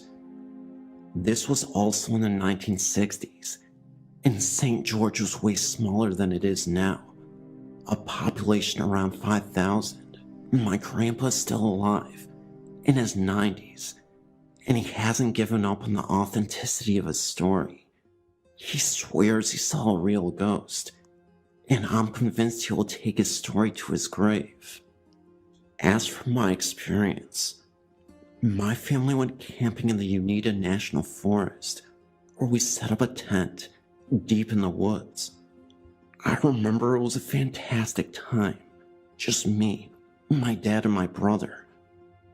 We heard nothing but the sounds of nature, and were truly enjoying our time alone from civilization. It was getting later in the night, and so we set up a campfire. It might have been around 11 p.m. at night, when my brother, my dad, and I all heard what sounded like a ghostly chant, almost sounding like a group of Native Americans. It sounded almost as if the chants were as low as gorillas chanting to us, which was unusual, because gorillas definitely don't live in Utah, and I couldn't think of an animal that could make such a deep voice. And not only that, but multiple voices chanting at once. What made it so eerie was that it wasn't frantic. The chants had a peacefulness to it. But of course, we were all freaked out. It was definitely not a comforting chant, but it wasn't boisterous. So anyway, my dad told me and my brother to get into the tent to sleep at night, because my dad was genuinely concerned that maybe there were dangerous people out there trying to scare us. The chants only lasted for about a minute, and it eventually went dead silent, and we never heard it again. I think my dad must have waited outside the tent with a campfire for an hour or two, just to make sure everything was okay. He eventually went back into the tent himself. However, that night of bizarre events were far from being over. As we were sleeping, my dad said that he was awakened by the sound of rustling leaves. He woke up and noticed from the inside of his tent a shadow on the other side, as in when you are in a tent and you see someone or something's shadow move by. He immediately jumped out of the tent to investigate, but there was nobody there. He thought nothing of it, and then went back to bed. On the third night after camping, we went to bed as usual, and this time, I experienced the same occurrence. Instead of it being a shadow of what my dad thought was a person, it seemed to be of a creature. My guess was a dog, because the shadow shape looked to be of that. It could have been a bear, because the shadow was small from seeing it move from inside of the tent. I immediately woke my dad up, and he went out, and again, nothing. Not sure what to make of all these events, but I'm certain there's more than meets the eye. I had a strange thing happen to me once when I was in the Philippines visiting family. The home I stayed in was part of a group of 3 homes around a central courtyard and a shared restroom and shower facility with the other 2 houses. My family showed me around the place the day I arrived, and then told me to be careful when going outside at night because there was a ghost that haunted the area. My reaction, of course, was yeah, right, because I just knew they were messing with me. My third night there, I wasn't feeling well and needed to go to the restroom a lot more than usual. Don't drink the water in the Philippines, by the way. So I ended up going out to the restroom facility late at night. The restroom facility was on the far side of the courtyard from the house I was staying in, and around the side of one of the other houses, and it was very dark because the lights were out in all of the houses, and the nearest street light was pretty far away. I was on my way back from the restroom, and just as I walked into the courtyard, what felt like a force grabbed me from behind. It was such an odd feeling, like a major resistance pushing me back, almost like going against gravity. To clarify, I don't mean literally. It was just an overwhelming pressure, but I could feel the energy around me so strongly, it's hard to explain exactly. I ended up turning around and going in the opposite direction to an empty field that bordered the courtyard, because something was almost pulling me in that direction, like there were hands on my body. I say something because it felt like a force grabbing me on my arms. This force seemed to disappear when I got closer to the field. I shifted my body around, and all of a sudden, I saw this solid black human shape from a few feet away, not moving, Just a black mass silhouette that I could identify as a human, if that makes sense. I took off running towards the home and looking over my shoulder again, and the black shadow was gone. I burst into the home, and apparently I screamed. I don't remember even doing it, but I'm not surprised, and I'm not ashamed, because people were coming out of their bedrooms to see what was going on. I told everyone what happened, and they all took it in stride. One cousin even said, "Oh yeah, that happens." I was really freaked out, and didn't sleep the rest of that night, and I didn't go out at night alone the rest of the time I was there. I did some reading and asked some questions since then, and the answer I got most often was that I was an evil spirit. From what I've read and been told, these are paranormal entities that are angry, evil, and seek to harm people. Sometimes they used to be human, but others were never human. When I ask what they were if they weren't human, I hear the word demon tossed around quite often. Regardless, there are many stories similar to mine where a black shadow or human shape has grabbed a person, and I just wanted to tell you about my experience. Maybe someone else has had this kind of experience as well.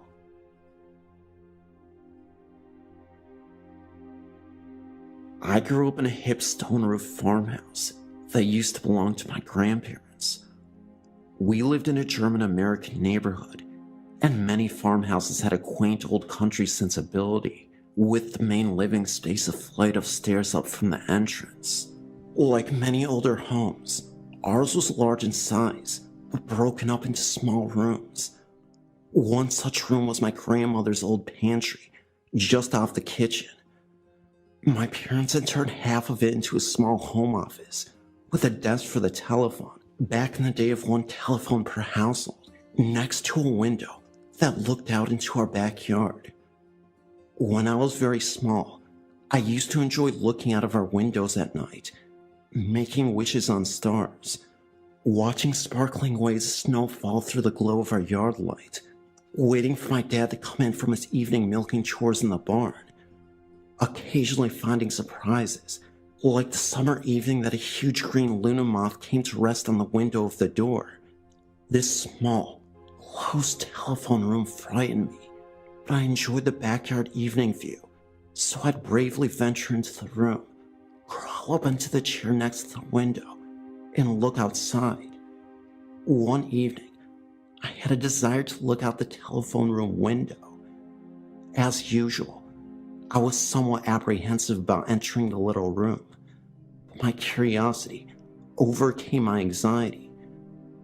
I took a deep breath and prepared to step over the threshold from the warm light of the kitchen into the darkness. As I did, I looked into the window, and there I saw, staring right back at me, the wizened face of an old man, hovering in midair. He was partially bald and had a long handlebar mustache, and he had a furious, even hateful expression. I remember screaming in terror and running outside into the arms of my perplexed mother, crying that a scary old man was floating outside.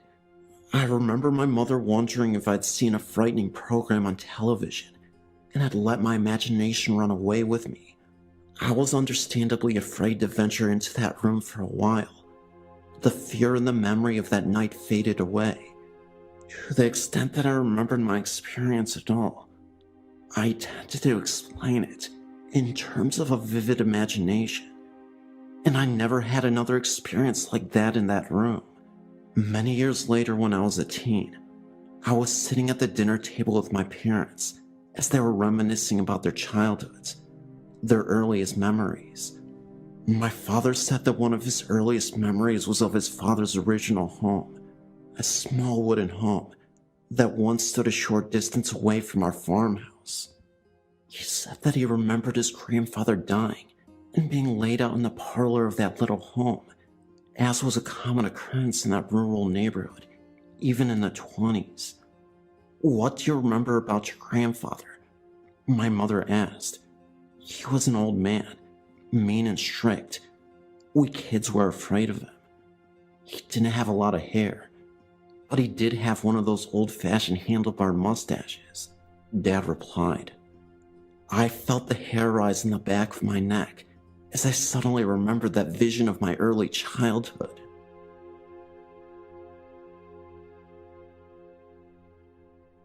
My name is Lena, and I'm from Malta. I was looking at your site because I have a ghost story I wanted to share with you. About 8 years ago, I was living with my ex-boyfriend, who had recently changed the house at the time. The home was about 50 years old, and as we were fast asleep, maybe it was between 2:30 and 3 in the morning, I began to slightly wake up, because although I was not fully awake in my head, I was hearing some noises like I had a metal bucket in my yard, which was near the bedroom, like someone was dragging it. Then the wardrobe doors began like someone was shutting and opening them. The wardrobe was by the wall on the side where I was sleeping. I want to remind you that by then, I was still not fully awake. And then I could hear near my ear like people talking. Remember, I was half awake until all of a sudden, I was fully awake, and at the end of the bed, I saw 2 figures of 2 men, and although it was dark in the room, I saw them clearly. When I saw this, I was in awe, and I rose on my ankles, and these 2 figures, as I already told you, were of 2 men. One was young, and the other was older, and they were wearing white robes, and on their heads they had these white turbans, and they had no feet. They half turned and looked at me, and then they went forward like in a slow motion and began to fade until they vanished through the wall. I was not frightened at all. I swear that I was fully awake when I saw them, and in the morning, I told my ex-boyfriend, who did not see nothing, because only me they had woken up, and he didn't believe me, but I know for sure that it happened. To this day, I don't know who they were. Excuse me for my poor English.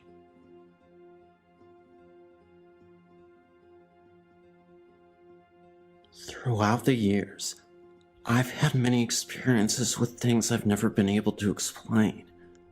I'll share some of them here. This is the first one I have a memory of. When I was very small, about 5 years old, we lived with my grandmother while our house was being built. I always felt warm and protected in that home. I never was afraid. Even though my room was at the top of very narrow stairs and was under the eaves of the attic, I never feared anything in that room. One night, there was a terrible thunderstorm, and I remember dreaming that there was a fire under my parents' bed. I woke up screaming and ran into their room. I kept telling my father that there was a fire under the bed. They did their best to explain that it was only a nightmare and that there was no fire. My father even got out of bed, pulled up the covers, looked under the bed, and promised that there was no fire. I eventually fell back to sleep in the bed with them. An hour or so later, I had the dream again, but the fire was bigger. I started screaming again and woke my parents. This time, however, there was the distinct smell of burning wiring, and indeed, the floorboards under the bed had started to smolder. Luckily for all of us, my father was able to shut off the electricity and stop the fire before it truly started. The only damage was replacing some wiring and a few floorboards. From that point on, though, my parents always listened to me when I had an unusual dream or saw something out of the ordinary. This, though, was the scariest thing my parents witnessed when I just turned 5 years old. We always had the attic stairs open.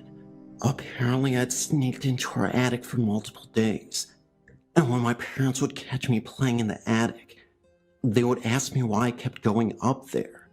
I would tell them that the old man in the attic was lonely, and he wanted a friend, so I continued to talk to him to keep him company. This clearly startled my parents, and after the fire incident, and the dreams that I had. They wanted to get to the bottom of this. They continuously asked me, "Where is this man?" So I would point at the corner in the attic and say, "He's staring at you. He's very mad you ignored him." It was at this point we had a priest come bless the home because it really seemed like a massive negative energy was in the home. I even remember getting a witch psychic to come and investigate, to talk to whoever the man was and get an idea. So we did get a spirit session, and she talked with the spirits. The psychic said she felt a man named Jim was burned to death in this home. With what I said about having dreams of the home burning, it was a man in his early 60s. So we got a spirit box, and the psychic asked if Jim was there. He confirmed and said fire truck 4 or 5 times, then smoke, and I was smoked. The psychic then asked the spirit if it died a bad death, and the spirit box said, "Are you kidding?" She asked again. He said yes. You can't make this stuff up. If you ever played with a spirit box before, you know that spirits communicate with their energy to create statements through radio frequencies and whatnot. What we were able to discern was that there was probably a fire in this home, and that this old man was caught in it. We don't know much aside from that, but this whole experience was spooky. This was back in 2009. I've been reading all these great ghost stories, and now I feel it is safe to share mine. Being a paramedic literally saved my life. Before becoming one at age 34, I was always a troublemaker, getting into physical fights as a kid and early adult, rebelling against parents, doing lots of hard drugs, and ultimately doing a stint as a drug dealer. I was a real pain in the rear. I'm 44 now, and have completely turned my life around. Eventually, I got arrested for possession and spent 6 years in prison at the age of 24. Prison life was a lot worse than I could have ever imagined. It's not like they say it is in the movies. Ironically enough, though, I had a prison mate who ended up becoming one of my best friends, Sam. Sam was about 8 years older than me and did time for attempted murder. He once walked in on his sister getting abused by her boyfriend, grabbed a bat, and beat the man in the face until he became severely deformed. He ended up surviving both permanent injuries sustained.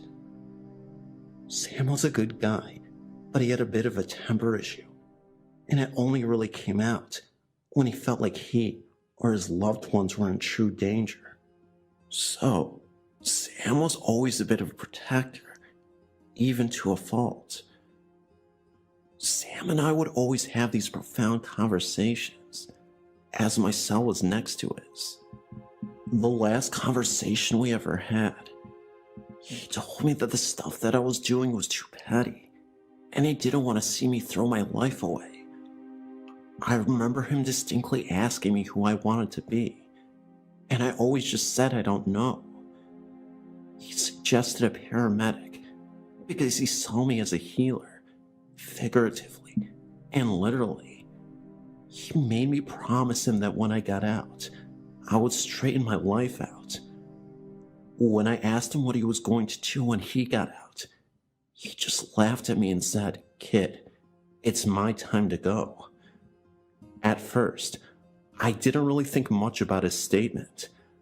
I thought he meant he was getting out of prison soon, but he got 10 years and was serving his 5. That's when I realized what he really meant. He was going to permanently exit this world. So I go to bed that night, and before I end up drifting off, I say to Sam, "Good night." The next thing he said is something I'll never forget for as long as I live. Sam said to me, "See you later." The next morning I called for Sam, but he wasn't responding. A prison guard came by and noticed that he wasn't breathing. Before I knew it, my best friend, Sam, was gone. Little did I know, though, that Sam would reappear in my dreams and as an apparition in jail. Yes, my jail cell. So, in my dream, I'm a free man. I'm in this empty, narrow white hallway, sorta hard to describe, but the entire hallway looked like it had clouds surrounding it. At the end of the hallway, I see Sam. He looks in great shape, about 10 years younger, and is wearing a white suit to match the hallway. He's just smiling. As I continue to walk down the long hallway, I approach Sam, though, and that's when he slowly starts to disappear. I suddenly fall down to my knees and yell, "Why did you do this, Sam? Why? Your sister needs you." Suddenly, I wake up and I'm in my jail cell. This is late at night. Felt like it was midnight. That was when I saw a black shadow as I was adjusting my eyes. At first, I couldn't believe it, but it was the shadow and silhouette of a man. Somehow, I instantly knew that this man was Sam.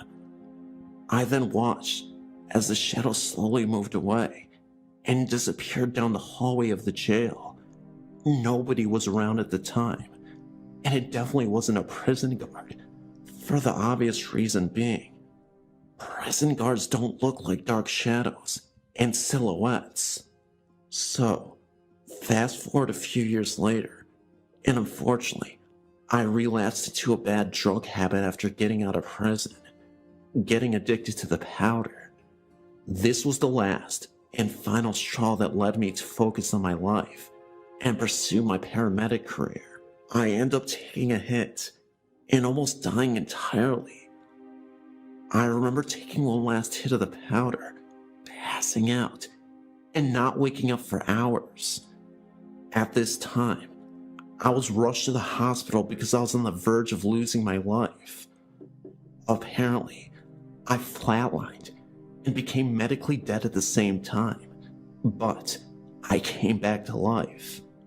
In that moment, it seemed as if it was an out-of-body experience. I could see myself in the hospital bed, and suddenly, I was in this light room, just like the dream I had in prison. There was Sam again. Sam looked at me, grinned, but didn't say a word to me. My old dog Spot was right next to him, who had previously died when I was a kid. My favorite dog in the world, Spot, was a black lab. There was an overwhelming peace that came over me, and everything felt so good in the moment. It was a feeling that I didn't want to escape. Suddenly, I regained consciousness, and I'm back in the hospital bed, in tremendous pain. That's when the doctor told me I had basically died, and I was shocked.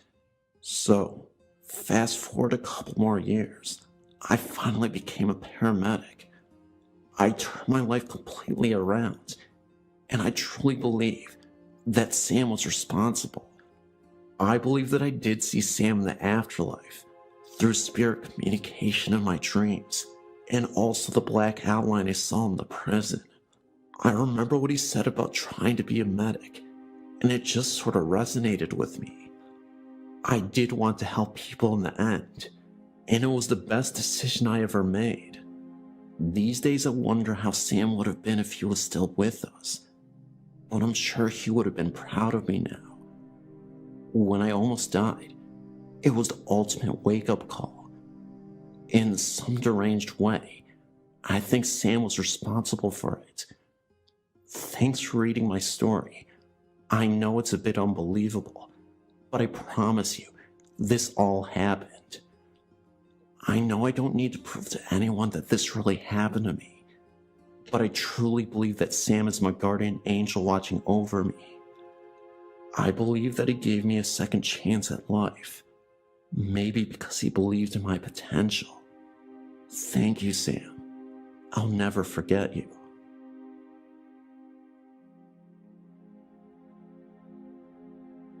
I have one last story for now to tell you. I was born in 1955, so I went to high school starting in 1970. Needless to say, the fashion and hairstyles I liked were very different from those which my mother was used to. We frequently had clashes over these things. Also, from the get-go of my life, I'd always been interested in things like camping, fishing, hiking, and nature in general.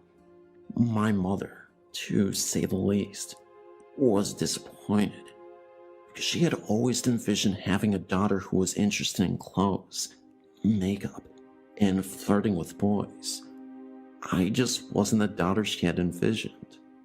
I ended up working in forensics for years, and I do believe she was proud of me during the last 20 years of her life.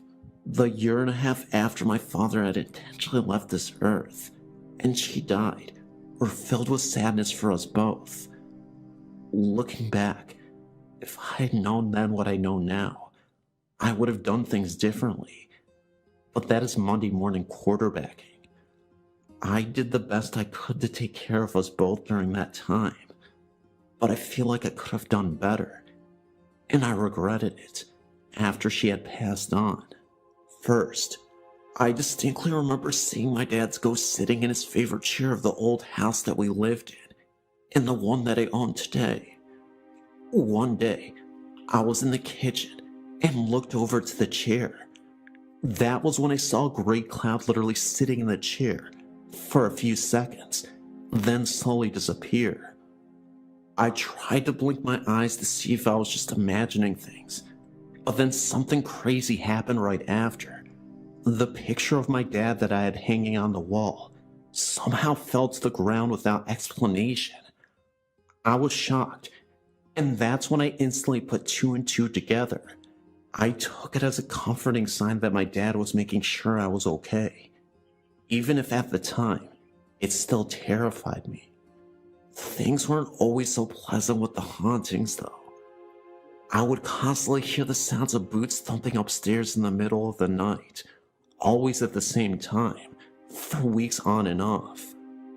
I wanted to believe it was my dad then too, but he never wore boots, and I don't think he would intentionally scare me off if he knew I was frightened.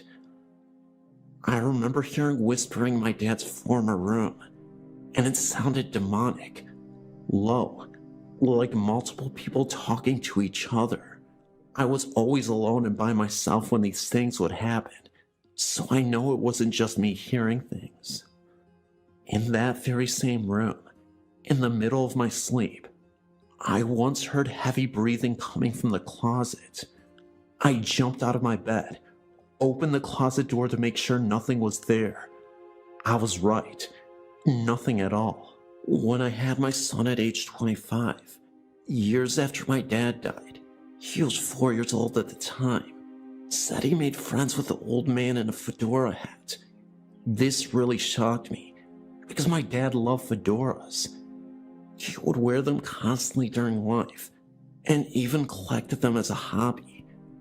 My dad also smoked cigars a lot, and sometimes a light fog, would mysteriously appear in his room without the windows open.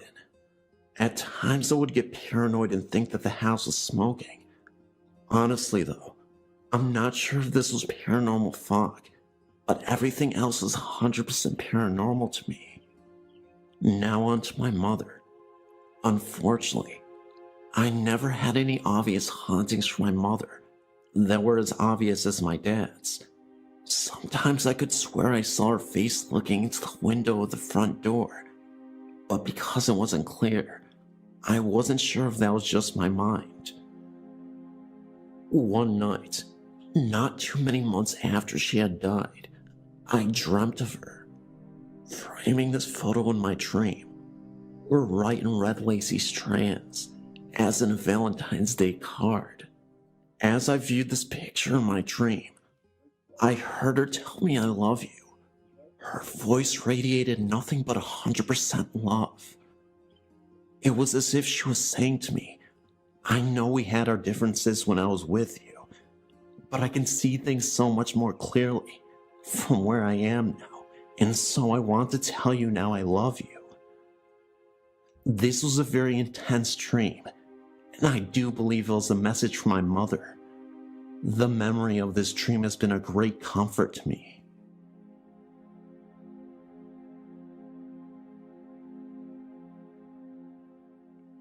I've been a fan of this site for years, so here's one of my stories.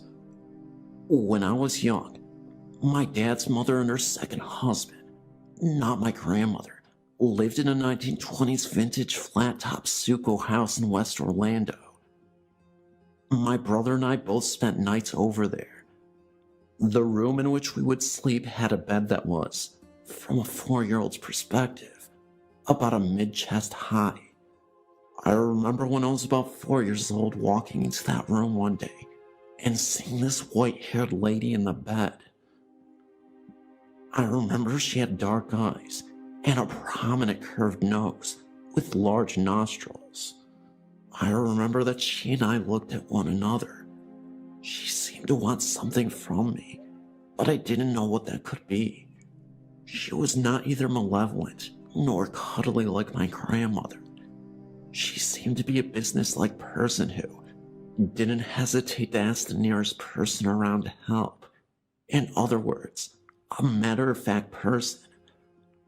I believe at that point, I turned and left the room. To the best of my knowledge, my grandmother never had anyone like this stay in her home. As I got older, I remember my mother talking about my step-grandmother's mother, who had lived with them for some time. During one of these conversations, I said that I remembered her, thinking of the older lady that I'd seen in that bed. My mother said there was no way I could remember her, since she died before I was born. I never brought this up with Mother again, and since then, my mother has passed. I still can't help but wonder who that lady was.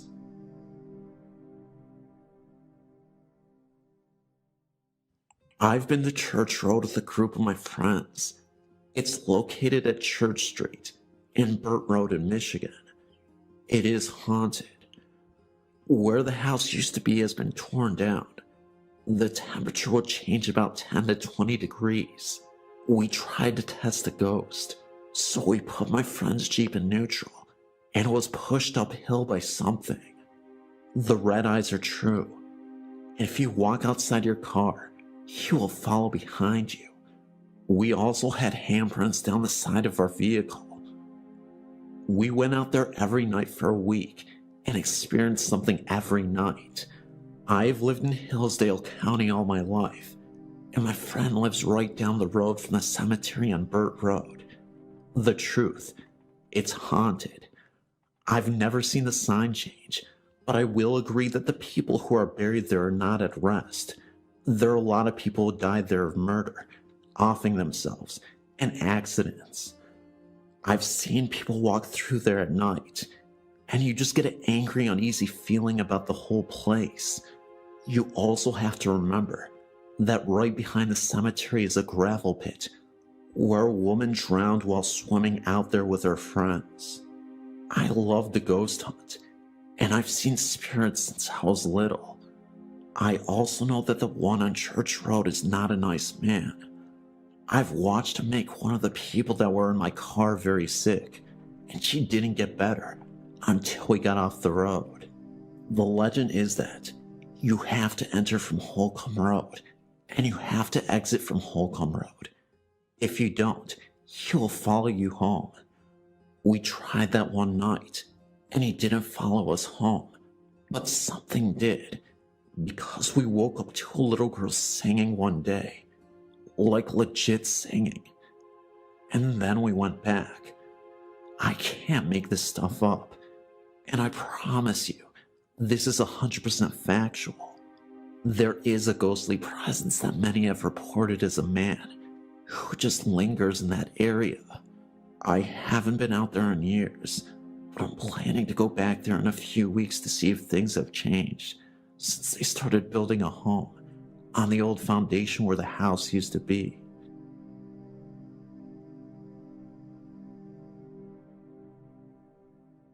I grew up in a city in southern Ontario, and I've had several encounters with paranormal activity.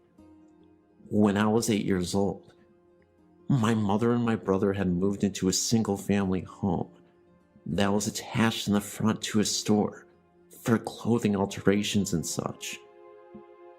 The home was built in the 1930s, and I was unaware as to what the history of the home was. However, there was always the strong feeling on the back of my neck that I was being watched in a way that made me feel horrid and vulnerable. There were certain parts of the home that had felt more evil than the whole house felt. The first part was the stairs going to the basement, and the upstairs bathroom made my stomach turn. I always felt eyes of anger on my neck. My little brother, who was 6 years old at the time, and I were rollerblading in the basement that was not developed enough to be a problem with the rollerblades. There was a separate room in the corner that had a glass pane door, and we had never gone into that room as it was just really creepy. We both very suddenly stopped blading and both looked to the less paned window, and we both had seen a clear apparition of an older man who had the evil look in his eyes, just like we always felt, looking at the back of our necks. We ran upstairs with the blades on to tell our mom. She refused to go look, as she then admitted to having the same fear in the home. We did move out within 6 months, as it seemed to be getting worse with things going missing, and my Barbie dolls going missing for weeks, and then re-showing itself mutilated. It just felt horrid to be there for all of us. As an adult, I'd share that story with a woman that I had met, and she knew exactly which house I'd spoken of. I showed her the exact home, and she said that the home had been a funeral parlor. The home was evil, and I could never go into it again. My life has very been much like a horror film or a creepy horror novel, and recently I began contemplating on a strange and creepy story I grew up with, one that really isn't talked about in my family anymore, and when we do speak about it, usually we joke around about it as an attempt to lighten the mood, when in reality, it is nothing to joke about. My sister is about 5 years older than me, and on a side note, I hope she doesn't get mad at me for telling this story. And for a time before I was born, she and my mother and father experienced strange occurrences in our former apartment complex. My sister saw the film E.T., and it didn't affect her in a negative way. She wasn't afraid of E.T. She enjoyed the movie, and it didn't really impact her in any way other than the fact that she found it to be a good movie. Now, I'm not sure at what point my sister saw the movie, but I think it was at least a few years before the strange events began to occur. Sometime later, my sister began to act strangely. She would do very violent things for a child her age, throwing objects at people's heads, and just all around really strange and violent stuff. Most of it is personal, and I'm not going to get into it here. So at some point in time, my sister begins to talk about the being in her closet. She said the being talked to her and told her its name was E.T., that it was the same E.T. from the movie. This E.T. was the one who was telling my sister to do all those strange and violent things. My sister was bewildered. She was unsure what to think. At first, like most parents, she thought it was all in my sister's imagination. But then she began wondering about my sister's strange behavior over the past few months. One night, my mom decided to sleep with my sister in her bed. E.T. didn't come out and talk to everyone, but he did begin to shake my sister's bed while my mother was on it. It started slowly, then violently. My mom always told me it was like something straight out of The Exorcist. It really shook like one of those old hotel room beds. You know the ones? My mom jumped out of the bed, took my sister with her, and went to my dad's bedroom. Frightened, she explained the situation to my half-asleep father. Up to this point, my dad was very stern in his opinion on the matter. It was all part of my sister's childhood. She was just a kid, and this was all a part of her overactive imagination. But this time, my mom told my dad that if he didn't believe them, that he should sleep in that room by himself, while my mother and sister slept in my dad and mom's bed. My dad accepted it, as she just wanted to get some sleep. Sure enough, the bed shook on him too, and needless to say, my father slept on the living room couch that night. A few weeks later, everything returned to normal, and my sister was once again sleeping in her bedroom by herself. So this part of the story I've decided to remove. Basically, sometime after things seemed to return to normal, my mom experienced something truly horrifying in my sister's room, and at some point, my parents complained about the apartment to their landlord, and the landlord allowed them to move into the vacant complex directly above and across from their current one. After that, the events ended. My sister apparently still acted out from time to time, but it was really just normal kid stuff. Nothing as violent as those times in the old apartment. The old apartment sat vacant for a while. Eventually, a small family moved in, and to my mother's horror, they had 2 young sons. My mom waited a few weeks for them to settle in. Then one day, while at the washing machines downstairs, I think that's where it was, my mom asked the new woman who had moved in how she was liking the apartment. She had no complaints, but she found it strange that her younger son suddenly had an imaginary friend, and he claimed that this friend's name was E.T. And the funny thing about this was that the boy had never seen the film and had no idea E.T. the extraterrestrial even existed. This part of the story is where it gets fuzzy. As I said earlier, it's been a long time since my family and I have spoken of this story. Eventually, the boy stopped talking to E.T., but I'm not sure how long it was before he did. The family moved out of that apartment, but I don't recall how long it was. It may have been a few years. I think the family may have had a priest bless the place, but I'm not 100% certain.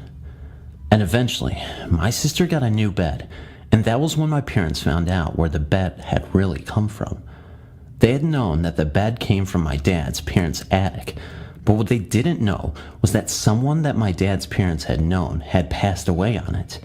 The person had died of old age, aka natural causes, but still one can't help but wonder if it had anything to do with the events.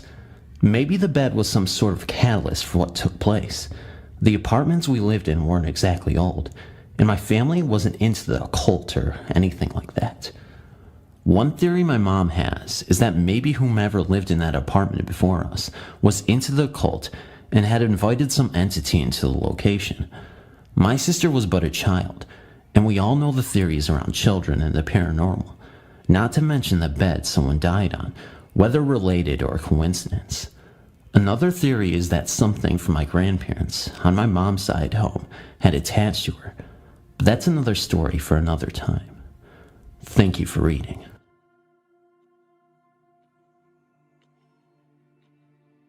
I have had one experience where a type of demonic entity descended on a lady battling alcoholism. This lady told me point blank that this demonic came up out of her deceased uncle at the funeral she was attending. The uncle was also an alcoholic and had battled the disease most of his life. Her family backed her story, relating that the uncle had often spoke of this demonic being. The lady was terrorized for nearly 2 years and eventually gave up the addiction. The family gave a long list of family members who had battled this creature and the disease. The belief was that when one family member died, it simply found another victim to adhere to. It took the form of a bat-like creature with an old man's very small head and face. I spent a great deal of time with this lady and did believe what she told me. This woman was about as tough as they come, but she would break down and cry every time she related the story. Right, let's start this off with the traditional I'm not crazy bit. On the 7th of April 2014, I decided to take my routine shower of the day. However, while I was in the shower, I kept feeling like I was being watched. We have 3 mirrors in the bathroom, and I swear I saw a dark figure. No facial features or any clothing, just a solid human-like figure pass through each mirror. It was not tall or anything, and it looked about average height. And I kept telling myself, "You are not here for me. You are not here for me." And the figure just vanished. Since the 7th, I've not seen it again. On the 9th of April 2014, my wife's father, who seemed in very good health, had a massive heart attack and suddenly passed away. His passing was so shocking that no one believed that he passed away. I personally feel that that figure was somehow involved. Fast forward to today, the 21st of April 2014. I was sitting in the lounge, and a picture we framed of my wife's father suddenly fell over. The reason why I am so freaked out about the picture falling over is due to the fact that we positioned it in such a way that it would not even move if the wind picked up. To add to the freakiness of the picture falling over, this evening my wife asked me to make her and my daughter a cup of tea. I already had the kettle boiling and the tea bags in the cup. However, I reached for the sugar and placed it on my right-hand side. I then opened the cupboard to grab an extra cup for myself, and the lid on the sugar suddenly popped off the container and landed next to the kettle, which is also impossible as they are generally slipped on lids. My wife said it could have just been compressed air, but it gets open and closed multiple times throughout the day. If there's anyone that knows what the hell is happening, some insight would be amazing. I'm not a nut job or anything. I'm just very freaked out. I told my wife about this and she said that I may be open to things like this. In the past, I used to have really bad nightmares, but they stopped once we placed a bit of holy water in the room. I've not had any nightmares in around 5 years. However, over the past few months, they have started again. Anyway, I will end things off here. Any help would be much appreciated. Thanks for reading. When I was 16 or 17, I woke up to a symbol written on my mirror. I'm 37 years old now, but the question of what it was or where it came from still haunts me. The memory pops into my mind occasionally from time to time. Today, I thought of it for the first time in several years, and for the first time it occurred to me that I might be able to find answers on the internet that weren't available when it happened. The symbol wasn't something that the steam in the shower made visible. I woke up one morning after thoroughly cleaning my room the day before. Both parents are ex-military. When I say thorough, what I mean is completely spotless, and looked up from my pillow to see it. Strangely, my eyes went right to it. It was like my subconscious knew it was there, but consciously, I had no idea how it got there. I was not scared. I was at a point in my life where I had felt most secure in my own spirituality. To explain, I identified with Native American spirituality because it was the closest thing to natural to me. But I hate labels. At the time, and even now, I felt an odd familiarity with rocks, trees, and the wind. Not animals so much, but I do like birds. Rocks especially. I know this sounds freaking insane, hence why I never bothered to explain it to people. It's just how I polarized. I wasn't scared, but I wasn't sure what it was. I told my sister about it. She saw it, but I smudged it away. I assumed there would be no defining it, and I tried to rationalize it by telling myself I probably put it up in my sleep, but it looked like it was drawn with clear wax or chapstick, and there wasn't any in my room. But has anyone ever seen anything like this before? I would love to hear them if so. I've been dealing with addiction, and it seems to directly correlate with the strange phenomenon I've experienced over and over. Every time I engaged in this particular addiction, I would begin to experience strange, scary, and even threatening phenomenon. I could go on forever about all the experiences I've had if someone were interested, but I'm fairly certain that I would be deemed insane. For now, let's just say that I hear voices that sometimes give me information that I've never heard of, but I Google it and there it is. I began to use a recorder, an iPad app to record some of this. I have heard whistling so clear and realistic that I have searched my house inside and out, as well as set up cameras. To my surprise, I captured the whistling on my recorder. My wife heard it, but just denies anything out of the ordinary due to the fear of actually conceiving the possibilities. Also, I have 2 small dogs. On occasions, I could strongly feel a presence. My dogs jumped up from their beds and start sniffing and acting anxious. Once I sat down and used an app that measured EMF, and it suddenly showed giant calculations, and my dogs actually got up and run in front of me wagging their tails and sniffing the floor like I had thrown treats out to them. There's plenty more information that has no explanation, but is backed up by actual findings. If anyone wants to hear more, let me know. Meanwhile, I've made it clear that I stand my ground, and I'm no longer afraid, but I do have a real situation on my hands. This event happened when I was maybe 3 years old. My mom was cleaning around the house when I came out of my room and asked her to come to the bathroom with me because I had to potty and there's a man in there. So she went with me and she couldn't see anyone, but she asked me to describe the man. I told her the man was a policeman. She asked me what color his uniform was because she knew the colors worn by the different law enforcement agencies. There's sheriff department, local police, and highway patrol, of course. Before I was born, I should note that my mother had been a dispatcher and deputy for the sheriff's department where we lived in Northern California. I said the man's uniform was tan, which meant highway patrol. As we left the bathroom, I pointed into my bedroom and said, "There's another one in there." I described how the men had been shooted with a shoot gun, one in the elbow and stomach, one in the knee, as well as other places. I don't remember exactly where, unfortunately. From the fact that 2 murdered CHP officers appeared to be hanging around in her house, my mom knew who they had to have been. After all, she didn't know very many people who had been murdered. I'm not writing their names because I don't know if there could be an legal fallout from doing so. I can't think why there would be, but just to be on the safe side. Some time passed and my mom told the story to a friend of hers who still worked for the sheriff's department. The fact that one officer had been shot in the elbow was one of the details that was withheld from the public as the cops investigated the crime. Even my mother hadn't known about that. But because of that, she was able to confirm her guess about the identities of the dead officers.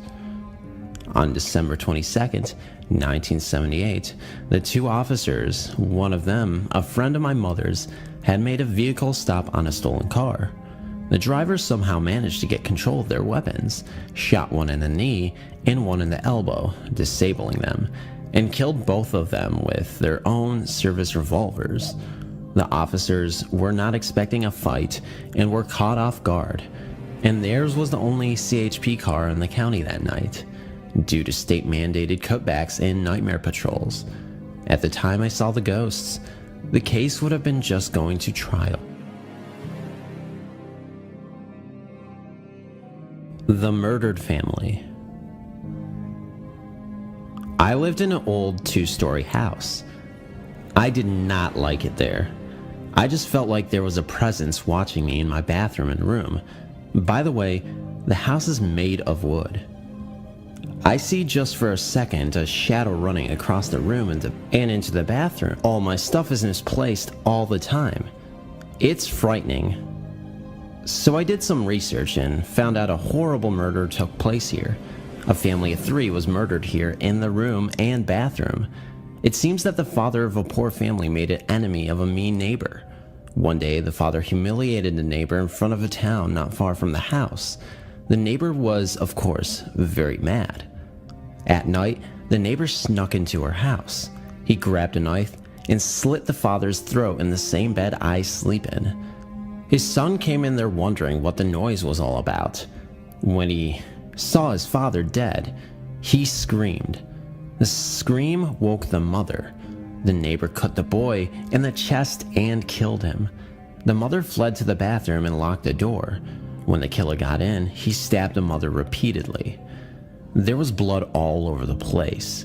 The neighbor was scared, so he committed suicide. When I told my parents, they were shocked. So 1 week later, we moved to Texas. I'm glad I am out of that house, but it was pretty interesting. I was 15 then, and now I'm 31.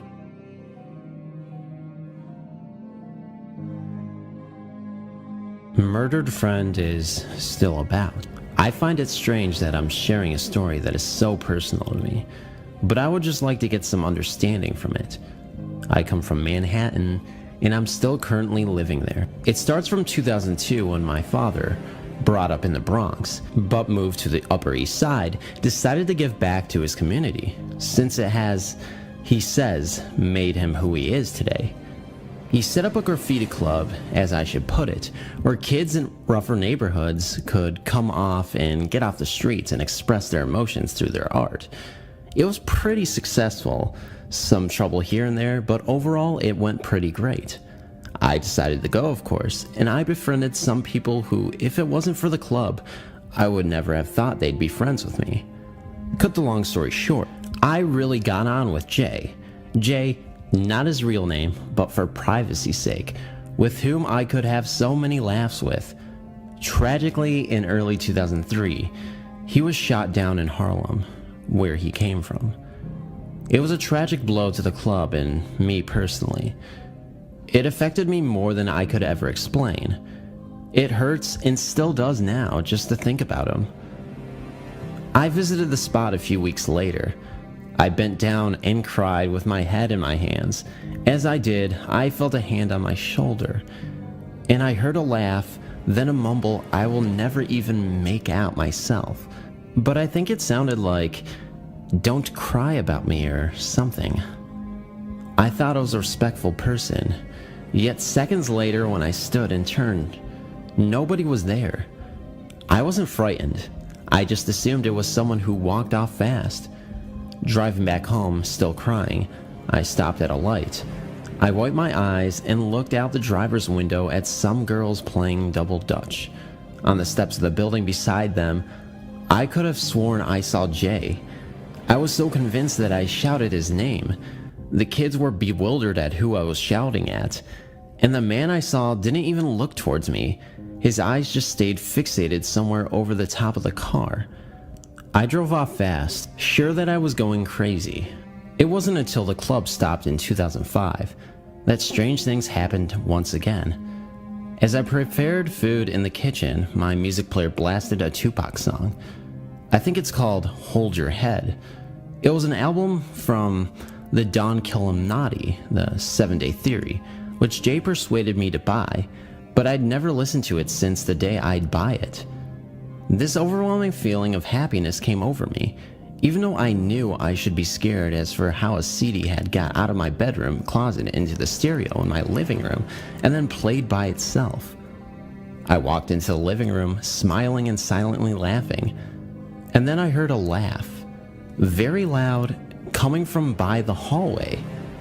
I then became scared, even though I was so familiar with that laugh. I just stood there, burst into tears, and that feeling, that gutted feeling I felt all those years ago. That night, as I got into my bed, my bedroom door opened. Thinking it was my cat, I got up and closed it, of course. Now this is the part that I find so unbelievable and disturbing to think about. Halfway down the hallway, a figure stood, just dark with no features at all. It stood directly in front of a picture Jay and another kid had created. For about a minute I stood there bewildered, too scared to move, staring at the figure that barely moved. Then I just slammed my door, ran to my bed like a child. Since then, I've never seen anything like that, but sometimes I don't feel alone in my home, and channels on TV have the tendency to switch to certain music channels. I've never told anybody except my best friend and my father. On here, I'm hoping people are more open-minded and help me understand what happened.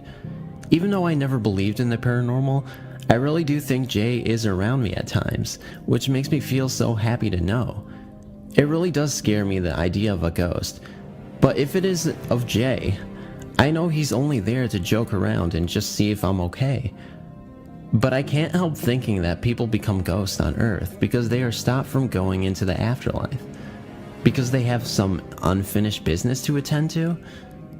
Thank you for allowing me to share the story, which has been bothering me for so long. The Ghost Girl in the Mirror. This is a true story that happened when I was around 11 years old. It is so far the only ghost experience I have ever had, but it is one of the scariest moments ever. I was in middle school when this whole experience occurred. We have 2 bathrooms for girls and boys, the downstairs bathrooms and the upstairs ones. Everyone knows about the upstairs girls' bathroom. The reason is, whenever you go in there, you always feel really weird. It feels cold, and basically just gives you a feeling of distortion. Because I was with the older students, all our classes were upstairs.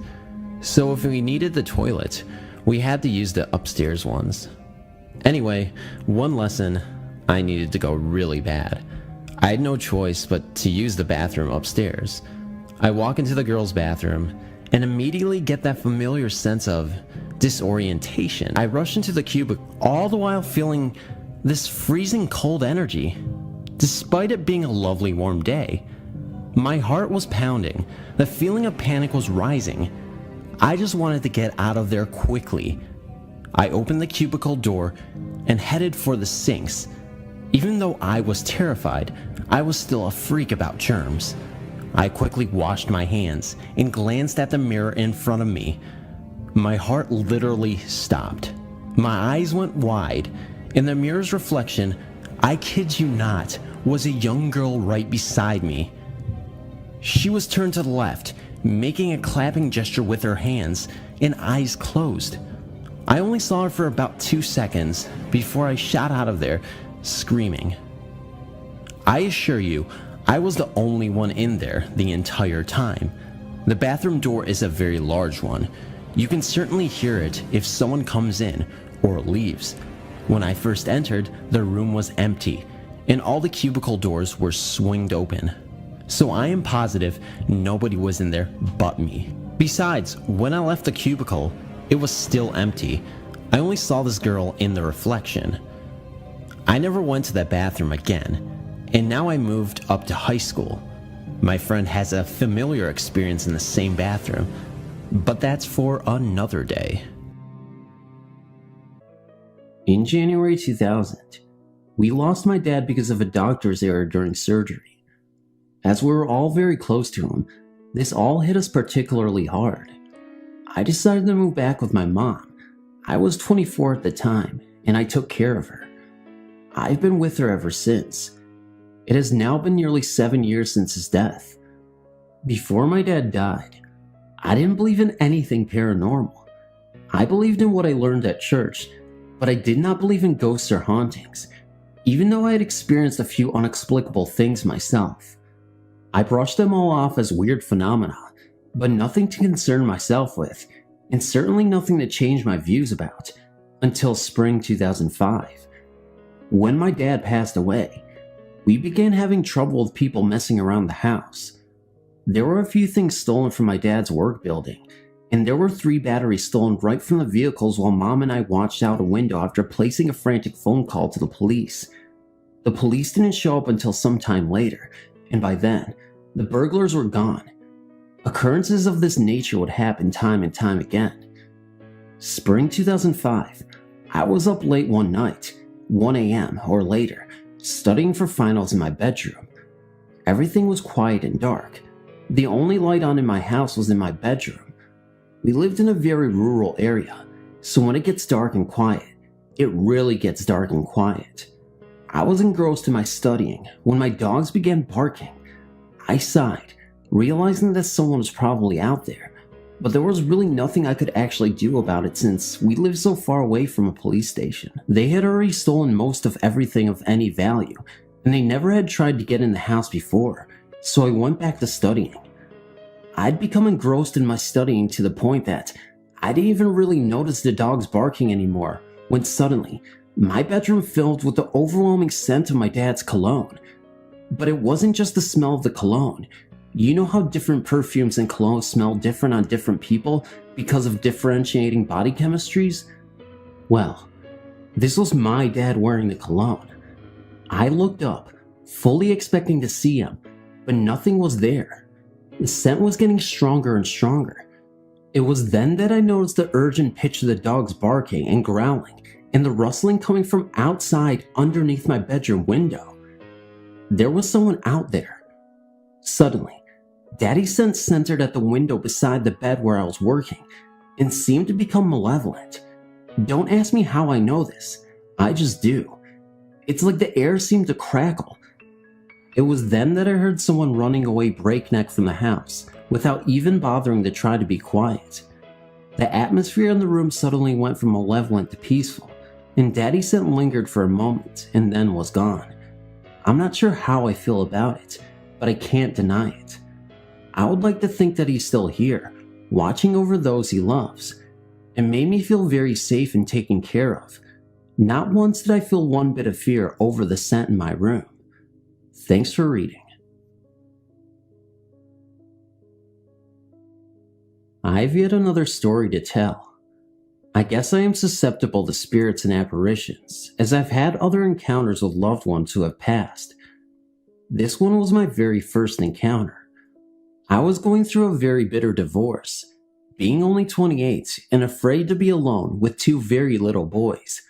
I didn't know which end was up, so to speak. It was in the summer. I had my two babies bathed and in bed. I decided to lay on the sofa and watch some television.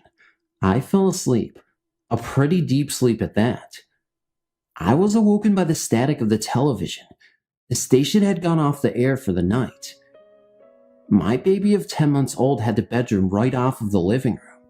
The sofa was facing his room, and he was sleeping soundly. I had a habit of keeping all of the bedroom doors open at night, so that if one of my sons cried, I would hear them. All of a sudden, the living room got so cold, like a very damp chill. A glowing light appeared at the doorway of my baby's room. Then a figure appeared, a woman, in a long white dress, in dark hair. Her hair was up in an upsweep, but I couldn't make out her face. Her face was blurry, and I just couldn't see it at all. I was shocked, couldn't move, mind racing and heart pounding like crazy. I sat up on the sofa and just stared at this figure in the doorway of my baby's room. Then she spoke, only a few words, but she spoke. She said it will be all right. Then she vanished into thin air. That damp chill vanished along with the apparition. I was so shaken by this, not knowing who it was or what it was about. I eventually calmed down and put it out of my mind. A few days later, my mom and dad came up for a visit. They loved their grandbaby so much, they came to visit several times a week. We were sitting at the table in the kitchen, just chatting about anything and everything. That's when I thought of the strange happening I experienced a few nights before. I told my folks about what had happened and described the figure that I saw that night to my parents. I mentioned too how cold and damp it got in that room that night and how the chill went away when the figure went away. My dad sat there looking at me with the eyes of dinner plates and had a stunned look on his face. I asked him if he was okay. He said that he was, but he knew who that figure was. I asked him who that could have been, and he said it was his mother. He was only 7 when his mother died. She was only 34 years old. She died a week after her 9th child was born. She had all of her children in the farmhouse where her and my grandfather lived. Dad used to sit at his desk in a one-room schoolhouse and look out at her grave. The cemetery was right next door to the schoolhouse. I asked him how he knew it was his mother. He said the way I described her, wearing a long white dress, and the color and style of her hair. Her hair was dark and always in an upsweep, but this part is what really convinced me that he was right. He told me that she would always use that expression, "It will be alright," to him and his brothers and sisters when things didn't go quite right. He said he just knew it was her. He said she was comforting me and telling me that everything would get better. I was quite amazed, not only by the fact that I never saw my grandmother, how she came to visit me in my times of need. I never had any other encounters with her after that visit, though I felt a calmness inside of me and felt somehow closer to her after that hot summer night. Thank you for reading my story. I hope you enjoyed reading it.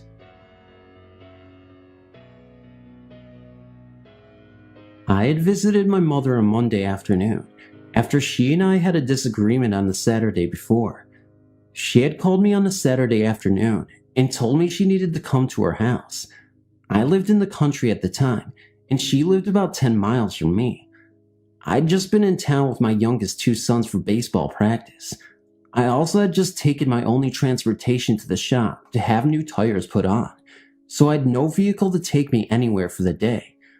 Our conversation escalated into an argument quickly, and I ended up hanging up the phone after she had not stopped her insistence that I come to her house immediately. She was never this insistent over me coming to pick up some fresh veggies she had gotten from her early garden.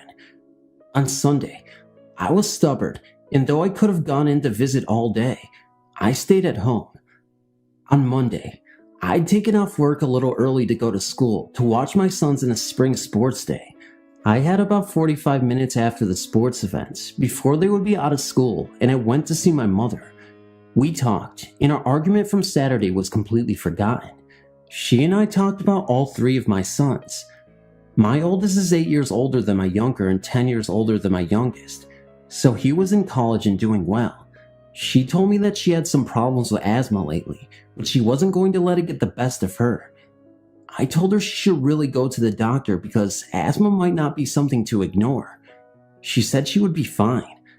On Tuesday morning, around 2 o'clock, I got a phone call that they were on their way to the hospital with her. I got up, dressed quickly, and drove into the hospital. About 20 blocks from the hospital, I was at a spotlight and thinking that I could run the light because I was the only car around, when I had a warm and comforting feeling fill me. Something told me to take it easy. She was okay and in heaven. Really, it was such a grateful feeling of peace. I got to the hospital, and I knew for sure the way the receptionist at the ER desk met me that she was gone. In the next week after the adjustments, I'd driven my sons to school and was on my way to work. There are some industrial sites at a cross street right before a spotlight, and it can get busy and bottled up. Also, there's a hill going down in the direction of where I was headed. I again felt a warm presence and felt her hand on my arm. Her voice said, "Vicky, look up." Far enough ahead of me was a tractor-trailer truck crossing over my lane into the side street. I had been in deep thought about so much, but had plenty of time to slow down very preventively, not to have any problems with the truck. She has been with me many times since then, and it is always such a warm, loving feeling. In her life, she dismissed ghosts and paranormal things as if she didn't think it was real. I have no idea if she has ever been with any of my 4 sisters or my brother, but she has definitely been with me. Thanks for reading.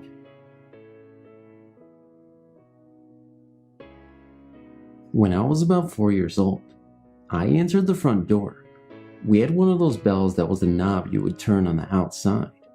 There, in bright daylight, stood a woman dressed in all pale yellow, in a long dress and matching, colored big brimmed hat.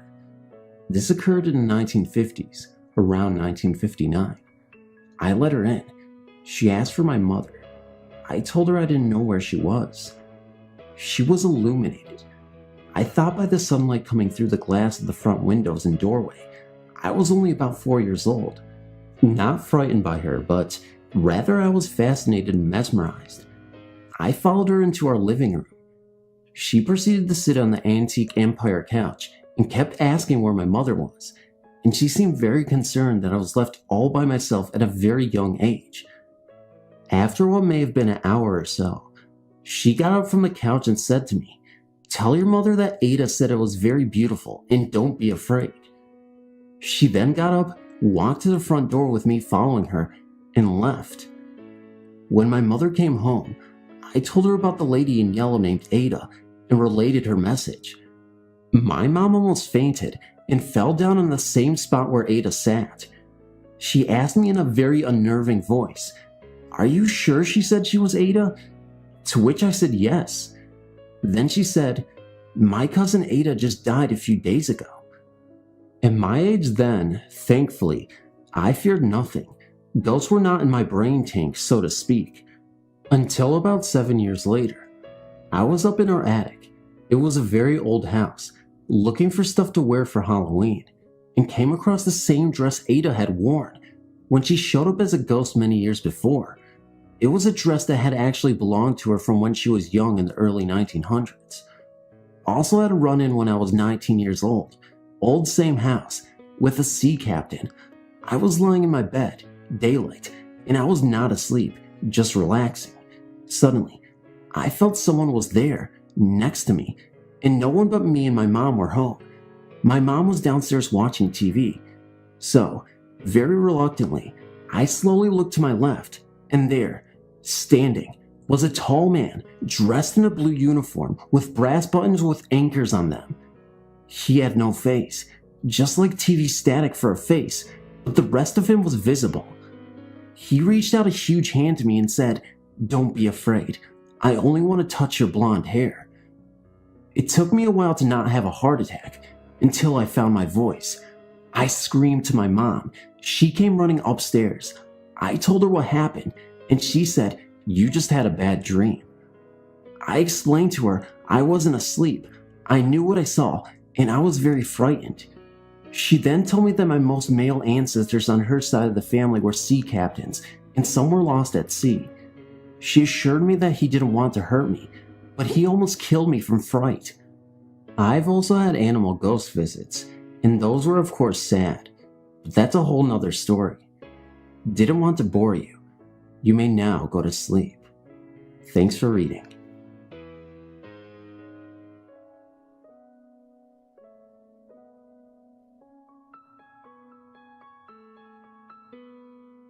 I've decided after about a month or two of wandering around your site that I'll add my own story. I noticed your last update was in 2003 or so, therefore, I'm not expecting immediate posting of my tale. Keep in mind, this is the first time I've ever written the story out, so excuse me if I digress or repeat myself. In other stories that I've read, I've noticed people apologizing for extensive background information, so here's my apology/disclaimer. There's a serious pity me. I've had a hard life story involved that needs to be told before the actual ghost story can be understood. Feel free to skip over it, but don't expect to get the whole situation if you do.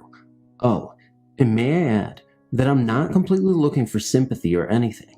So that being said, here goes. When I was 14, I was living in a predominantly African American suburb in Illinois. My best friend and I seemed to be the only white teenagers around. Something started one night when someone called my friend's, let's call her Jen's, cell phone. The number showed up on Jen's caller ID as private number, and Jen answered, thinking it might be her parents calling from the restaurant they had gone to. But the other person on the other end started ranting about how Jen was a slutty person and a nasty whore. The caller proceeded to tell Jen that she should just kill herself and get it over with, adding that if Jen didn't commit suicide, the caller and her friends would hunt her down and slaughter her. Jen told the girl to grow up and hung up the phone. She was obviously and understandably shaken up, but she had the sense to star 69 to call. She wrote down the number and informed her parents of the incident when they returned. The next day, Jen's father, being the military man he is, called the number. No one picked up, so he and Jen headed to the police station. The police force in that town was also predominantly black, and when Jen stated that she thought the caller was black because of the way she spoke, the officer behind the desk gave her a dirty look and said he'd look into it and call her in the morning. She never heard from him.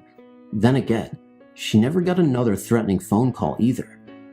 About a month later, Jen and I were walking back to our place from a convenience store about 9 o'clock at night when we heard something walking behind us.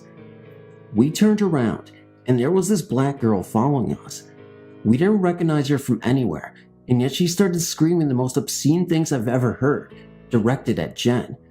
To this day, and I'm 20 now, I've never heard such awful things come out of a human being's mouth before. This girl, who looked to be about our age, told Jen, "I told you to just kill yourself.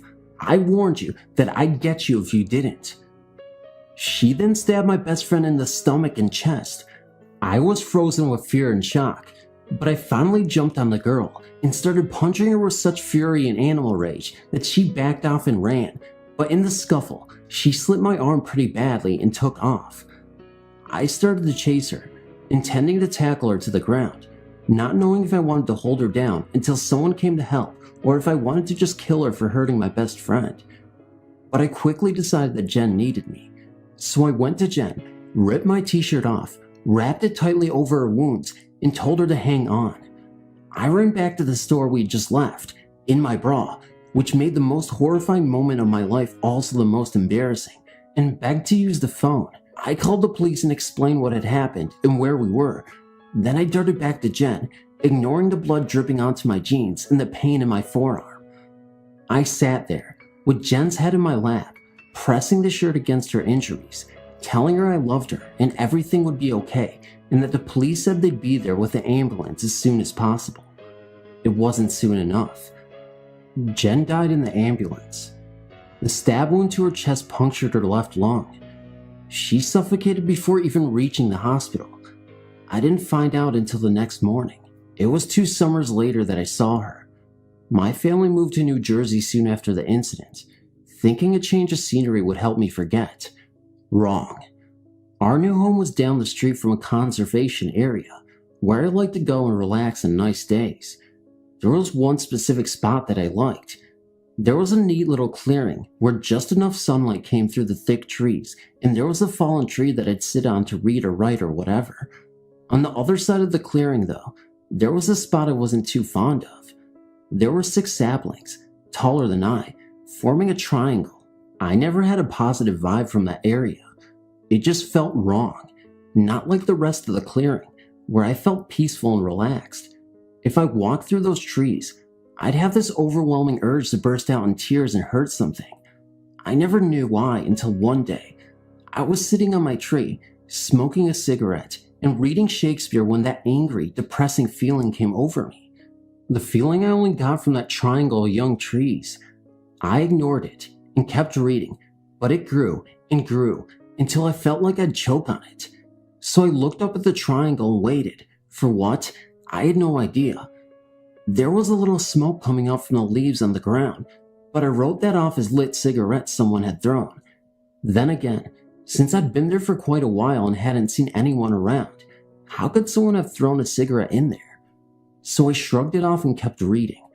Then I heard leaves rustling, and the feeling of deep depression intensified. There was no wind, the trees were not swaying, my hair wasn't blowing, the leaves were moving. I raised my head and saw only leaves being pressed into the ground, as if an invisible person were walking across them, and they were coming towards me. Needless to say, I booked it out of there and sprinted home. That night, I woke up unable to breathe, with a searing pain in my stomach. I turned the light on, and just as I did, I caught a glimpse of those familiar blue icy eyes I knew and loved. My best friend. After a few minutes, the stomach pain went away, and I caught my breath and turned the light only to see those eyes again and feel presence on my bed like someone sitting down. I felt like she was sitting there watching me. The corners turned up a little, and something cold touched my cheek. I realized then that the angry/depressed feeling I often got was flashing back to the emotions I had the night she was killed. Angry at the killer and myself, and so very depressed that the best friend I'd ever had was taken away from me. And the pains I had moments before were the same feeling she had when she was taking her last gasp of air. I suddenly felt overpoweringly tranquil. She was here, and she was not angry with me. "I miss you," I said, and went back to sleep. Nothing has happened since, and it's been 3 years. I think she's watching over me every day now, except I know it's her, not by a feeling of extreme sadness, but by the overwhelming urge to smile and make the most of my day. Thank you for reading.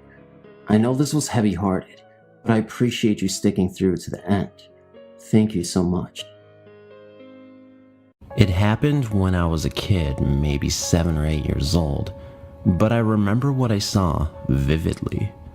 My little sister and I were ready to go to bed. At that time period, we always slept on the couch together in the living room. Living in an old farmhouse that was heated by a wood stove, the upstairs got a bit cold to sleep in, and we didn't have the luxury of electric blankets back then, so therefore we slept downstairs in the living room. I remember my dad saying goodnight and turning off the light, and I closed my eyes. I opened them again a few seconds later because I hadn't heard my dad leave to go to bed yet. I was wondering why. I assumed that he would still be standing there, but when I opened my eyes, he wasn't there, and neither was my sister, who previously was awake. She was sound asleep.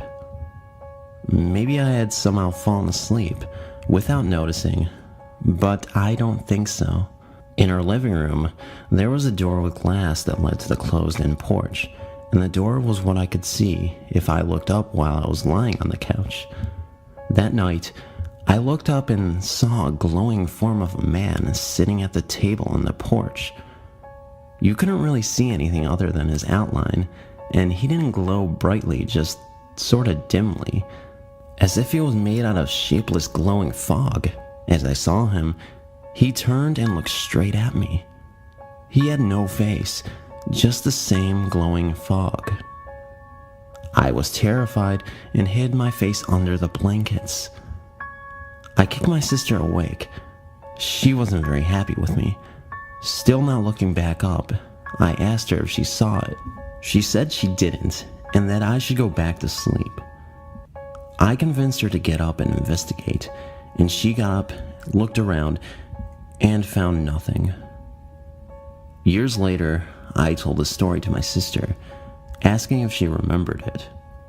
She said yes, and then asked me if she had ever told me about the time when she had seen a ghost. I hadn't. She then told me that one night she woke up in the middle of the night and heard the TV flashing on and off. Thinking her parents were still awake, she walked into the living room. What she saw was the TV turning on and off by itself. There was no one in the room. She looked over to the couch to find the remote, to turn it off, and that's when she saw it. A ghost sitting and floating over the couch. She said it felt like she had spent hours looking at it. As soon as it turned and looked at her, she felt panicked and quickly ran and went back to bed. When she looked at the time, a minute had not yet passed since she had got out of bed. She didn't tell anyone about what had happened until years later. When she told me this, I asked her what her ghost had looked like. She then described the exact same glowing ghost that I had seen. The creepy thing is that I had never told her what the ghost I had seen looked like, just that I had seen one. Our continued conversation revealed that many details of our stories matched up. Another glowing encounter. I haven't been around for a while. I've been so busy it's hard to get free time. But finally, I can share another experience that I had just a few nights ago. It's winter here, and it's really getting cold out, especially at night. So I bundle up and sit in my car to stay warm whenever I go out for a smoke. This night was odd. I was the only one outside that I could see. It was late and dark out, and nothing but the streetlights to illuminate the parking lot. Everything was fine during my smoke. I finished it, turned off my car, and started walking back towards the dorm. I take a glance up at the smoke pit, up the small hill, and see no one out there, so I look back ahead for only a second. But in that second, I suddenly felt a presence, and I immediately looked up back at the smoke pit, and I see this hazy figure on top of one of the tables. It looked like someone wearing a hoodie and sitting cross-legged on the table, but he was completely see-through. I could see the road behind him and the grassy hills that led to the base housing area, and the lights from the streets were glowing right through him, yet they seemed dim in the haze of this figure. What freaked me out the most was that his eyes were very distinct, and they were glowing a very bright white. The figure just stared at me, and I stopped dead in my tracks staring at him. I don't know why, but I could not move at all. Finally, after what felt like hours, but it was only a few minutes, the figure began to slowly fade away until it was completely gone. I felt like I was released from some invisible chain, and I could move again, and I ran back to my dorm room and made sure everything was locked. I've been seeing strange things all my life, and I understand that this weird ability can cause spirits to be attached to me. Most of the time, I just ignore it, but sometimes there are those moments that I am petrified, and I can't even explain why. I will say this though, this is the first time I have ever seen a figure with glowing white eyes. I've seen red, blue, and a strange haze of purple, but never bright white. Has anyone else seen something like this before? Thank you for reading. Creepy story number 3. When I was 7 years old, my mother, my brother, and I lived in a small 3-bedroom house in a nondescript little town in west central Illinois. I'd been aware of the paranormal for quite some time, as we live in a house that in the 1800s has been something like an abortion center. A summer after my birthday, my grandmother bought me and my younger half-sister a glow-in-the-dark Muppet shirt that were too big for us, so instead we used them as nightshirts. I loved this shirt and wore it all the time. That fall, though, after the leaves had fallen off the trees, I remember because I looked out the window. I became scared from that shirt for life.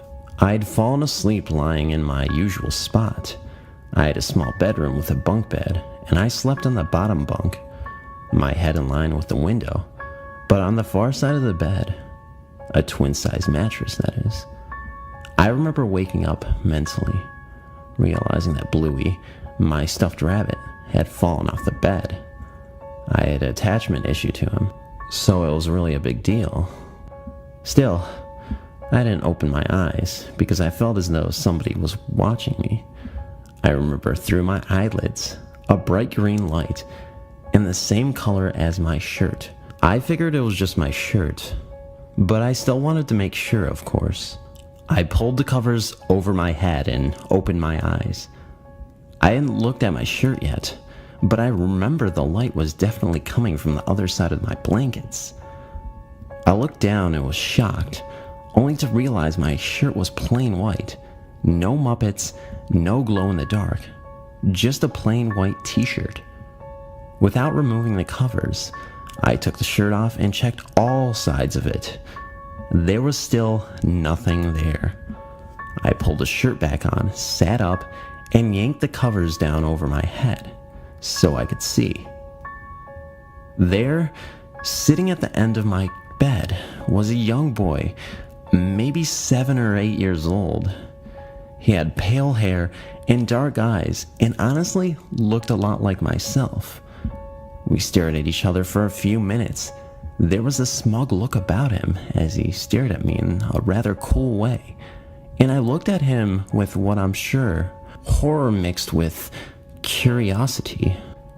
Horror because I knew he wasn't human, and curiosity because on his impish little body was my Muppet's shirt pattern. My Muppets were glowing at me from his spectral body, and they seemed scary at that point. I tried screaming for my mom, but my throat was tight, almost like I was paralyzed or mute. I can only describe it by saying it was like I was going to cry, but never did. After what seemed like an eternity, the spirit boy crawled over to me, his hands making little indentations on the bed as his weight shifted forward, and he sat on his knees in front of me, between me and the window. He sat there for a minute, our noses maybe 3 inches apart, and then he smiled, or bared his teeth. His teeth, I remember, were normal, except that where he should have had canines, he had fangs. Fangs as in the kind big dogs have. Pointy, sharp, kind of curved, but not so much. I was still registering what his teeth were when he disappeared. Just vanished. No faded away, no transition at all. One moment he was there, the next he was gone. I felt like screaming, but still couldn't speak. About 5 minutes after he left, the Muppets materialized. Yes, just slowly appeared, where they belonged on my shirt, on my body. I was too afraid to move, too afraid of what else might be in my room, and under my bed, to go to my mom and even grab Bluey. A few weeks later, my great-grandfather, Alan, died. I've seen him 4 times since then, each time preceding a major life-altering loss. I'd also like to point out that I've moved multiple times since then. I feel him a lot, but still haven't seen him, which I'm glad for, honestly. He never grew up, at least in appearance. The time he appeared to me before my boyfriend's car accident, though, he looked sad. I saw him in the mirror in my bedroom for a few seconds, looking as though he wanted to say something, but he disappeared before either of us could. Has anybody else ever experienced anything like this little boy? I don't think he's evil or good, but just there. I don't know. Had to share this though. First and foremost, let me say that I have never been a believer in the supernatural. It's not that I don't think that there's more to life than what we can physically see. It's just that I've never really had a ghostly encounter, and I'm just like most ordinary people, going about my business, paying bills, trying to make ends meet, and so forth. That was until Hurricane Katrina. I'm a military policeman in the Air Force Reserves in Texas. We were activated in August of 2005 at the behest of our governor to help the battered state of Louisiana. Part of our job was to patrol the streets of New Orleans with food, water, and what little medication we had left to offer the citizens of New Orleans. We were also there to offer transportation to those who wished to leave, but were stuck without a means to travel.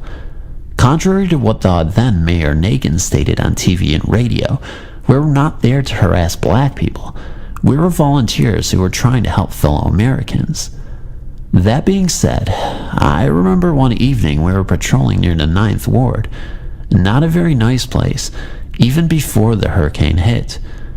My squad and I were walking in the middle of the street, yelling out that we were military police. We had food, water, and a way out if anyone needed assistance. I could see every house had been boarded up to keep the looters out, and many people spray-painted slogans on front and sides of their homes. "You loot, I shoot," and "You loot, you die" were the ones that stuck out the most in my mind. Slowly, some people did emerge from their homes and asked for water, food, and medicine. We gave them whatever we had and asked them if they needed to be evacuated. Many refused to leave their homes for fear of losing what little they had left. Anyway, I noticed that all the houses on this particular block had been boarded up. It was a typical southern plantation-style home, which looked like it had been built around the time of the Civil War. A small figure of a little girl caught my eye as I looked up at the 2nd floor.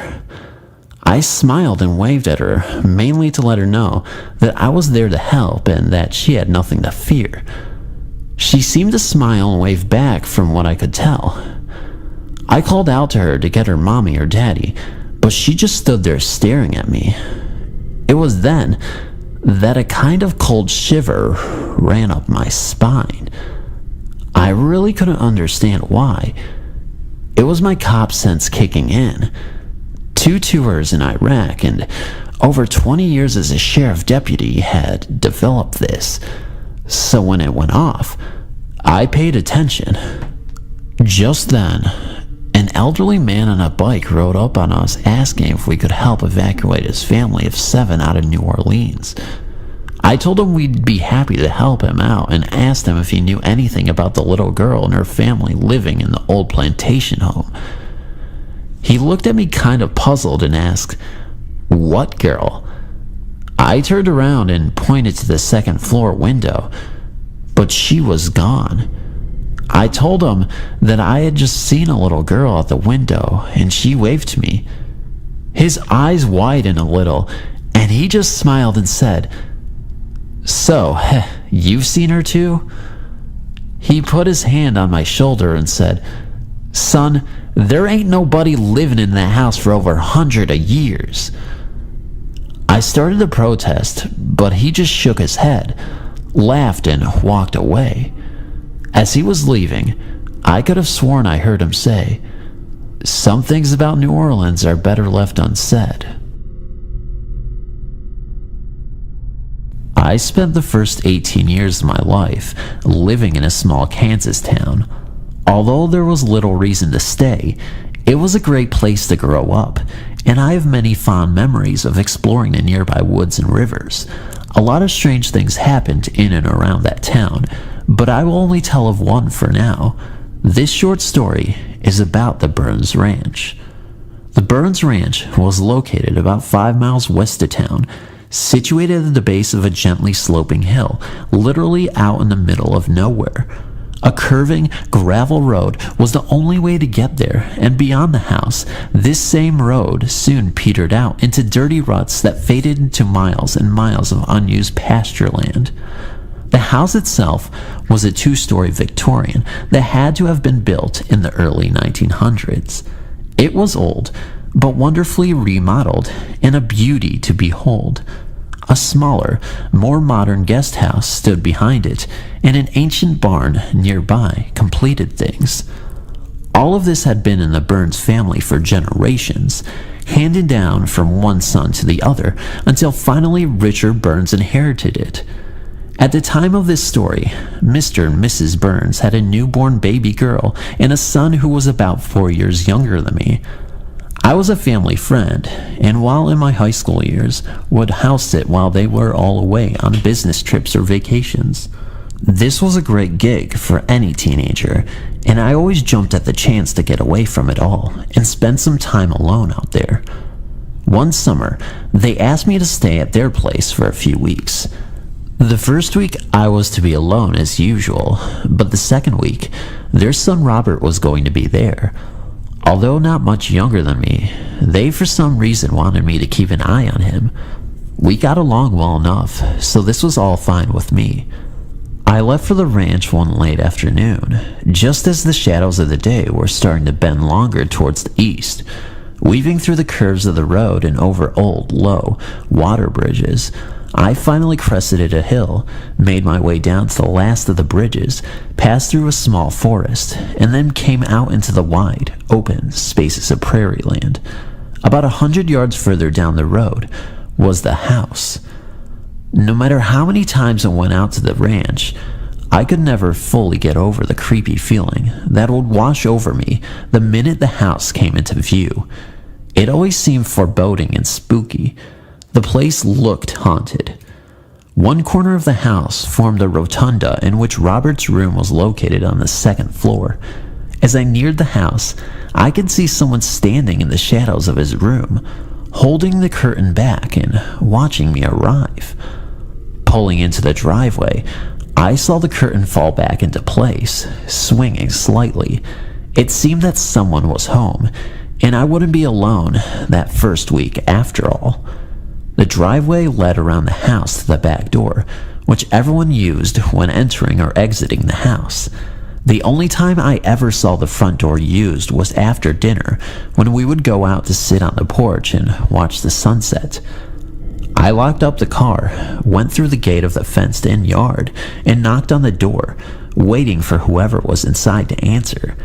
When no one did, I went across the yard, past the 3-foot statue of the Virgin Mary, and toward what amounted to a cement room that had been built into the side of the hill. It was some sort of storm shelter, and near the door, I found the keys to the house, which were always hidden there behind an old painting. As I let myself into the foyer and sat my bags on a bench, I kept calling out to let my presence be known. Dead silence was my only welcome. On the right side of the entranceway were the stairs that led up to the bedrooms. Under the stairs and next to the bench upon which my bag sat was the door that led to the basement. Beyond the door and in front of me was the dining room, the kitchen being to its left. To the right of the dining room were the rest of the downstairs, a few sitting rooms, the library, and an entertainment room. Sure, I saw someone at the window. I began a search of the house, starting with the first floor before working my way upstairs. The stairs ascended to an L-shaped hall. Just to the left were the master bedroom and bath. To the right and down the hall, past another bathroom, were the baby room and a spiral staircase that led to one of the sitting rooms below. The guest room I used as well as Robert's bedroom was around the corner at the end of the L. I searched these rooms, then went down to the basement, which had been renovated into a modern living room with a complete bar. I found nothing. Perplexed, but kinda used to how weird the house could be, I went back upstairs to unpack and start to enjoy my stay. I set up my guitar and amp in the entertainment room, where I planned on creating rock songs I was sure millions would jam to in years to come. The fridge was stacked, so that was no problem, and I had brought along a ton of movies to watch on the VCR in the basement. It seemed the only thing I had to worry about was the occasional phone call and feeding the dog, which was in a pen out near the old cement shelter. No problem as far as I was concerned. I had been house-sitting here many times before, so knew how eerie things would feel when evening came. Like I said, it just had that look of a haunted house. Not much happened that first night, and the next day I got up, fed and watered the dog, then watched a few movies before taking a short walk around the property. That evening the phone rang, and it was Mr. Burns. He wanted to know how much it rained the night before. I knew he was out of state, so told him it didn't rain at all, but he insisted I check his rain counter, a measuring device that he had attached to a post near his mailbox. I went out and sure enough, although it had been completely dry the last few days, there was about 1/4 inches of water at the bottom of the thing. I went back to the phone, where he was waiting on the other line, and told him. He didn't seem surprised and said it would probably rain that night. He told me to take care, make sure to keep the doors locked, and to not let anyone in when evening came.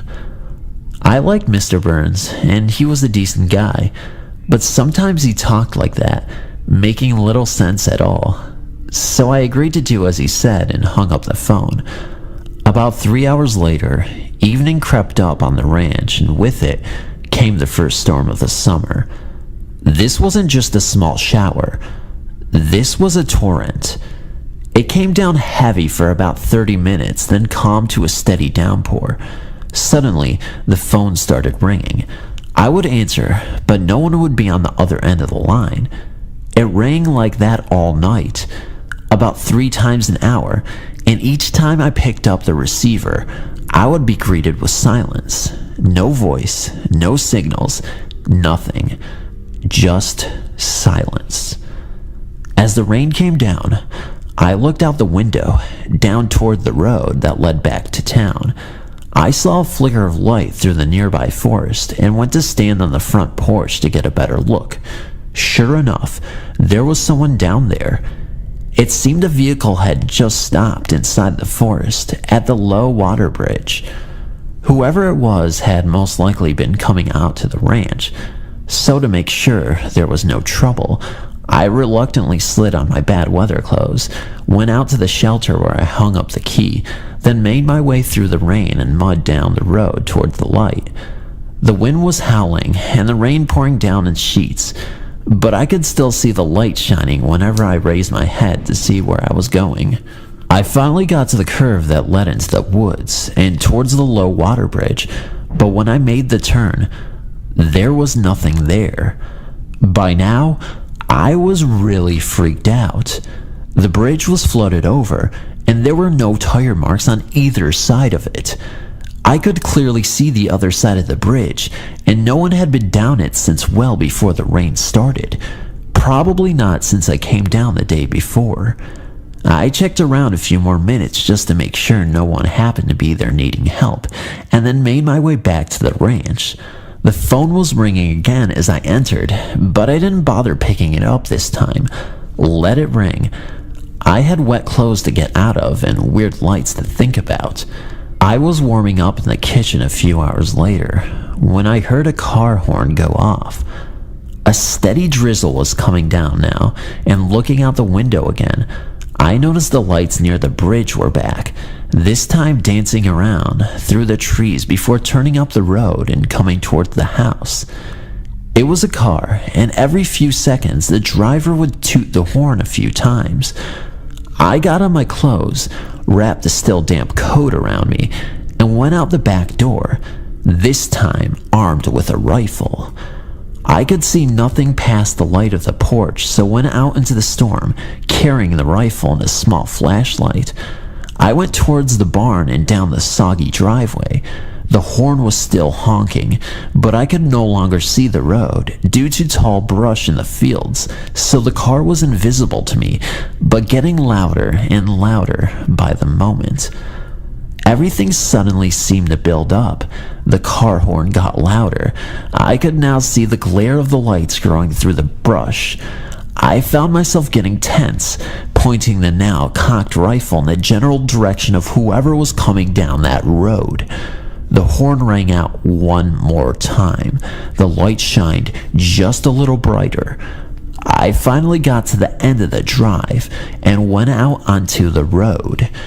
There was nothing there to greet me, just a dark, wet, stormy night and a muddy road that led to a very flooded bridge.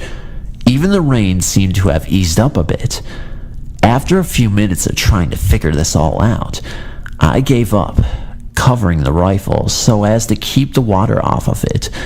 I trudged back toward the house for the last time that night, deciding it was safer inside than out there in the open. Nothing much happened for the rest of the evening until about 4 a.m., when I was awakened by someone pounding on the front door. This was odd. Everyone always used the back door. Nonetheless, I got out of bed, put my clothes on, and went downstairs to find out what was going on. My body ached from being out in the storm the night before. I tried to hurry down the stairs and through the house as fast as possible, listening as the banging became more and more persistent. I had no idea that no one was going to be waiting for me on the porch when I opened the door, and I was right. Unable to sleep, I looked around a bit, then brewed a large, strong pot of coffee and sat reading until the sun poked over the horizon. The day was bright, hot, and humid, and after a short nap, I decided to take a walk around the property. I hung the keys back inside the shelter so as not to lose them, and as I did, I got a strong urge to go into the little room and explore a bit. I have no idea why I would suddenly want to do this, since there was really nothing in there, and to be honest, it was not a place I wished to be in. Still, it took a little more effort to walk away from the shelter. Something told me not to enter all the way, so I just stuck my hand in, quickly placed the keys beside the painting, and then I shut the heavy door. I took a long walk. Before going back to the low water bridge, I shut the barn door, which had come open during the previous evening storm, then made my way to the top of the hill behind the house. From here, I got a great view of everything for miles and miles. I sat up there for some time, then went to the river. The bridge was still flooded out, but not as bad as before. There were no tire marks and no evidence whatsoever of anyone being there before except for what tracks I made. I still had no idea as to what had happened the night before. I would have thought it was all a prank, but the storm was a bad one, and beside, the bridge had been out. I went back to the ranch, and the first thing I noticed was that the barn door was open again. Already on edge, I peered inside, then closed the door, placed a large rock in front of it. Later that afternoon, while working out a few songs on my guitar, I kept getting a very strong feeling of someone standing right behind me. No matter where I would sit, the feeling was always there. Growing tired of it, I stopped what I was doing and said out loud, "Stop it! I'm trying to do something here." No sooner had I said this than the feeling stopped. It came back whenever I would start to practice my music, but went away when I told it to. The next day, I was upstairs going through some things when I heard, very loudly, someone downstairs yell out, "Hey!" It startled me at first, but then I thought it might be the family coming home early, so I put up what I was doing and went down to find an empty house. The rest of my time there alone was uneventful, with the exception of a lot of weird feelings. The library for some reason spooked me, as did the shelter, and I refused to use the spiral staircase located next to the baby room. I was somewhat nervous the whole time and took many long walks. Once while sitting at the top of the hill, I saw a car coming towards the ranch. It passed through the forest and made it over the bridge. I was actually a little relieved. Robert had finally showed up. Robert's grandmother had brought him back from a summer camp he had attended, and after we finally said our goodbyes, I sat on the porch with him listening to the various stories he had to tell and looking through the photos he'd brought back. I was reluctant to mention my own tales, but it didn't matter. Robert had grown up in that house. He knew something weird had happened to me while I was home alone there. We spent the next few days enjoying the good weather. We hiked, explored the valleys and forests along the road, and went on drives that took us to places we'd never been to before. One night, just as the sun was setting, Robert finally asked me how my stay had been. I didn't hesitate in telling him some of the odd things that had happened, and he reaffirmed some of them with his own stories. It seems he too was drawn toward the cement shelter where the keys were hidden. The only difference was that he had gone inside, the heavy door slamming shut, locking him in. It was some time before he was able to push the thing open and get out. He said that the Virgin Mary statue had been removed, so it was facing the doorway, as if watching his struggle. He was as confused as I concerning the lights at the bridge and the mystery car, but he did mention seeing a lady come down the spiral staircase I was so afraid of. She came down, glared at him for a moment, and then walked back up. Robert never found out who she was, but felt she was not nice. He also told me of dreams he had about the library. They were vivid and scary and involved a closet. He had just recently discovered that a relative had been born in that room years ago and had died there as well. Above each bedroom door was a small window, and Robert said one early morning he woke up seeing the shadow of someone come down the hall and stand in front of his slightly open door. The person stood there for some time before Robert called out, thinking it was his father. When he got no reply, Robert screamed for his parents, and as they turned the corner in the hall, the shadow disappeared. That explained why I always felt watched whenever I tried to sleep in the guest room across the hall. As for Robert's room, I only went in there to get a CD now and then. I never felt comfortable in there ever since I saw someone looking out the window at me as I came up to the house that first day. Towards the end of my stay, Robert and I settled down one evening in the basement. We had movies to watch and were set for the night. There was a small bathroom between the foyer and the kitchen, and in it was an old-fashioned toilet that had a string you pulled when you wanted to flush it. The thing was loud, and as we sat downstairs watching our second movie, we could hear it flushing.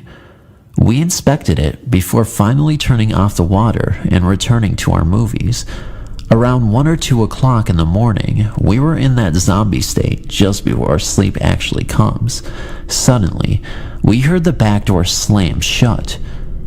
Wide awake now, we grabbed a few rifles that we had brought down to the basement with us and listened. From right above us, we heard the unmistakable sound of boots shuffling across the foyer floor. They slowly came towards the basement door and stopped. Then we heard the door creak open. I admit, I finally came to understand the term shaking like a leaf. But Robert wasn't much braver. We were too scared to even try and pretend to be cool. For a moment there was nothing, and then whoever was above us came walking down the stairs. We could hear someone brush against the coats that hung on pegs along the wall. We could hear the firm, deliberate sound of boots making contact with the warped boards that were the steps. The stairway going down into the basement was hidden behind a wall, so that anyone who came down could not be seen until they reached the bottom. The third stair from the bottom always made a horrible squeaking noise, and when we heard that, we raised our rifles and waited and waited. Finally, when no one came into view, I told whoever was there we were armed and to leave. There was no sound at all. Eventually we gained a little courage and slowly peeked around the wall and up the stairway. No one was there. The door was shut. I was beyond scared at this point, and after going throughout the house and checking the doors and windows, we spent the rest of the night in the dining room talking about what had just happened. To this day, I am unsure what to think. We heard, without a doubt, the back door open and slammed shut. But when we checked it, the key was still in the lock and the door was still bolted from the inside. Robert left the next day to go spend a few days at a friend's home. He wasn't surprised when I told him I was asking another friend of mine to come out and stay with me on my final night there. That night was quiet, except for the usual strange feelings. Even my friend mentioned it and left early the next morning. Rather than spend another day there alone waiting for Mr. and Mrs. Burns to return, I wrote a note telling them I had to leave early to run a few errands, placing it on the kitchen table. I packed up all my things, made sure the house was cleaned up, and then locked the door. A sudden sense of urgency overcame me as I walked to the shelter to put up the extra key. I came close to just tossing it into the room in my struggle to hurry, but managed somehow to put it back in its proper place on the hook. As I walked to the car, I noticed the barn door was open again, and although I tried to ignore it, I ended up going over and shutting it. The big rock I had put in front of it earlier was gone. No one ever said anything about me leaving earlier or asked how my stay was. Miss Burns would often laugh at the idea that her house could ever be haunted, but sometimes I think that laughter was a little forced. As for Mr. Burns, when I asked him how he knew it would rain in the evening, I checked the level of water in his gauge. He looked at me puzzled and swore he never even called me during that trip. I still don't know what to make of that place. Like I said, lots of strange things happened in and around the small town I grew up in, and that was just one of them. My name is Dino. I'm 32 years old, married, and work as a scaffolder for a small company in Cairns for North Queensland, Australia. I moved here from a small country town at the top of Victoria called Melindra roughly 8 years ago, with then my girlfriend of 3 years. I have always been very skeptical about ghosts and thought it was just a market to make money, until that day. It was the middle of summer, very hot and humid. Me and Angela, my girlfriend, jumped into my work vehicle and was going to get home and get some lunch, and she wanted to go to Job Hi-Fi to grab some CDs. With me driving and her in the front passenger seat, we were driving down the main road. It is called Captain Cook Highway.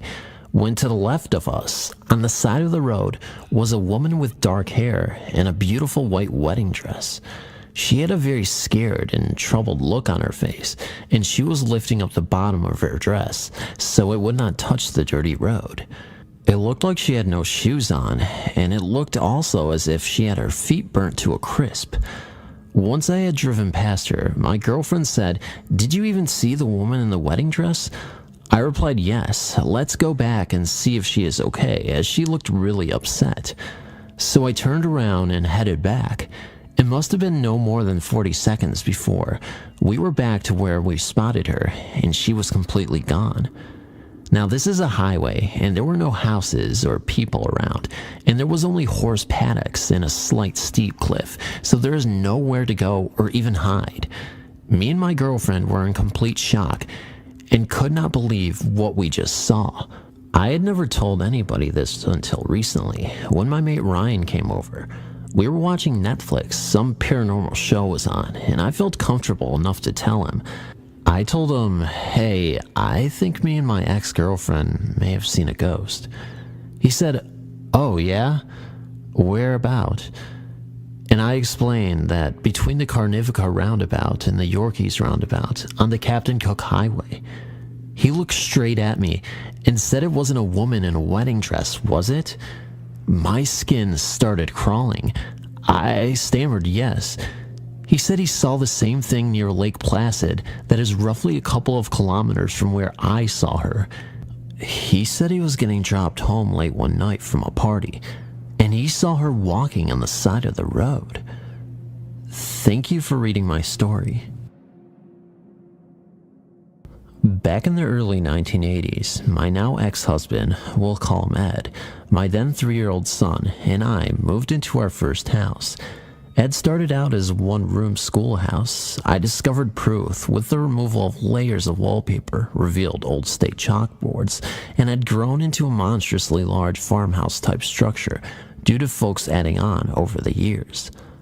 The place had a lot of quirks. For instance, the main floor had 2 full bathrooms, a very large country-type kitchen, and a smaller galley-type kitchen in what one time served as a mother-in-law apartment.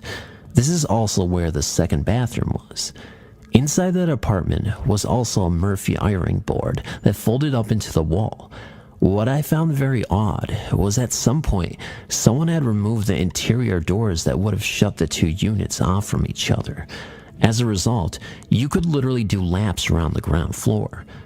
The front door led into a nice-sized living room. From there, you could see the staircase that led up to the 2 bedrooms upstairs. Another quirk, the upstairs rooms were not separated by a hallway of any sort. The top stairs split into 2 triangle stairs, one on the left, one on the right, and these faced the bedroom doors. I won't make you suffer through a lengthy description of the place. However, I thought these were points of interest that may aid with understanding the events that would take place here. Our first night in the place, I distinctly heard someone rummaging through the moving boxes downstairs. I sat up in bed and listened, deciphering normal house sounds from those that seemed like someone was moving around. I looked over at my sleeping husband and slid out from under the covers and cautiously crossed over into my son's room. I lifted his sleeping form and returned with him to my room, depositing him on my bed. Someone downstairs coughed. I shook Ed awake. "Someone's downstairs," I hissed. "Go check it out." After a few groggy swears, he informed me that I could check it out for myself. Something downstairs toppled over. I about wet myself. If we had an upstairs phone, we would in later years, and this was pre-cell phone days, I would have stayed put and called the cops. As it was, I gripped my ball bat and made my way down the stairs, flipping on the lights as I went. I didn't want to surprise whomever had broken in, and I really hoped they'd just run away. I could see into the living room. Boxes were strewn about, giving voice that someone had been going through them. I made my way through the entire lower floor, leaving lights burning in my wake as I checked every nook and cranny while straining my ears. While I didn't wish to confront whomever it was, I didn't want them surprising me either. On my way, I double-checked the doors and windows to be sure they were shut and locked tight. Finally, there was only one room left, the bathroom in the apartment. I pushed the door open hard, and in the dimness, saw someone staring back at me. As I reached for the light switch, I saw them move towards me. I bellowed loudly, swinging the bat with all my might.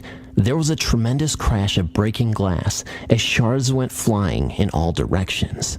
I fumbled for the switch again, and as it came on, realized that I had slain a mirror that Ed had perched on the toilet tank. I wish he had told me. I fetched the broom and dustpan, feeling very foolish, and had just swept the bulk into a pile when there was a very loud banging at the front door. Neighbors hearing my scream had called the cops. Just try explaining that your own reflection had scared you that badly. At least they didn't laugh in front of me, but they grew very somber, learning that Ed, at 6'4", had stayed upstairs during the entire time and had only come down when their knock summoned us. I still recall them looking down at me, over at him, and back again with something that seemed to be a mixture of disbelief and disgust. So you, one pointed at me, came down to investigate, and you, he looked at Ed, stayed upstairs? Then things got weird. Cop A decided to see where this mirror was and check out the house to be sure it was secure, taking me in tow. Cop B stayed with Ed. I learned later that they had their own little chat, which left Ed feeling somewhat badly. As we approached the bathroom, I said, "Be careful, that glass went everywhere." But there was no glass to be seen, not a shard. The mirror sat on the toilet tank. Seeing it, in the light, I realized I had never seen this mirror before, but I knew I had broken it. I had heard the glass smash. The broom and dustpan still sat in the door where I had left them. Weird. Very, very weird. After the cops left, I asked Ed where the mirror had come from. He said he'd found it in the basement. He went back to bed, and I went back to check the mirror out better. It was a rectangular in shape. The glass itself, a bit wavy looking, with a few light spots and tiny clear areas. Its framing was very ornate, tiny, interwoven vines interspersed with leaves and flowers. It was obviously an antique. Exactly how old, I wasn't sure, but guessed early to mid-1800s. I wanted to examine it, look for a manufacturer's mark, or possibly a date, but something about it made me feel strange. I reasoned that given the whole weirdness that had happened, the hour, and the move, perhaps it would have been wiser to wait for the light of day. I closed the door and went back up to bed, but not before saying a prayer of protection and adding that anything unkind was not welcomed in my home. The next day was very anticlimactic, at least in the weird department. Ed's family had swooped in on us to help. If you ask me, it was more of a way for his mother to dictate the way she thought we should decorate, complete with paint chips she thought would be just the colors we should use. And wouldn't that chair look better over there, I advise. She expressed an interest in the mirror when she saw it. The woman absolutely gushed over it, and before I could say one word more, Ed gifted it to her. I never saw it again, and oddly, whenever I'd bring it up, the subject would be changed. This morning, I woke up at about 3 a.m. I couldn't sleep for whatever reason. I turned and tossed until it started to look like it was starting to get daylight outside. Still dark, but not black outside. I was just laying in bed with my eyes closed, but I was awake. I opened my eyes to see my boyfriend sitting on the floor next to our bed, or so I thought. It didn't scare me at first because I thought it was actually him. I looked at him very inquisitively, but couldn't speak. He looked at me back like a confused dog or something, with his head all sideways. For some reason, the way he moved frightened me. I found myself leaping backwards to the other side of my bed, where I felt my boyfriend lay asleep. I thought to myself, is this real? I covered my eyes with my blanket because I was so scared. I thought it was because my eyes were adjusting. When I pulled the blanket back down and looked again, he hadn't moved, only reached towards me. I just lay there stiff as a board. I was too afraid to move or even speak. He sat there in the same position for what seemed like a very long time to me. The only thing that wasn't his were his eyes. They were black and white. He then laid down on the floor and was gone. When I felt like it wasn't coming back, I reached over to the light by our bed and flipped it on and just sat at the edge of our bed and wondered what just had happened to me. I'm afraid that it will keep happening. This has never happened to me before, until last night. Someone please help me understand. What could this have been? What did it want? Someone was telling me that it was a bad thing, that other spirits like demonic things can form to look like loved ones. Is this true? My husband and I moved into this small upstairs 2-bedroom apartment shortly after we were married. It was a beautiful old Victorian house, and the owner, a widow, lived downstairs in the rest of the house. We only lived there for about 1 to 2 months. A few weeks after we had moved in, I woke one night and was completely petrified. I mean, I was absolutely terrified. My heart was in my throat, pounding like it would jump out of my chest. Of what? I don't know. I can only describe it as an overwhelming feeling of evil. I saw nothing. I woke my husband up and told him we had to leave the house right now. He looked at me like I was crazy, of course. It was around 2 or 3 o'clock in the morning. He must have saw the urgency and seriousness on my face, because I wouldn't even talk about what I was feeling. I just held on to him and insisted that we leave and drive somewhere, anywhere, before I said a thing, which we did. I then explained to him what had happened. He believed my feelings were sincere, but I had no details, just an overwhelming feeling of evil. Well, we moved out shortly after that, but I wasn't crazy. Almost 3 to 4 years later, still living in the same town, a girl came to work at the company that I worked for. She was the daughter of the widow who had lived downstairs of that creepy apartment. Oh, what a small world. We chatted along nicely. Then I told her what had happened that night, and wasn't it insane? She looked at me. Her face went pale, and she swallowed hard. "What month did you say that happened?" she asked me. "June." "Why?"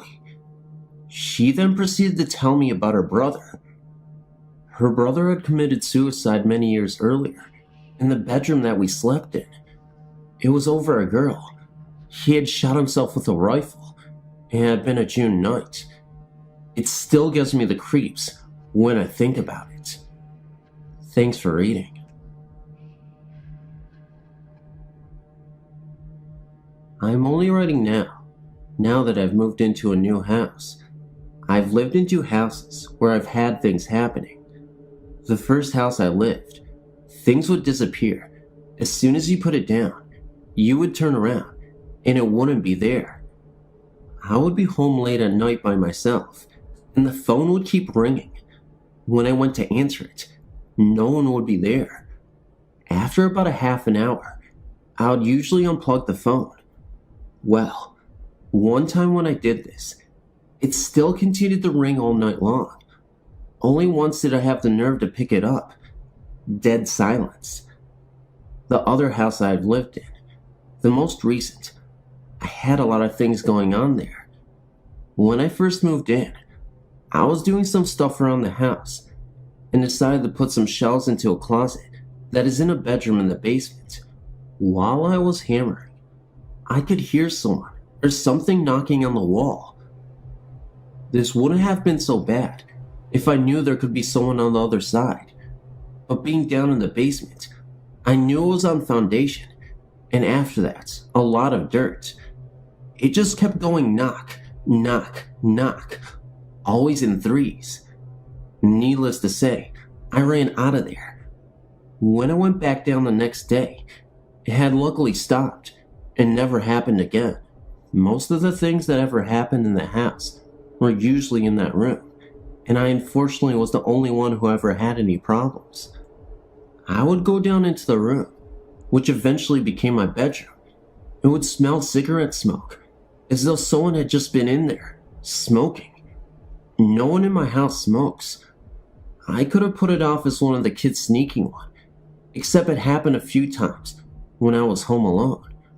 I would get woken up in the middle of the night by someone shaking the bed, or picking up a corner of the bed and letting it drop. One night, it felt as though someone was under the mattress and sticking their finger up, pushing the bed up. The worst stuff, though, started happening when the landlord was considering moving back into the house. I would wake up and feel terrified. It is hard to describe just how scared I was, but I've never felt more scared in my entire life. I wouldn't be able to move, only my eyes, and I would never see anything around me, just the normal shapes that were around the room. The worst night though that happened was on the night we were supposed to have left. I woke up to a growling noise and what felt like an arm being pushed down across my neck. I have since found out that the landlord's wife had passed away in the house, though I don't know what the basement room had to do with it. That was added on after she had died. I'm lucky enough to have gotten moved out without any more things happening, and I'm praying that the new house is entity free. Thanks for listening.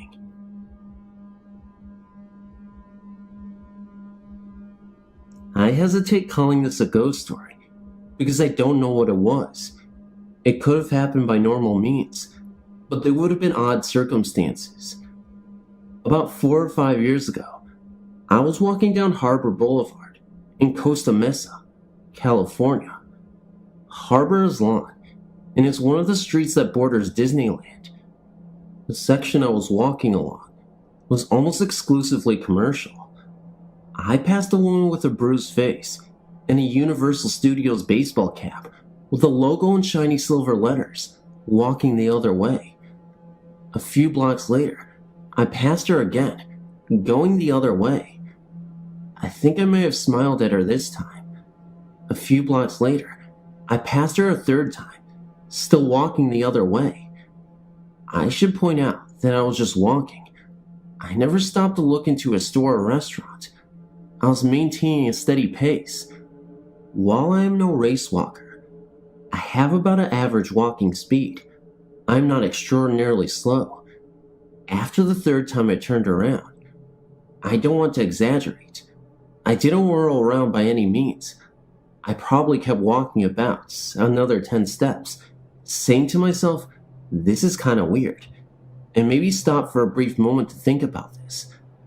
When I turned around, she was gone. There was a Polo Loco restaurant right there. I was in there and saw no sign of her.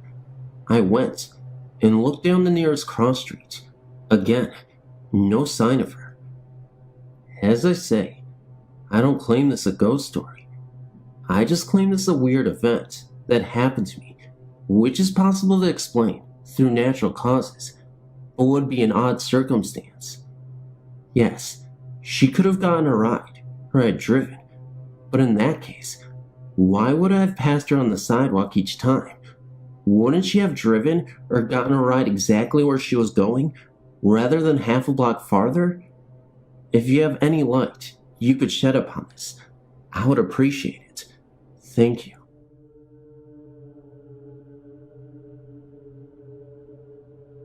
Over the past 50 years or so, many members of my family have had interesting ghostly experiences.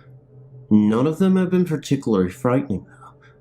Here are a couple of those experiences.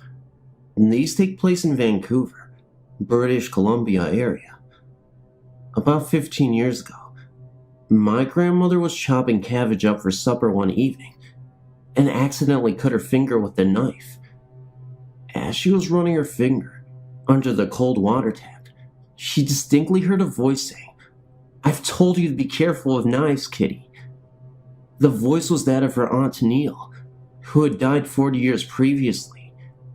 She was always scolding my grandmother for something or the other. Another experience happened to my aunt. 20 years ago, she and her family moved into a gorgeous 4-bedroom house in a wonderful area. The house itself was about 2 years old. After a while, she would find things missing. She put a brand new packet of knitting needles on the kitchen shelf, and when she'd go to get them, they'd be gone. But anything else on the shelf was then on the floor. Her daughter was at school, and her infant son was way too young to climb up there. The knitting needles turned up in the bath of all places.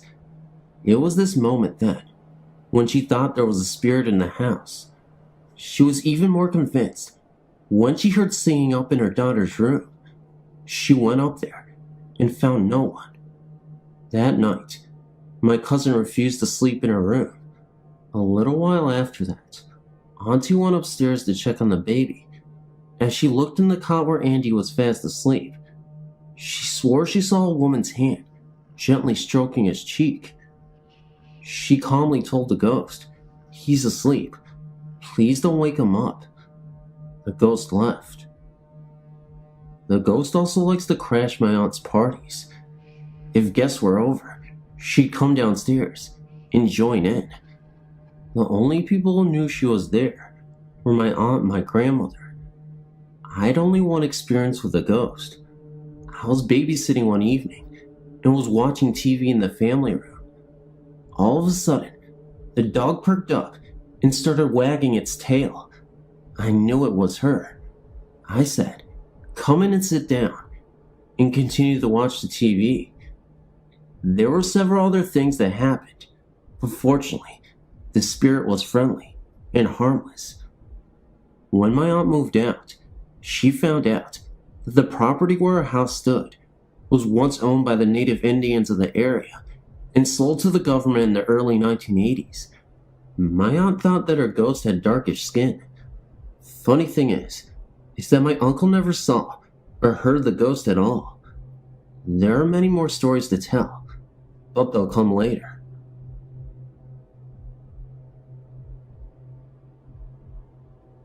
About 2 weeks ago, we were in bed watching TV. It was around 9:30 to 10 when we heard footsteps, kind of like our kids had gotten out of bed. Well, I got up and checked the kids, but they were still in bed sleeping. I went back to bed. About 5 minutes later, it happened again. This time, it sounded like it was running downstairs.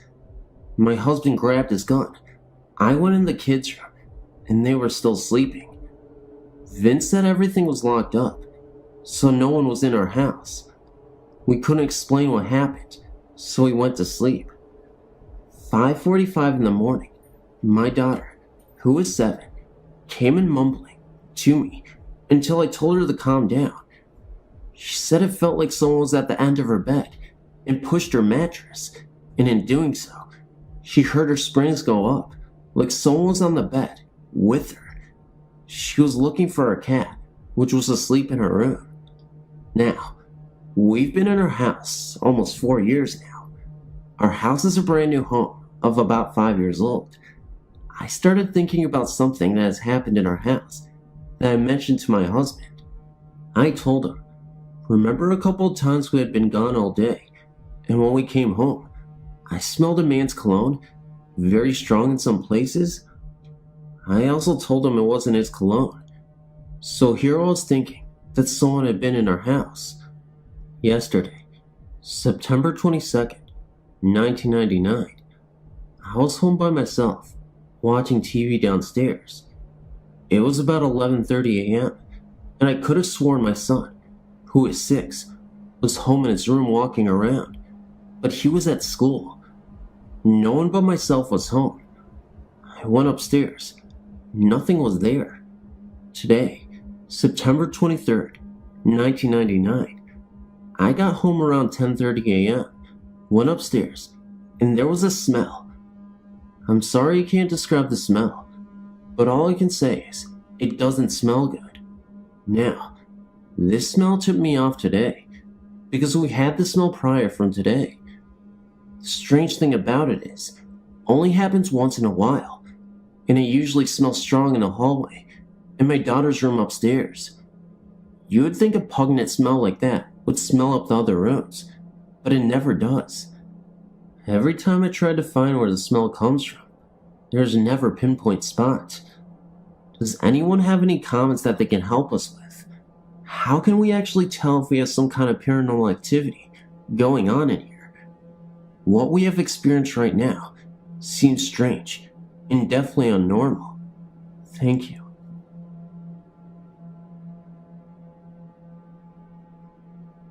I actually have 2 stories, and I'm not sure I would call them ghost stories or not. Perhaps they are angels, but nonetheless, they happened and are not necessarily related. When I was in high school, I was madly in love with a guy 2 years older than me. I was a senior, and he was graduated and in the Air Force. He was my first love. Shortly before my high school graduation, I'd made tentative plans to visit him at his base in Mississippi. I called him with my plan. He was less than thrilled.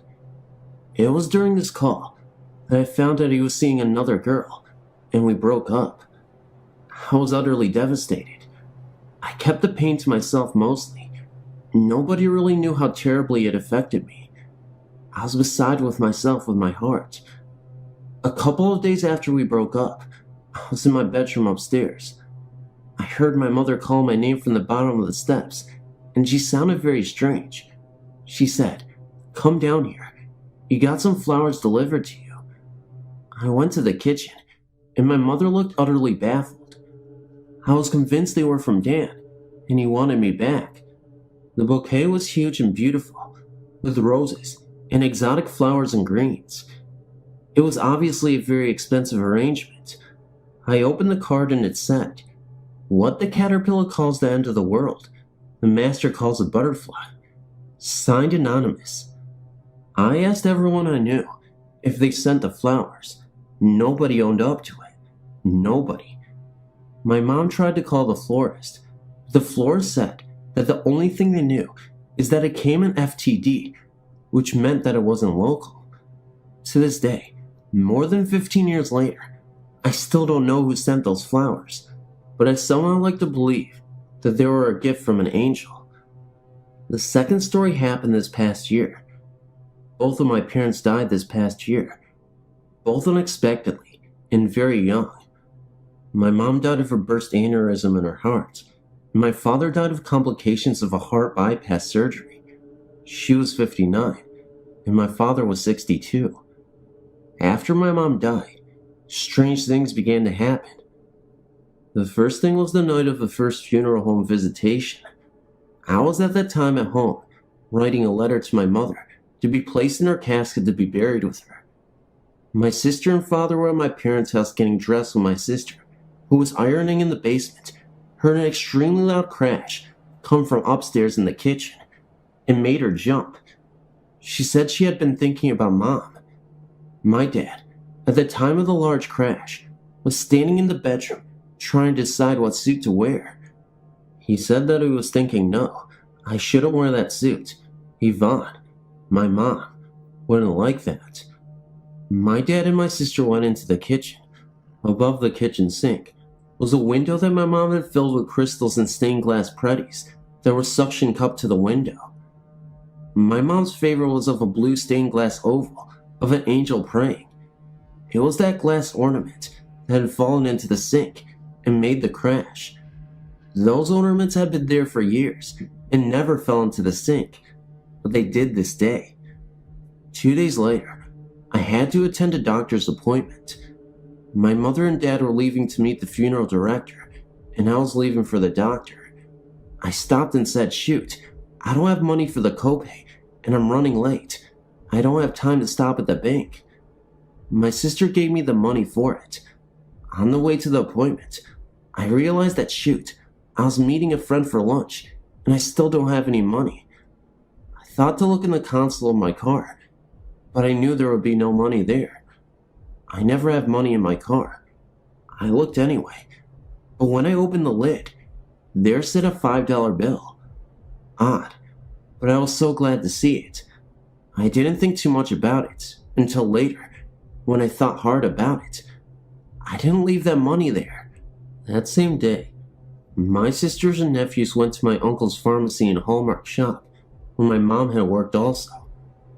My mom had always bought Beanie Babies for my nephews from there. My nephew was looking for a specific beanie, and I'd been unable to find it for months. That day, they found it at the shop. My uncle didn't remember ever seeing that one before, and he took care of the ordering. A few days later, I was sleeping. I was exhausted from the funeral and was taking time off from work. Nobody was home. The window was open, and I was dozing peacefully when I heard quite clearly, "Carrie, Carrie." I sat up, and my heart was pounding. I heard my mother. She was calling me, as if I wasn't supposed to be sleeping, like she always used to do if she thought I were oversleeping. One of the things that my mom always did when she was alive that annoyed me was to yell my name from the bottom of the steps. I heard it so vividly that morning.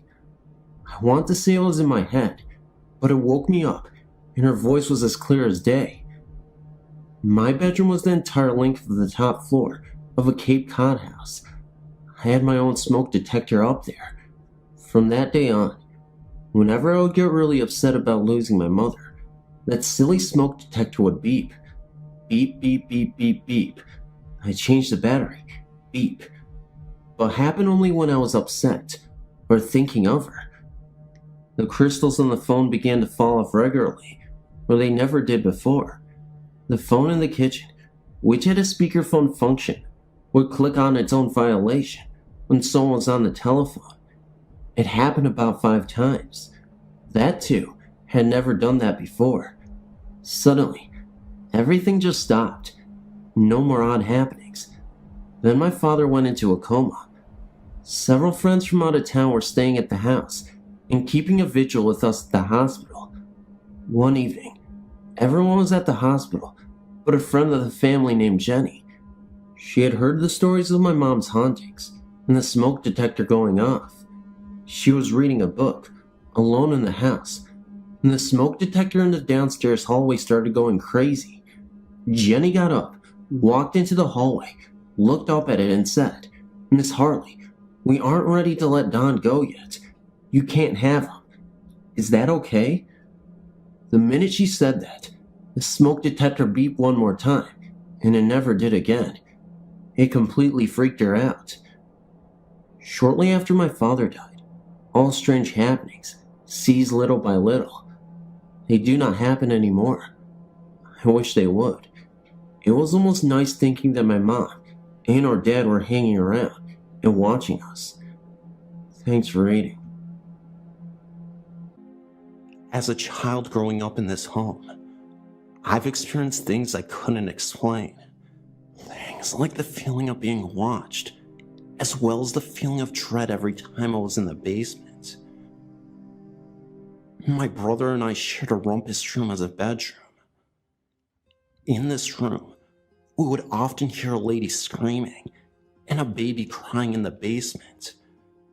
We would often run screaming straight to my mom, but of course, she never believed us.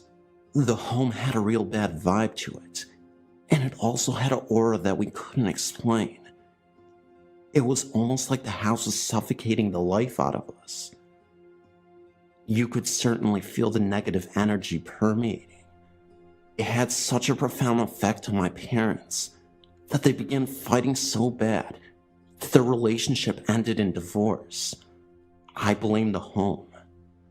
My baby sister would have nightmares. She would often see a man in her room pointing a rifle at her. Each time she would recognize this man, she would let out a blood-curdling scream, which would send my mom flying through the room. The presence would vanish pretty quickly, and after a few encounters with this entity, she never saw this ghost again. I often saw black shadows in my bedroom. There were 2 of them, and they would stand together, almost as if they were clutching each other's hands, and stare at me. It may have been only a few seconds, but in that moment of sheer terror, it seemed like hours to me. Whatever they were haunted me for years, and eventually stopped when I was 16. Shortly after those incidents at 16, my brother was unfortunately killed. He was a victim of a hit-and-run accident. Almost immediately after his death, my mother started to feel his presence, and even crediting him for saving her life. My mom was standing on a chair changing a light bulb. She lost her balance, and that was when she felt a small set of hands on her legs. She said that she legitimately felt a force hold her, as if those so-called imaginary hands stabilized her and prevented her from falling. On another occasion, my mom was washing the back landing floor and didn't realize that she was so close to the basement stairs. As she stood up, she lost her balance, and as she was trying to regain her balance, she felt a small set of hands on her bum push her back up to the landing. My mom would have died that day if she had fallen down the stairs. After my grandma had died, my mom was making her bed. Just as she went to fluff her pillows, there was an indentation of a head on an unused pillow on her bed. She believes it was her grandma. My mom would often come home and hear a male voice talking to her dog. The reason why we know it was speaking to her dog was because the voice said the name Honey, which is obviously the dog's name. The voice sounded so real and so clear that my mom really thought that someone had broken into her home. She quickly searched around, and no one was even there. Often the boarders who lived in the basement would often complain of having their arm grabbed in the middle of the night. They have also told my mom that she has a ghost of an old man in her basement. My mom said she had never seen this ghost or felt him. However, my sister had reported it while she was carrying a basket of laundry up the stairs. Also, her son kept looking back as if he was being chased. We have no clue who is haunting her house, but we feel that we may know who this is, the spirit of this old man.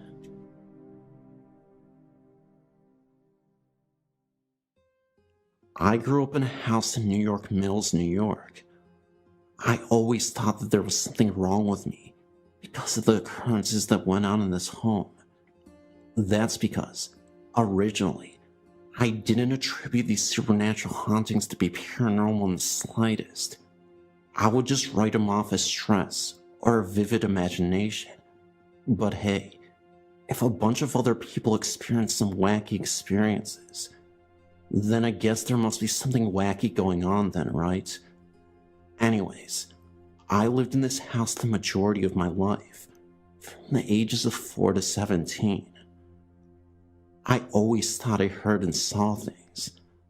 Mysterious shadows slowly moving around in the home, often late at night, and I gradually grew desensitized to them, because I didn't think much of them. Occasionally, I still saw things that freaked me out, but again, I believe that I was either disturbed or was overly imaginative. I moved back to this home when I was 26 and lived there until I was 35, when financial issues caused the bank to take it from me. This place, I've learned, is very haunted. Even as a child, I would hear low guttural voices, almost as if were giants whispering to each other. I even saw shadows on the wall at night consistently, the day my grandmother died. My parents even saw a shape move down the stairs. The attic made crazy noises, but it was an old house, right? Wrong. Well, the house had originally been built in 1854 by an old Polish immigrant. He did indeed die there, of a heart attack. He was a good man, and a very good father. In the days when I brought my children to this house, the shadow was seen only going between the children's rooms. Sightings were always on the stairs leading downstairs, or between the upstairs bedrooms. It appears that he is an attentive father checking on his sick children. Just my theory. Well, the children did indeed become scared poopless at whatever it was checking in on them. My second oldest child was diagnosed with night terrors. I went into the area between the rooms and asked him to stop appearing, as it was scaring them, and it stopped for quite a while. A few years later, my wife's aunt came to visit. She walked over to my living room, looked over to the stairway, and ran like heck from the home. She refused to go any further than the kitchen. Well, as I said, we were kicked out of the home by the bank. This house has gone through 6. That's right, 6 owners since we left. It has only been 2 years since then. Why is that, I wonder?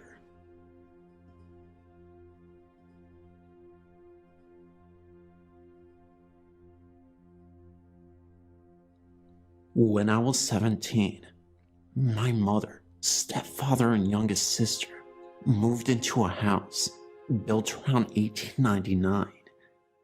This is an old house in a steel mill town.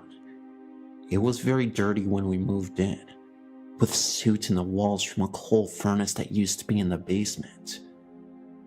The first night we stayed there, I slept in the living room in a sleeping bag inside a bay window area. I felt very uneasy, as though I was being watched. Over the course of the next few days, I began to feel more and more uneasy, having heard various odd noises, which I attributed it to being such an old home, and having seen things move out of the corner of my eye. After our light renovations of the home, I took up residence in the basement, and the rest of my family took the other 2 upstairs bedrooms. The basement had several rooms, sections that led to the next, separated by doors. In the area I inhabited, we had a dividing wall built to create more of a room with less open space. One night I was laying in my bed, about to go to sleep after having read a book. I had a small light on next to my bed. Wall to wall, my basement room was about 35 feet long and 20 feet wide. Against the back wall was a small window. I settled into the blankets and looked up at the window and saw a huge black mass that looked like a mound. It started at each corner, bottom of the wall, and came to a rounded point in front of the window. I was so startled, all I could do was sink into my bed and cover my head. The next night I slept on the upstairs couch. Other occurrences. I was walking down the basement stairs, old wooden steps, very slick, about 14 of them, and slipped on the 5th step. The right side was blocked by a wall all the way down, but the left side opened to the basement, and next to the stairs was a tire jack with a metal pole sticking straight up. I just so happened to grab the rail before I slipped off the left side. I would have impaled myself on the tire jack, and when I did, my head flew back, and standing at the top of the stairs was a skinny male figure, shoulder-length dark hair, white t-shirt, jeans, and no face. He was quite solid. There was a window behind him in the hallway, hazing a white glow around him. My mother was pulling the lawnmower back into the basement by the way of the cellar door. She lost her footing and started to fall backwards. When she said she felt a hand in the small of her back, pushing her upright. A few years ago, I had LASIK surgery and moved to recover. I went to my mom's to sleep, away from my kids. I had decided to take a bath while my mom was watching TV. I got into the tub, and I started to hear the basement door slamming shut. This is a normal occurrence in the home, but this time, I thought it was Mom. I yelled out, "Are you up here, Mom?" And she said, "Yes, I'm watching TV." The doors kept slamming shut until I got out of the tub. I've seen things placed at the center of the dining room table fly off into the floor. When I had my first daughter, she was terrified to be left with my mom at the home. She was about 2 years old, playing in the dark front bedroom, when she said, "Thomas, don't." Thomas was the name of my sister's boyfriend, who wasn't home at the time. She was yelling at Thomas for taking her toys while she was trying to play. Another time we were in the basement, in my former room. She was in the doorway when she said, "Mommy, "Who's that man?" and pointed into the base section with the bay window, shaped like the stairs base section, just below it. She's gone into screaming fits upon entry of the front bedroom. I've seen the image of Joe walking behind me, reflected in the computer screen. We've all seen his head poking around the wall in the kitchen, in the area of the basement door. The basement doors between the kitchen and the second bedroom of the back of the home. My mom had the shower curtain ripped open on her. We hear heavy footsteps in the basement when no one's home. Our Joe seems harmless enough. But what of the black mass in the basement? Is there another force to the house beside Joe? Sometimes we think so.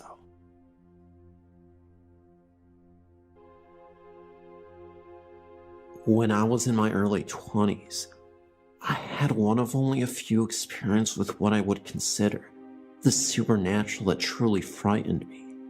We were in our home in North Carolina, which was on top of a mountain with a terrific view of the Smokies.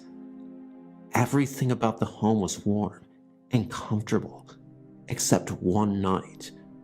That night, there was no indication that something really evil was about to show itself. We all went to bed as normal. My dad wasn't home with us, so my little sister was upstairs with my mother in her room. My brother was in his bedroom, and I was in mine. Everything settled down to a noiseless, deep darkness. The next thing I knew, our dog, a German Shepherd Collie mix, jumped up on the bed and started to walk up onto my chest and stared down at me. It occurred to me that there was very little weight to her. Now this was a 50-pound plus dog. I knew something wasn't right. Then, as I looked at her and tried to speak, her eyes started to glow an eerie reddish glow. The whole feel was of some extreme evil. This was absolutely not my dog. It was something trying to take on her image to get to me. I somehow jumped from under the being and reached for the light switch. As the light came on, there was nothing in the room. I thought perhaps it was a dream, but I truly did get to the switch. The lights did come on, and I did feel the being walk up on me. I truly don't believe, in my heart, that it was a dream. I ran through the house to make certain that the evil was gone, and I wanted to make sure my dog was okay. Sure enough, our dog was in my brother's room and looked up sleepily when I opened the door. She was fine, and not at all the evil thing that had been in my room. The evil tried unsuccessfully a couple of additional times to get to me. I'll put these experiences in writing soon. However, the first occasion was the worst, as he used a familiar, loved creature as its disguise.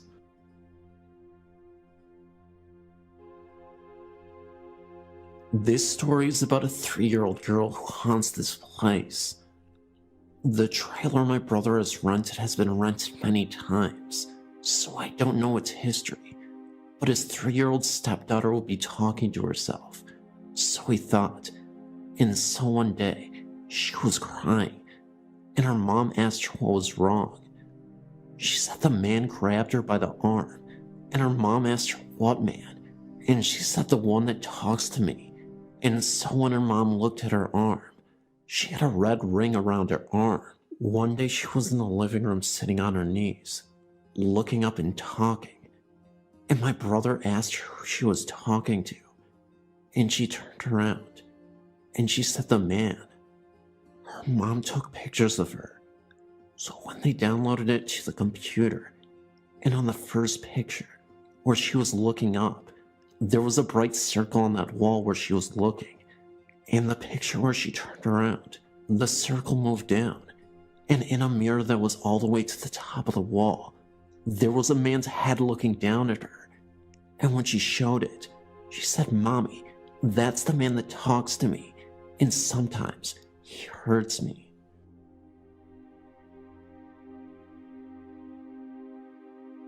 I really love your website, and I've been debating sending you my story for some time now. I've always been fascinated with hauntings and ghosts, but I've never had any desire to have direct contact with them myself. However, recent events have confirmed that I've been in direct contact. Whether I like it or not, we came to the conclusion that our apartment was haunted shortly before we moved out. We had already made the decision to leave based on another of other factors, but realizing it was haunted really sealed the deal. We'd lived there for 2 years and experienced stuff that can be chalked up to living in an old apartment, but we've experienced so much of it that it just doesn't make any sense. When we first looked at the place, I was not into it at all. I felt that it had a really crappy vibe, and the landlady was crazy, but my husband really loved the place, so I agreed to move in, and we both worked really hard to make it a home. The first day we moved in, some neighborhood kids scribbled "This is the scary ghost house" in permanent marker on the front steps. It may seem silly, but it certainly gave me some reservations. We rented the whole first floor in the basement. I had been petrified of the basement since we moved in. It would not go down there alone for months. In an attempt to cleanse the apartment, we lit sage smudges and clapped out the corners, and we sprinkled holy water everywhere. I'm sure it helped, but I'm too scared to think of how things would be if we hadn't done any of that. Every major appliance broke down when we moved in. We had inexplicable computer problems. We could never seem to get the house clean. We were burglarized twice. We're both people with lots of friends, and we love entertaining. Strangely, people wouldn't come to the apartment. Bands would stay over, but they always stayed over once and never came back. Whenever I put something down and looked for it later, it was never where I put it, and I would spend 10 minutes looking for it before it reappeared, right where I put it down in the first place. Our bed shook in the middle of the night, which is frightening. It always happened when I was almost asleep, and I tried to write it off as my imagination. We both had inexplicable health problems. We were constantly tired and worn out, and we became very depressed and negative. Finally, one morning, my husband confirmed all of my suspicions. I'd asked him before if he thought the house is haunted, and he always said no. Uncategorically denied any such thing, so I stopped mentioning stuff to him because I didn't want to freak either of us any more than we already were. However, all the same things had been happening to him, and he confirmed that the bed shaking thing happened when I was out of town, and he was sleeping alone too. In fact, he has seen whatever it is at the top of the basement steps at least 3 times. He describes it as a crouched old man heading back down the basement steps.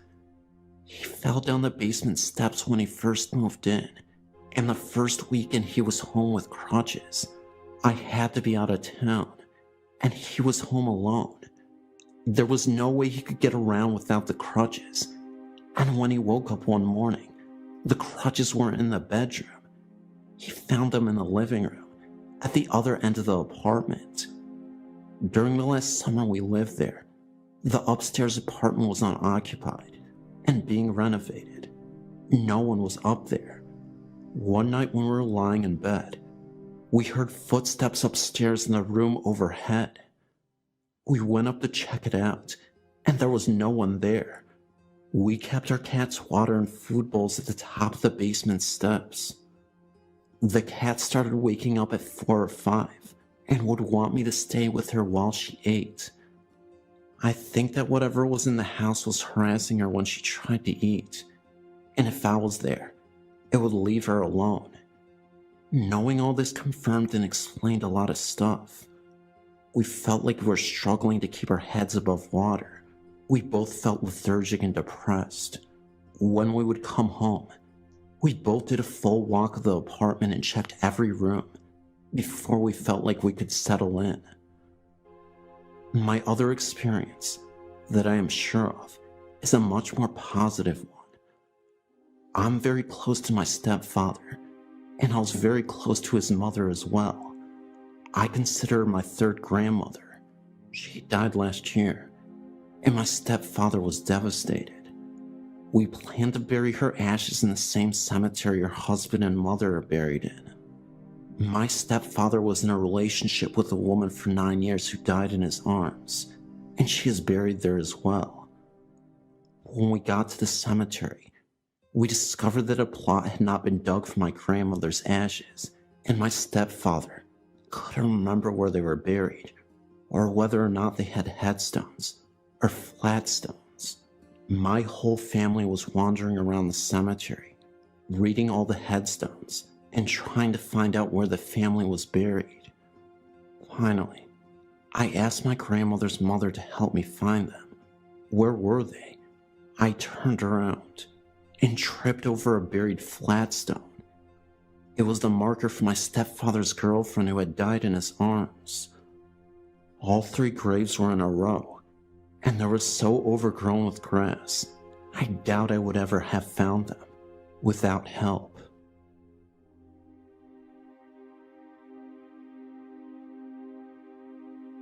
Hi again.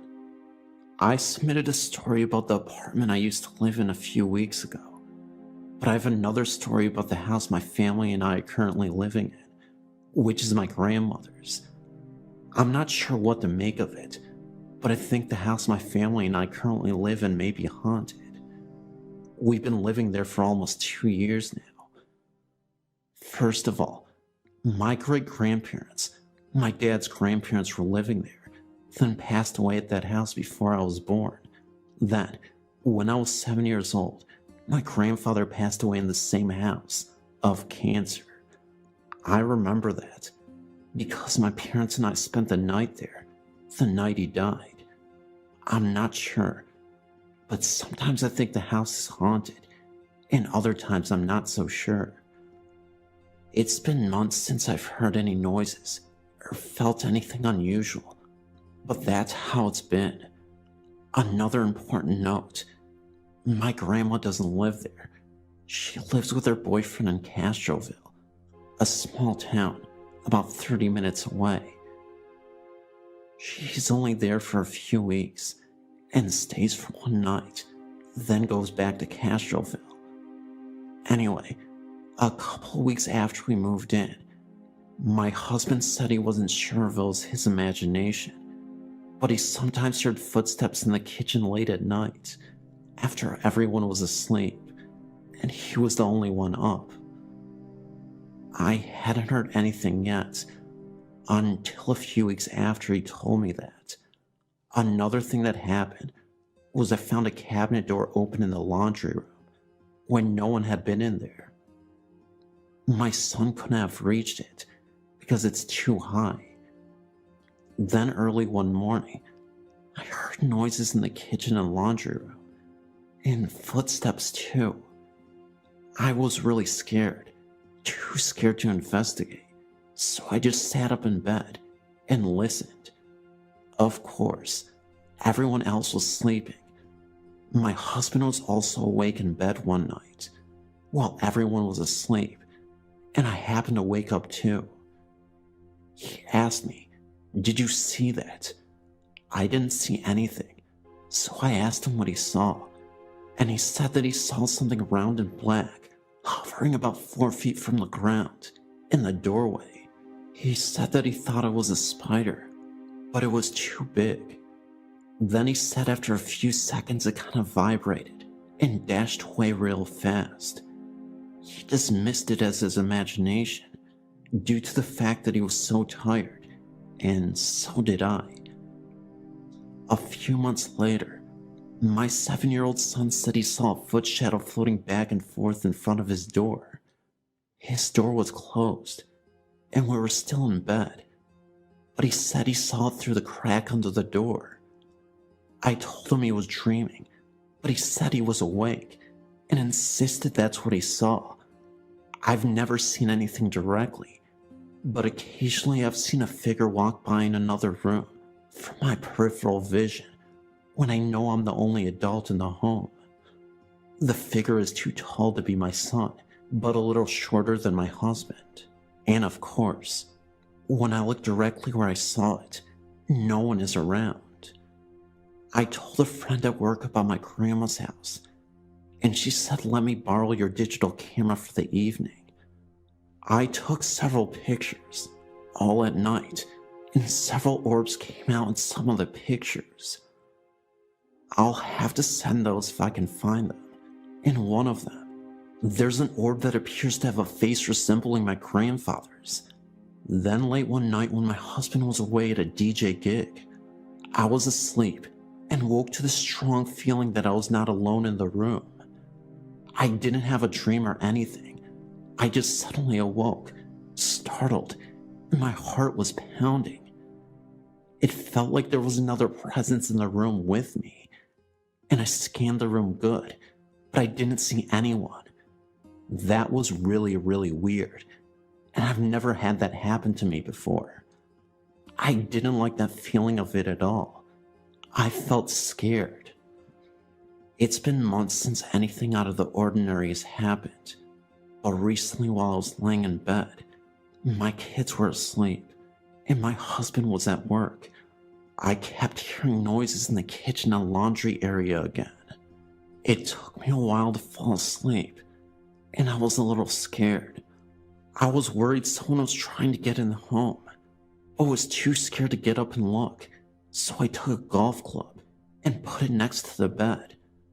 The weird thing is, we finally purchased a digital camera recently and took several photos in the home, with no orbs appearing, but the pictures were all taken during the day. I'm going to take a few pictures at night to see if anything came out. I asked my grandma about the home, and she said it's not haunted, and nothing's ever happened there, and she's never heard nor seen anything. I even told my dad, and he says the same. Does anybody have any ideas?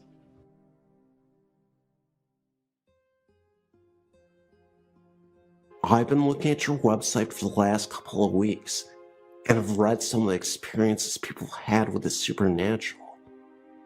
I've had several experiences in my life. The first one that I can really remember is when my grandmother died. I was 16 years old and lived most of my life with my grandma.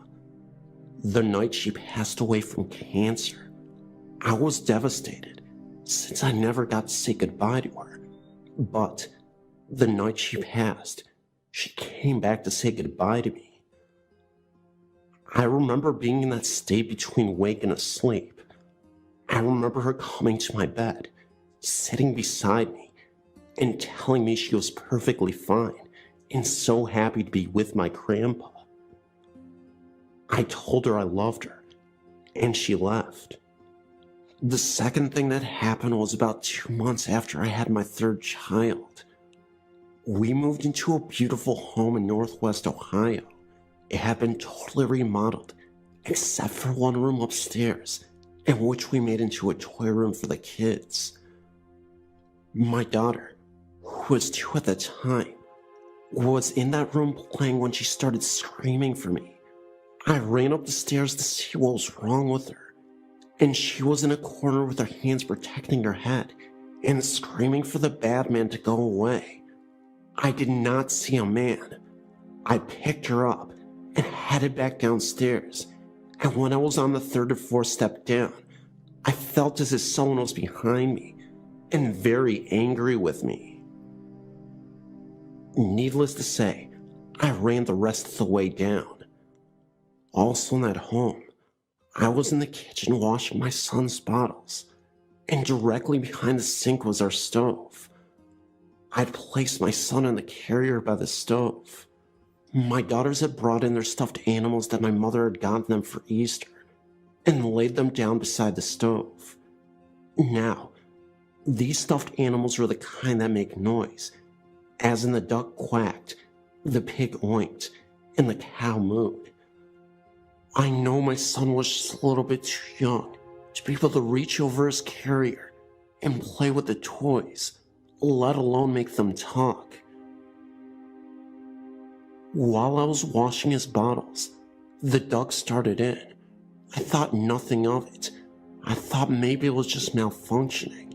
But then the cow started in, and a few seconds after that, the pig. I turned around, and my son was just all smiles. Needless to say, I hightailed it out of the home. I always hated to go into the basement of that house. It just felt wrong for me to be down there. But one afternoon, I had no choice but to go down. I had to take a bag of old clothing down to be stored. I thought I would just leave them on the floor, right at the bottom of the steps. So I leaned down to retie the bag, and as soon as I looked up, I saw two little girls standing right in front of me. They were not my little girls. They looked about 7 and 5 years old, and let me tell you, I didn't waste any time getting up these stairs. They did not make me feel very safe. I did some research on the home and found that the house was built in the mid-1800s. A man and his family lived in the home, and he had 2 daughters. The man owed some money to a loan shark, and when he couldn't repay his debt, the loan shark killed the 2 daughters and buried them in the basement. My family and I didn't stay long in that house. The longer we stayed, the more evil it seemed to be. The most recent experience has been for the last 2.5 years. My father passed away, and I've had a very hard time dealing with his passing. I was made to make all of his decisions when it came to taking him off of life support. I felt and still feel guilty for letting him go. I know that my dad comes to visit me, and I hope he never stops visiting. I don't let anyone smoke in my home, and my dad hated it. He hated to go outside in the garage. He was always on my case about it. Well, now that Dad has passed away, there are many nights and even days that you can smell cigarette smoke so plainly, like it's right next to you.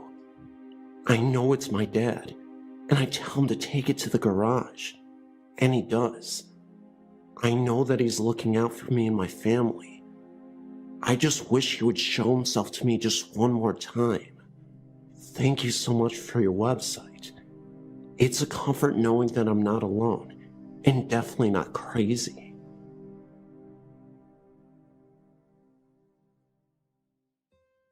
This story involves my aunt and uncle, and took place in the late 70s and early 80s. My aunt and uncle, and then baby cousin, lived in a nice modest house in Upland, California, a very nice little city near Panola in Ontario. The niceness of the house didn't last long, and almost immediately, my family began experiencing weird things. Every night on the way to bed, my uncle would latch close the door to the spare bedroom across the hall from he and my aunt's master bedroom. Every morning, as he passed the same door, it would discreetly unlatch and push itself open on its own. This same room once locked in my uncle's sister, with her and my uncle both frantically turning and pushing and pulling on the door as things flew out of the closet at her. All at once, everything stopped, and they both jumped back to have the door unlatch and push itself open, as it always did. Needless to say, my uncle's sister didn't stay much longer in the bedroom, let alone the home. When my aunt would leave the home to run errands in the daytime, she would return to find all the pictures from the wall on the ground, not knocked over, but propped against the wall, directly under the nail it was once hanging on. This would happen nearly every time the house was left empty, no matter how many times they would put the items back on the wall. Another nightly struggle was the pounding up and down the walls, like someone banging their fist across the center of the wall, back and forth, back and forth. My own grandma, as well as my mom and dad, witnessed this and hightailed it out of there ASAP. One day in the summer, my cousin, who was about 2 or 3, was sitting in a high chair next to a long hallway. My aunt was just outside the back door. My cousin asked, "Mommy, who's that man in the hallway?" My aunt, not quite listening, asked back somewhat distracted, "What man?" My cousin proceeded to explain that the man looked like her Uncle Mike, who lived out of state. When my family had finally decided that enough was enough, they decided to sell the home and move to Kalamazoo, just outside of Yucapeka, California. On one of their last nights in the home, it seemed as if everything was going crazy. The pounding was out of control. There were loud bangs and unusual noises everywhere, and their dog was at the front door, its hair on end, and growling out the front porch.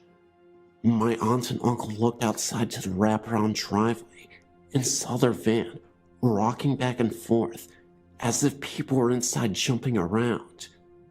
Within seconds, everything had stopped. Once my family had moved out, they eventually learned that their house was built over an old Indian burial ground. I've tried to ask my aunt more about this story, but she'll rarely talk about it, and I think is subconsciously trying to block it out. My aunt and uncle are very straight-laced and don't make up these sort of things, and I think that if my other family members had not been there to witness a lot of them, I would not even know about these occurrences in Upland. I've had to rely on my mom retelling me what she remembers, my aunt telling her as it was happening. There are probably many more things that went on that I would love to find out. I still don't even know the address of this old home, to see if the place still exists. As for the significance of Uncle Mike, my cousin's Uncle Mike had long, black flowing hair with darkly tanned skin and often wore a leather band across his forehead. Think 70s rocker fashion, looking somewhat like an Indian perhaps.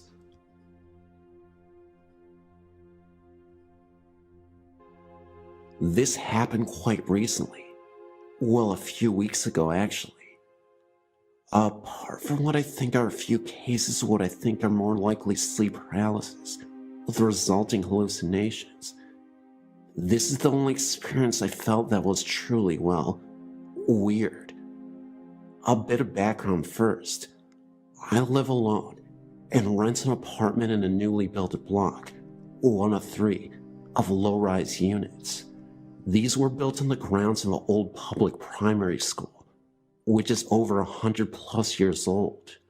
The far end of the strip of where the school used to be is preserved, and still has the school hall, a beautiful sandstone building, and is used for public functions.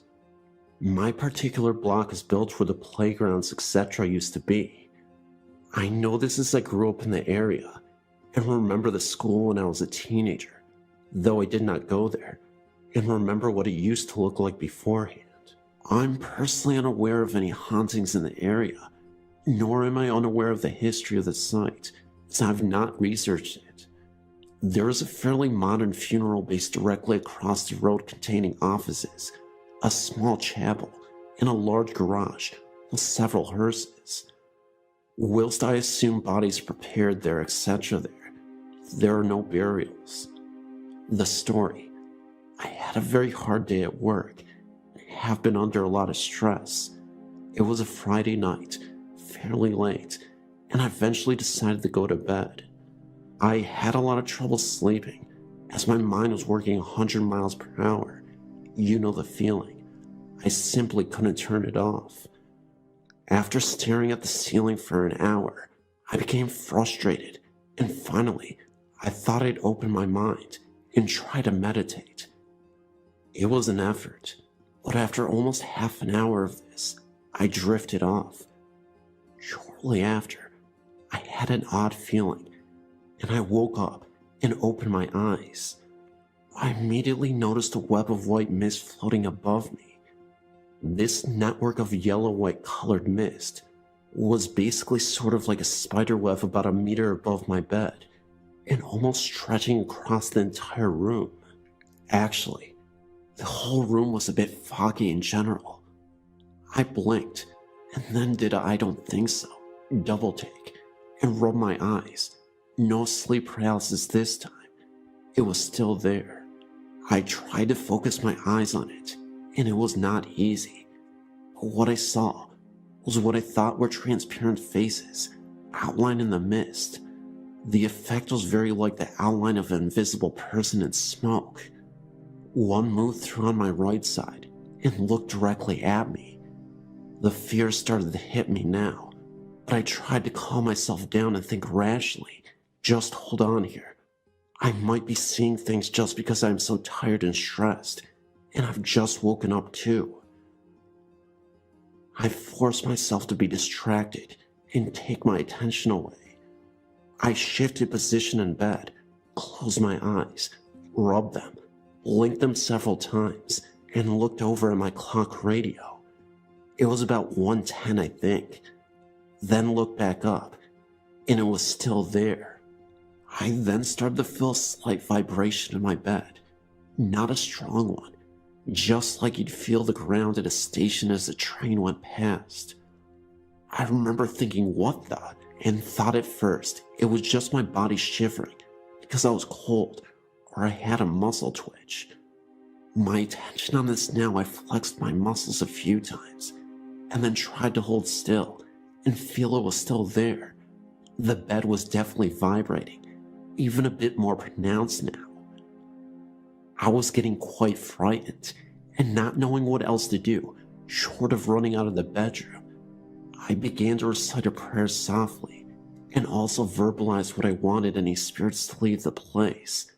Basically anything that came to mind, just in case I wasn't imagining things. After about a minute of this, it faded. After a while, I wanted to go back to sleep as I was super tired, but every minute or so, I was worried it was still there. So I snapped my eyes open to check. It had gone. A few minutes after that, I fell asleep again, with no more events that night. Now after the event, when I think about it, I wonder if it was just my imagination or something else. What surprised and concerned me is that I felt very lucid. I felt quite clear-headed. The only other event which is vaguely similar, which I dismissed at the time, was about a year ago when I woke up in the early hours of the morning to see a similar face above and to the left of my bed, no mist, looking at me.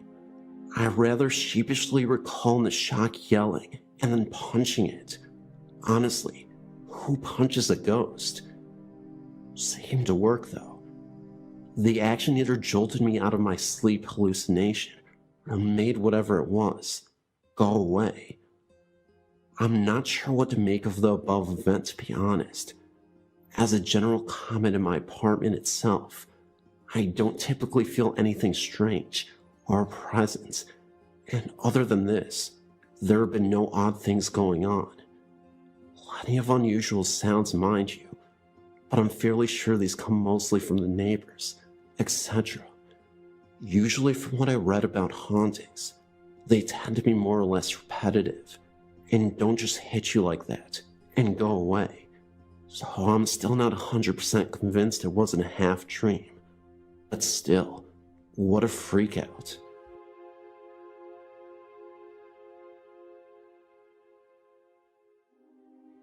I now believe that I officially have a poltergeist in my home.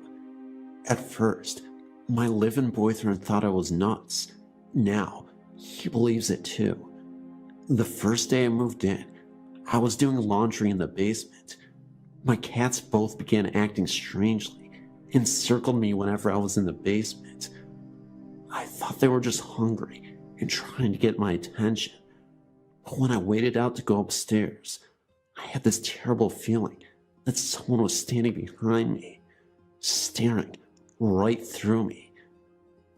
The 12-year-old inside me told me to run up the stairs like I did when I was a kid, and I did. Then, one day, I was looking for my favorite tank top. I couldn't find it anywhere, and could swear that I brought it to this new house. I dismissed it as having it left somewhere. Third day we lived in this house, I broke my ankle playing softball. I ended up having to sleep on the couch in the living room. Throughout my 2-month stay on the sofa, I could swear I heard someone going up and down the basement steps, cold breezes, etc. I just thought that the pain medication was kicking in, and that my mind was playing tricks on me. After I could walk again, and venture into the basement to do the laundry, I still had the same feeling that someone was standing behind me and staring at me. One night, I was getting ready to fall asleep in the bedroom when my boyfriend was out of town fishing. I had both dogs in the room, one on the bed, and the cats too, and the dog on the floor next to the bed. Out of nowhere, I heard a loud thump, like a book had just fallen off a bookshelf and onto the hardwood floor. Well, I don't have any bookshelves in the bedroom, nor was anything on the floor, except for clothes, when I turned the light on. Just this last week, I came home to discover the bed neatly made, pillows stacked just so, and the blankets pulled up neatly and turned down. When I thanked my boyfriend for making the bed, he just stared at me. He said, "What are you talking about?" And I said that I didn't know what got into him to make the bed so nice, but it was a nice thing to do. He said though that I came home on my lunch hour and made the bed. He had been gone all day and didn't come home until I was already home. The basement lights continually go on and off. The light switches don't work, and the light bulbs are new. The circuits have been checked and everything is fine. I never know when they will work. The other night, the toilet handle in the bathroom jiggled for 10 minutes straight at 3 a.m., and we both heard it. The night before last, my boyfriend witnessed a light come on in the hallway outside our bedroom, and had heard the light switch flip. The light faded, and later when he got up to go to the bathroom, the kitchen light was on, which had been off when we went to bed.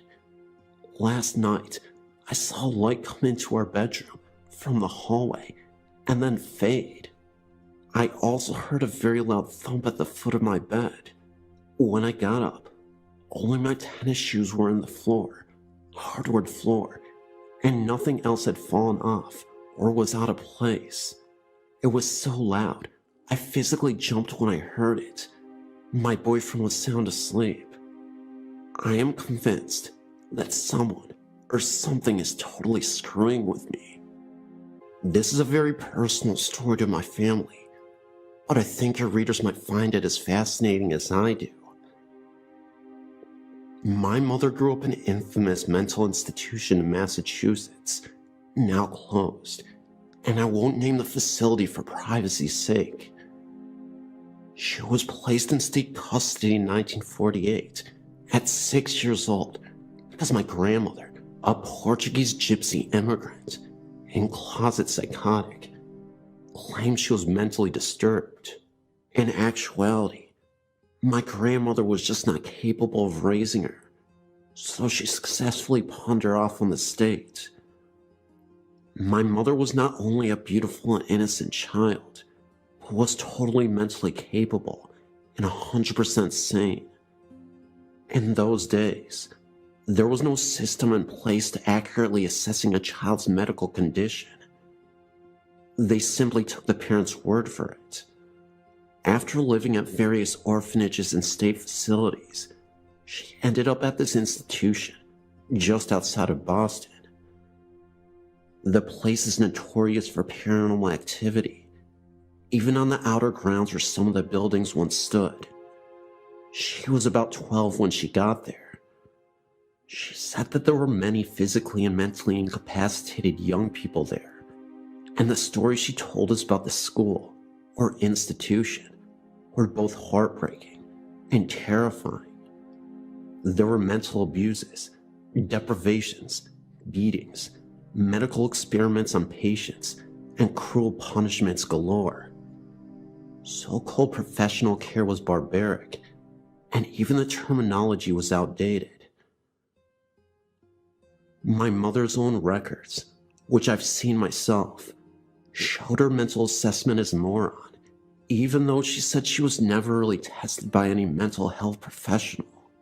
When she was around 13, she began helping the patients whenever she could. She would bandage their injuries, break up fights, and speak to the matrons on behalf of those who could not speak. This created enemies among the staff, who knew she wasn't handicapped and who felt she was a threat to their employment. Therefore, whenever they could, they punished her severely. One such punishment led to a horrifying encounter with the supernatural. One dark, stormy afternoon, Mom had words with a matron, trying to tell her that certain handicapped children were frightened of the thunder and that they should not be forced to go outside to exercise that afternoon. The matron appeared to give in, then asked my mother to please go down into the cellar of the building to get to the rain gear for those who wanted to go outside. Mom was terrified of that cellar, and the matron knew it. There was this long, steep, narrow and rickety stairway, ending at a long dark hallway with no windows, and just a tiny yellowish light bulb in the ceiling. At the end of the hallway, there was a cabinet that contained raincoats, boots, etc. When my mother hesitantly stepped onto the stairway, the matron slammed a door, bolted it shut behind her, and shut off the light. My mother screamed and pounded on the door for an hour, only to be laughed at by matrons who had been instructed to let her spend the entire night down there. The stairs being steep and dangerous, she decided that she would rather creep to the bottom and at least huddle on the damp floor. As she descended, she noticed a dim light coming from the long hallway beneath her. She came to the bottom of the stairs and looked around. She said she saw a man in a dark jumpsuit about 20 feet from her, leaping against a wall and just smiling at her. She thought he must have been a custodian, so she walked towards him, asking him to please let her out. But as she approached him, he kept getting further away. She realized he was not a sullen being, and that the dim light seemed to be coming from his outline. The light began to fade, and she found herself screaming again, only in the total dark of the dingy basement. She was disoriented and stumbled forward until she bumped into the cabinet which held the rain gear. As she squinted in the dark, she began to make out shapes forming on either side of the cabinet. What appeared to be a pair of detached hands forming a clawed shape were each coming from around opposite sides of the cabinet and heading for her. She turned and ran, faint with terror, until she tripped on the bottom step. Frozen with fear, she could only sit at the bottom step and cover her face with her hands. After a minute or so, she peeked through her fingers down the hallway. The strange dim light was back. She chanced to look down, and what she saw filled her with horror. One of the smoky floating hands were reaching for her skirt, as if to pull at it. She again screamed and ran back up the stairs, tripping and falling several times in the dark, convinced she was being chased. The air was cold, and she heard a strange rustling sound behind her as she frequently climbed. When she reached the top of the stairs, she pounded furiously on the door and found that it had been unlocked. She never found out who unlocked it, but she didn't care either. She ran all the way to her room and hid on her bed. She never told the school staff what had happened, fearing reprisals, and she never set foot in that cellar again, despite the punishment of defiance. She's fine today, despite her horrific youth. There were many other strange things happening during her stay, but I'm considering a book about them, and I wanted to reap the benefits of the sales if it happens. I'll save the creepiest stuff for that.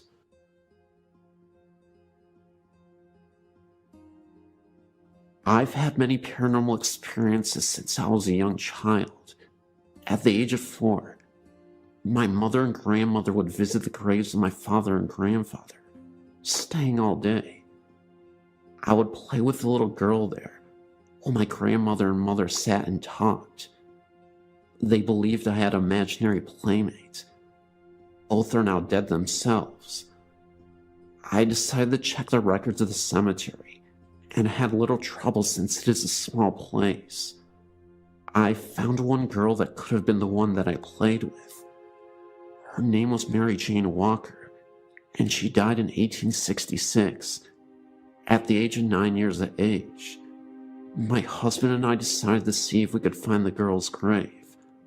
I told him to check the back of the cemetery because that was where we played. He found the grave. I asked Mary Jane if I could take her picture. I took 3 of the grave, and one of my husband, sitting on a tree stump not far away. I had the pictures developed. All the pictures were normal, except for the one of my husband where there appears to be a vortex in it. I've looked for all the usual problems, but can find no rational explanation for this. I now feel that I have proof of my friend's existence. My husband and I rented a home in southwest Detroit in the 1980s that was very haunted. The first thing that happened was when I was waiting for the gas company to come turn the gas on. I felt as though there was someone watching me, and I smelled pipe tobacco. I figured, okay, I'm alone in a strange place. I also thought that maybe the people who lived in the front part of the house used pipe tobacco. I found out later that these people were from India and were visiting that country. They moved out within a week of returning to the US. All the problems in the house seemed to originate in the attic. There was a log cabin built up there for children to play in. It was complete with glass in the windows and a drawstring latch for the door. I was only in there once, but the feeling of uneasiness I felt was real. We never allowed our children to play in it. The attic door had no lock, but my 5-year-old daughter got locked in and was screaming for us to let her out. Although you could hear any noise from upstairs, we never heard her. The door opened on its own. I started to dream about an old Indian woman with a pockmarked face. Since this was a dream, I never told anyone about it. One day, a woman I had become friendly with asked me if my mother was visiting. I told her I sure hope not, since my mother was dead. She said that she saw a woman with long black hair in my bedroom window. This sort of freaked me out, since I was dreaming of that Indian woman, and she had long black hair. One day this friend was visiting me, and we were sitting in the kitchen having coffee and talking about nothing really. She seemed to go into a daze and was starting to go up to my attic. In fact, she was insisting that she was going. I got her back to the table and sitting down when something punched her head hard enough to leave a red mark. She left and refused to come visit anymore. My husband and I had cleaned out the basement, but yet my kids found a Ouija board down there. They showed us where it was, and we got rid of it right away. We don't mess with that thing. Things seemed to quiet down for a couple of weeks when the apartment in front of us was rented to a young couple. They started to have problems right away. The keys hanging on the wall would begin to sway. The rocker in the front room would start rocking by itself. At first, things only happened at night, But people decided to contact this thing, and things got bad from then. She would get phone calls, and when she answered, no one would be on the line, except one time. She told me a voice told her to get out. We are Christians, and decided enough was enough. We had to have help. I turned on the radio to listen to evangelical echoes, and called a prayer line for suggestions on what to do. This program wasn't on yet, but another one was, and someone on that program was praying in the spirit. Suddenly from the basement came an unearthly howl. Needless to say, this woman and I got out of the house and waited on the front porches for our husbands to get home. While all this was going on, my husband never noticed anything. One night, my nephew was spending the night, and while he was praying, this thing shot from our apartment to the other one, banging things in its haste to leave. My nephew refused to stay another night. One night, my husband was in bed sleeping, and I was on my way up when I asked the man in the next apartment to go wake him up and tell him to come sleep on the couch. He asked me what was wrong, and I told him I could see my husband in pieces. He did, and the couch was occupied that night. The only thing my husband noticed was that one night we were watching TV, and it sounded like a dresser was being dragged down the stairs. He heard that.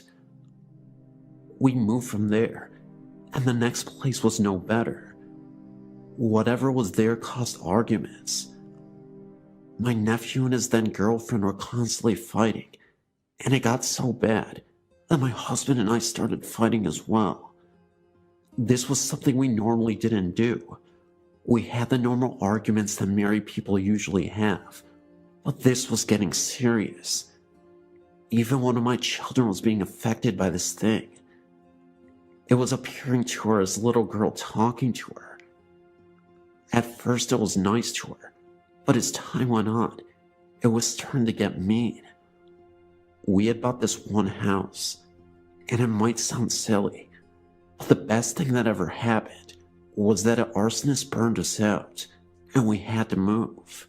We have had no problems since. I don't believe this was a ghost, but rather a demon, and why it hasn't followed us, I have no idea, but I thank God that it hasn't. I have more stories, but I've taken up enough time as it is. I'm glad that I can finally tell this story without fear of people ridiculing me.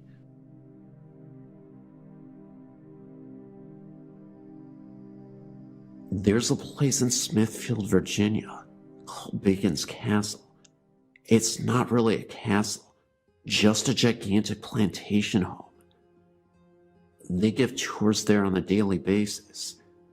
It was in the summer of 2003 that I went with a summer creative writing group to tour this magnificent home and plantation.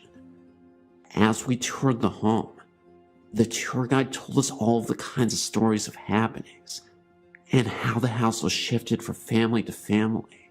When we went up the stairs, we were greeted by a sudden draft. As my friends and I sauntered through the home, it didn't get warmer. In fact, it got colder.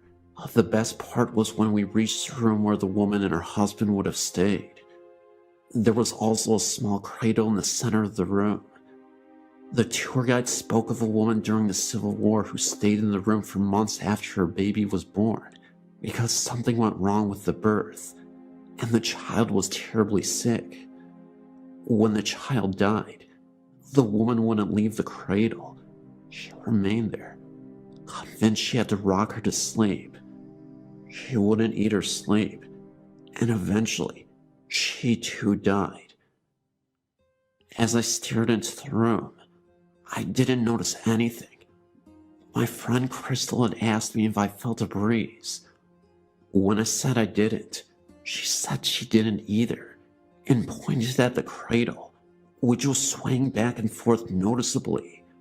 I didn't really think much of it, and after everyone left, I took a picture and then followed my friends up the stairs to the attic. A few weeks later, I was looking through my pictures, and something caught my eye in the picture of the room with the cradle in it. Sitting in front of the cradle was a woman dressed in Victorian-style dress. She was transparent, and a wispy hand had gripped the cradle. I looked even closer, and it looked as though she was smiling.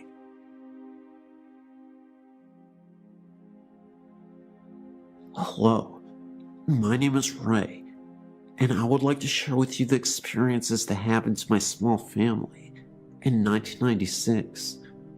We had been transferred to the Houston area from San Antonio and found a 2-story 4-bedroom home in the Clear Lake City area. A real fix-it-upper, and it was the worst looking home in a very nice community called Green Acres. My brother-in-law Robert and her sister helped us for 6 months in remodeling, cleaning up, and making the place a nice home. Robert had sold his own home 2 years earlier and lived in a travel trailer, but missed his home. He jumped in and was happy to do most of the work and was proud of the results. A month after the house was finished, we found out that Robert had terminal cancer and had less than 6 months to live. The trailer was small, and so my wife and I decided to bring Robert into our home for his final days. We put him downstairs in the formal living room, and with the help of hospice, we knew we could help Robert with a peaceful and quiet death. This was not the case. Robert fought hard for his life and was terrified of death because he had fought in Vietnam and had killed many. He didn't know what was waiting for him on the other side. The end came with Robert fighting to get out of bed. The look on his face was one of horror. As per his request, he was left in his room for 6 hours after his death, and then the funeral home was called and Robert left. Or did he? The week after the funeral, things started not being right. Odd bumps and sounds from downstairs. Late at night, our dog would not go downstairs after dark, and furniture being moved.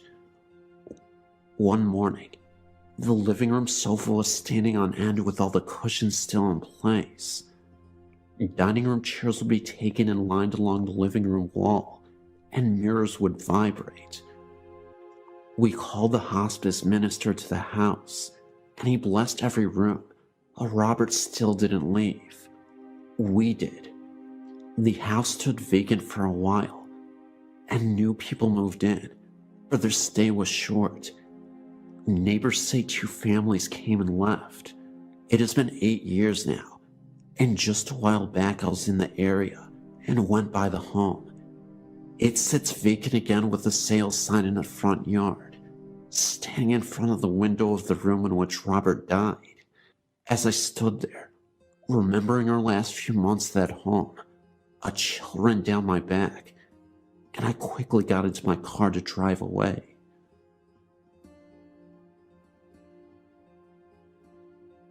I sent a story to the site about 2 months ago. Is it my imagination or something paranormal? Well, since then, some new things have happened, and I found out some interesting information that I didn't know before. When I first sent out my story, I told my sister-in-law Jenna about it. She's a Jehovah's Witness too, but a little bit more open-minded than my mother-in-law. Anyway, I told her what I had wrote, and she told me she had a girlfriend when she was a teenager, about 15 years ago, that lived next door to her. The side where I heard the whispering, in the house where the old couple had died. I believe her family bought the house after the couple died. Anyway, she told her that her friend was a little odd, because she had been sleeping with her parents at night, but Jenna had found out later why. One night, she had stayed the night at her friend's house, and they slept in her friend's bed. Early in the morning, Jenna had woken up for some reason and noticed that her friend was squirming a lot and moaning, almost like she was doing the deed with someone, but no one was there. Her arms were at her side. So Jenna thought maybe she was having a dream. Then she thought that maybe she had seen imprints in her friend's body. She got startled with this and woke her friend up and told her what she had witnessed. Her friend got so upset about it that she didn't want to talk about it at all and never did. To say the least, Jenna never got asked again to stay another night. Then there is the other story that my mother-in-law told me recently about my other sister-in-law's house, Linda, which is ironically across the street from my mother-in-law's in the other house. About a shadow that lingers in her hallway, shaped like a person. They have all seen it, including my mother-in-law. She swears that there is an explanation for this, but even she has admitted that she can't find one. When she told me about the shadow, I got real nervous, and I started to get goosebumps and got real cold. I told her sometime last year when I stayed the night at Linda's house. I was sleeping on her couch in the living room, my back to the hallway. There was a small light on where the fish tank was, so it wasn't completely dark. For some reason I woke up and turned around, and I saw this dark shadow move from the open hallway and disappear into the instance of Linda's kitchen. I was startled at first, but then got up to investigate things to see maybe it was the shadow of the fish tank, but there was no way it could have been with the position where the tank was. So I went back to sleeping, thinking it was just my imagination, and I never told anyone of that incident. That was until my mother-in-law said something. She told me not to say anything about it to Linda because she gets freaked out about it, and she said she'll still be looking for a logical explanation for it. Good luck on finding one in all three houses, I was thinking to myself. But one last thing. Back at my mother-in-law's house, a couple of weeks ago my niece Christine was staying the night, and my niece told me that when she got to the bathroom in the middle of the night, she came out running, screaming, and petrified out of the hallway. She told my niece, crying hysterically, that when she turned the corner to go into the hallway, that she saw a shadow figure walking towards her. My niece went to look, and nothing was there, and my 2-year-old daughter will not go near that hallway at all. One time I went to carry her down there to show her nothing was down there at all, and she started crying real hard and grabbing my neck and wouldn't let go, shaking badly. So whatever is in my mother-in-law's house is probably the same thing that are in the other 2 homes. Makes me wonder if it goes on in the other neighbors' houses.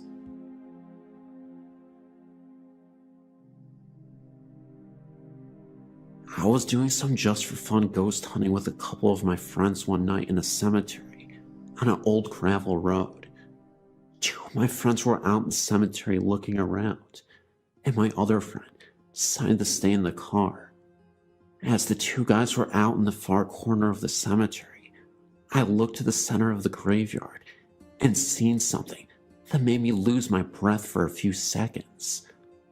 A blurry gray figure floated above one of the gravestones, and then looked to run through the air across 3 other stones, and then drop right behind another stone. After it disappeared, I asked my friend in the car with me if he had seen it too, and he said he did, and he was just as freaked out as me. It was not light that created this, because it was pitch black out there. It was my first, and so far only time I've seen something like a ghost. Thank you for letting me share my story. I know this one was kinda short, but I appreciate it anyway.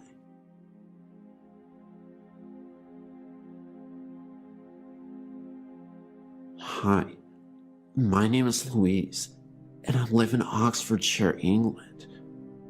The story I'm about to tell you happened only a few weeks ago and scared me and my friend to death.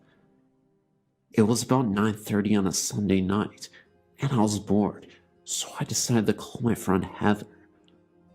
We were talking about the usual when all of a sudden you could hear someone on the line breathing. Heather and I both said at the same time, "Do you hear that?" As we listened, it got louder until there was complete silence. At first we thought maybe one of our brothers or sisters were messing about and picked up the phone on the other end. We both checked our houses and no one was in there. My parents had gone out for a meal and my brother and sister were out, and Heather didn't have any siblings, and there's only one phone in her house.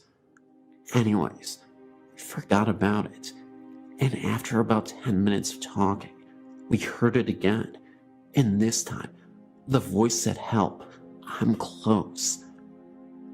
We both really freaked out, and said what the voice repeated it again, and then went.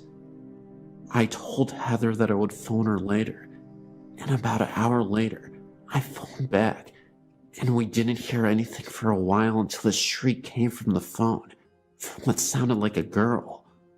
We got so scared, and as soon as our parents got home, I told them what happened, and they said maybe our phone lines got crossed with someone else's. We still don't know who was on the line to this day. I know this wasn't very scary, but thanks for reading.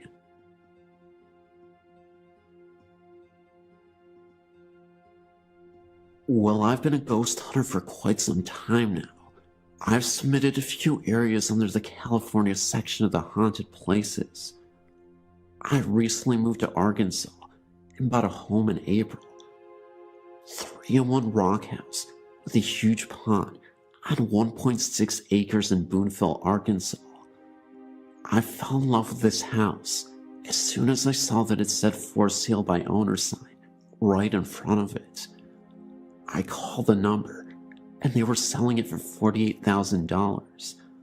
I thought, my God, this is cheap for such a beautiful home. I moved in. I have a 9-year-old son and 1 cat. About the end of July, I started hearing and seeing things. To begin with, I was laying in bed one night, and my 9-year-old and 6-year-old, who was visiting from California, were asleep in their rooms. All the lights were out. My bedroom door meets the living room. I was lying on my left side looking out into the black of the living room, and I heard what sounded like someone walking in it. Now, my sons sometimes wake up in the middle of the night and come sleep with me, so naturally I thought it was them. I called out their name. No answer. Then I thought maybe it was my cat, but then I noticed her laying at my feet on the bed. It really sounded like someone was walking from the kitchen in the living room entrance towards my room. Second, my television is hooked up to the stereo because the speaker on the TV is blown. Well, when I have to be at work at 11 p.m., I usually take a shower around 9:45 p.m., and my 9-year-old goes over to his father's house. One night, I turned my stereo on and put a disc in it, 5-disc CD changer. It was on disc 4, song number 11. There were 2 songs, and it should have switched to disc 5 after it was done with song 12. I took my shower and had the stereo loud enough to where I could hear it. All of a sudden, I didn't feel the vibration of the music anymore. I thought, well, maybe it's at a quiet part. When I got out of the shower, I still heard nothing. I put my ear to the door. Nothing. I went out and looked at the stereo, and it was not on CD anymore, but on FM radio on 100.1, and that is not a station at all. It's just fuzz. There was no one else in the house but me and my cat. That was on a Friday night. 2 days later, on a Sunday night, my son and I were watching television around the same time, between 9:45 and 10 p.m. In the middle of television, the radio goes from auxiliary to FM radio, 100.1, fuzz. My son says, "Mom, what did you do? I was watching that." I told him I didn't do anything. On a Saturday, my son was at his father's, and I was there alone with a cat, and she started going crazy. At one point, she was standing in the doorway of my room in the living room, looking at me. She meowed and took off like crazy into the back bedroom belonging to my youngest son. She came racing back into the living room. Just then I heard a loud boom coming from the room, like something fell. It shook the entire house. My stomach had butterflies in it then, and I got up to go see. My son won tall dresser with small bionicle toys on it, but they were still all on there. There wasn't anything else that could fall from any place. I've always heard pipes rattling under the house since I moved in. Out of the corner of my eye, I always see things dart quickly about. I haven't seen it fall on, but I know it moves quick. I haven't took pictures of my home yet, or of it for that matter. Also, I have a 2-car garage. Sometimes when me and my son pull up from school, both garage doors are closed. In the morning, sometimes the right one is open.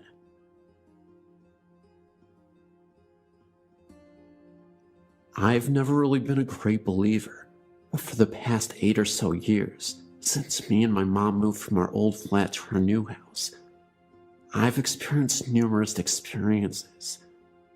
The first one I was about 6. My bedroom is the box room, and so it's small. My bed touches each side of the room with a door to the left.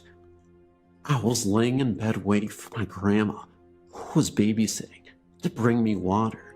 I looked up at the wall and saw a strange shadow. It was like a side profile of someone's head.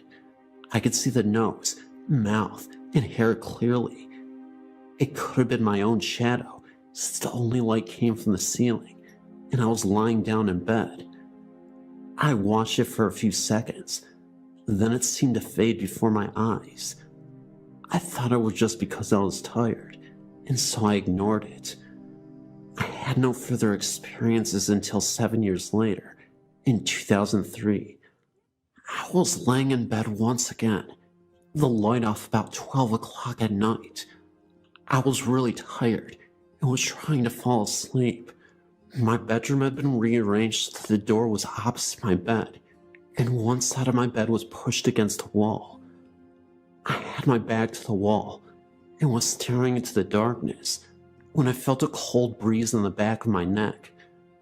Thinking it was just a drought, I rolled over the face of the wall. On the wall, probably 3 inches from my face, was another face. I could tell it was a man, and he had a black hood up. All I could see of his face was a pair of cold eyes, and what I can only describe as green paint, a face paint on his cheek.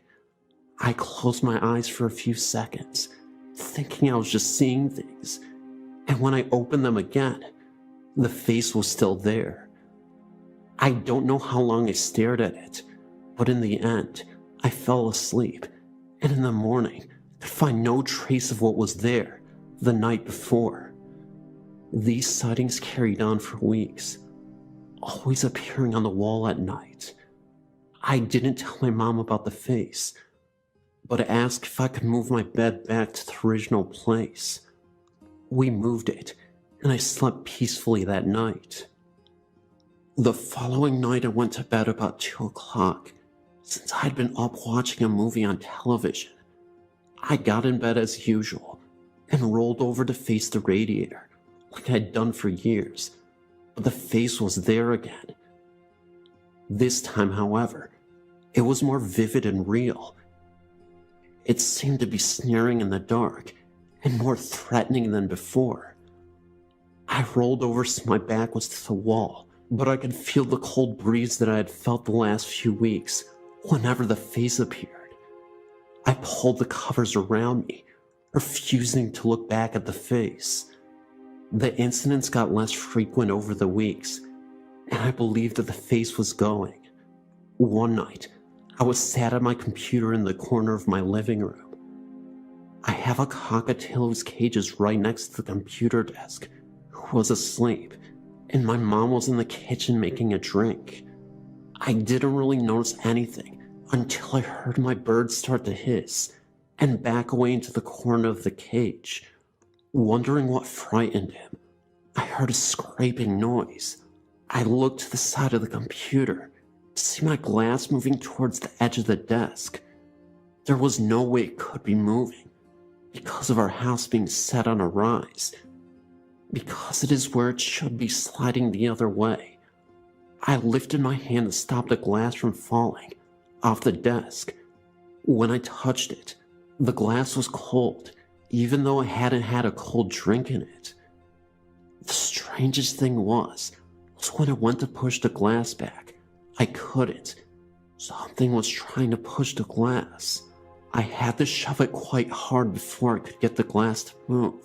When I did, my bird came back to the front of the cage and looked as though nothing had happened.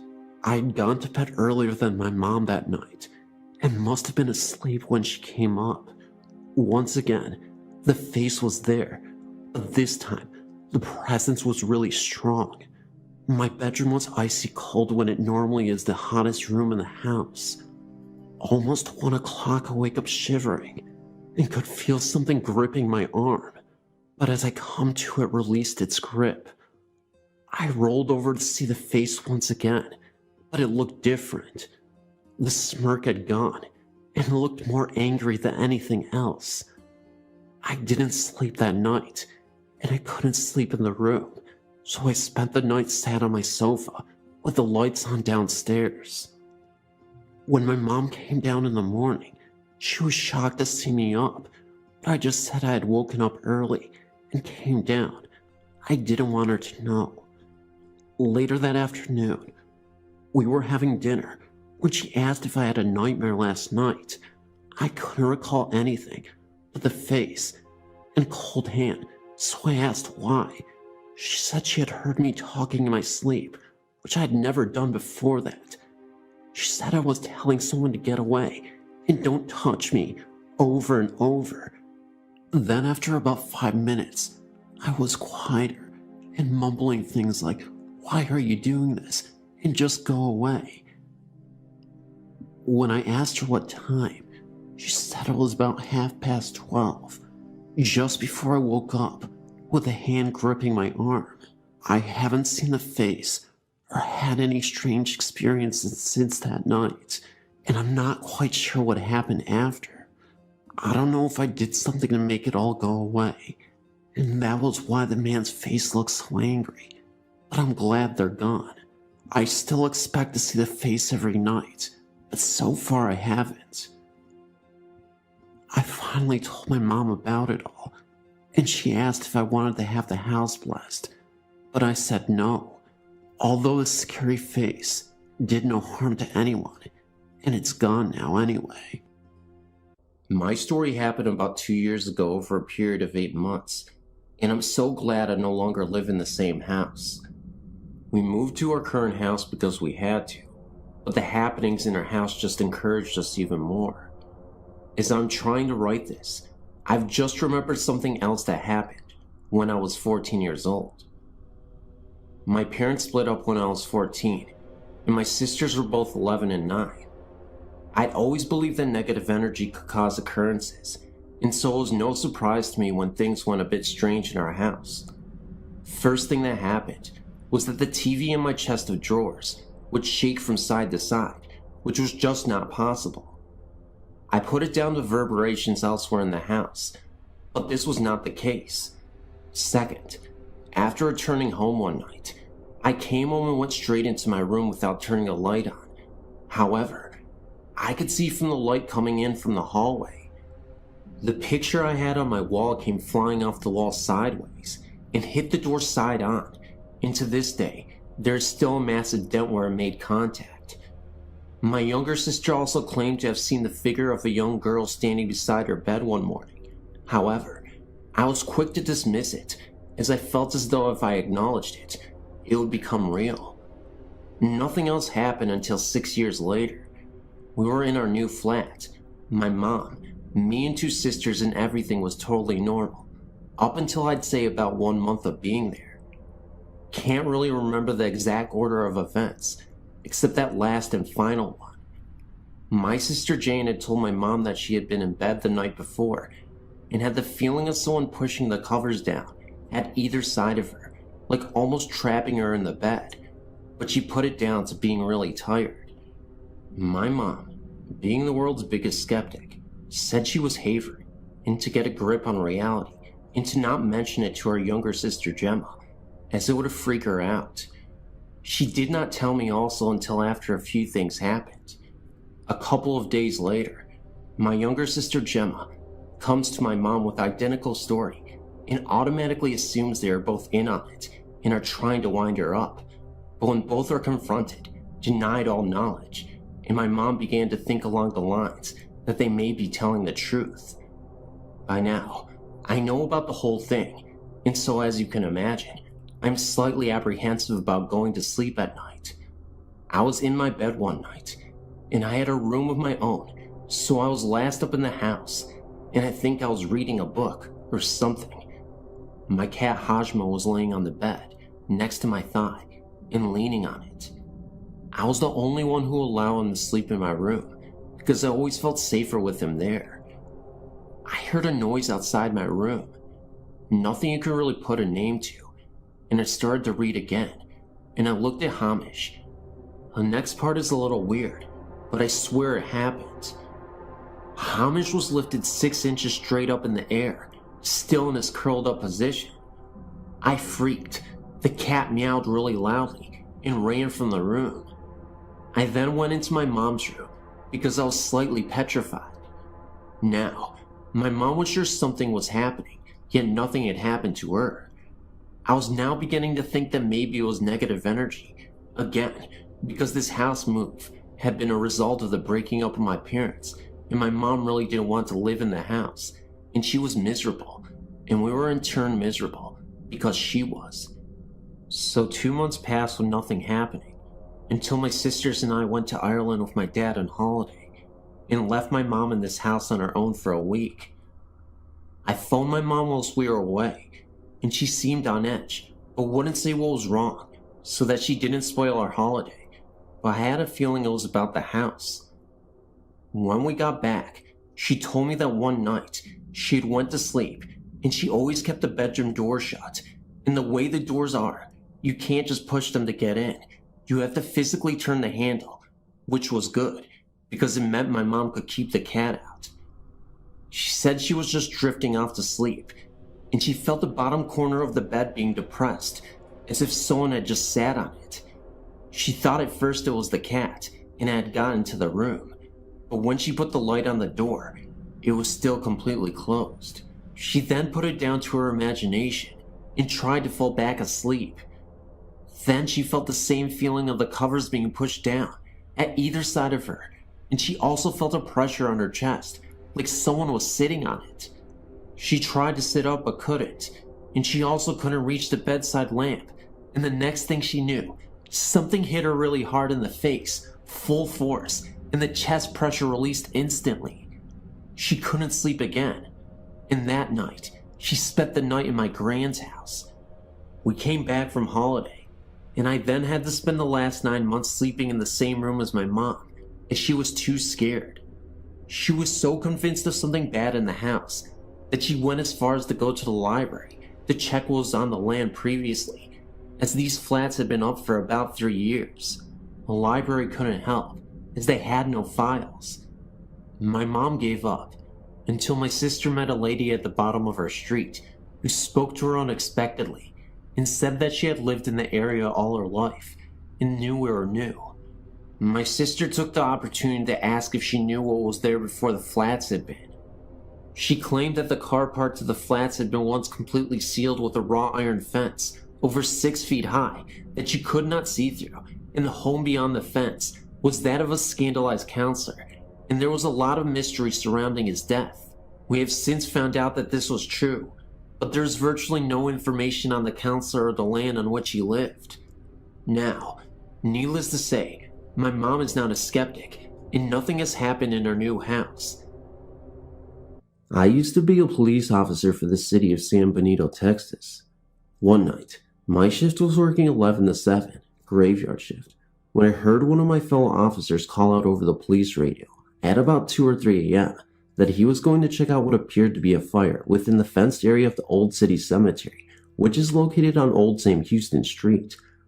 I then advised our dispatcher that I would be en route to back up my fellow officer. I was across town, so I'd traveled about 2 to 3 minutes tops when I heard the officer say 10 to 8, which means back in service. I then thought to myself, why didn't he call for the fire department? So I then called him over the radio and told him to meet me at the parking lot of the Blockbuster video store. When he pulled up to my police unit with his patrol car, I could see that he had a scared look on his face. I asked, "Hey, what happened at the cemetery?" And he said defensively, "I don't want to talk about it." I again asked him what happened to the fire, and he said again, "I don't want to talk about it," and drove off in the police unit.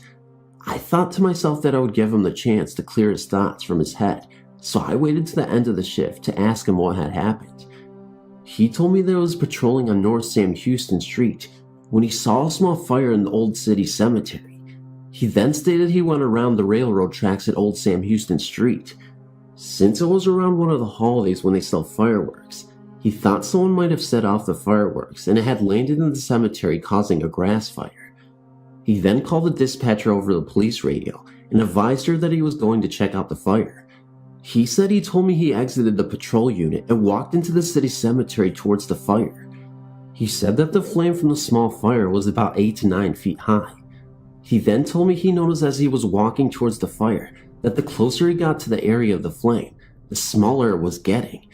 He said to me when he got up where the source of the fire was, it suddenly disappeared, and he noticed that there was no smoke or traces of anything burning. He stated that when he looked down where the flame had disappeared, he was standing in front of a grave where had just been buried days or a couple of weeks before. He then stated that he felt scared, and that is when he got back in his patrol car and left the area.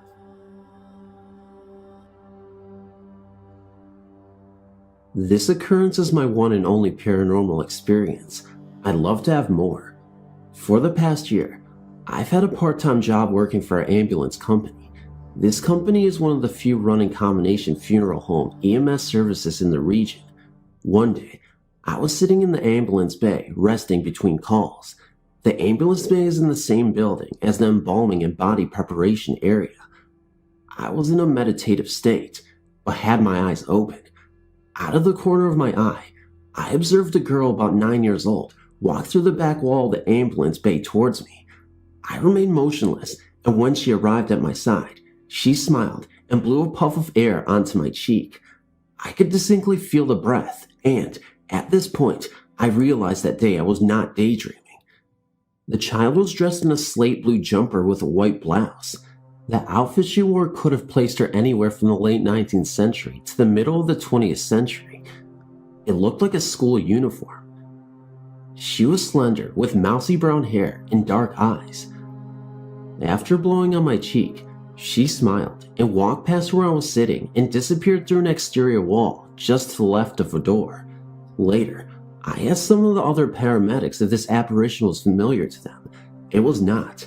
However, 2 of the medics stated that they have seen and or heard ghosts in the ambulance bay building and an adjacent former residence, now used as a dispatch center.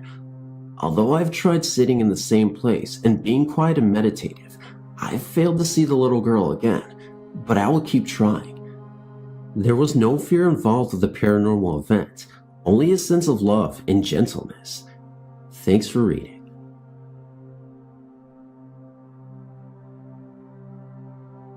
I had a few experiences in this one house I lived in from the time I was 5 until about 14. I lived in a city about 20 minutes away from Los Angeles. Anyway, one night, I was sleeping and for some reason I woke up. I don't ever wake up in the middle of the night. When I woke up, I saw a white figure, which looked like a soldier standing in front of my bedroom door. He was just standing there saluting me, just staring at me, and he didn't move. What I remember the most is his eyes. They were bright white. I was scared because yeah, it was a ghost, and it's not normal for me to see something like that, but at the time, I felt safe. I knew that he wasn't there to hurt me or he wasn't trying to scare me. What I wanted to do was run to my mom's room, but instead, I pulled the blanket over my head and prayed. The next morning, I told my mom about it, and I remember she got this weird look on her face, but then was like, "It must have been the lights from outside. You probably imagined it. Now stop scaring your sister." After that, everything was fine until about a year later, I had the worst experience. My mom had rearranged my room so that my bed was right in front of the door. One night, I was sleeping and I heard what sounded like a baby wearing a diaper crawl by. My baby brother still wore diapers, so I thought it was him. I looked out my bedroom door and didn't see anything. I checked on my baby brother and he was sound asleep in his crib. I went back into bed and started to doze off when I heard it again. I didn't feel like getting up again, so I called out his name, and just like that, the noise stopped. Then about 10 seconds later, I felt something tug on my blanket.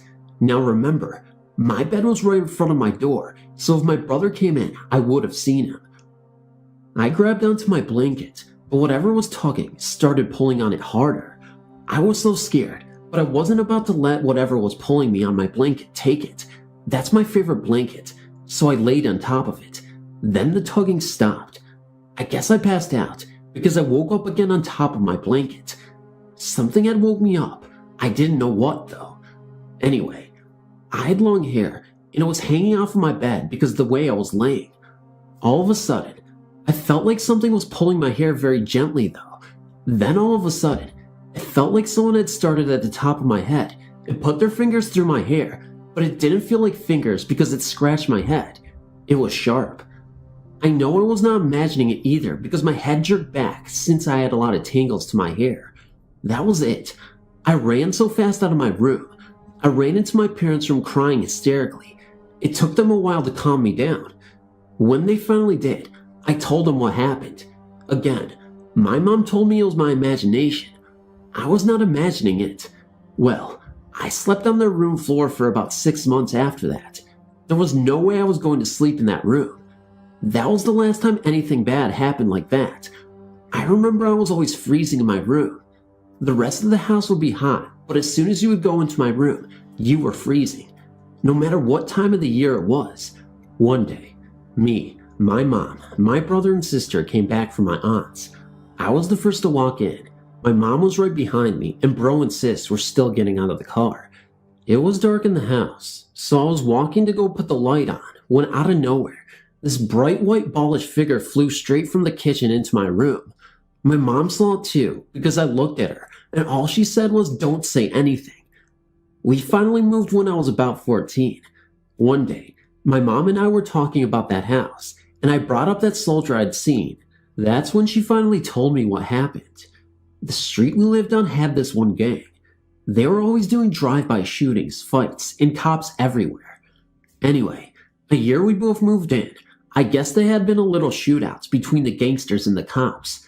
Well, a cop was shot, and he crawled up to my front porch to get help, but before an ambulance could get there, he died right there on the steps. My bedroom window was right next to the front porch, so it turned out that it wasn't a soldier, but it was a cop dressed in full service dress that he was buried in. I actually felt fortunate to have had him with us. I feel like he was protecting us. A lot of the kids on my street that I grew up with had been beat up bad, shot, joined a gang, got pregnant really young, etc. Everyone except for me and my siblings. There's 6 of us. It was a dangerous neighborhood, but I always had this feeling when I was in that house, like I was safe and I had nothing to worry about. But at the time, I always felt like something or someone was watching me. Well, that's my story. 2 years ago, when I was a freshman at Lincoln University, I lived in the on-campus accommodation.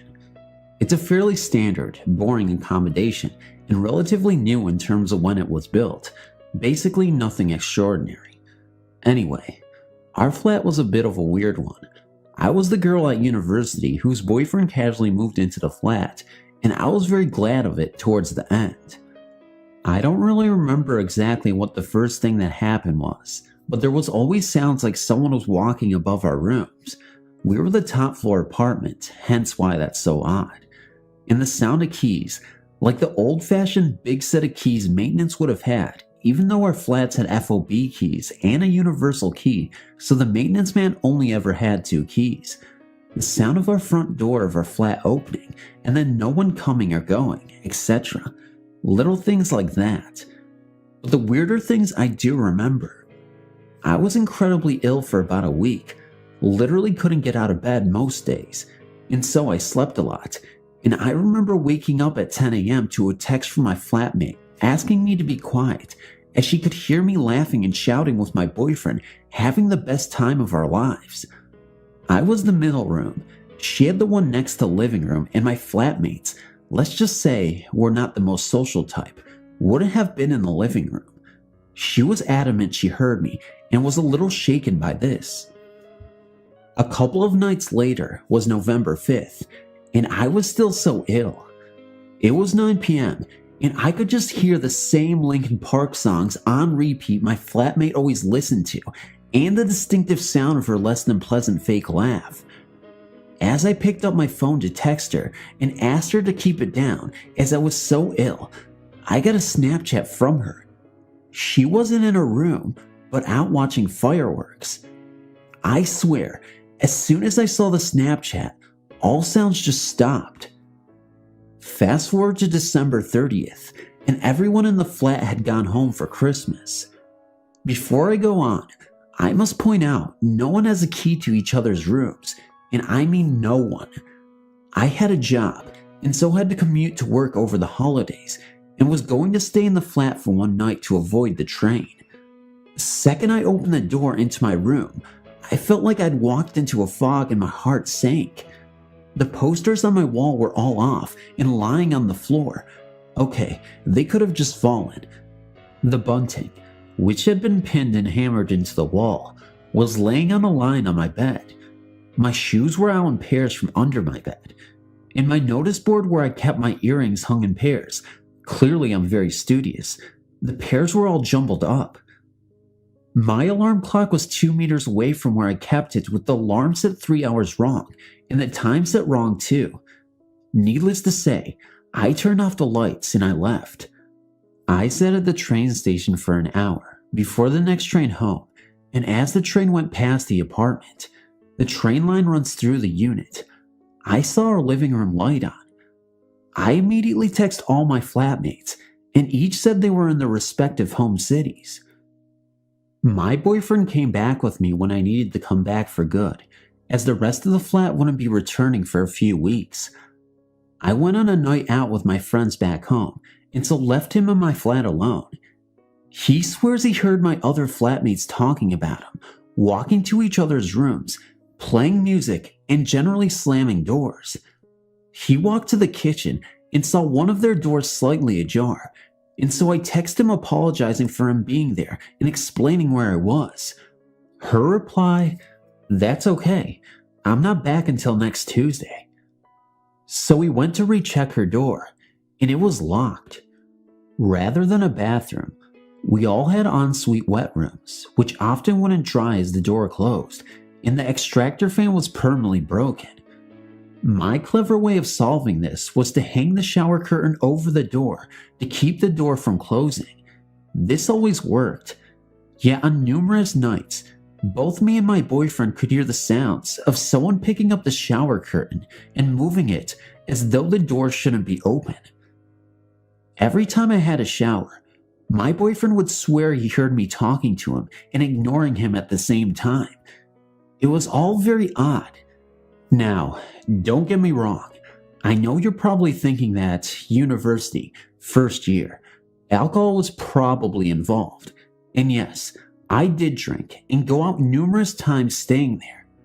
But most of the weirdest things happened when I was stone cold sober.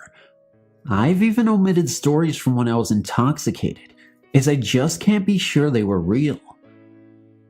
The one thing that probably shook me up the most was meeting a second-year student and discussing where I lived with them to find out they once lived in my exact same flat, but the room across from mine.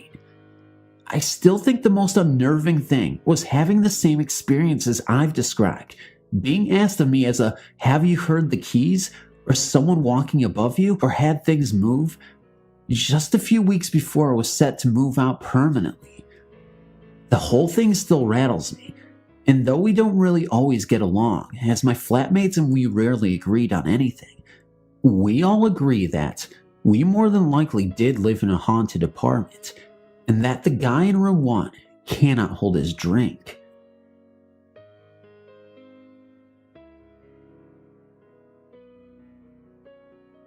I would like to share my story of what happened to me during my encounter with the paranormal.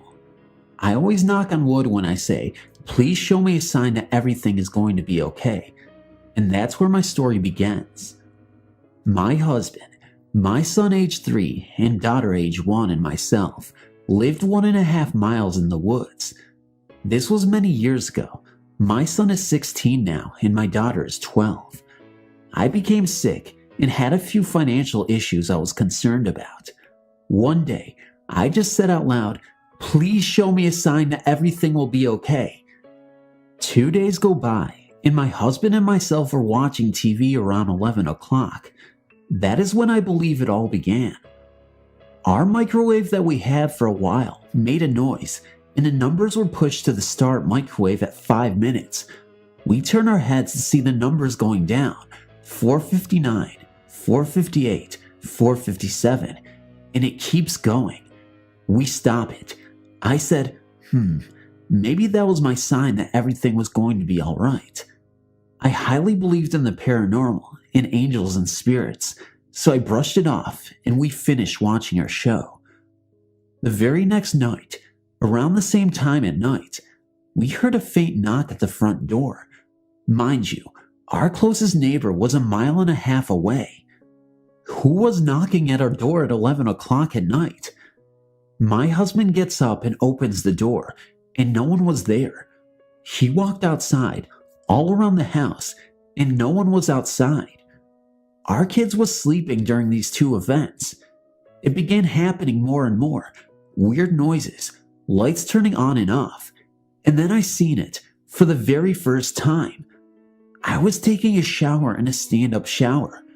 The glass was shaded a bit white, but you could still see out of the glass. I turned around to rinse my hair out and seen a man holding his hands next to his eyes, looking into the shower on the glass, as he would look, as if you were looking into a window. I screamed so loud, I was shaking. My husband had no clue what was wrong.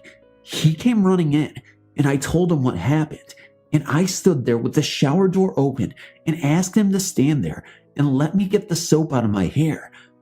I was so afraid. That night went by, and I wouldn't leave my husband's side. Days were going by, and everything was still for a few days. We had a stereo that was hooked up to surround sound in our living room, and the volume button was a huge circle you turn up or down to control the volume. We were watching TV again one night and watched the circle on the stereo move, and the volume went way up. My husband yelled, "Okay, that's enough," and we watched it move back down. It would turn up while I was on the phone, or if we were outside, we could hear it inside. I still have the same stereo to this day, and it has never done it again after those events occurred. I would smell a man's cologne that was very strong at times.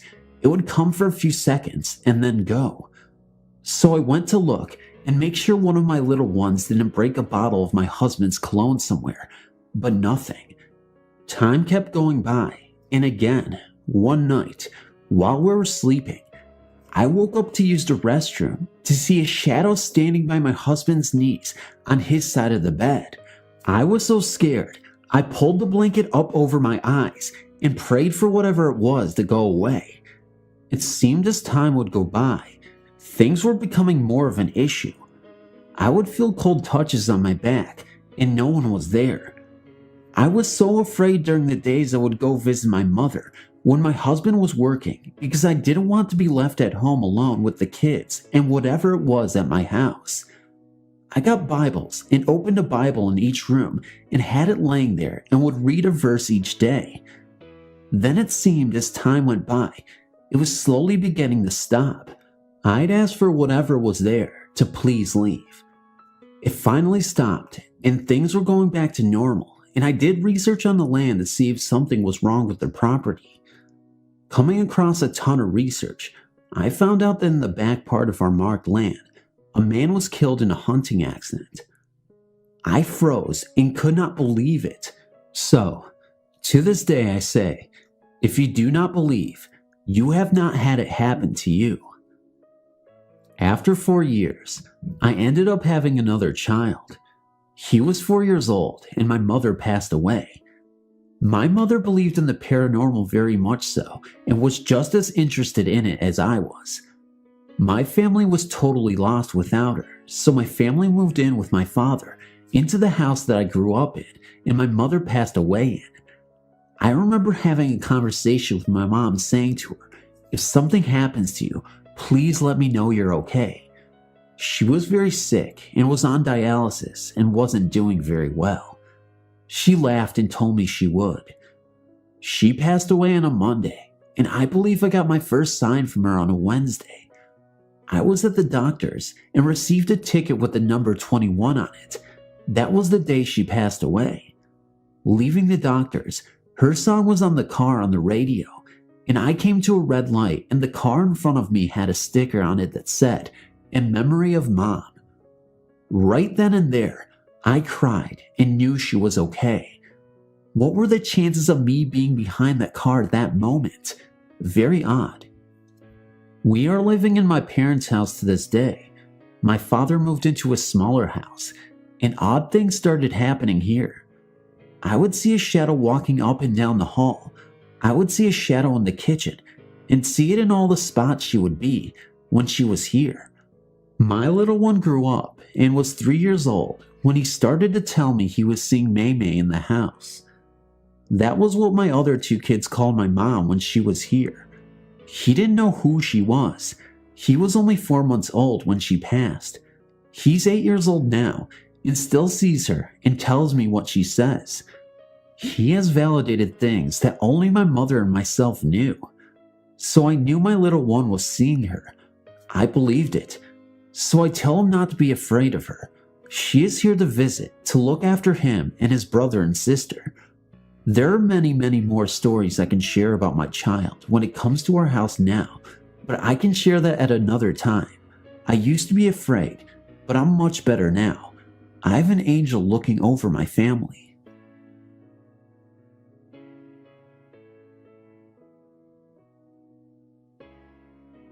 This story takes place back when I was around 17 to 18. I'm now 33 years of age. It all began with my brother Shane and his obsession with a Ouija board we owned at the time. We bought the board more for me since I was the big Ouija freak, but somehow I ended up using a lot less than everyone else. My mom wouldn't even touch it, fearing something evil would happen, but my kids couldn't help keep their hands off of it. You know how teenagers are, defiant and ignorant. My brother Shane, sister Misty, our cousin Christy, and I would sit down and play with the board. Lots of times we were acting silly, laughing as we played. I guess we figured they were fake and not much to them. I wish I had been right, but as it turns out, I was more wrong than I had ever imagined. As these little get-togethers on weekends went by, most of us became less interested in playing with the Ouija and more interested in other things. However, Shane had an obsessive thought that he wanted to investigate. He wanted to see if the board would work with only him touching the planchet. I warned him not to do it, but of course, he didn't listen. Shane found out after about 2 or 3 times that the board worked with just him playing it. It was slow at first, but the more he played with it, the faster the planchet would move and spell out answers. These sessions served to only draw Shane deeper into his fascination with the Ouija board. Furthermore, he would spend hours by himself with the board. He started to withdraw and became antisocial. The Ouija became his best friend, or should I say, his only friend. He would sit in his room, door closed for hours on end, even missing meals. Only one thing mattered in his life: the Ouija board. We tried talking to Shane, telling him to put away the board and come out and hang out with us. I even tried putting the Ouija back in its box and hiding it, but he'd wait until I was asleep and hunt it down. My mom threatened to burn it if he didn't stop playing with the Ouija, but he was undaunted. Up until this point, it was still just a game to me, albeit a game that my brother was obsessed with. However, things were about to change as Shane would turn our normal family life into a nightmare. It began with him saying that he could see a woman in white moving around the house, especially at night. He said the woman spoke to him and she would tell him things. We asked him about the conversations, and he would only say that the woman was disappointed or angry at such and such. He saw her as a friend until the night she appeared, looking like she was ready to hurt someone. At that point, I was very jittery and threatening to burn the board myself.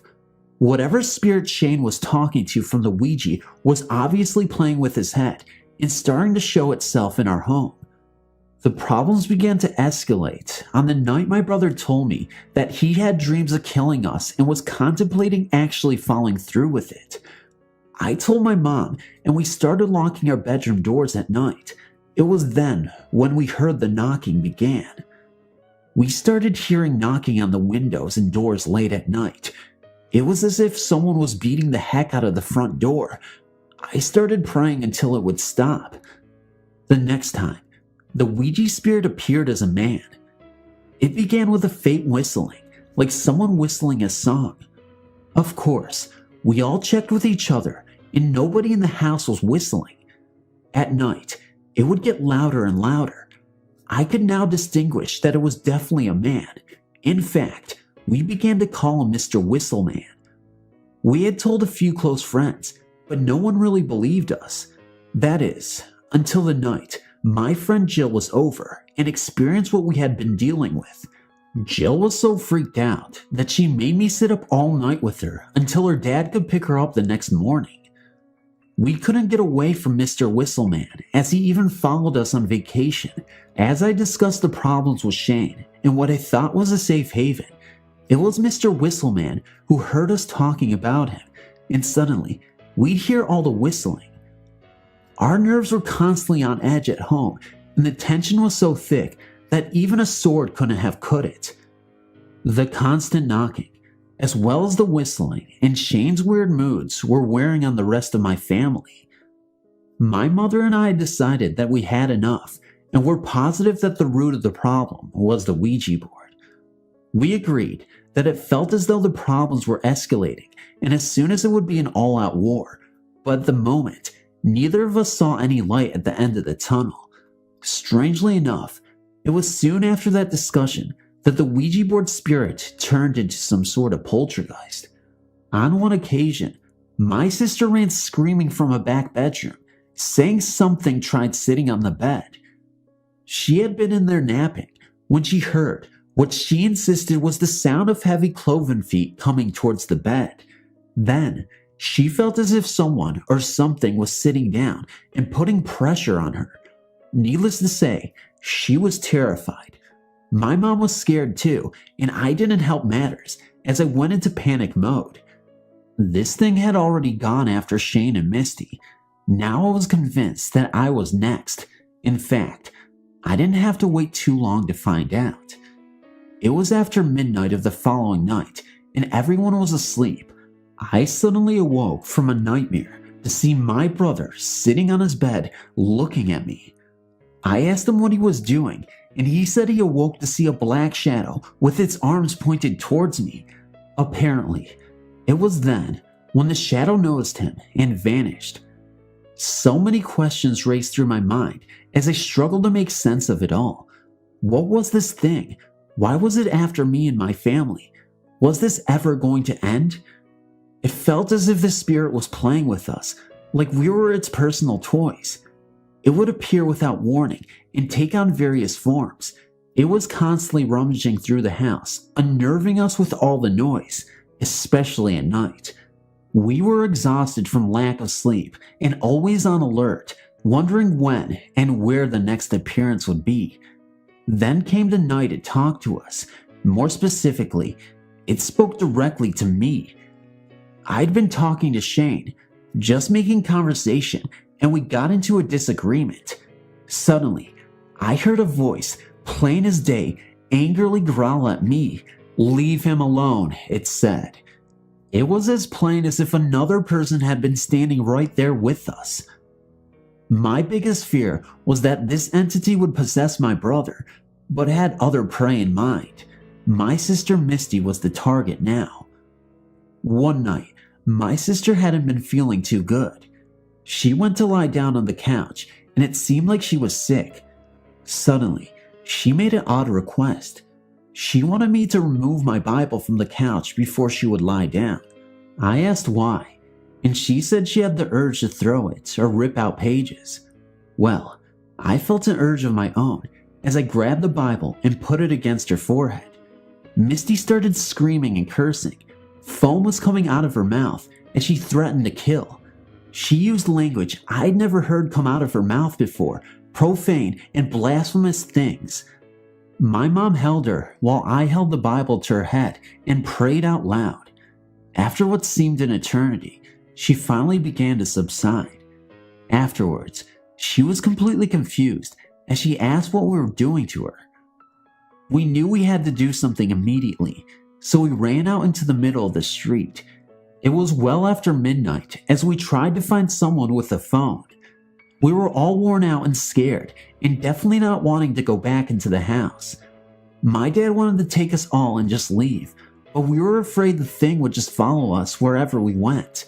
Somehow, we had to fight this thing, and we knew we couldn't do it alone. At this point, we called our pastor, David, last name omitted, and his wife, Patty. They were a Pentecostal preaching husband and wife. I knew they believed in demons and spirits, as there had been many times at church when they explained to us how they turned their lives towards the Lord after dealing with some dark times, including an encounter with demons. We explained what was going on, and they said they'd be there the next day. When they arrived, they instructed us to stay outside as they went in and attempted to clear the house. Although they weren't exactly sure what they would be dealing with, their preference was for us to be safely away from what they thought would be a demon. Of course, we were fine with standing on the sidelines cheering them on. In other words, we were so terrified that we had no intention of even stepping onto the welcome mat outside. After it was over, we asked them what they had seen. They told us they had seen something bad, but wouldn't say what it was. Maybe they didn't want to scare us, I don't know. I do know that the house felt lighter, and I was so happy to have it leave my family alone. Shane hasn't touched another Ouija board since my mother has forbidden having anything of that nature in her home. To this day, I still wonder about that experience, and if we all are truly safe from the evil that presides within the Ouija board. I have a few stories to tell. Some my father told me, one is my own true account, but this one was told to me by my fiance, and it kept me up for a long time that night after I heard this. He said that when he was about 8 or 9 years old, his family moved into a 2-story home that was maybe about 20 years old at the time. His parents slept downstairs, and he and his 4 sisters had bedrooms upstairs. None of the kids wanted to sleep up there because they had nightmares every night about a skeleton woman in a black robe coming out of the closet. This closet was located in the girl's bedroom, but he had the same dreams. He said one night, the girls woke up screaming about the thing in the closet, and their mother raced up the stairs with a broom, beating something in the closet. She said she doesn't remember doing it, even though all the kids watched her do it.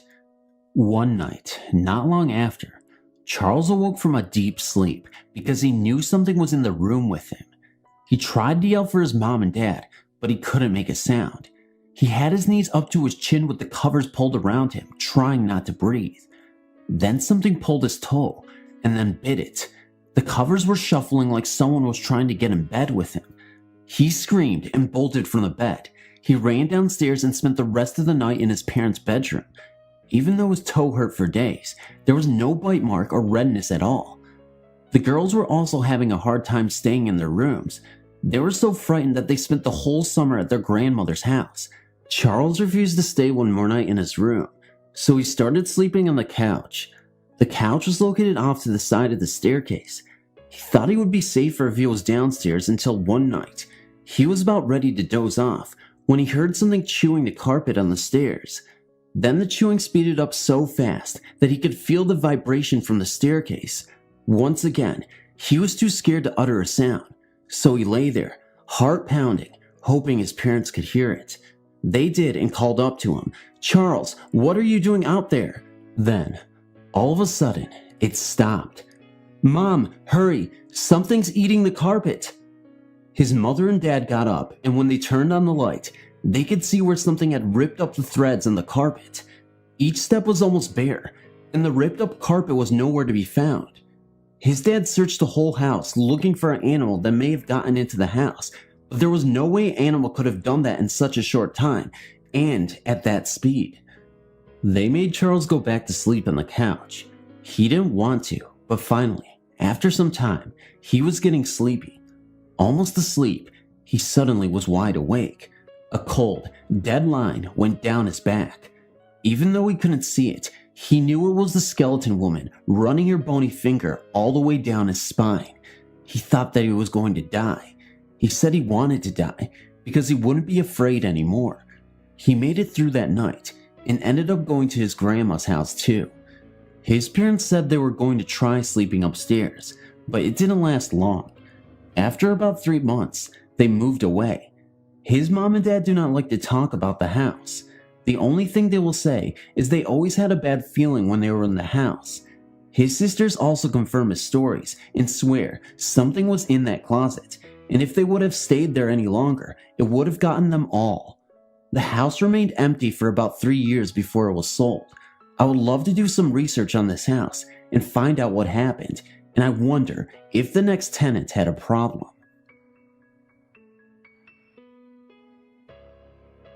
Okay, here's a theater story for you. Many theaters have ghosts.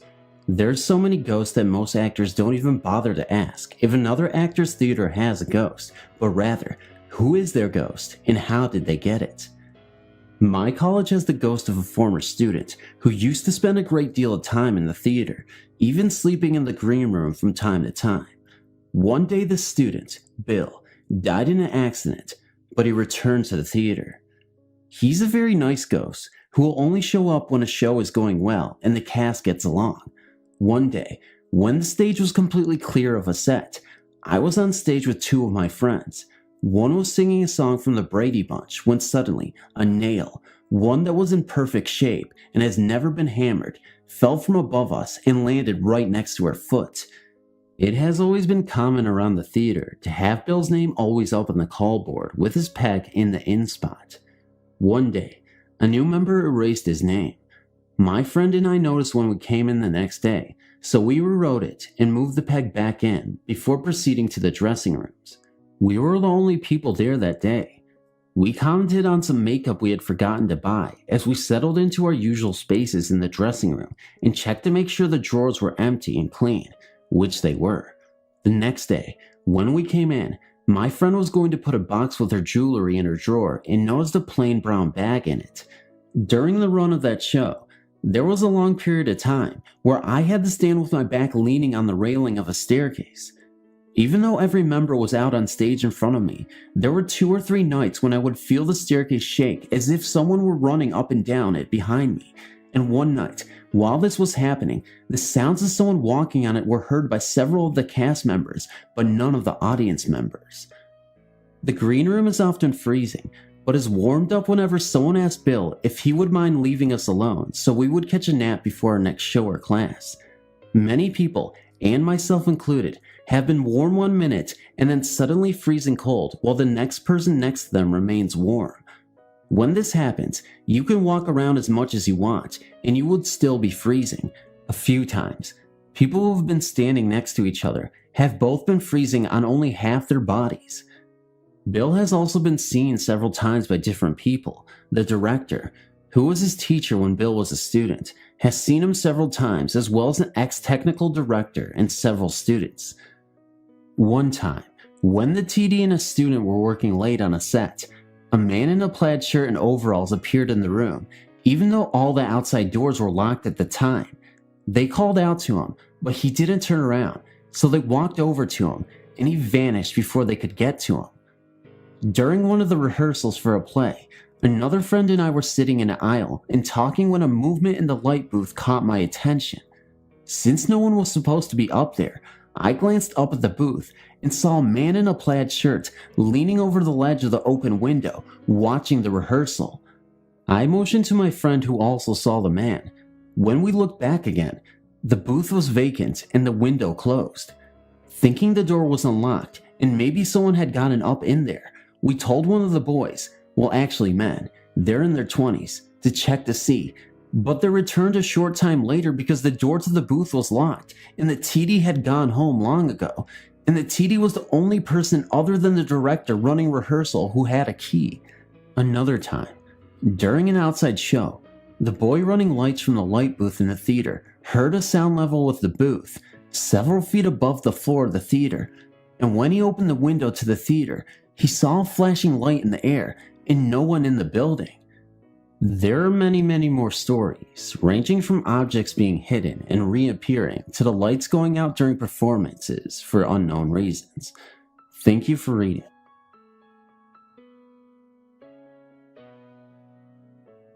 Working for a distribution company in Surrey, England, I used to work nights, finishing about 2 or 3 o'clock in the morning. There were 2 routes I could take to walk home, the quickest of which is across Mitcham Common, which I elected to take on this particular occasion. I never feared walking across the common and was a skeptic when it came to believing in ghosts and such like. However, I will never forget my experience. As I had just passed the 7 islands, a group of large ponds in the common with, surprisingly enough, 7 islands, I heard a sound coming towards me which resembled wheels traveling across the grass. I was right, it was just a cyclist. What concerns me was that he was riding his bicycle at the time in the morning, particularly since this boy was only about 7 or 8 years of age. This in itself did not frighten me as such, until I noticed him with a fixed gaze on me. Even as the bike had gone past me, I turned around and noticed that he was still staring at me, now looking over his shoulder as he continued to cycle forwards. How could he control the bicycle like this? As my mind asked more and more questions, what followed really scared the life out of me. The boy on the bicycle, still staring at me over his shoulder, continued to carry on cycling, but across the water. The bike was on the surface of the water, and there was now no sound of the chain or the wheels turning, just silence, and the boy, wearing all white, continuing across the ponds and into the distance.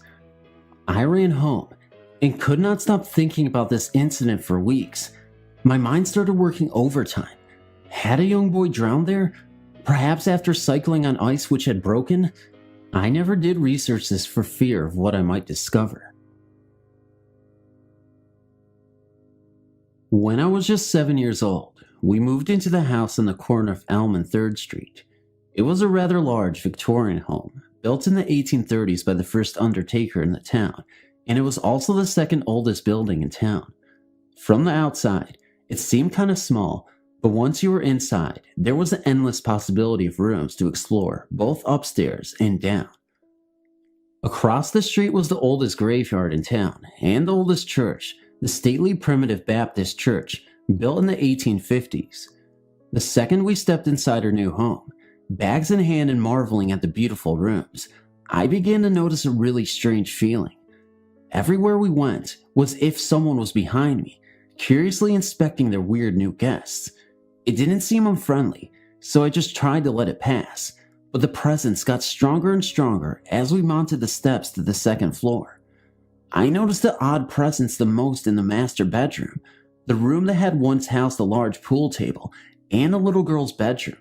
Most of the old furnishings were still in the house, so her room still had many dolls, and an old iron bed complete with mattresses. The presence was especially strong when we went up and down the many steps in the house. It was as if the spirit or whatever it was following us up the steps very, very closely. It was odd.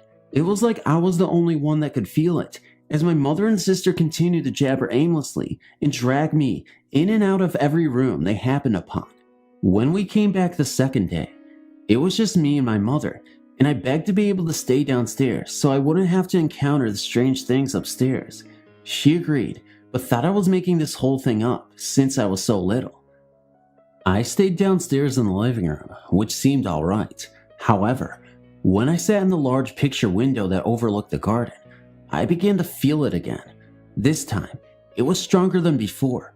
It was like something or someone was standing outside in the garden, looking in at me. It was so strong that I jumped up and started crying and screaming for my mother, and she quickly came downstairs. I persuaded her to take me back to the apartment, that I wasn't feeling well, and we did. The first night that we slept in the house was a week later. The old owners had come by and had given us the key and joked a while about us buying the house. My mom could not understand why they thought it was so funny that we would actually want to live there.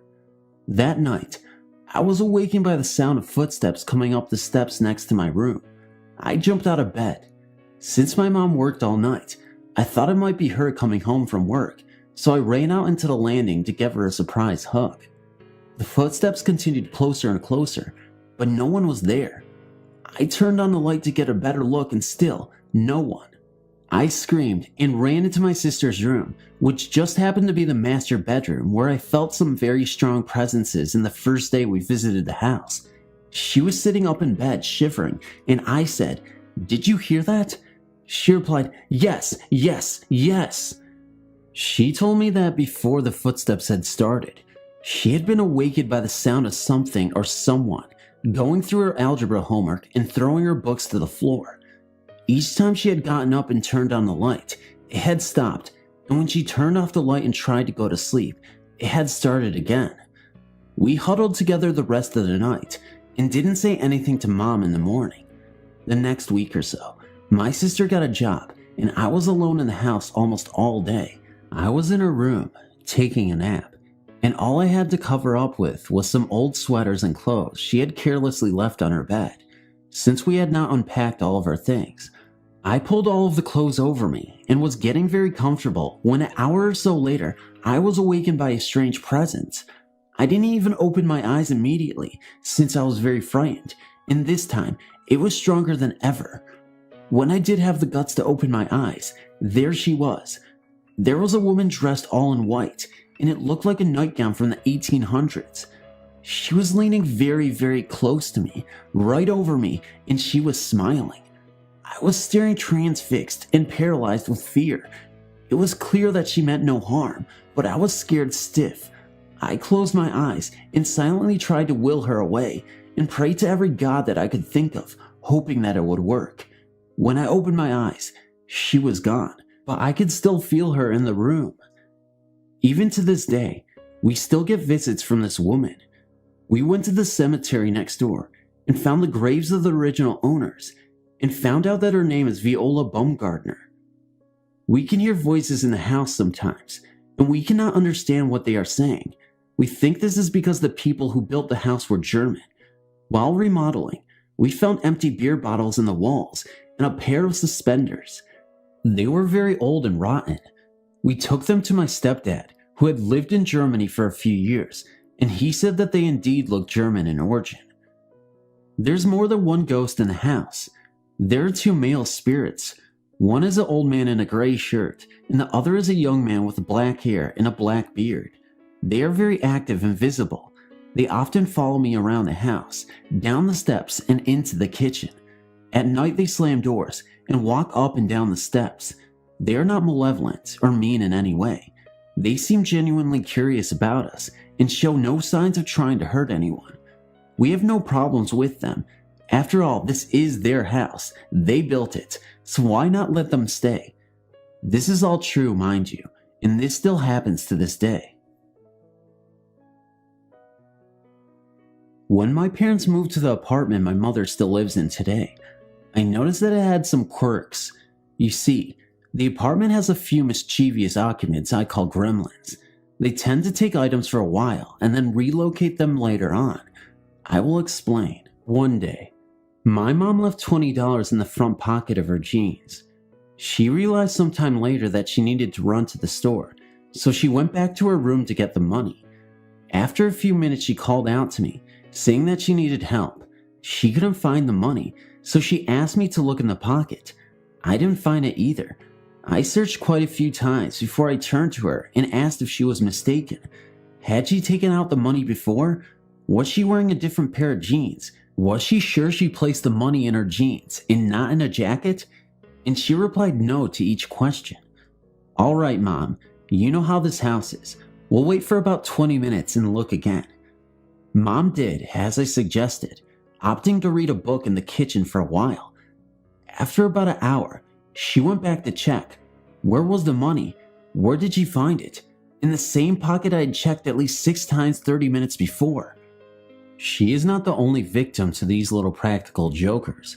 One night, my best friends, Coralie, Mia, and Ralph, came over to chit-chat. Sometime later, I felt the need to smoke a cigarette, Newports at the time. Unfortunately, being a college student, neatness was not my forte. My coffee table was cluttered with everything from magazines to jewelry. So, knowing I put a pack on this mountain of stuff, I continued to talk while I searched. Frustrated after a few moments, I pleaded with my friends to help me take everything off of the table so I could find the Newports. We shook out magazines, cleared off the table, even threw out some stuff, but the pack just simply was not there. The closest thing that matched the coloring of the pack was an empty Noxum carton. Well, I figured I'd just grab a cigarette from my mom, so we straightened up the table and continued to talk. After some time, while puffing and chit-chatting away, I managed to look at the table, which of course was right in front of me, and saw my pack of cigarettes nestled between the pages of a magazine. I said, "Oh guys, you are not going to believe this," and I picked up the pack. The look of shock on each of their faces was undeniable. Now, before this episode, I had spoken to them about going on to my house, but each time I received a polite, "Sure, whatever you say," coupled with a "I don't believe you" eye roll. To this day, my friends are believers, and I'm positive that these little guys are not the only ones sharing living space with my mom. One night, Coralie was over for dinner. Doing our usual thing, we sat in my living room talking of nothing and everything. Suddenly, it hit me. I smelled fried fish. "Don't you smell it too?" I asked. Of course she didn't, until a few minutes later, when the smell left me. Back and forth, for over an hour, the smell drifted between us, changing once in a while to the scent of fresh flowers. After a while, it faded until we could no longer smell it. I don't know who it was or what it was trying to say, but it certainly was an interesting experience. Thanks for reading. I was 14 when I first saw my apparition. It was my grandfather. Almost 2 years later, I saw my second apparition, and it was my last. It was an early morning late in January when I was awakened by cold air on my face. There's nothing unusual about cold air when it was January in Pennsylvania, especially back when half the homes were still heated with coal. As I struggled to open my eyes, I remember thinking, this isn't a draft. Someone is breathing on me. What I saw when I opened my eyes terrified me and still gives me chills when I'm alone late at night. There, in the sparse light of a winter's dawn, I opened my eyes to see a black-robed, hooded figure leaning over me. I couldn't distinguish a face, but truthfully, I didn't want to. I was absolutely paralyzed. After what seemed hours, I finally was able to move enough to do the only thing I could have thought to do: pull the covers over my head. That is how I awoke several hours later. I remember noticing my bed was nowhere near any windows, which would have explained the concentration of cold air. I was, and still am certain it wasn't a dream. The whole experience shook me so much that for months every night before I fell asleep, I'd pray that I'd never see that or any other supernatural being again, which I haven't. I didn't talk about it until I mentioned it to my sister-in-law a month later. She believed in the supernatural, and I knew that she wouldn't laugh at me. I thought that she'd tell me that I probably had dreamt it, But after I'd finished, she looked at me thoughtfully and said she had seen the figure shortly before her mother died. Then she quickly added not to worry about it. 2 months later, my father died of cardiac arrest. At that time, the illustration of the Grim Reaper wasn't as popular as it is today. As a matter of fact, it was several years later when I saw a depiction on TV that I realized that was the figure I saw. Almost 20 years later, my teenage daughter and her friends were on their way upstairs, not the house of my early morning visitor, when suddenly, my daughter called me. Judging from the urgency in her voice, I knew something was wrong.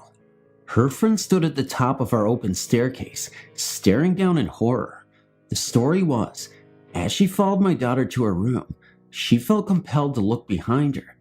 She claimed that halfway down the stairs was a black-robed, hooded figure with no visible face, leaning on the outside banister, its head on its arms as though grieving.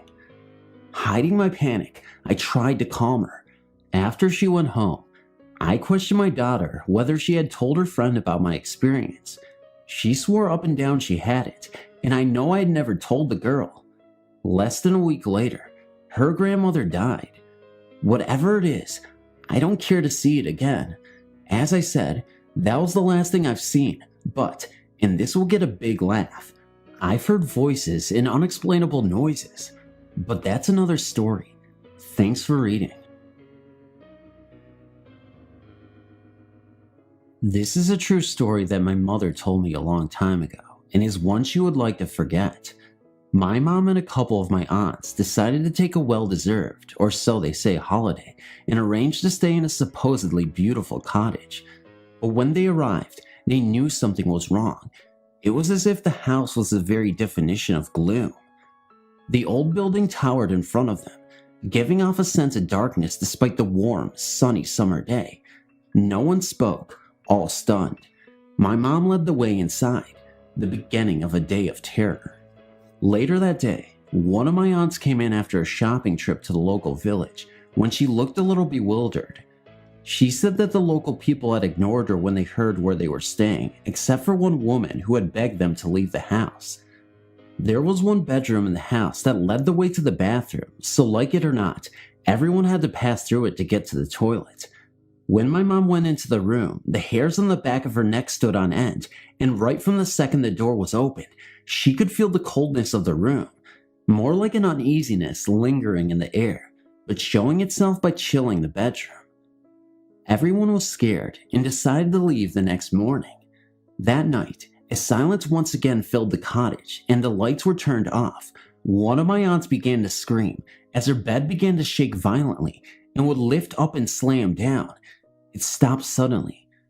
Everyone had decided not to sleep in the room that led to the bathroom, so it seemed that it wasn't the only bedroom that was haunted. They all got ready as quick as they could and left in the early hours of the morning. It was a very frightening experience for those who were in the house that day. Thanks for reading. I work at a major museum in the Midwest, and I always thought that my dream job would be to work there because I always enjoyed learning the history behind it. It is a very large museum, and it is certainly great to meet all the different visitors that we get, but it's an unwritten law that we can never discuss anything that may happen to us because it would take away the purpose of the visit there. It was a very slow morning in January, and I was all alone in the building reading to myself and trying not to fall asleep when I heard footsteps above my head. There is only one set of stairs that led to the second floor, and I was sitting next to the padlocked door. I started to try not to run screaming out of the building and to start breathing again when they suddenly stopped. I shook the padlock, certain that it was locked, and I decided that it was time to relax by the front of the store, my common escape. As I stood on the steps, I started to relax a little, and by then, more people were entering the village, so I forgot the incident and told scads of people about the building who worked in it, etc.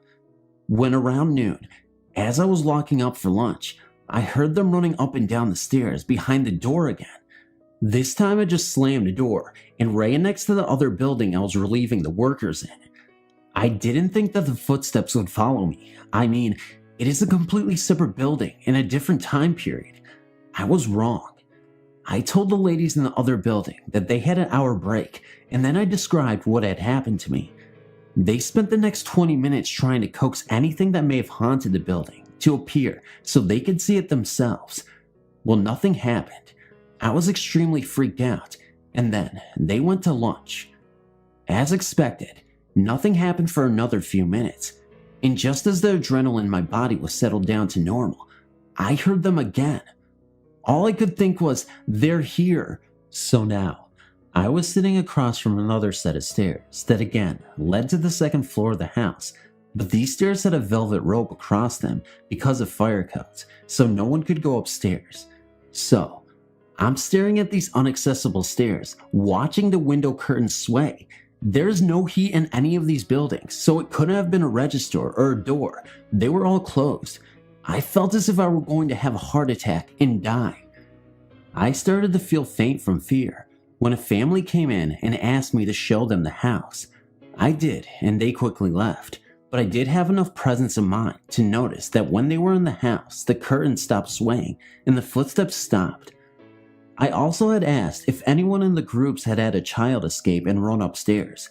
Every group said no, but I just couldn't believe what was going on. Needless to say, I spent a majority of my time that day on the porch of the home, waiting anxiously for the other employees to come back so I could leave.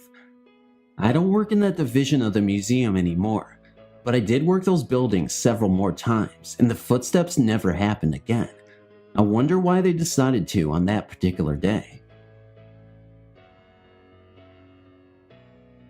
This story did not happen to me. It happened to my mother. I did check with her and verify the details, so it is accurate. Unfortunately, I must be a little vague about the details of time, place, and names in order to honor a promise made by my parents at the time these events occurred. When I was an infant, my parents lived in the same mid-sized, Midwestern town they had both been born in. They had a circle of friends they had known collectively and respectively for years. Part of that group was my dad's best high school friend, whom I will call Bill. My dad and Bill were very close, and to this day, my dad gets a little quiet when his name comes up. Bill was unmarried and had been dating a woman, let's call her Lillian, who was not very popular with his friends or family. She was considered sorta crazy, neurotic, given the fits of rage and wild behavior. Bill and Lillian were pretty much in the outs as a couple, but were at that ending stage of their relationship where they still got together occasionally, usually resulting in a fight. One night, Bill and Lillian went out and ended up having an argument. She was driving the car they were in, and due to her anger, she was driving way too fast and had an accident. While she was relatively unharmed, Bill was thrown from the car and killed. Here's the part about the promise made by my parents. Bill had some medical tests done a day or so before he died. The lab results didn't come back until after his death, and they revealed that Bill had kidney cancer. It was unlikely he would have had a long or healthy life. His parents made everyone promise they would never reveal this to Lillian, however, because they never wanted her to feel guiltiness about causing the accident that killed their son. They considered her crazy enough that she might decide she'd done him and everyone else a favor and absolve herself of any responsibility. And now, here comes the ghost part. A day or so before his funeral, she got off an elevator in an office building, the old-fashioned one that still had an operator, and turned around to see him standing in the back of the elevator. He just stared, without expression, she said, and then the doors closed. My mom said she was sorta shocked, but still went about her business. A couple of weeks later, she saw him in a car next to hers at a red light. She said she looked over and he was sitting in the back seat with several other occupants of that car who seemed to be entirely unaware of their extra passenger, and she could see right through him to the other people in the seat. But the most touching and personal episode occurred early one morning, about a month after Bill's death. My father had already left for work, and the baby, me, had been fed and had gone back to sleep. My mom was taking advantage of the quiet time to read in bed. Suddenly, she looked up, and Bill was standing in the door of her bedroom, and again, she could see through him. There was no mistaking who it was, though. My mom sort of started and said, "Bill," in a kind of wondering way. He reached out his hand to her and said, although not out loud, she just heard his voice in her head, "I'll miss you. I'll miss you all." Then he kind of gave a wistful, rueful smile and sort of shrugged and disappeared. Not gradually, nor did he walk away, just 1 minute there and 1 minute not. She walked over to where he had been and stood there, and while it was not colder or warmer, she said it felt different. She was not in the slightest bit frightened, just sad about the way things had turned out. This was the last sighting she had of Bill. We hope he knows how much my father cared for him. My name is Daniel, and I am 15 years old. I was born and raised in Maryland, but we moved to Kentucky 2 years ago. This story is about when my mom and I went to visit my 20-year-old sister in Baltimore. She had a roommate, and 4 kids lived there. My sister's daughter, her roommate's 2 daughters, and my other sister. We arrived late at night, around 9 p.m., and on the way, everyone was trying to convince me and my mom that the house was haunted. Well, I believe in the paranormal, but it takes a lot to frighten me. Well, that night, we were all playing around and I fell asleep on the couch downstairs, while everyone else was upstairs. My sister and their roommates were late birds. They never went to sleep till 3 a.m. While I was sleeping, something woke me up by tugging on my sheets. I thought it was my sister playing a joke on me, but when I woke up, no one was there. This didn't really bother me, so I went back to sleep. In the morning, my sister's 11-year-old roommate woke me up because she was going to school. I asked her why they tried to wake me up last night, and she insisted they didn't. The day passed by very fast, and it was around 7 p.m. when they decided to tell us the story of what had been happening. As it turned out, a guy across the street told them the house had been a butcher's place, but the butcher was a very mean person, and everyone believed he killed people. Nobody knew his name, they just called him the man. They told me my 2-year-old niece was the first to see the man one day while Sandy, my sister, was cleaning up. My niece had just told someone to leave her alone, and my sister turned around to see who she was talking to, but no one was even near her. Still, my niece kept saying "go away" and "leave me alone" to the wind. Another incident happened when my niece told her mommy that the man had hit her. This might have not seemed real, but when my niece showed my sister her back, my sister found teeth and hand marks on her. This freaked my sister out, but that's not the end of the story. We were all sitting at a table playing cards while my sister was cleaning. All of a sudden she yelled, "Ouch, you little bastard," because something hit her and she thought I threw it. At this point, I was playing cards with my mom and the others. Still, I was skeptical until the next night when I was forced to believe.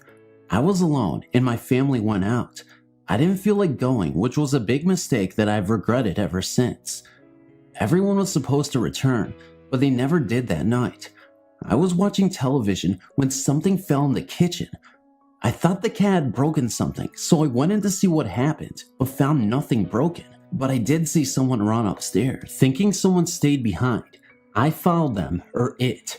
I got to the top of the stairway, but once again, no one was there. I tried to turn on the light, but it didn't work. I decided to walk a little further down the hallway, and then something grabbed me, and I heard a horrible raging scream that sounded like it came from a man. I was really frightened and turned completely white. I tried to turn around, but the flashlight went out. I tapped it in my hands, but it was still broken. I tried to run, but something grabbed a hold of me. It turned me over and started hitting me and clawing at me. Something or someone was attacking me. I covered up my face, but it hurt and I couldn't break free. It had me. Then it pulled me further down the hallway. I was clawing at the floor and hoping I would die right now. Please God, kill me, have mercy on me, was all I could think. Somehow, I broke free and ran, but when I got to the steps, it got me back and pushed me down the steps. When I turned over and looked up, all I could see was that there was a shadow over me. I must have fainted. When I came to my mom, a police officer and my sister was standing over me. It seems the neighbor heard me screaming and came over to check. When he found me, I was out cold and my clothes were all torn off. He had taken me back to his place and called the police. They wouldn't believe me. They took it as a simple breaking and entering case. I still dream of the incident. It might sound untrue from your end, but trust me, it happened, and I'll never forget it for the rest of my life. When my grandfather and grandmother were first married, around the early 1900s, they lived on a farm in Kentucky. This farm, it seems, housed more than your normal farm animals. At night, in the attic, you could hear large pieces of furniture being moved back and forth across the floor, very rapidly. Needless to say, they wouldn't bother checking it out until daylight, but when they did, nothing at all was in the attic. It was completely empty. Out back of the house, there was a wood pile where all the wood for the heating and cooking was split and stacked. Very late at night, you could hear someone or something out there chopping wood. The morning's investigation turned up my grandfather's axe in the same exact spot he had left it the day before, and not a single stack of wood out of place. One night, my grandfather felt especially brave. This courage brought on by some homemade moonshine, so when he heard the commotion at the woodpile, he started on the porch and yelled out, "Chop, you SOB, chop!" Well, apparently, the thing heard him, and it began to chop faster and faster to the point where it was chopping at an inhuman rate of speed. My grandfather hightailed it into the house, grabbed his shotgun, and sat up scared out of his wit for the rest of the night. It goes without saying, my grandfather never teased it again while they lived there, which wasn't very long. Only my grandfather and grandmother lived on this farm, and at that time, they had no children nor hired hands working on the farm to account for these very strange happenings. This story still bothers me every day, so I'm going to get to the scary part first. It was 2 a.m. on a Thursday morning, and I was walking past Tony's house. Tony is very introverted, but a good friend of mine nonetheless. Tony and his family were out of town for the 4th of July weekend, and it was his sister's birthday, so I knew for a fact that nobody was home. Nobody. In fact, I had the keys to his house. His family trusts us, so I was walking back from the night shift at work when I passed by his house. I glanced over at his house, and what I saw made my heart almost stop. I saw a glowing blue figure of a woman, and she was moaning Tony. And I remember distinctly it was a Spanish accent. I jetted home and told my mother about the experience, and of course she thought I was nuts, but even so, she did call their house and got no answer. The following Monday, Tony got back from his trip. I approached him and casually asked, "Who was that old lady in the window Thursday night?" To which he said, "What, are you burnt?" I told him I really saw someone, but when I didn't get any straight answers, I approached his mother and asked her who that old lady in the window Thursday was. But before she answered, my blood ran cold. I glanced over at a picture of an elderly lady, and then I asked his mother, "Who is that lady?" To which his mother replied, "That's my mother. She died years ago, and she had a Spanish accent." I told her that the lady I'd seen last Thursday was her. She was shocked, and she told me that her mother died of a stroke just after she found out her son lost his eye. Thanks for reading. This is a true story that has been witnessed by probably hundreds of people over the years. It happened at Stewart Indian School in Carson City, Nevada. A school founded in the early 1900s, as best that I remember, and closed down my freshman year of high school. The student body was made up of American Indian kids from various areas on the West Coast. The land where the campus was situated is really large, and on this huge area of land is the main school building, also large in 2 stories, a gym, a post office, medical and dental clinic, and many little outlying structures which were the various men's and women's dorms. There were some freestanding homes as well. There was also an auto shop, paint shop, etc. It would have taken a good 10 to 20 minutes to walk the length of this campus from one end to the other. Since the school is so old, the campus is full of large trees and many lonely, deserted walkways.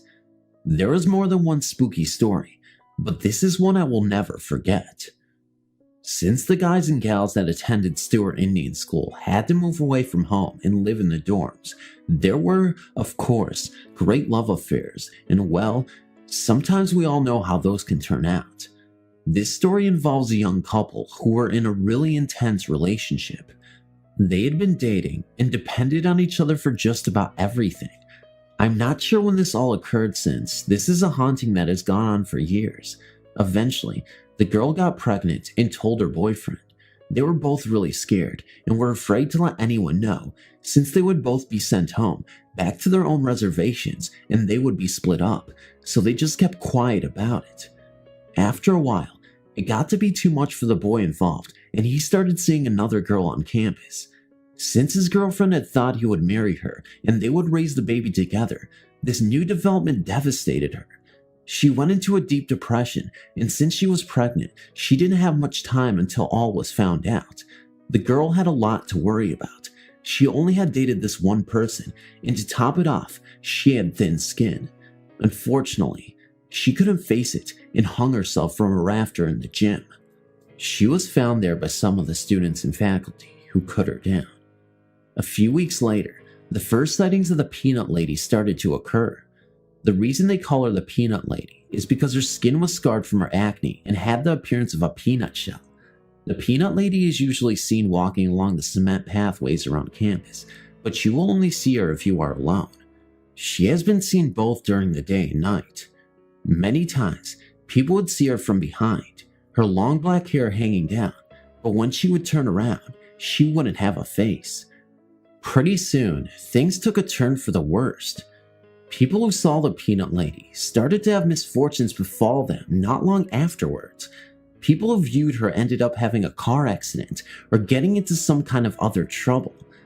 After a few years, people started being afraid to venture out after dark or to go alone to the gym or the library for fear of seeing the Peanut Lady.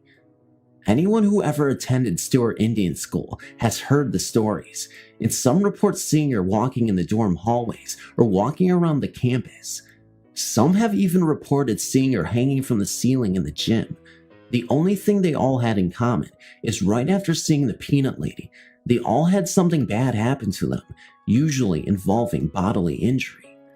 I personally never saw the Peanut Lady, thank God, but I know those who have. And out of those, one person was shot by accident. He ended up living. Another died in a car crash with her infant daughter. How many more saw her? I don't know, but Stewart Indian School is still there with all the buildings intact. Some of them are being used by the federal government as office space. The high school is used by the local community college. You can find it off Highway 395 South in Carson City. Just don't go there alone.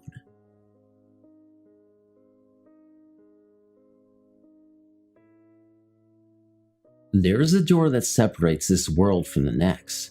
Some people pass through this door on a regular basis, while others do not even acknowledge its existence. Behind this door are the spooky shadows, bad dreams, ghosts of love lost, and all the things that are slightly out of sync with reality.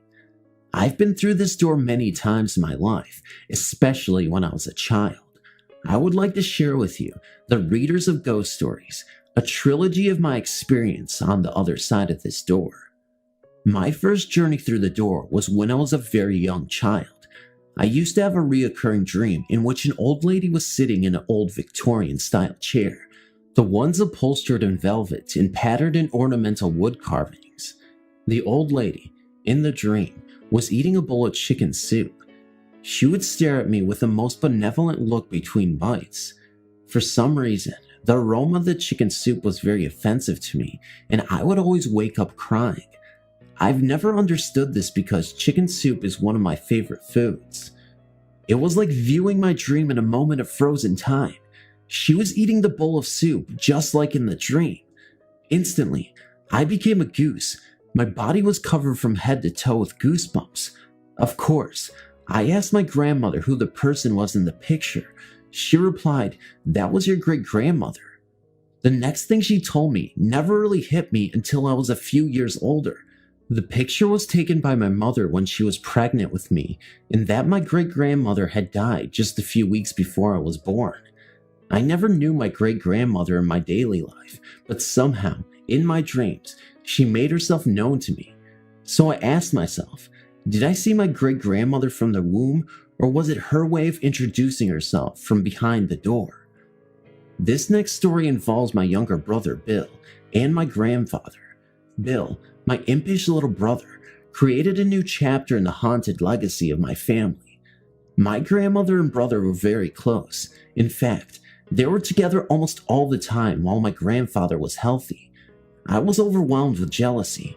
I could never be a part of their little games and gatherings.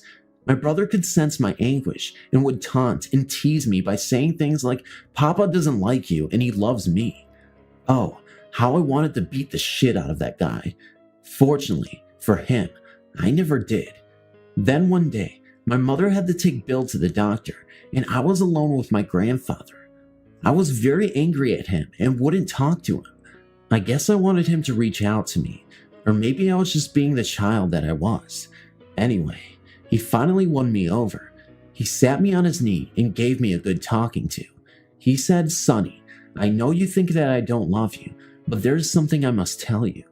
I'm very sick, and I'm not going to be around much longer. I want you to know that I love all of my grandchildren the same. The reason I spend so much time with Billy is because he's the baby of the family, and I want him to know and understand who his grandfather was and is."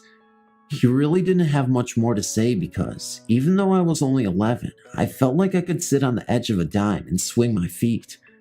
A few months later, my grandfather passed away. My brother had a hard time accepting my grandfather's death, but as with all healthy children, he finally did. After the family had adjusted to the loss, there was all this talk about a gold watch. Nobody could find my grandfather's gold watch. I was given the 3rd degree.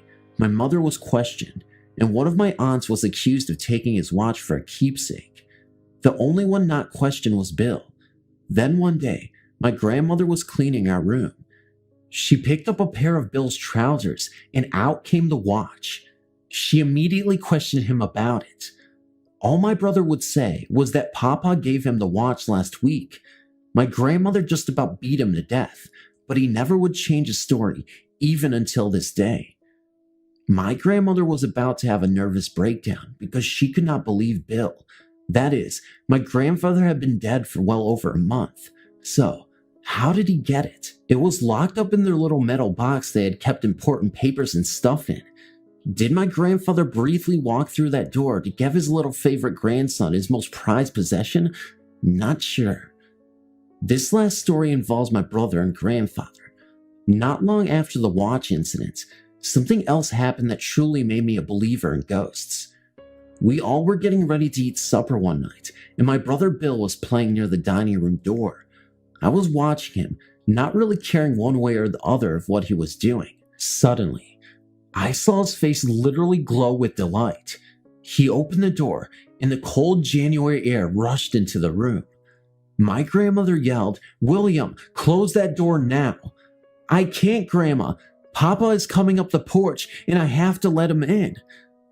My heart jumped to my throat. I was scared to even look towards the door. Billy was having a tantrum because my mother and grandmother was holding him down. He fought with the valiancy of a Spartan. "I want my papa! I want my papa!" he cried. "I have to let him in. Please let him in." As long as I live, I will never forget that incident. I don't know if it was Bill's loud screaming or the fact that he really did see my grandfather that scared me the most. We all grew up and had our times, but I still wonder, did my dead grandfather open the door just one more time? Because that was the last time we had ever heard from him. Thanks for reading.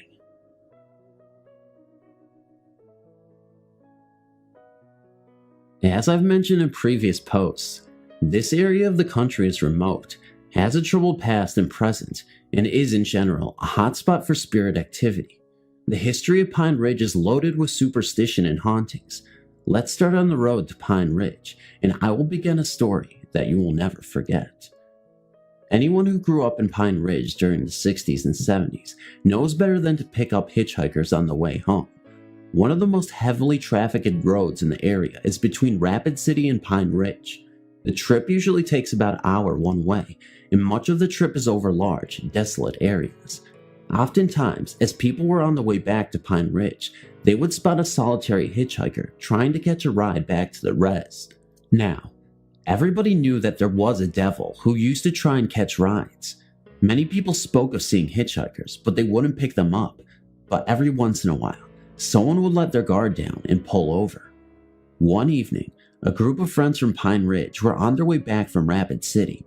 As they drove along the highway, they saw a lone man, a white man standing along the side of the road trying to hitch a ride. Keep in mind, seeing a lone white man hitching a ride towards the reservation is an unusual sight. Curiosity got the better of the friends, and they persuaded the driver to pull over. After they picked him up, they resumed their trip home. Nothing unusual happened, at least nothing more unusual than having a white man in your car. As they drove along, at first, everything was fine. The group kept on joking and laughing and even gave the stranger a beer. But after a few miles, they started to feel uncomfortable. Finally, after they were on the res, the white man asked to be let out of the car. The driver gladly pulled over, and the stranger opened the door and got out. As he walked away, there was one unusual thing about him that they all noticed at once. He had a funny way of walking. As his feet came into view, they understood why. He was walking on little goat feet.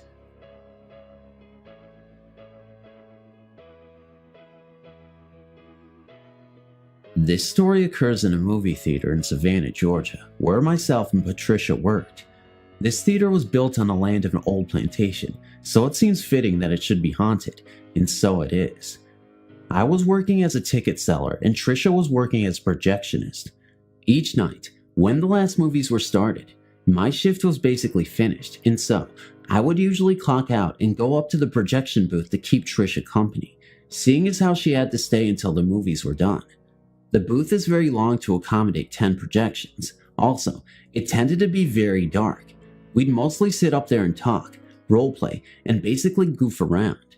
During these talks, we traded stories of things that happened to us with the resident ghost. For instance, while the movies are showing, there isn't much for a ticket seller to do, and you can't leave your little cubicle filled with lots of money, so I'd read a book or draw. Mind you, nowhere near the buttons that pump out the tickets. Well, my machine would regularly pump out tickets when I was not paying enough attention. Mostly this irritated me because I'd have to get my manager to either void the ticket or gain permission to sell it for the next showings. One of my duties consisted of checking the ladies' room to make sure it was clean and well stocked. The nozzles for the water controls were such that they were timed. You'd push them down and they'd stay on for only so long. Many times, I walked in there while shows were running to find all the sinks running with no one having been in there. One of my scariest experiences was with Theater 9. It was the last theater on the right, directly next to the door leading out to the side parking lot where the employees would park. I was on my way out from work after a long shift with another cashier when we noticed the exit lights were blinking in that theater alone. This meant a fire alarm had gone off, but there would have been a very loud buzzer as well as all the exit signs in every theater blinking and buzzing. The movies were all out and no patrons were left, so myself and the other cashier decided to check this one out. We were kinda spooked, so we poked out our heads in the theater cautiously. The temperature in that theater only had dropped to the point we could see our breath, and the lights to the exit signs were silently blinking away at us. We panicked and ran out, saying to each other that the place could burn if it wanted to. Our manager had to check the security systems the next day, and there was no reason the signs could have done what they did. After that, I never cleaned Theater 9 alone, even though that was the theater that yielded the most lost money for some reason. Trisha told me her own story from the projection booth. At the far end of the booth is a door leading to a fire escape. It cannot be opened from the outside, and there is only one access to the booth. One of our favorite games when we're bored was to sneak upstairs while the projectionist was threading games and scare the bejesus out of her. Trish caught onto this game after many a time of leaping out of her skin, so would pay extra close attention while doing her job. One day while threading movies, she heard the door to the fire escape close, and assuming it was our assistant manager, quickly ran to the door to catch him in the act, as he had 3 flights of metal stairs to run down. When she opened the door with a triumphant grin, no one was anywhere to be seen.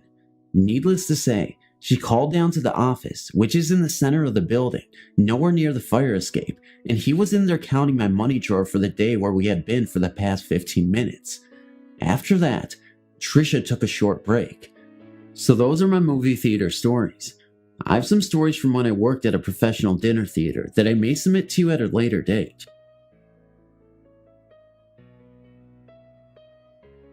I've sent in a couple of other stories before, and I've held on to this one until this moment. Why?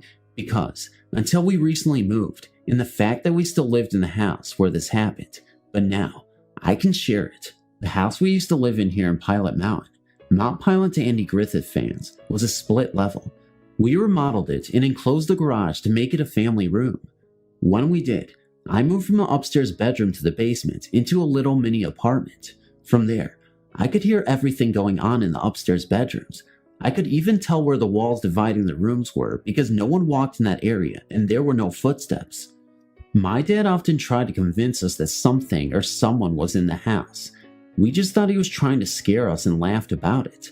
He would say that every morning around 3 a.m. or so, whatever it was would walk down the steps from the upstairs bedrooms, into the kitchen, and out into what was the garage, which is now the family room.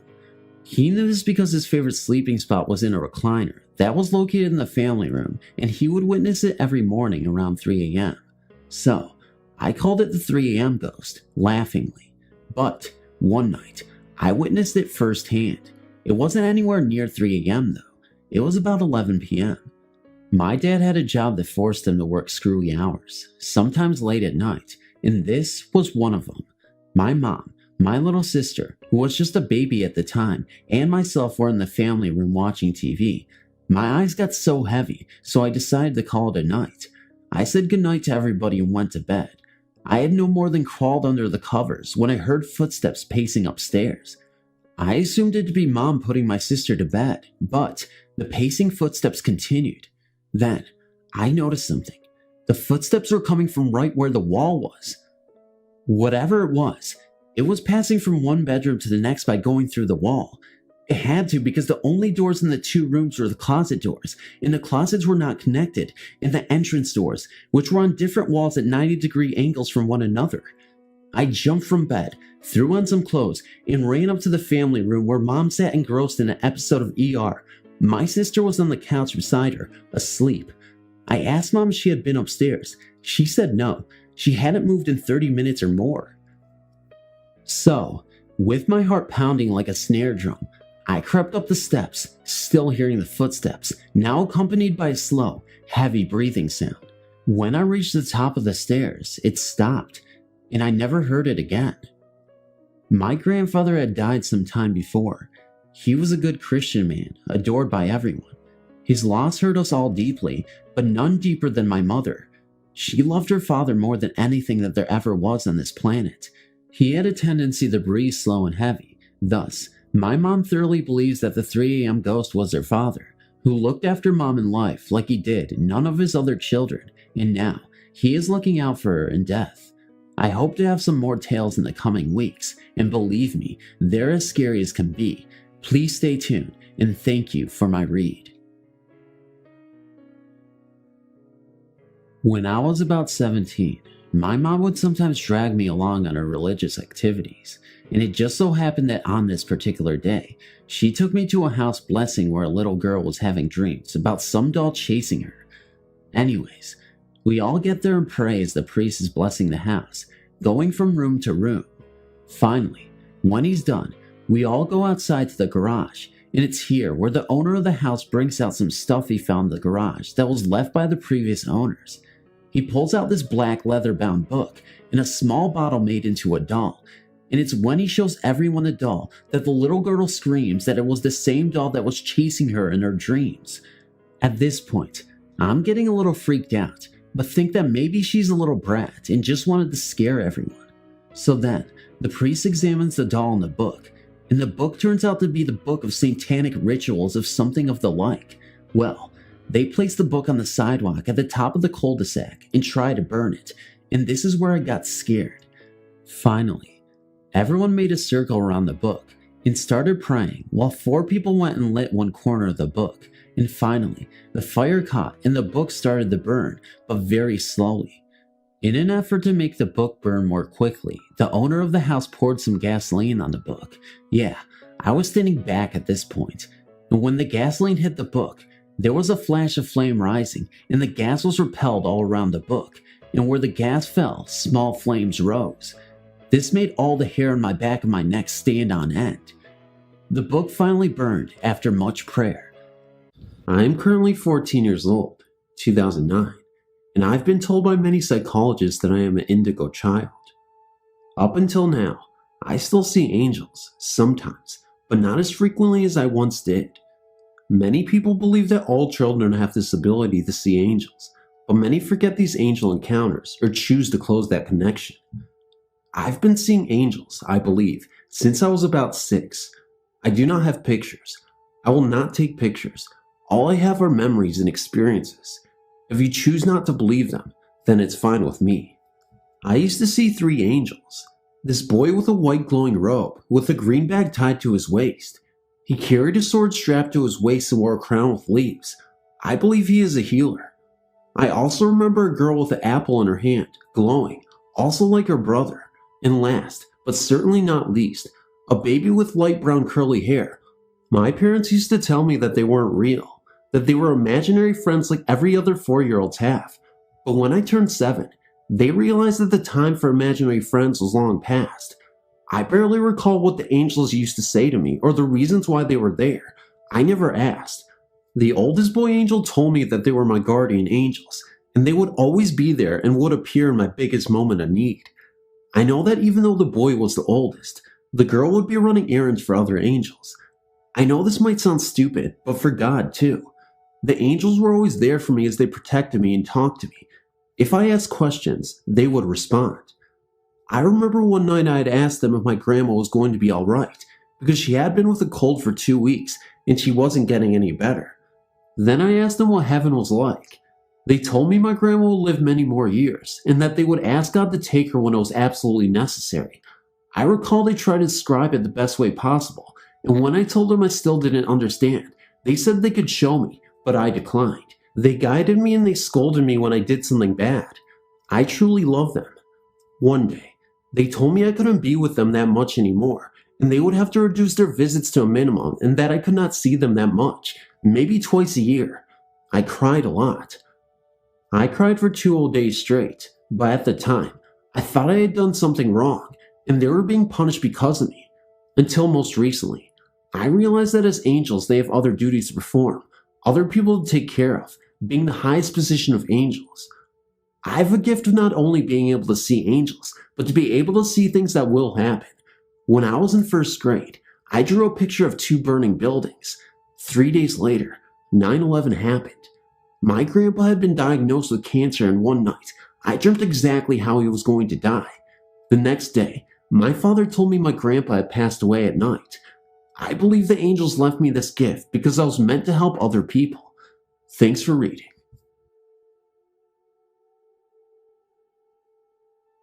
I saw a male angel.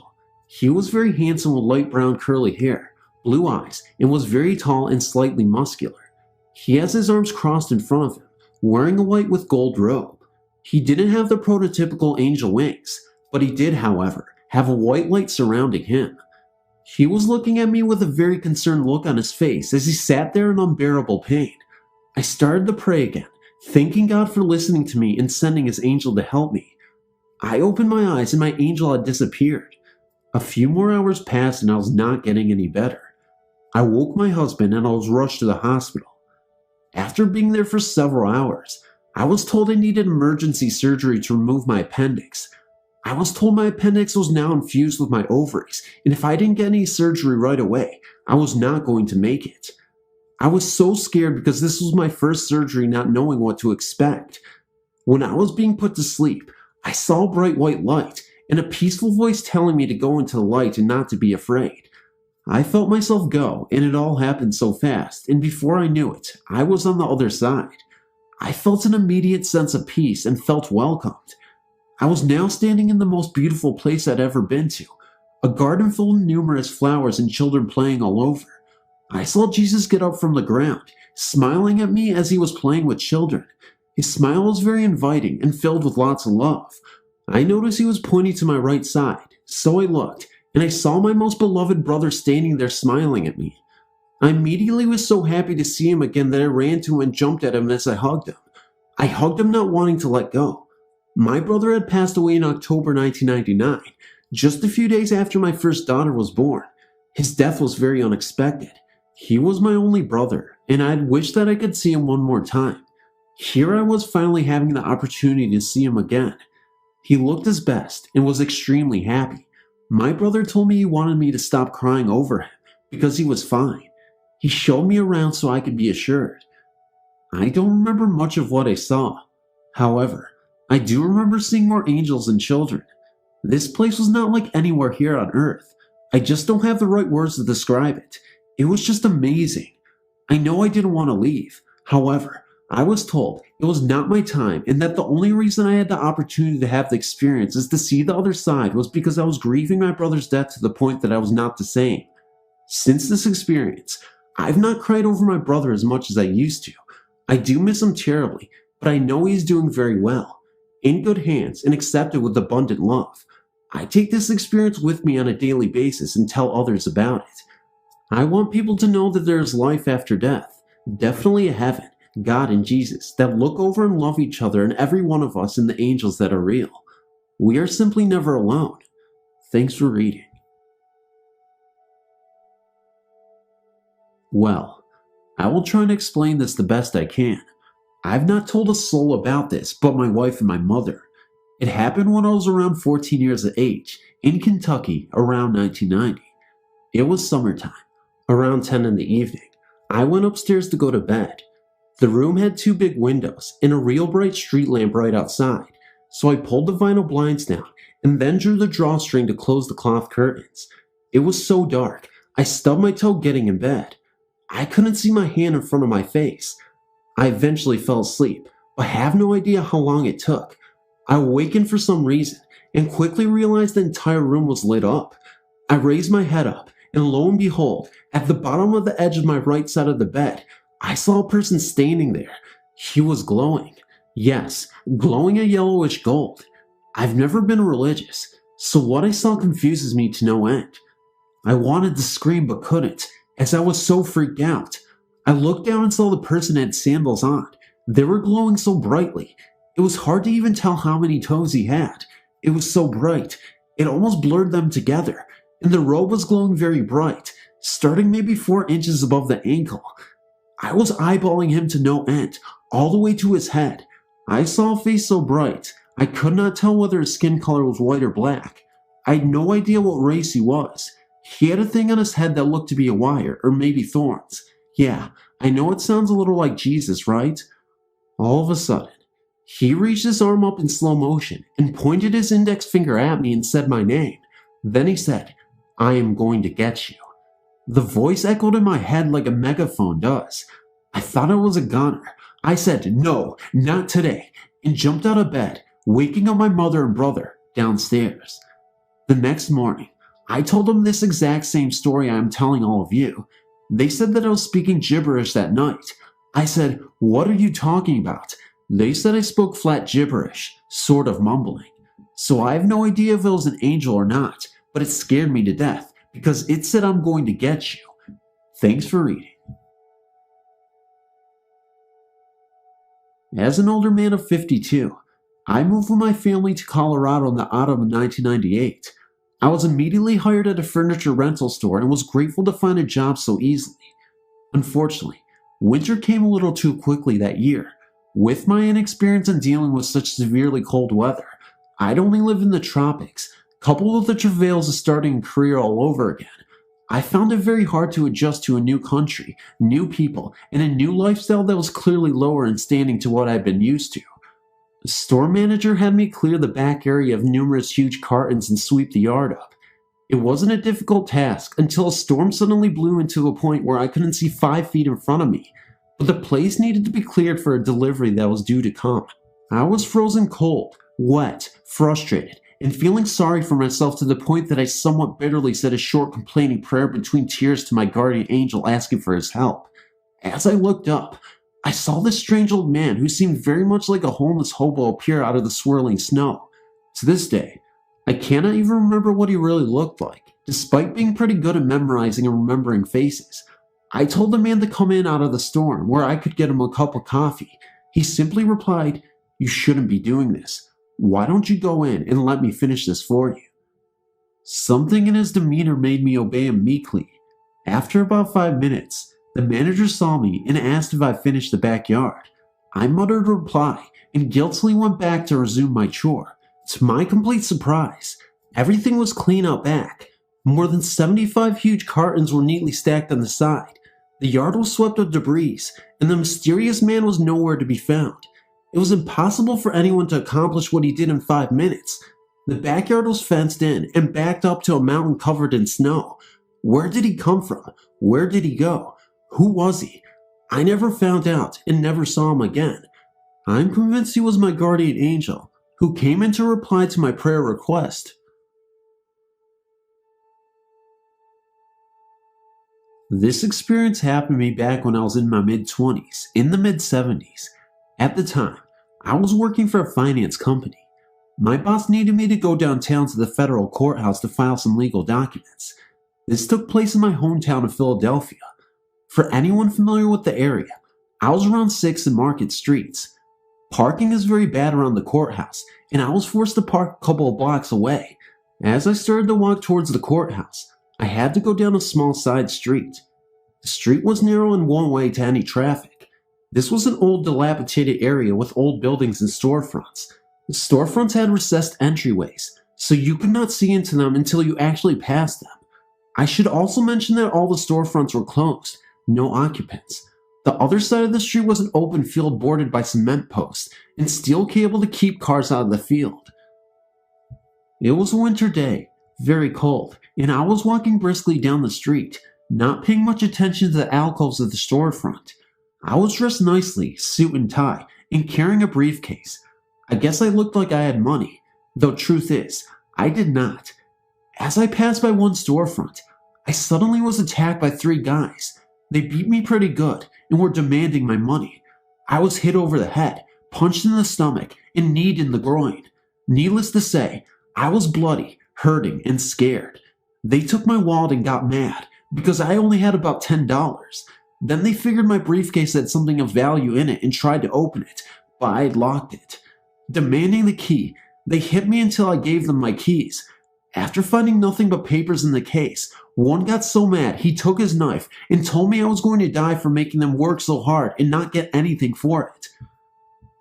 I was on the ground, bloody and scared, and thought this was it, my life was over. All of a sudden, an old light blue Chevy pickup truck, white roof on the cab, the rest like a powder blue, screeched to a halt in front of us, and a middle-aged man jumped out and began calling to my assailants to leave me alone. He was dressed in what I would describe as normal everyday clothes. The muggers took a step towards him and then, for some reason, broke and ran. I'm just lying there breathing hard, blinking my eyes at him, and trying to understand what was happening to me. I thought maybe he was just a cop or just a passerby who stopped to help. He walked over to me, bent down a bit, and gently said, "It's okay, John. Help is coming and you're going to be just fine." How the heck did he know my name? He then got back into his truck, waved and smiled, and then drove off. I got to my feet and looked down the street to see the truck, and it was gone. Now remember, this was a very narrow one-way street. I was about halfway down the street, and there was no way this truck could have made it to the end that quickly. About the same time, a police car pulled down the street, and the officer began first aid. He said an ambulance was also on the way. I asked how he knew I was hurt, and he said, "Got a call." The ambulance also said the same thing. Remember, this was the mid-70s, no cell phones or car phones. To this day, I truly believe that this was my guardian angel that came to my rescue and somehow alerted help. Thank you. My name is Mary, and this happened about 5 years before I was born. The reason I know about it is because my father told me. It was summertime in Florida, and my grandparents and uncle were in town to visit my mother and sister. They didn't like my father. They never have. They had been drinking, my uncle, dad, and grandfather. An argument broke out over my dad not taking care of my mother the way he should. It was a bad fight, and blows were thrown. My dad got really mad and left to go get a gun to kill my grandfather. He went walking down the road because he didn't have a car. My father said he walked for miles, and out of nowhere, a car was suddenly beside him, and the man inside asked if he needed a ride. My father said he stopped in the middle of the road and thought to himself, where in the world did this car come from? He hadn't heard a car. Yes, my father replied, and got into the car. The man began to drive. He didn't ask where my father was going, and my father said he didn't tell the man where to go. They just rode. The man talked about the Bible, Jesus, and about the 10 Commandments, and how it was a sin to kill or even to have murder in his heart. My father just listened, thinking all the while that he hadn't told this man that he planned to get a gun and kill my grandfather. Then, the man turned the car around and headed towards the direction of my father's house. He drove all the way to the front door. My father never told this man where he lived. Then he told my father, God bless you, son, and my father got out of the car. My father walked to the door and turned around to thank the man who gave him the ride, and when he did, the man in the car were gone, vanished. It disappeared just as fast as it appeared in the street. My father is convinced that I was an angel, and I am too. Thanks for reading. It happened a long time ago, so my details are not completely accurate. It was also a traumatic experience for me, so I kept quiet about it for many years. It happened at my parents' home in Brampton, Ontario, Canada. They still live in the same house, which is a small townhouse. I was around 7 years old at the time. It was late at night, maybe around 8 p.m., since that was regarded as late for me at that age. I started walking up the stairs with 2 of my cousins to my left, who were around the same age as me.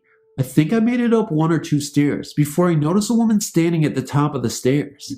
It was shocking because she seemed to appear from thin air. She immediately said, "Stop, go no further," with a very authoritative voice. I can remember many details about her, except her face. She wore a red robe that had a yellow cross as its design. The yellow cross went from top to bottom and left to right. I still wonder if the robe and the cross had any special meaning in the church. She also held a very bright candle in her left hand, the brightest light I've ever seen in my life. All I can remember was that she had black hair, but I can't seem to remember its length or even her facial features. She held up her right hand to motion us to stop, which all of us did. Then she proceeded to say her words, "Obey your father," at which time I started running the other way. I ran down the step or 2 I was on, down the hallway, into the living room, and hid under a sofa. I can't remember anything afterwards. I believe I must have fallen asleep from fright. I remember these details because I think about this event almost every day of my life. A little background about me is that I am Roman Catholic. It was very shocking to me because I was raised to believe that angels were pleasant, though nothing mean was mentioned. It was the tone of voice spoken with. The lady was very authoritative and was almost yelling at me and my cousins. It took me until my mid-20s to start sleeping with the light off.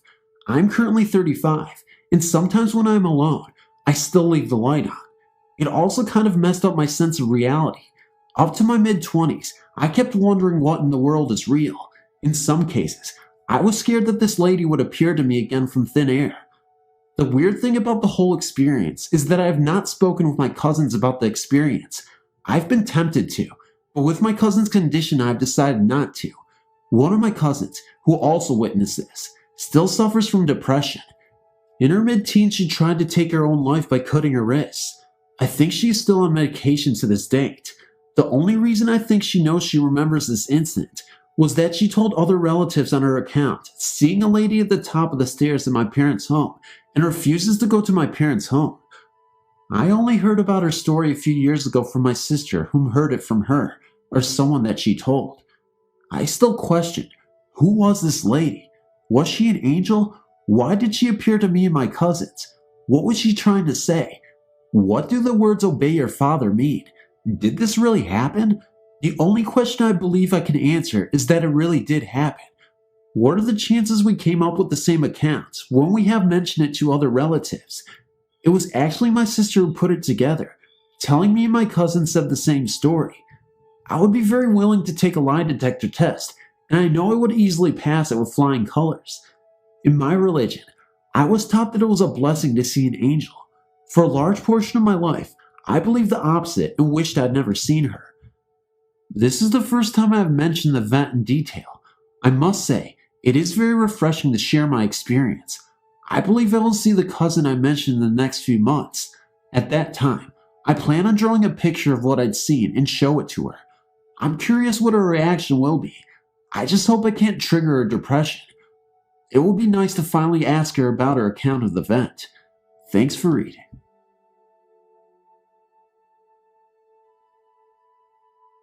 My beloved mother was diagnosed with inflammatory breast cancer in 2006 that eventually led to a heartbreaking journey towards her death in May of 2007. I grieved enormously for months, leading up to a trip with my daughter's dance company to Pittsburgh, Pennsylvania to see the Nutcracker. Also, that same day, a trip was planned to pay a visit to a local mall for shopping. At that time of my life, my mother was never far from my thoughts, and especially the grief I felt about her untimely death at only age 61. The Christmas shopping at the mall with my daughter in a favorite store brought an unexplainable encounter that I believe, to this day, was meant to comfort me. A lady approached me in a calming manner and asked if I knew a lady named Karen. At the time, taken a bit off guard, I replied no. The lady said to me, in disbelief, "You look just like her." It wasn't until I left the mall that I realized Karen was my mother's name, and we definitely look and talk almost alike. I cannot recall the events leading up to the encounter with the mysterious lady, only that she spoke to me in a passing moment. Somehow, I believe my mother came to me in spirit to let me know she was still with me. I loved her dearly, and still do, and she will be with me all the days of my life. Thanks for reading. My story takes place in Indiana. It was Christmas morning, at about 3 a.m. I was 13 and excited about my presents, so I snuck out and sat on the living room couch. We've all done that once or twice, right? After about 2 hours, I heard some heavy breathing, not my own. I looked to my right, by the fireplace, and I saw the cabinet containing the encyclopedia set. I swear I saw it wiggle a bit. The door to the cabinet was open already, but I saw one encyclopedia, Encyclopedia S, fall out of the cabinet a clear 4 feet and smack the ground. About 4 seconds later, the cabinet door closed by itself. I don't mean that it cracked to a close, it slammed. It slammed so hard it woke my brother up, who slept in the next room. I was so scared I could hardly speak. I asked an expert on paranormal stuff, and he told me that a ghost was upset that it hadn't gotten her a present. Peace out, Chance. I was 10 years old, and it was over Christmas vacation. We were out of school, so I had to sleep over at my friend's house. About 3 a.m. I heard something downstairs, and got up to investigate and get a drink of water. Walking downstairs, I noticed that their Christmas tree lights were on, so I walked straight into their family room. There was a little girl of about 5 sitting in front of the tree. I was like, hey. The little girl, who looked as solid as anything, stood up and turned around and looked at me. She then disappeared. I screamed, and no one could calm me down till my mom came and got me. Thanks for reading. I know this is short, but I appreciate you reading anyway. I'm writing this story to share with you people about what I've encountered, which is all true, not a make-believe story. I was around 7 years old when I was going swimming in an old river in Quang Ngai, Vietnam. My family were living in a suburban place. It is dark and scary in Vietnam, especially when we don't have any lights. One scary thing that always scared me was the graveyards. People that died buried their bodies anywhere, even near rivers or so. Well, to continue my story, it was around 12 p.m. and the weather was extremely hot. Me and my 2 brothers decided to go for a swim. When we got to the river, my 2 brothers went off, leaving me alone by myself.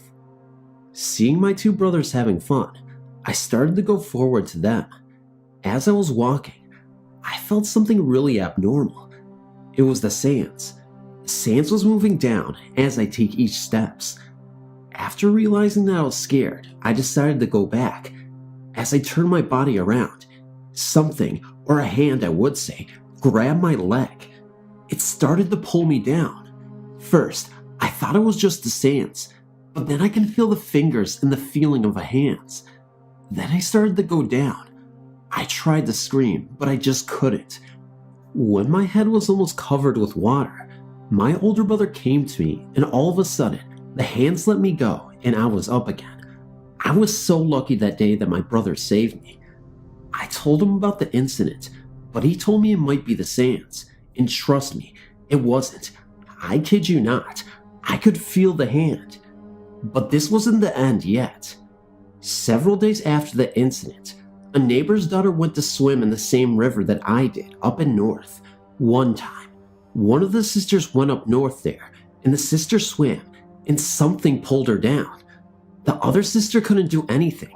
She decided to grab onto the other one, and both of them ended up dying. Many of my townspeople said that the water ghost took the sister's life. In case you didn't know, there are a lot of ghosts in Vietnam. The water ghost, which is very common, if you have the same birthday as the person that dies, they will pull you down and kill you. They do it to release their soul. I'm currently living in America. I must say, I believe in ghosts. My husband Chris and I had just moved into our first apartment together. As I was working out, Chris had noticed that there were 2 bowls placed in our cupboard with a single fork resting at the top. We were using the cupboard only to store food, so when I had gotten home, Chris had questioned whether I put the bowls there. Of course, I hadn't. For the next couple of days after that, Chris and I would wake up with a start, literally shot up from our sleep at exactly 6:30 every morning.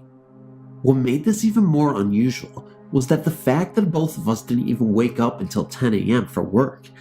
But there we were, up from the middle of our sleep, leaving us to do nothing but look at each other and wonder why. Several days passed, and I started to feel nervous. I started getting the idea into my head that there could be a ghost in the house, causing us to wake up at this ungodly hour. As Chris and I were about to go to sleep, I began to hear creaking noises from the kitchen nearby. I got up, turned on the kitchen light, and found that the cabinet, the utensil drawer, and the cupboard directly across from the former 2 were all slightly open to the same degree. I closed all of them, went back to bed, and began to hear the same creaking noises all over again. Now totally scared, I found myself getting up every 15 minutes to shut the doors and drawer, which were progressing opening more and more, faster and faster. I had to finally ignore it to get a decent night's sleep.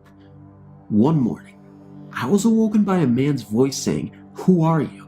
Again, waking up at 6:30, we both shot up to see an old man standing at the foot of our bed, sternly looking at us, dressed in overalls and a red plaid shirt. Although I could see him in color, the window behind him shined the morning rays right through him. We stared in shock for about 10 minutes, then he vanished. With that, we didn't see or hear from him again.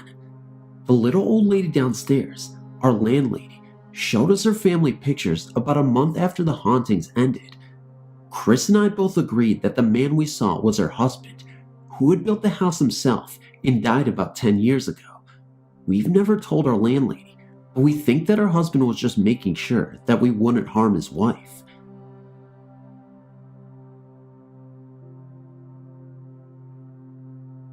Hello. I was reading your stories and found them very fascinating. I have a story I would like to share about my dog Bandit. Bandit was an Isa Apso that me and my family had for about 14 years. Bandit had a series of medical problems, which since he was mainly my dog, I got a job to pay his vet bills. I was barely in my teens. We all loved that little dog so much. I have a large family, 4 brothers, and my parents and myself. Well, towards the end of his life, he became very ill. I was not living at home at the time, but my mom would always call me when something was wrong with him. On this day, I was driving out to my mom's. I started to cry and became very sad. I think I had a premonition of what was to come the next few days. Bandit, it turned out, had diabetes, and we didn't know it. He was very sick and spent the next few days in the vet while they tried to stabilize his glucose level, to no avail.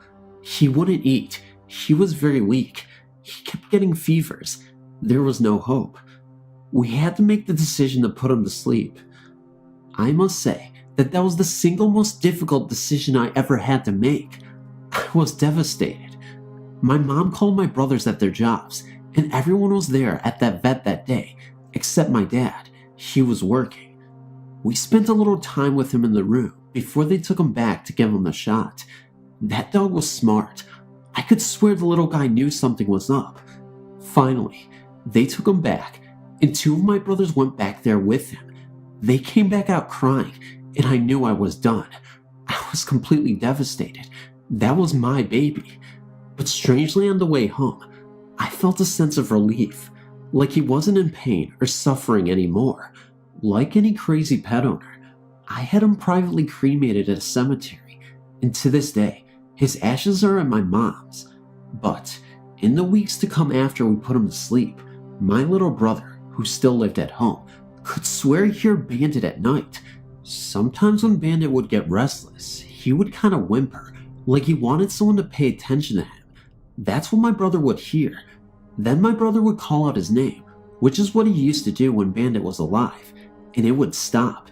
My father, big spook skeptic, also heard Bandit's claws tapping on the floor in the kitchen, one of his favorite places to sleep. My mom is always trying to get me to take the ashes with me, now that I have my own home, but I always tell her no, because that is his home.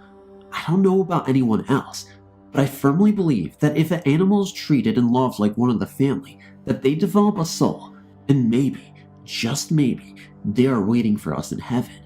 My belief is that my 2 grandpas that passed on some time ago are taking care of Bandit till I get there.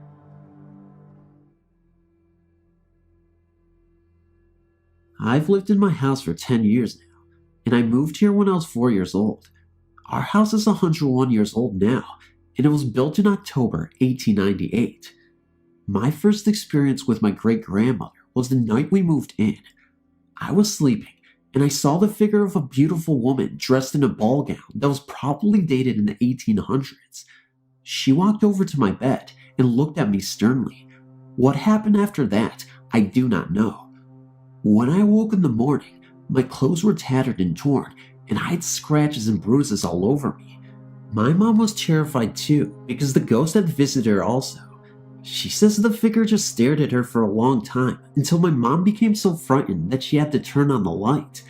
I never saw anything again for 7 years. On November 21st, 1994, my best friend and her older sister were staying all night with me. We were all sleeping in my room. We had school in the morning.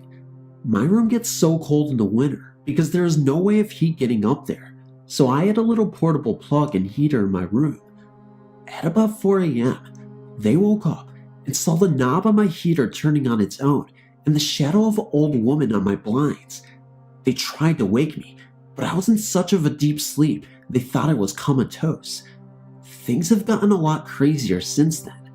Things came up missing in the house after we had just placed them there. We hear footsteps in the hallways upstairs, doors slamming and flying open by themselves, etc. We finally became used to all of this. The past 2 years have been so climactic, they often frighten me. Last summer, my friend Andrea was standing underneath the chandelier in the living room, and one of the light covers fell right in front of her. If she hadn't have jumped back, it would have landed on her head. I checked the chandelier and the bolts and screws. They were so tight that they couldn't be moved. Then it stopped for a couple of months. Last September was the first time I had seen my great-grandmother since I was 4. I was asleep in my room when the instrumental of a song came on. My room went completely black. Then I saw lights like from a disco ball or something. The little circles of lights all over the floor, ceiling, etc. And I saw the figure of my great-grandmother and great-grandfather dancing to it.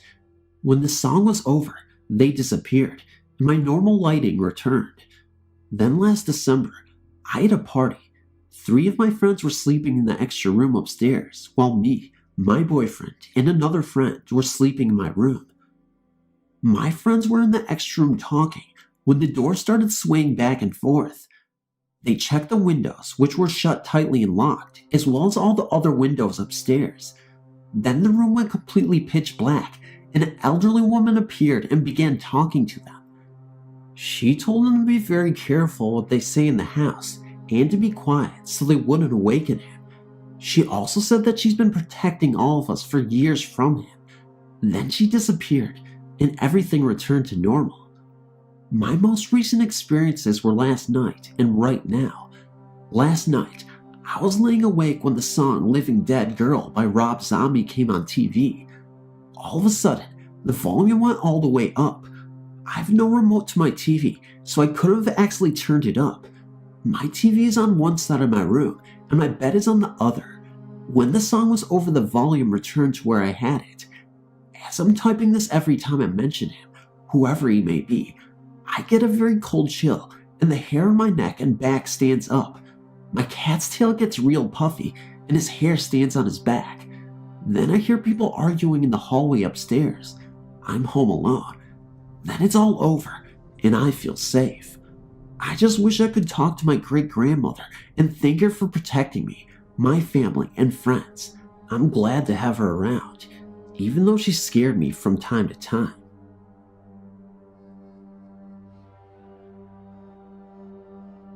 I've seen ghosts all of my life and live with one now. I was told by my grandpa that it's a gift, so I should just accept it. I've many stories, but I will start with the most interesting. Some years ago, a coworker and a friend asked me to grow and rearrange the flowers for a wedding. She asked me in February, so all winter long, we talked about it at work. She has one sister who was handicapped in a wheelchair, who was the flower girl. There were 5 bridesmaids. I kept having this dream of the wedding. There was someone at the altar, then the bride would come down the aisle, then the sister in the wheelchair. Finally, I asked my friend if she had an older sister. The succession of the 3 women made me think there must be someone. She was shocked when I asked her because she indeed had an older sister who died when she was 3 weeks old. I told my friend of a dream and told her sister is with her in spirit and grieves the fact that she can't truly be your older sister in the living. I asked the bride if we could make a bouquet for her and lay it on the altar. The morning of the wedding, when I was lugging in big buckets of flowers from the garden, she came. She was a small, precious, sweet soul. Of course she startled me, but I calmed down and turned to focus on her. She nodded her head and closed her eyes as if to say thank you. What a sweet spirit.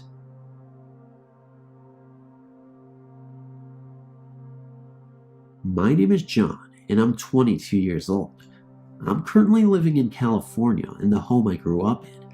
I'm writing to ask you a few questions that will hopefully shed a little more light on my encounters. I'm a rational young man, not normally taken to flights of fancy. I'm an ex-police officer and served in the United States Air Force as such. I came home a few months ago and am living at home until I can reasonably get myself on my feet financially. Being an ex-cop, I have a few compact firearms located throughout the house, which are normally locked up. One of which is located in the bed table beside my bed. It's a SIG 226 with a laser sight and Holgram mini bulb, not a cheap sidearm. Anyways, to get down to my point, I'm a light sleeper as the military has done to me in the past few years. One night, around 415, I awoke with a feeling that I was being watched. I woke up and turned onto my side and looked at the doorway, which was open. Just outside my doorframe in the darkened alley was a shadowed shape. Thinking it was an intruder, I watched for a moment and blinked the sleep from my eyes and got ready to take a course of action. As I stirred slightly to attempt to reach for my gun, the figure moved deeply into the shadows of the hall and moved down the hallway towards the landing. I opened the night table and grabbed my gun and ran to my doorframe and then uncharacteristically just jumped into the hallway. My finger on the button that enabled my Holgram mini bulb and laser sight to activate. What I saw still scares the bejesus out of me, even to talk or think about. Standing at the top of the stairs was a vaguely female shape. I could make out the contours and lines of the female form. My small light illuminated the entire hallway like a small sun, my laser light showing as a heavy dot against the dark shape. The thing that mystifies me is that whatever it was cast a shadow of its own on the wall. I got the distinct impression that whatever this thing was, it turned around in that instant. I stood there, looking at it, and it stood there looking at me. I've been in wartime situations and have seen death in someone's eyes more than I dare to even count. But whatever this was scared me into being numb.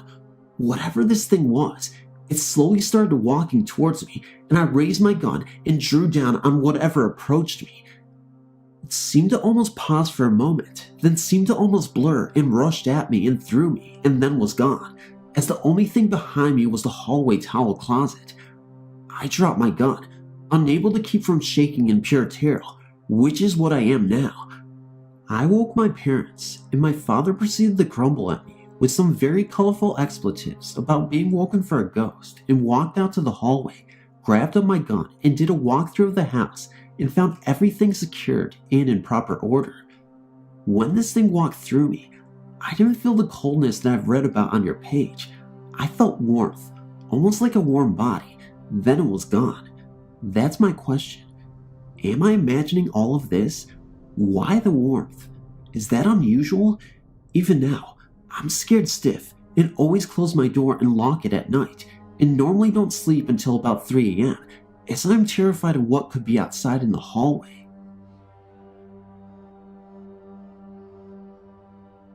I rarely tell anyone this story, because usually they think I'm off my rocker. Being only 13, my ghost experiences are not many, but for once, I've had to me they are freaky. The whole thing started when my grandfather died. He was only 56, and I felt guilty because I had to leave the hospital. When I returned about an hour later, he was dead. I've always carried that guilt with me and always will. My parents often leave me alone to go shopping, and I just sit around and watch TV. One time, it was a hot Australian summer. I'm Australian, and I thought I would die, pardon the pun, without any cool breeze. I was watching an old Titanic movie when the shutters started banging. Now, not really banging, but swinging back and forth and hitting the window. Well, this scared me to death, pardon another pun, but I soon forgot about the incident. Another time at the same setting, it was a corner of the eye thing that got me. Just for a brief second, I think I saw a tall figure outlined in black. Well, we eventually moved to America to travel and see the country. Well, this spirit or ghost or grandfather must have just packed away in the baggage, because when we moved to Texas, it was just the same. It's just a feeling. I mean, not just that kind of thing, but a strong, I am scared as heck feeling. This continued throughout to Phoenix, where I saw shadows a couple of times. We now live in Connecticut, and Granddad is making himself known. Our house detects any move. I mean, you move a muscle, it creaks. Well, it seems when I am alone, the creaks are just always happening. In the dead of night, it still creaks. It's not my parents or my brother. My brother sleeps above me and is only 5. My parents are across the hall, and I can always hear them getting out or getting into bed. My dad has had some experiences. While in our current house, he was collecting firewood and felt a squeeze on his shoulder. He has also seen a little boy with lumps on his head when he was a kid. My mother has seen a ghost. They're both nurses and know what they see. Now the thing is, I always feel guilty when I see or feel the presence. I think it might be guarded, telling me not to feel guilty or something, but it's everywhere. It's like Granddad just follows me. I have the feeling 24/7. I will try and get my parents to email you with their stories. Thanks for reading. My hometown is very small and rural. It is not a very interesting place to grow up. My friends and I were always trying to come up with interesting diversions to preserve our collective sanity. We all had some degree of interest or curiosity in the paranormal, and, living in the South, ghost stories are fairly common. So, we decided if there was any truth to these tales, we wanted to experience it firsthand. we began our own little paranormal investigation group, limited to our group of friends, and set out to investigate every tale we heard. We saw the glowing tombstone, a local attraction that the police tried to keep the kids away from. It did indeed glow with an eerie green phosphorus, but only when struck by moonlight. Many of the stories turned out to be based on natural phenomena or optical illusions, to our great disappointment. Most of our leads were total washouts, with nothing interesting at all to see or hear. A few endangered feelings of anxiety in the group or produced impressions of other presences. Overall, most of the summer was spent on fool's errands. Then I heard about the church. The summer was over, and I was back in college when an acquaintance of mine told me about a small adventure he had at a haunted church. He was a police dispatcher in the local constabulary, a large, powerful man. He said he was with a young lady whom he desired to score, and decided to take her to an old church that was supposed to be haunted in order to get her in the mood, as it were. She felt anxious even being near the place, and he had no intention of leaving his truck himself. I should mention that in my area, at least, there's a standard story that everyone tells about any church that looks creepy. They say that the pastor, deacon, etc. was found dead there one morning, his head having been cut off, presumably during the night. The church is now haunted, possibly by the murdered man. Invariably, there is an element about a Bible, most often a large one on a pedestal right inside the door.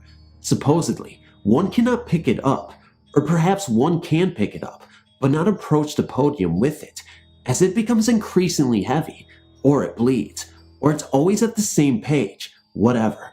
And they always tell you that the church is never locked, and you can go in it at any time, though it is never the case. So, my police friend proceeded to tell me the same story about this particular church. Needless to say, I was not particularly impressed, having heard the same story about many other churches, most of which turned out to be totally innocuous.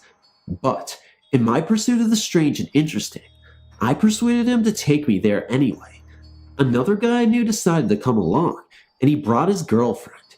We all piled into my Grand Am and took off for Lewisburg. Lewisburg is a small town too. You can pass through it without noticing it very much. We took a series of back roads to get to the church. The road started out bad and continued to get progressively worse until my only thought was, please don't let my car break down here. The trees on either side of the road were very thick and covered the sky almost completely above the road, creating an eerie, claustrophobic feeling.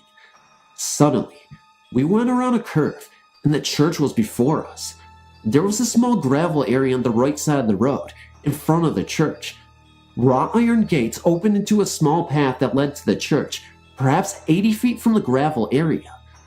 The church itself didn't look particularly old, maybe 40 years or so, and it was the size of a large barn. A graveyard surrounded the church on both sides and continued behind the church like a horseshoe, with the church in the middle. I decided that the little gravel area, room enough for 2 cars, parallel to the road, was too conspicuous, and spotted a small pull-off across the road from the church. The area was wooded, and it looked like I could pull the car out of sight. I parked the car and began to get out. The policeman, whose name was David, immediately protested. He thought it was a really bad idea to get out. I responded that I had driven a long way, and there was no way I was going to investigate. The other guy, Art, and his girl, Crystal, spoke up and said no way they were leaving the car. I said that was fine, as I had the only flashlight, and they could sit in the car in the dark. They soon followed. I went across the road, through the wrought iron gates, onto the path, and thusly to the porch of the church. I twisted the doorknob with no expectation that it would turn, but it did. It really was unlocked. My party began to protest. Surely I didn't intend to enter. I did. After a moment, they followed. The interior of the church was a major disappointment. There was no pedestal, no Bible. It was fairly standard as far as churches go. My party felt very uneasy, and each said at least once that the place felt wrong and somehow bad. I felt nothing. Over a period of years, I've noticed that some people seem to be more in tune with spirits or psychic vibrations or whatever they are. while some seem oblivious to them, as a blind man to light. I'm blind to them. I poked around a little, but found nothing interesting. It looked to me like it was regularly used for services. We exited the church. My party expressed great relief and indicated that we could leave at any moment. I felt like I had wasted my evening, not to mention a tank of gas. I insisted upon looking at the graveyard before we left. Begrudgingly, they agreed. The graveyard was very old.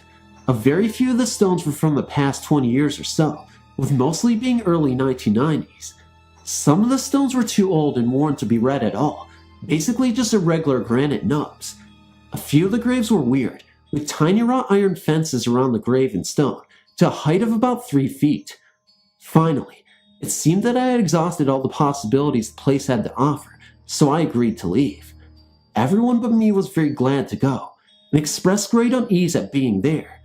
We waded back to the pull-off and got in the car. When I turned my headlight on, I saw that the pull-off was adjacent to another small graveyard that we had not previously noticed, walking in the darkness towards the church.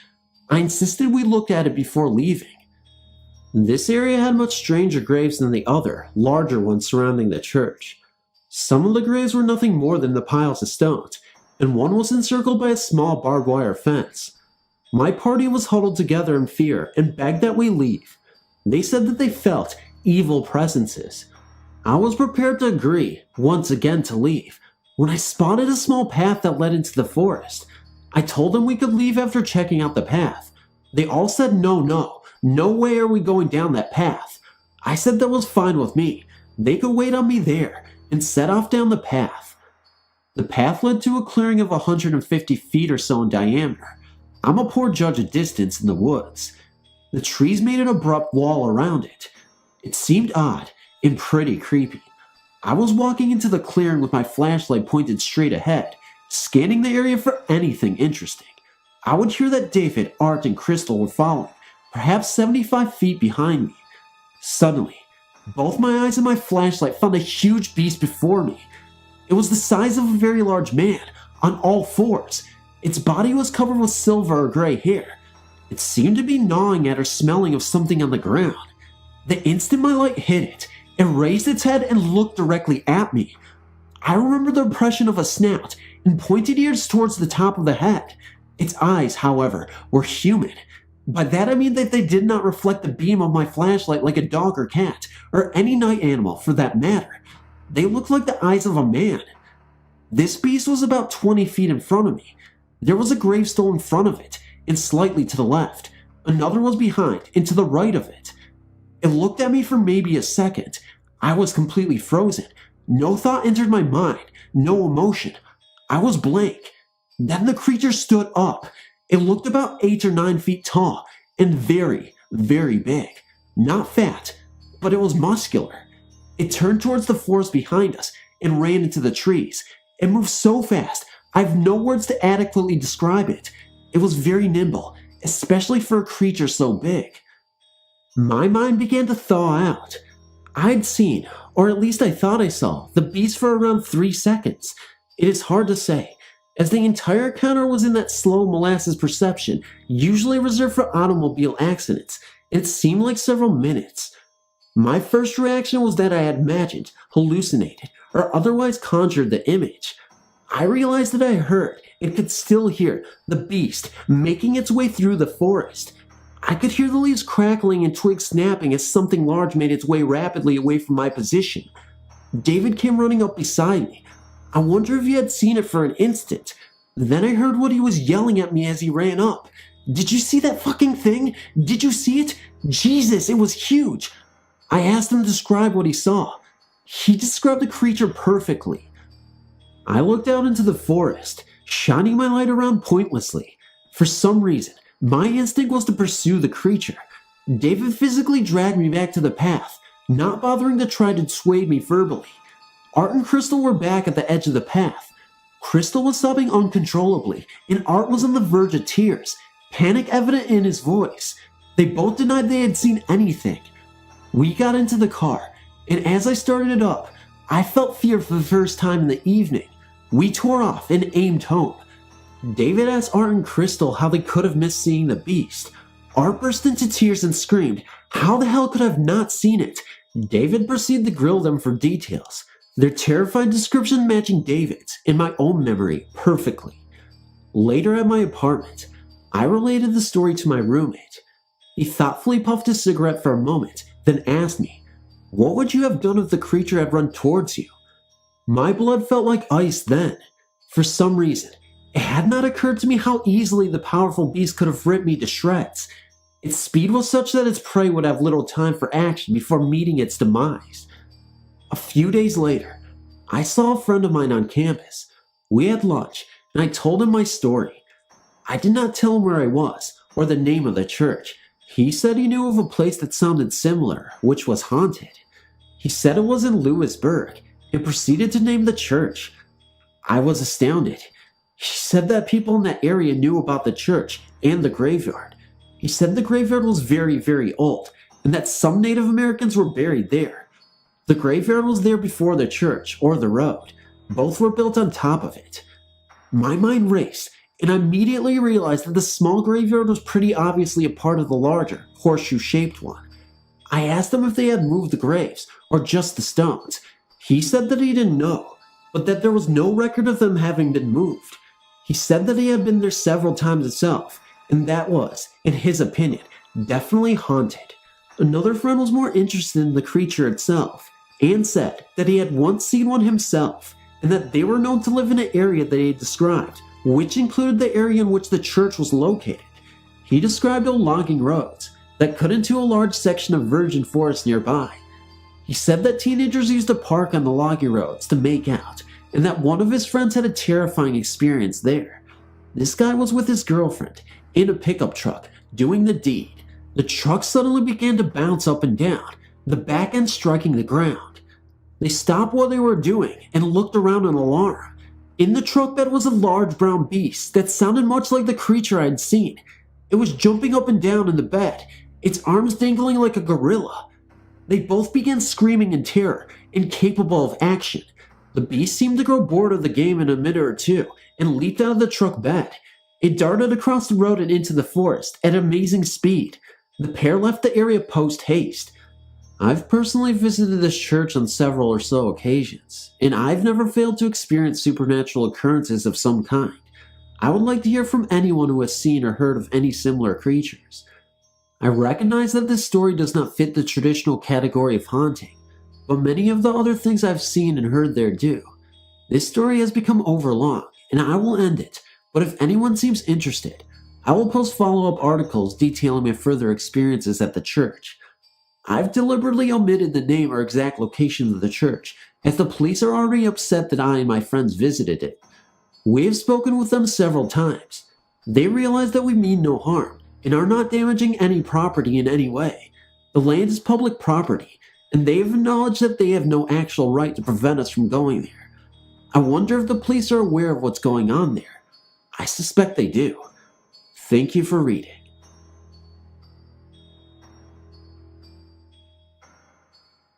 This happened years ago. I really don't remember how old I was at the time, but I don't think I was more than about 9 years old.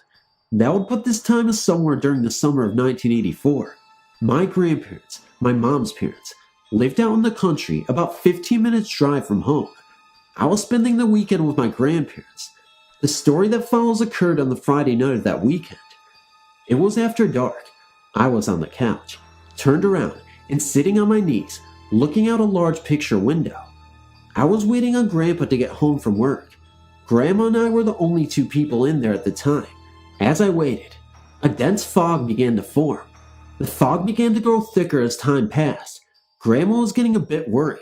Grandpa was late getting home, and she was afraid he'd have an accident due to low visibility brought on by the fog. Several more minutes passed. I was still kneeling on the couch, watching outside the window for Grandpa. Then I saw what looked like two lights coming up the road towards the house. At first, I thought it was the lights from the headlights on Grandpa's car. Then I realized that the lights were not the right color. One light seemed to be a lemon yellow, while the other appeared pink. I watched, curious, as the lights moved closer. Then I yelled for Grandma to come to the window and look at them. Grandma was busy preparing supper and didn't want to leave the kitchen. I took another look at the lights, which were still moving closer, and then went to the kitchen to try to convince Grandma to come and see them. At this point, the lights were still not much more than fuzzy-colored blobs due to the thick fog. I left the window and ran into the kitchen. I told Grandma that there was a pair of lights approaching the house. She said something along the lines of, "Good, he's finally home." I told her that the lights didn't look like they were from a car. I told her about the odd coloration. Finally, Grandma agreed to go take a look for herself. Running, I got to the window before Grandma did.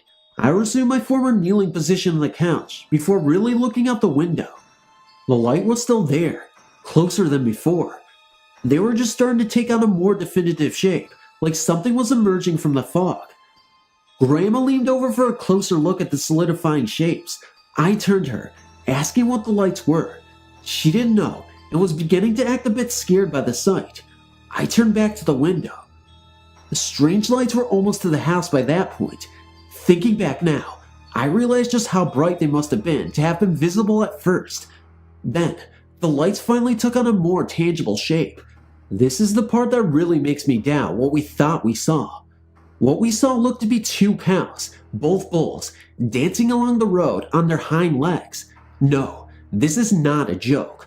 One was glowing yellow, the other was glowing pink. Each of the bulls had a front leg, arm dripped over the shoulder of the other. They were heading towards the driveway. At this point, Grandma fainted. I only remember giving her a quick look as she collapsed beside me on the couch. Then I resumed staring in disbelief and shock at the sight outside. The bulls danced along until they got to the driveway, turned as if to make their way up to the house. Then, they just both faded away. After some time, I'm not sure how long exactly, but I don't think it was more than a minute or so, I turned away from the window to Grandma. She was still unconscious. I had no idea how to revive her. I remember shaking her, as if trying to wake a sleeping person and talking to her. I do not recall what I said. After a few moments, she began to stir. As Grandma woke up, she turned quickly back to the window. I told her that whatever we had seen was gone. I asked her what we had seen. Grandma sat me down on the couch and told me that I was not to breathe a word of what had happened to Grandpa when he got home. I asked why. Grandma wouldn't give me an answer. She just kept telling me to keep quiet about it. A few minutes later, we heard a car door slam outside. Grandpa was home.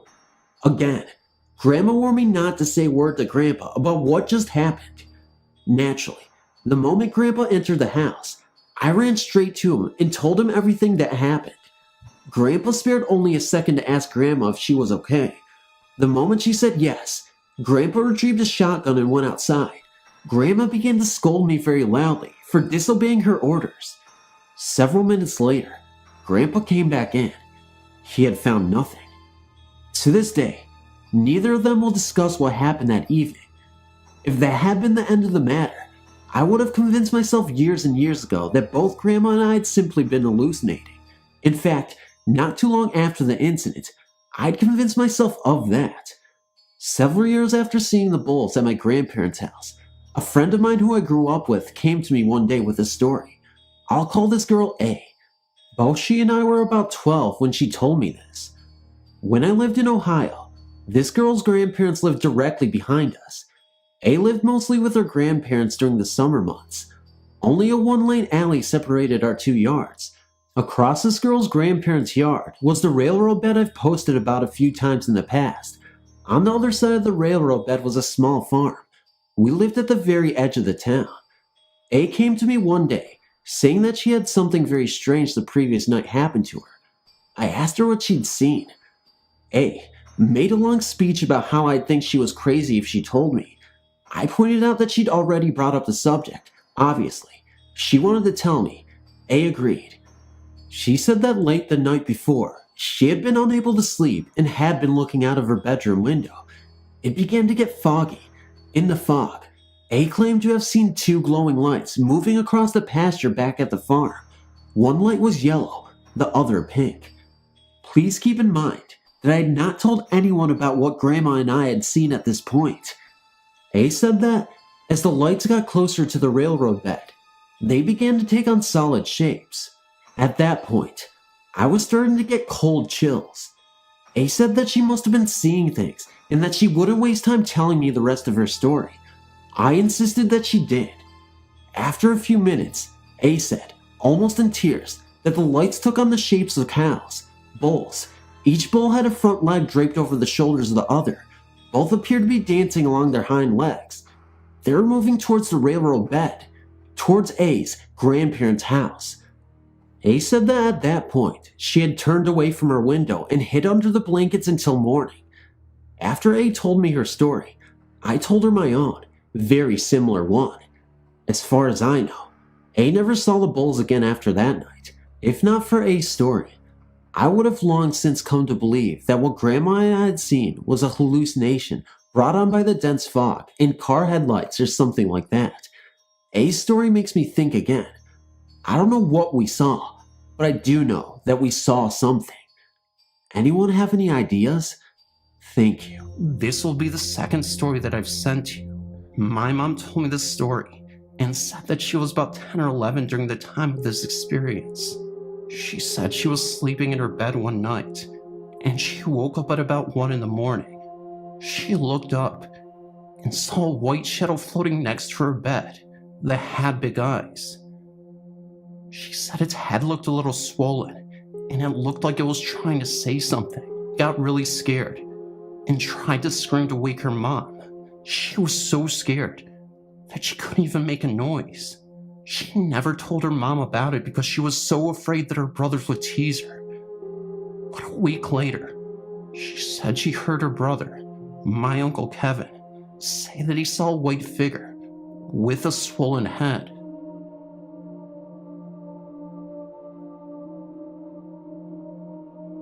Well, to start it off, I can see and talk to dead people. It sounds crazy, I know, but it is the truth. I'm not one of those people that you see on TV, but it's pretty much the same thing. I started seeing ghosts when I was 6, while I was asleep in my bed. I was awakened by what I thought was my brother walking around, but it turned out to be somebody I didn't even know. I wanted to scream, but I was so terrified.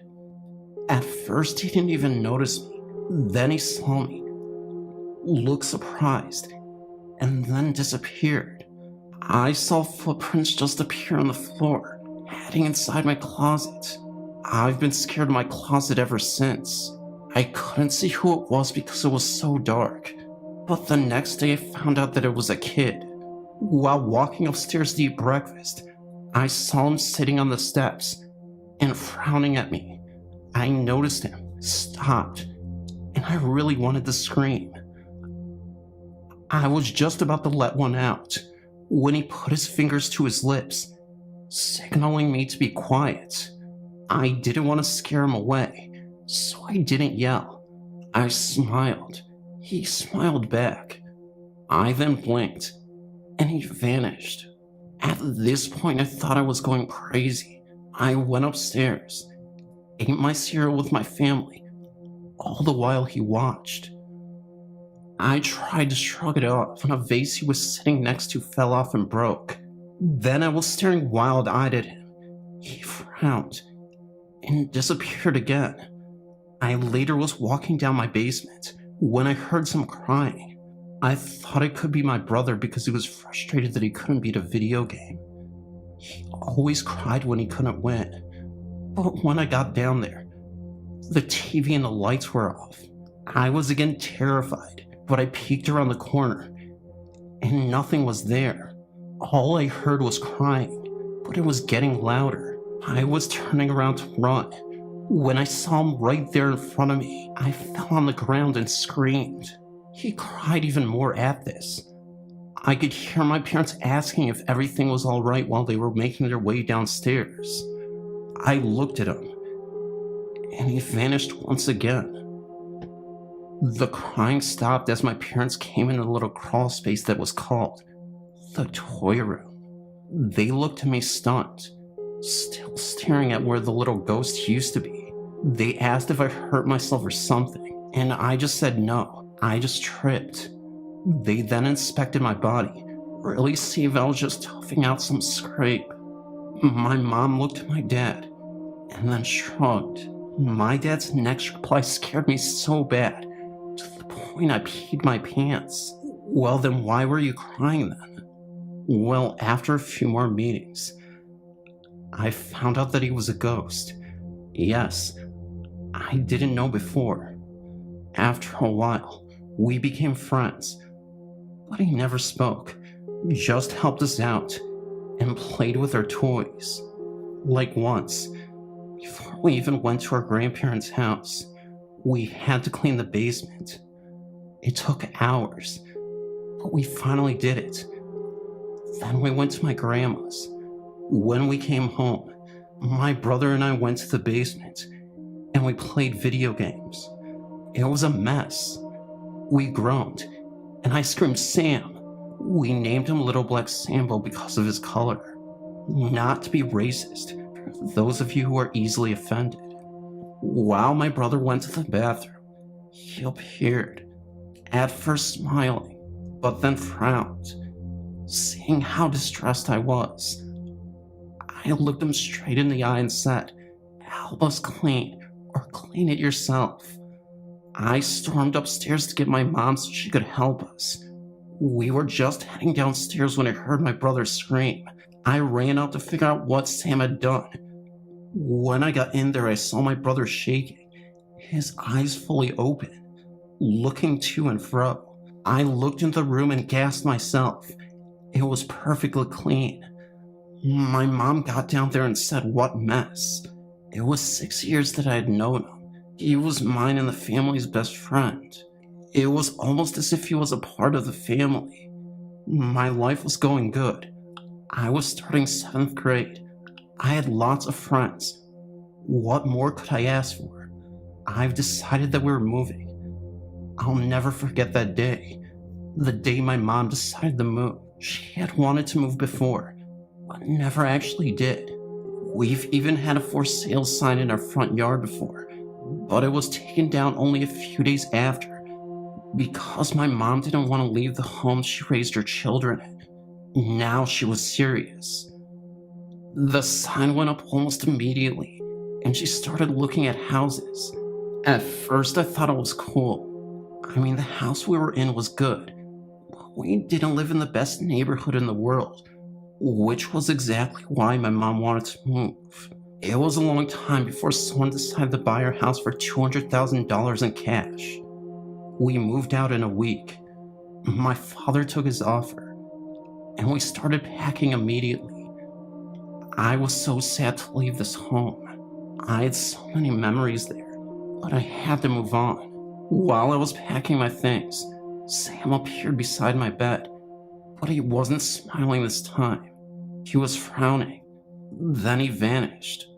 I was more sad that week than I ever was, or will be.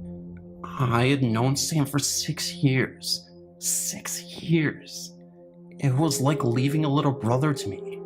That entire week, I begged him to go with us. Obviously, he didn't go. The day we left was the worst day ever. It's ironic, because it was the day after Easter. As I was heading out of what was now our empty house, my brother and I ran to the toy room where Sam was. It was like he wasn't even there in the first place. Sam was completely gone. Vanished out of thin air. It was the most bizarre thing ever. When we moved into our new house, the house that I'm in now, there was only one ghost. A mischievous poltergeist that is so annoying. He once turned on our TV and cranked the volume up to the max while we were all asleep. It scared the crap out of my mom, but he thought it was hilarious. There have been good things as well as bad things, though. About a year ago, my brother's best friend died in a car accident. Our family, especially my brother, were so distraught. My brother and I stayed up late the night he died, and watched Monty Python to cheer us up. Then, I noticed somebody walking around our kitchen, grinning with the biggest smile I'd ever seen. I thought I was the poltergeist, so I told him to go away. My brother said, "I don't think it's the poltergeist." I stared at him and asked him how he knew. "I don't know," he said, "but I really don't think it's him." He told me to describe him. "Well," I said, "he's wearing blue jeans, a white t-shirt, and he has the biggest smile I've ever seen." Jason stood up. "Jason, is that you?" It turned out that the ghost was my brother's best friend, Jason, that died in a car crash. We stopped the movie and talked for hours. Jason had to talk through me, though. Apparently, the only way a ghost can communicate to living people is through someone else. Anyway, presently, I talked to a ghost that came in about a month ago. Her name is Amelie, and her brother Jacob. Jason visits now and then, but I really don't see him as much as I used to. Well, that's my life. Helping out ghosts. Kinda weird, huh? But it all started out with a little ghost named Sam. This is for you, buddy. My name is Samantha, and I'm 18 years old. I have had a lot of unusual and scary things happen to my family and I, but I won't get into all of that. But what I will tell you is one story about something I had the unfortunate chance of meeting. This is my story. My family and I are gypsies, since we constantly move around and hardly stay in the same place.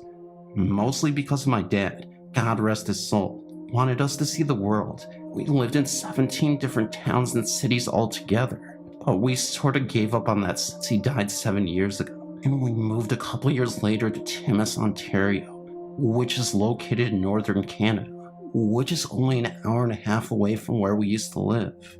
Anyway, I didn't get the greatest feeling from our 2-bedroom upstairs apartment. Not only was it on a bad street, but I felt something not good there. Right away, odd things happened, such as the rocking chair moment. There was this creepy old rocking chair from the 1970s already there, and it was put away in the inside porch with most of our belongings. I had an unnerving feeling, and I went to go see it. Right there from the doorway, it was rocking crookedly, which made it look even creepier. Then it stopped so suddenly, like it knew that I was watching. Then there's the attic.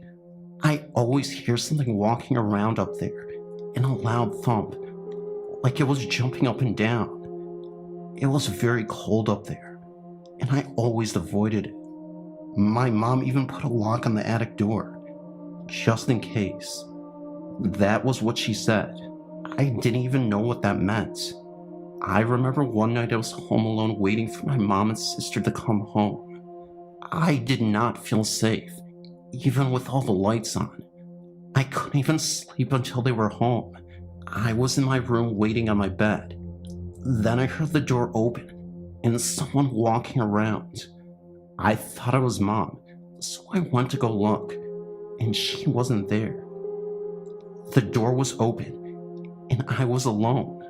I used to wake up with scratches all over my body, some of them so deep, and I would be puzzled as to how they got there. I didn't even have a pet. Then there's the one night when I woke up in the middle of the night, feeling scared, and it was cold in my room, which was weird since I didn't have a window and I wasn't cold. It was just a room. I felt someone standing beside my bed looking down at me. My bed was practically floor level. I turned the other way and tried going back to bed, but that's when I felt someone's hot breath in my ear, and I heard it rasp. It was a man. I knew this. My heart stopped and I froze. I was scared. I couldn't sleep since. I knew it was a man. I had a dream of him, He was a Caucasian, weightly and tall guy, and he often tried to follow me in my dreams. He was angry and abusive, but he couldn't touch me once I got away from the apartment. I told my sister, and she also knew. We moved out of there the next summer, and we went back to Cochrane, and we stayed here ever since. We've had other spirits, but we didn't care.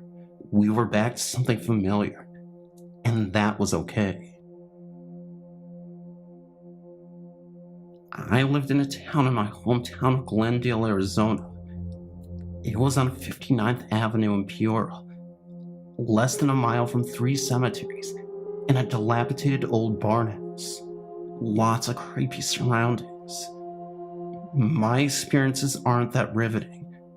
The place was infested with cockroaches, and they never went away, no matter what we did. We did so many things as far as fogging. We let 30 geckos loose to eat them all. We put out roach traps. I've just heard about bugs in haunted places, flies and stuff, but it could have nothing to do with it. But also, there was 1.5 bathrooms in the place. The upstairs had 1 shower, and the downstairs just had a toilet and a sink. Well, one time I was in the bathroom, which is right beneath the stairs. As I was sitting on the toilet, I heard feet running up the stairs, like thunder, like someone was really hurrying to get up there. Then I came out of the bathroom and saw my boyfriend, and my roommate and I said, "Who ran upstairs all crazy?" And they said neither of them. I said, "Are you sure?" And they said, "Yeah, we've been sitting here the whole time." I asked if one of the 3 cats ran upstairs. The 2 girl cats are too small to have made that kind of noise, but our male cat was almost 20 pounds, so it was a possibility. But he was sitting beside my roommate. Also, the light used to turn on by itself, and in my boyfriend and my bedroom, the lock was on the outside, and it was a keyhole, as if somebody was locking someone in the room from the outside. One of our female cats went crazy and started to growl at us and attack my roommate. My dog was always barking at things when there was nothing for him to bark at. Very scary. Thank God I don't live there anymore. After sharing some particularly creepy paranormal experiences amongst ourselves, my brother, sister, and my sister's boyfriend and I decided to check out a couple of the places in the haunted places list that just happen to be located here in scenic Muskogee, Oklahoma. While searching for the address of 2119 Akoogie, we wound up on a street by the name of Callahan. A set of train tracks run across the road, and bells and crossing lights are in place to warn about oncoming trains. At around 2 a.m. in the morning, we started down the road. When we started, the warning lights were flashing, but they went off shortly, and we assumed a train had passed. But when we were coming up on the tracks, they began flashing again, and this time, the balls went off too. Our driver, my sister, slammed on the brakes, and we all started looking for the train. There wasn't one in sight.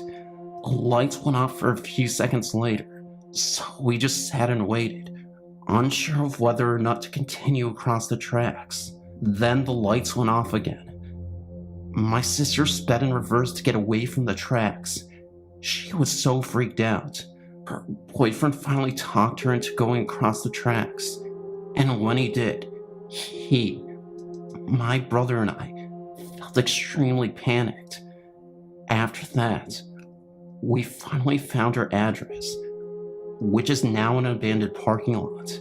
The story says that you're supposed to hear 2 men talking in the backseat. What happened was that my left eardrum started hurting very badly, and I just got an overwhelming sense that something bad had happened. As we're pulling out of the parking lot, 2 lights went out. One right on the corner which the parking lot was on, and one diagonally across the street. We went through the parking lot once more, And once again, my left ear started hurting. My brother said that his ears started ringing for about a second and stopped. And my sister's boyfriend said that he felt like he was on an airplane because his ears suddenly became stuffy. You probably won't think much of this, but it really freaked out my friend. Just read it before you judge it.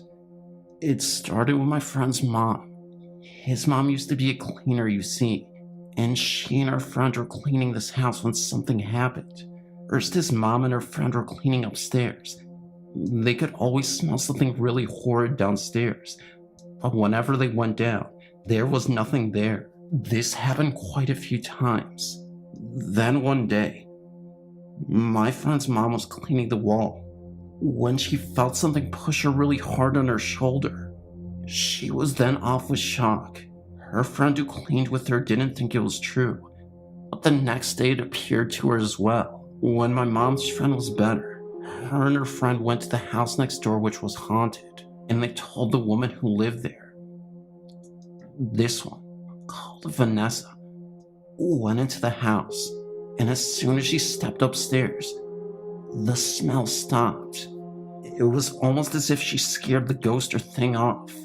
I don't know what you think of this story, but I can guarantee you one thing. It is 100% real. Did you leave a like? Did you leave a comment? Did you share it across social media? Well, if you want to be social, then you better get that media and share the Phantom of Darkness video. Frickin' share it to your heart's content. And also because I'm desperate and I'm a small YouTuber and I really rely on your shares and your comments to make me feel whole and get the channel rolling and the algorithm to love me. Oh, if you want an eccentric man to rule your world, your narration world, and serenade you with only the best narrations possible, then enjoy the 14-hour marathon, or the long hours of marathons, the running marathon. Okay, you guys know what I mean. Okay, I'm trying to be funny. It's not working, and I feel like a platypus right now because platypuses are cute. Have you ever seen a picture? Anyway, guys, comment anything you want in the comment section below. I love talking to you guys. You know, sharing means a lot to me, and I love you guys. See you in the next video.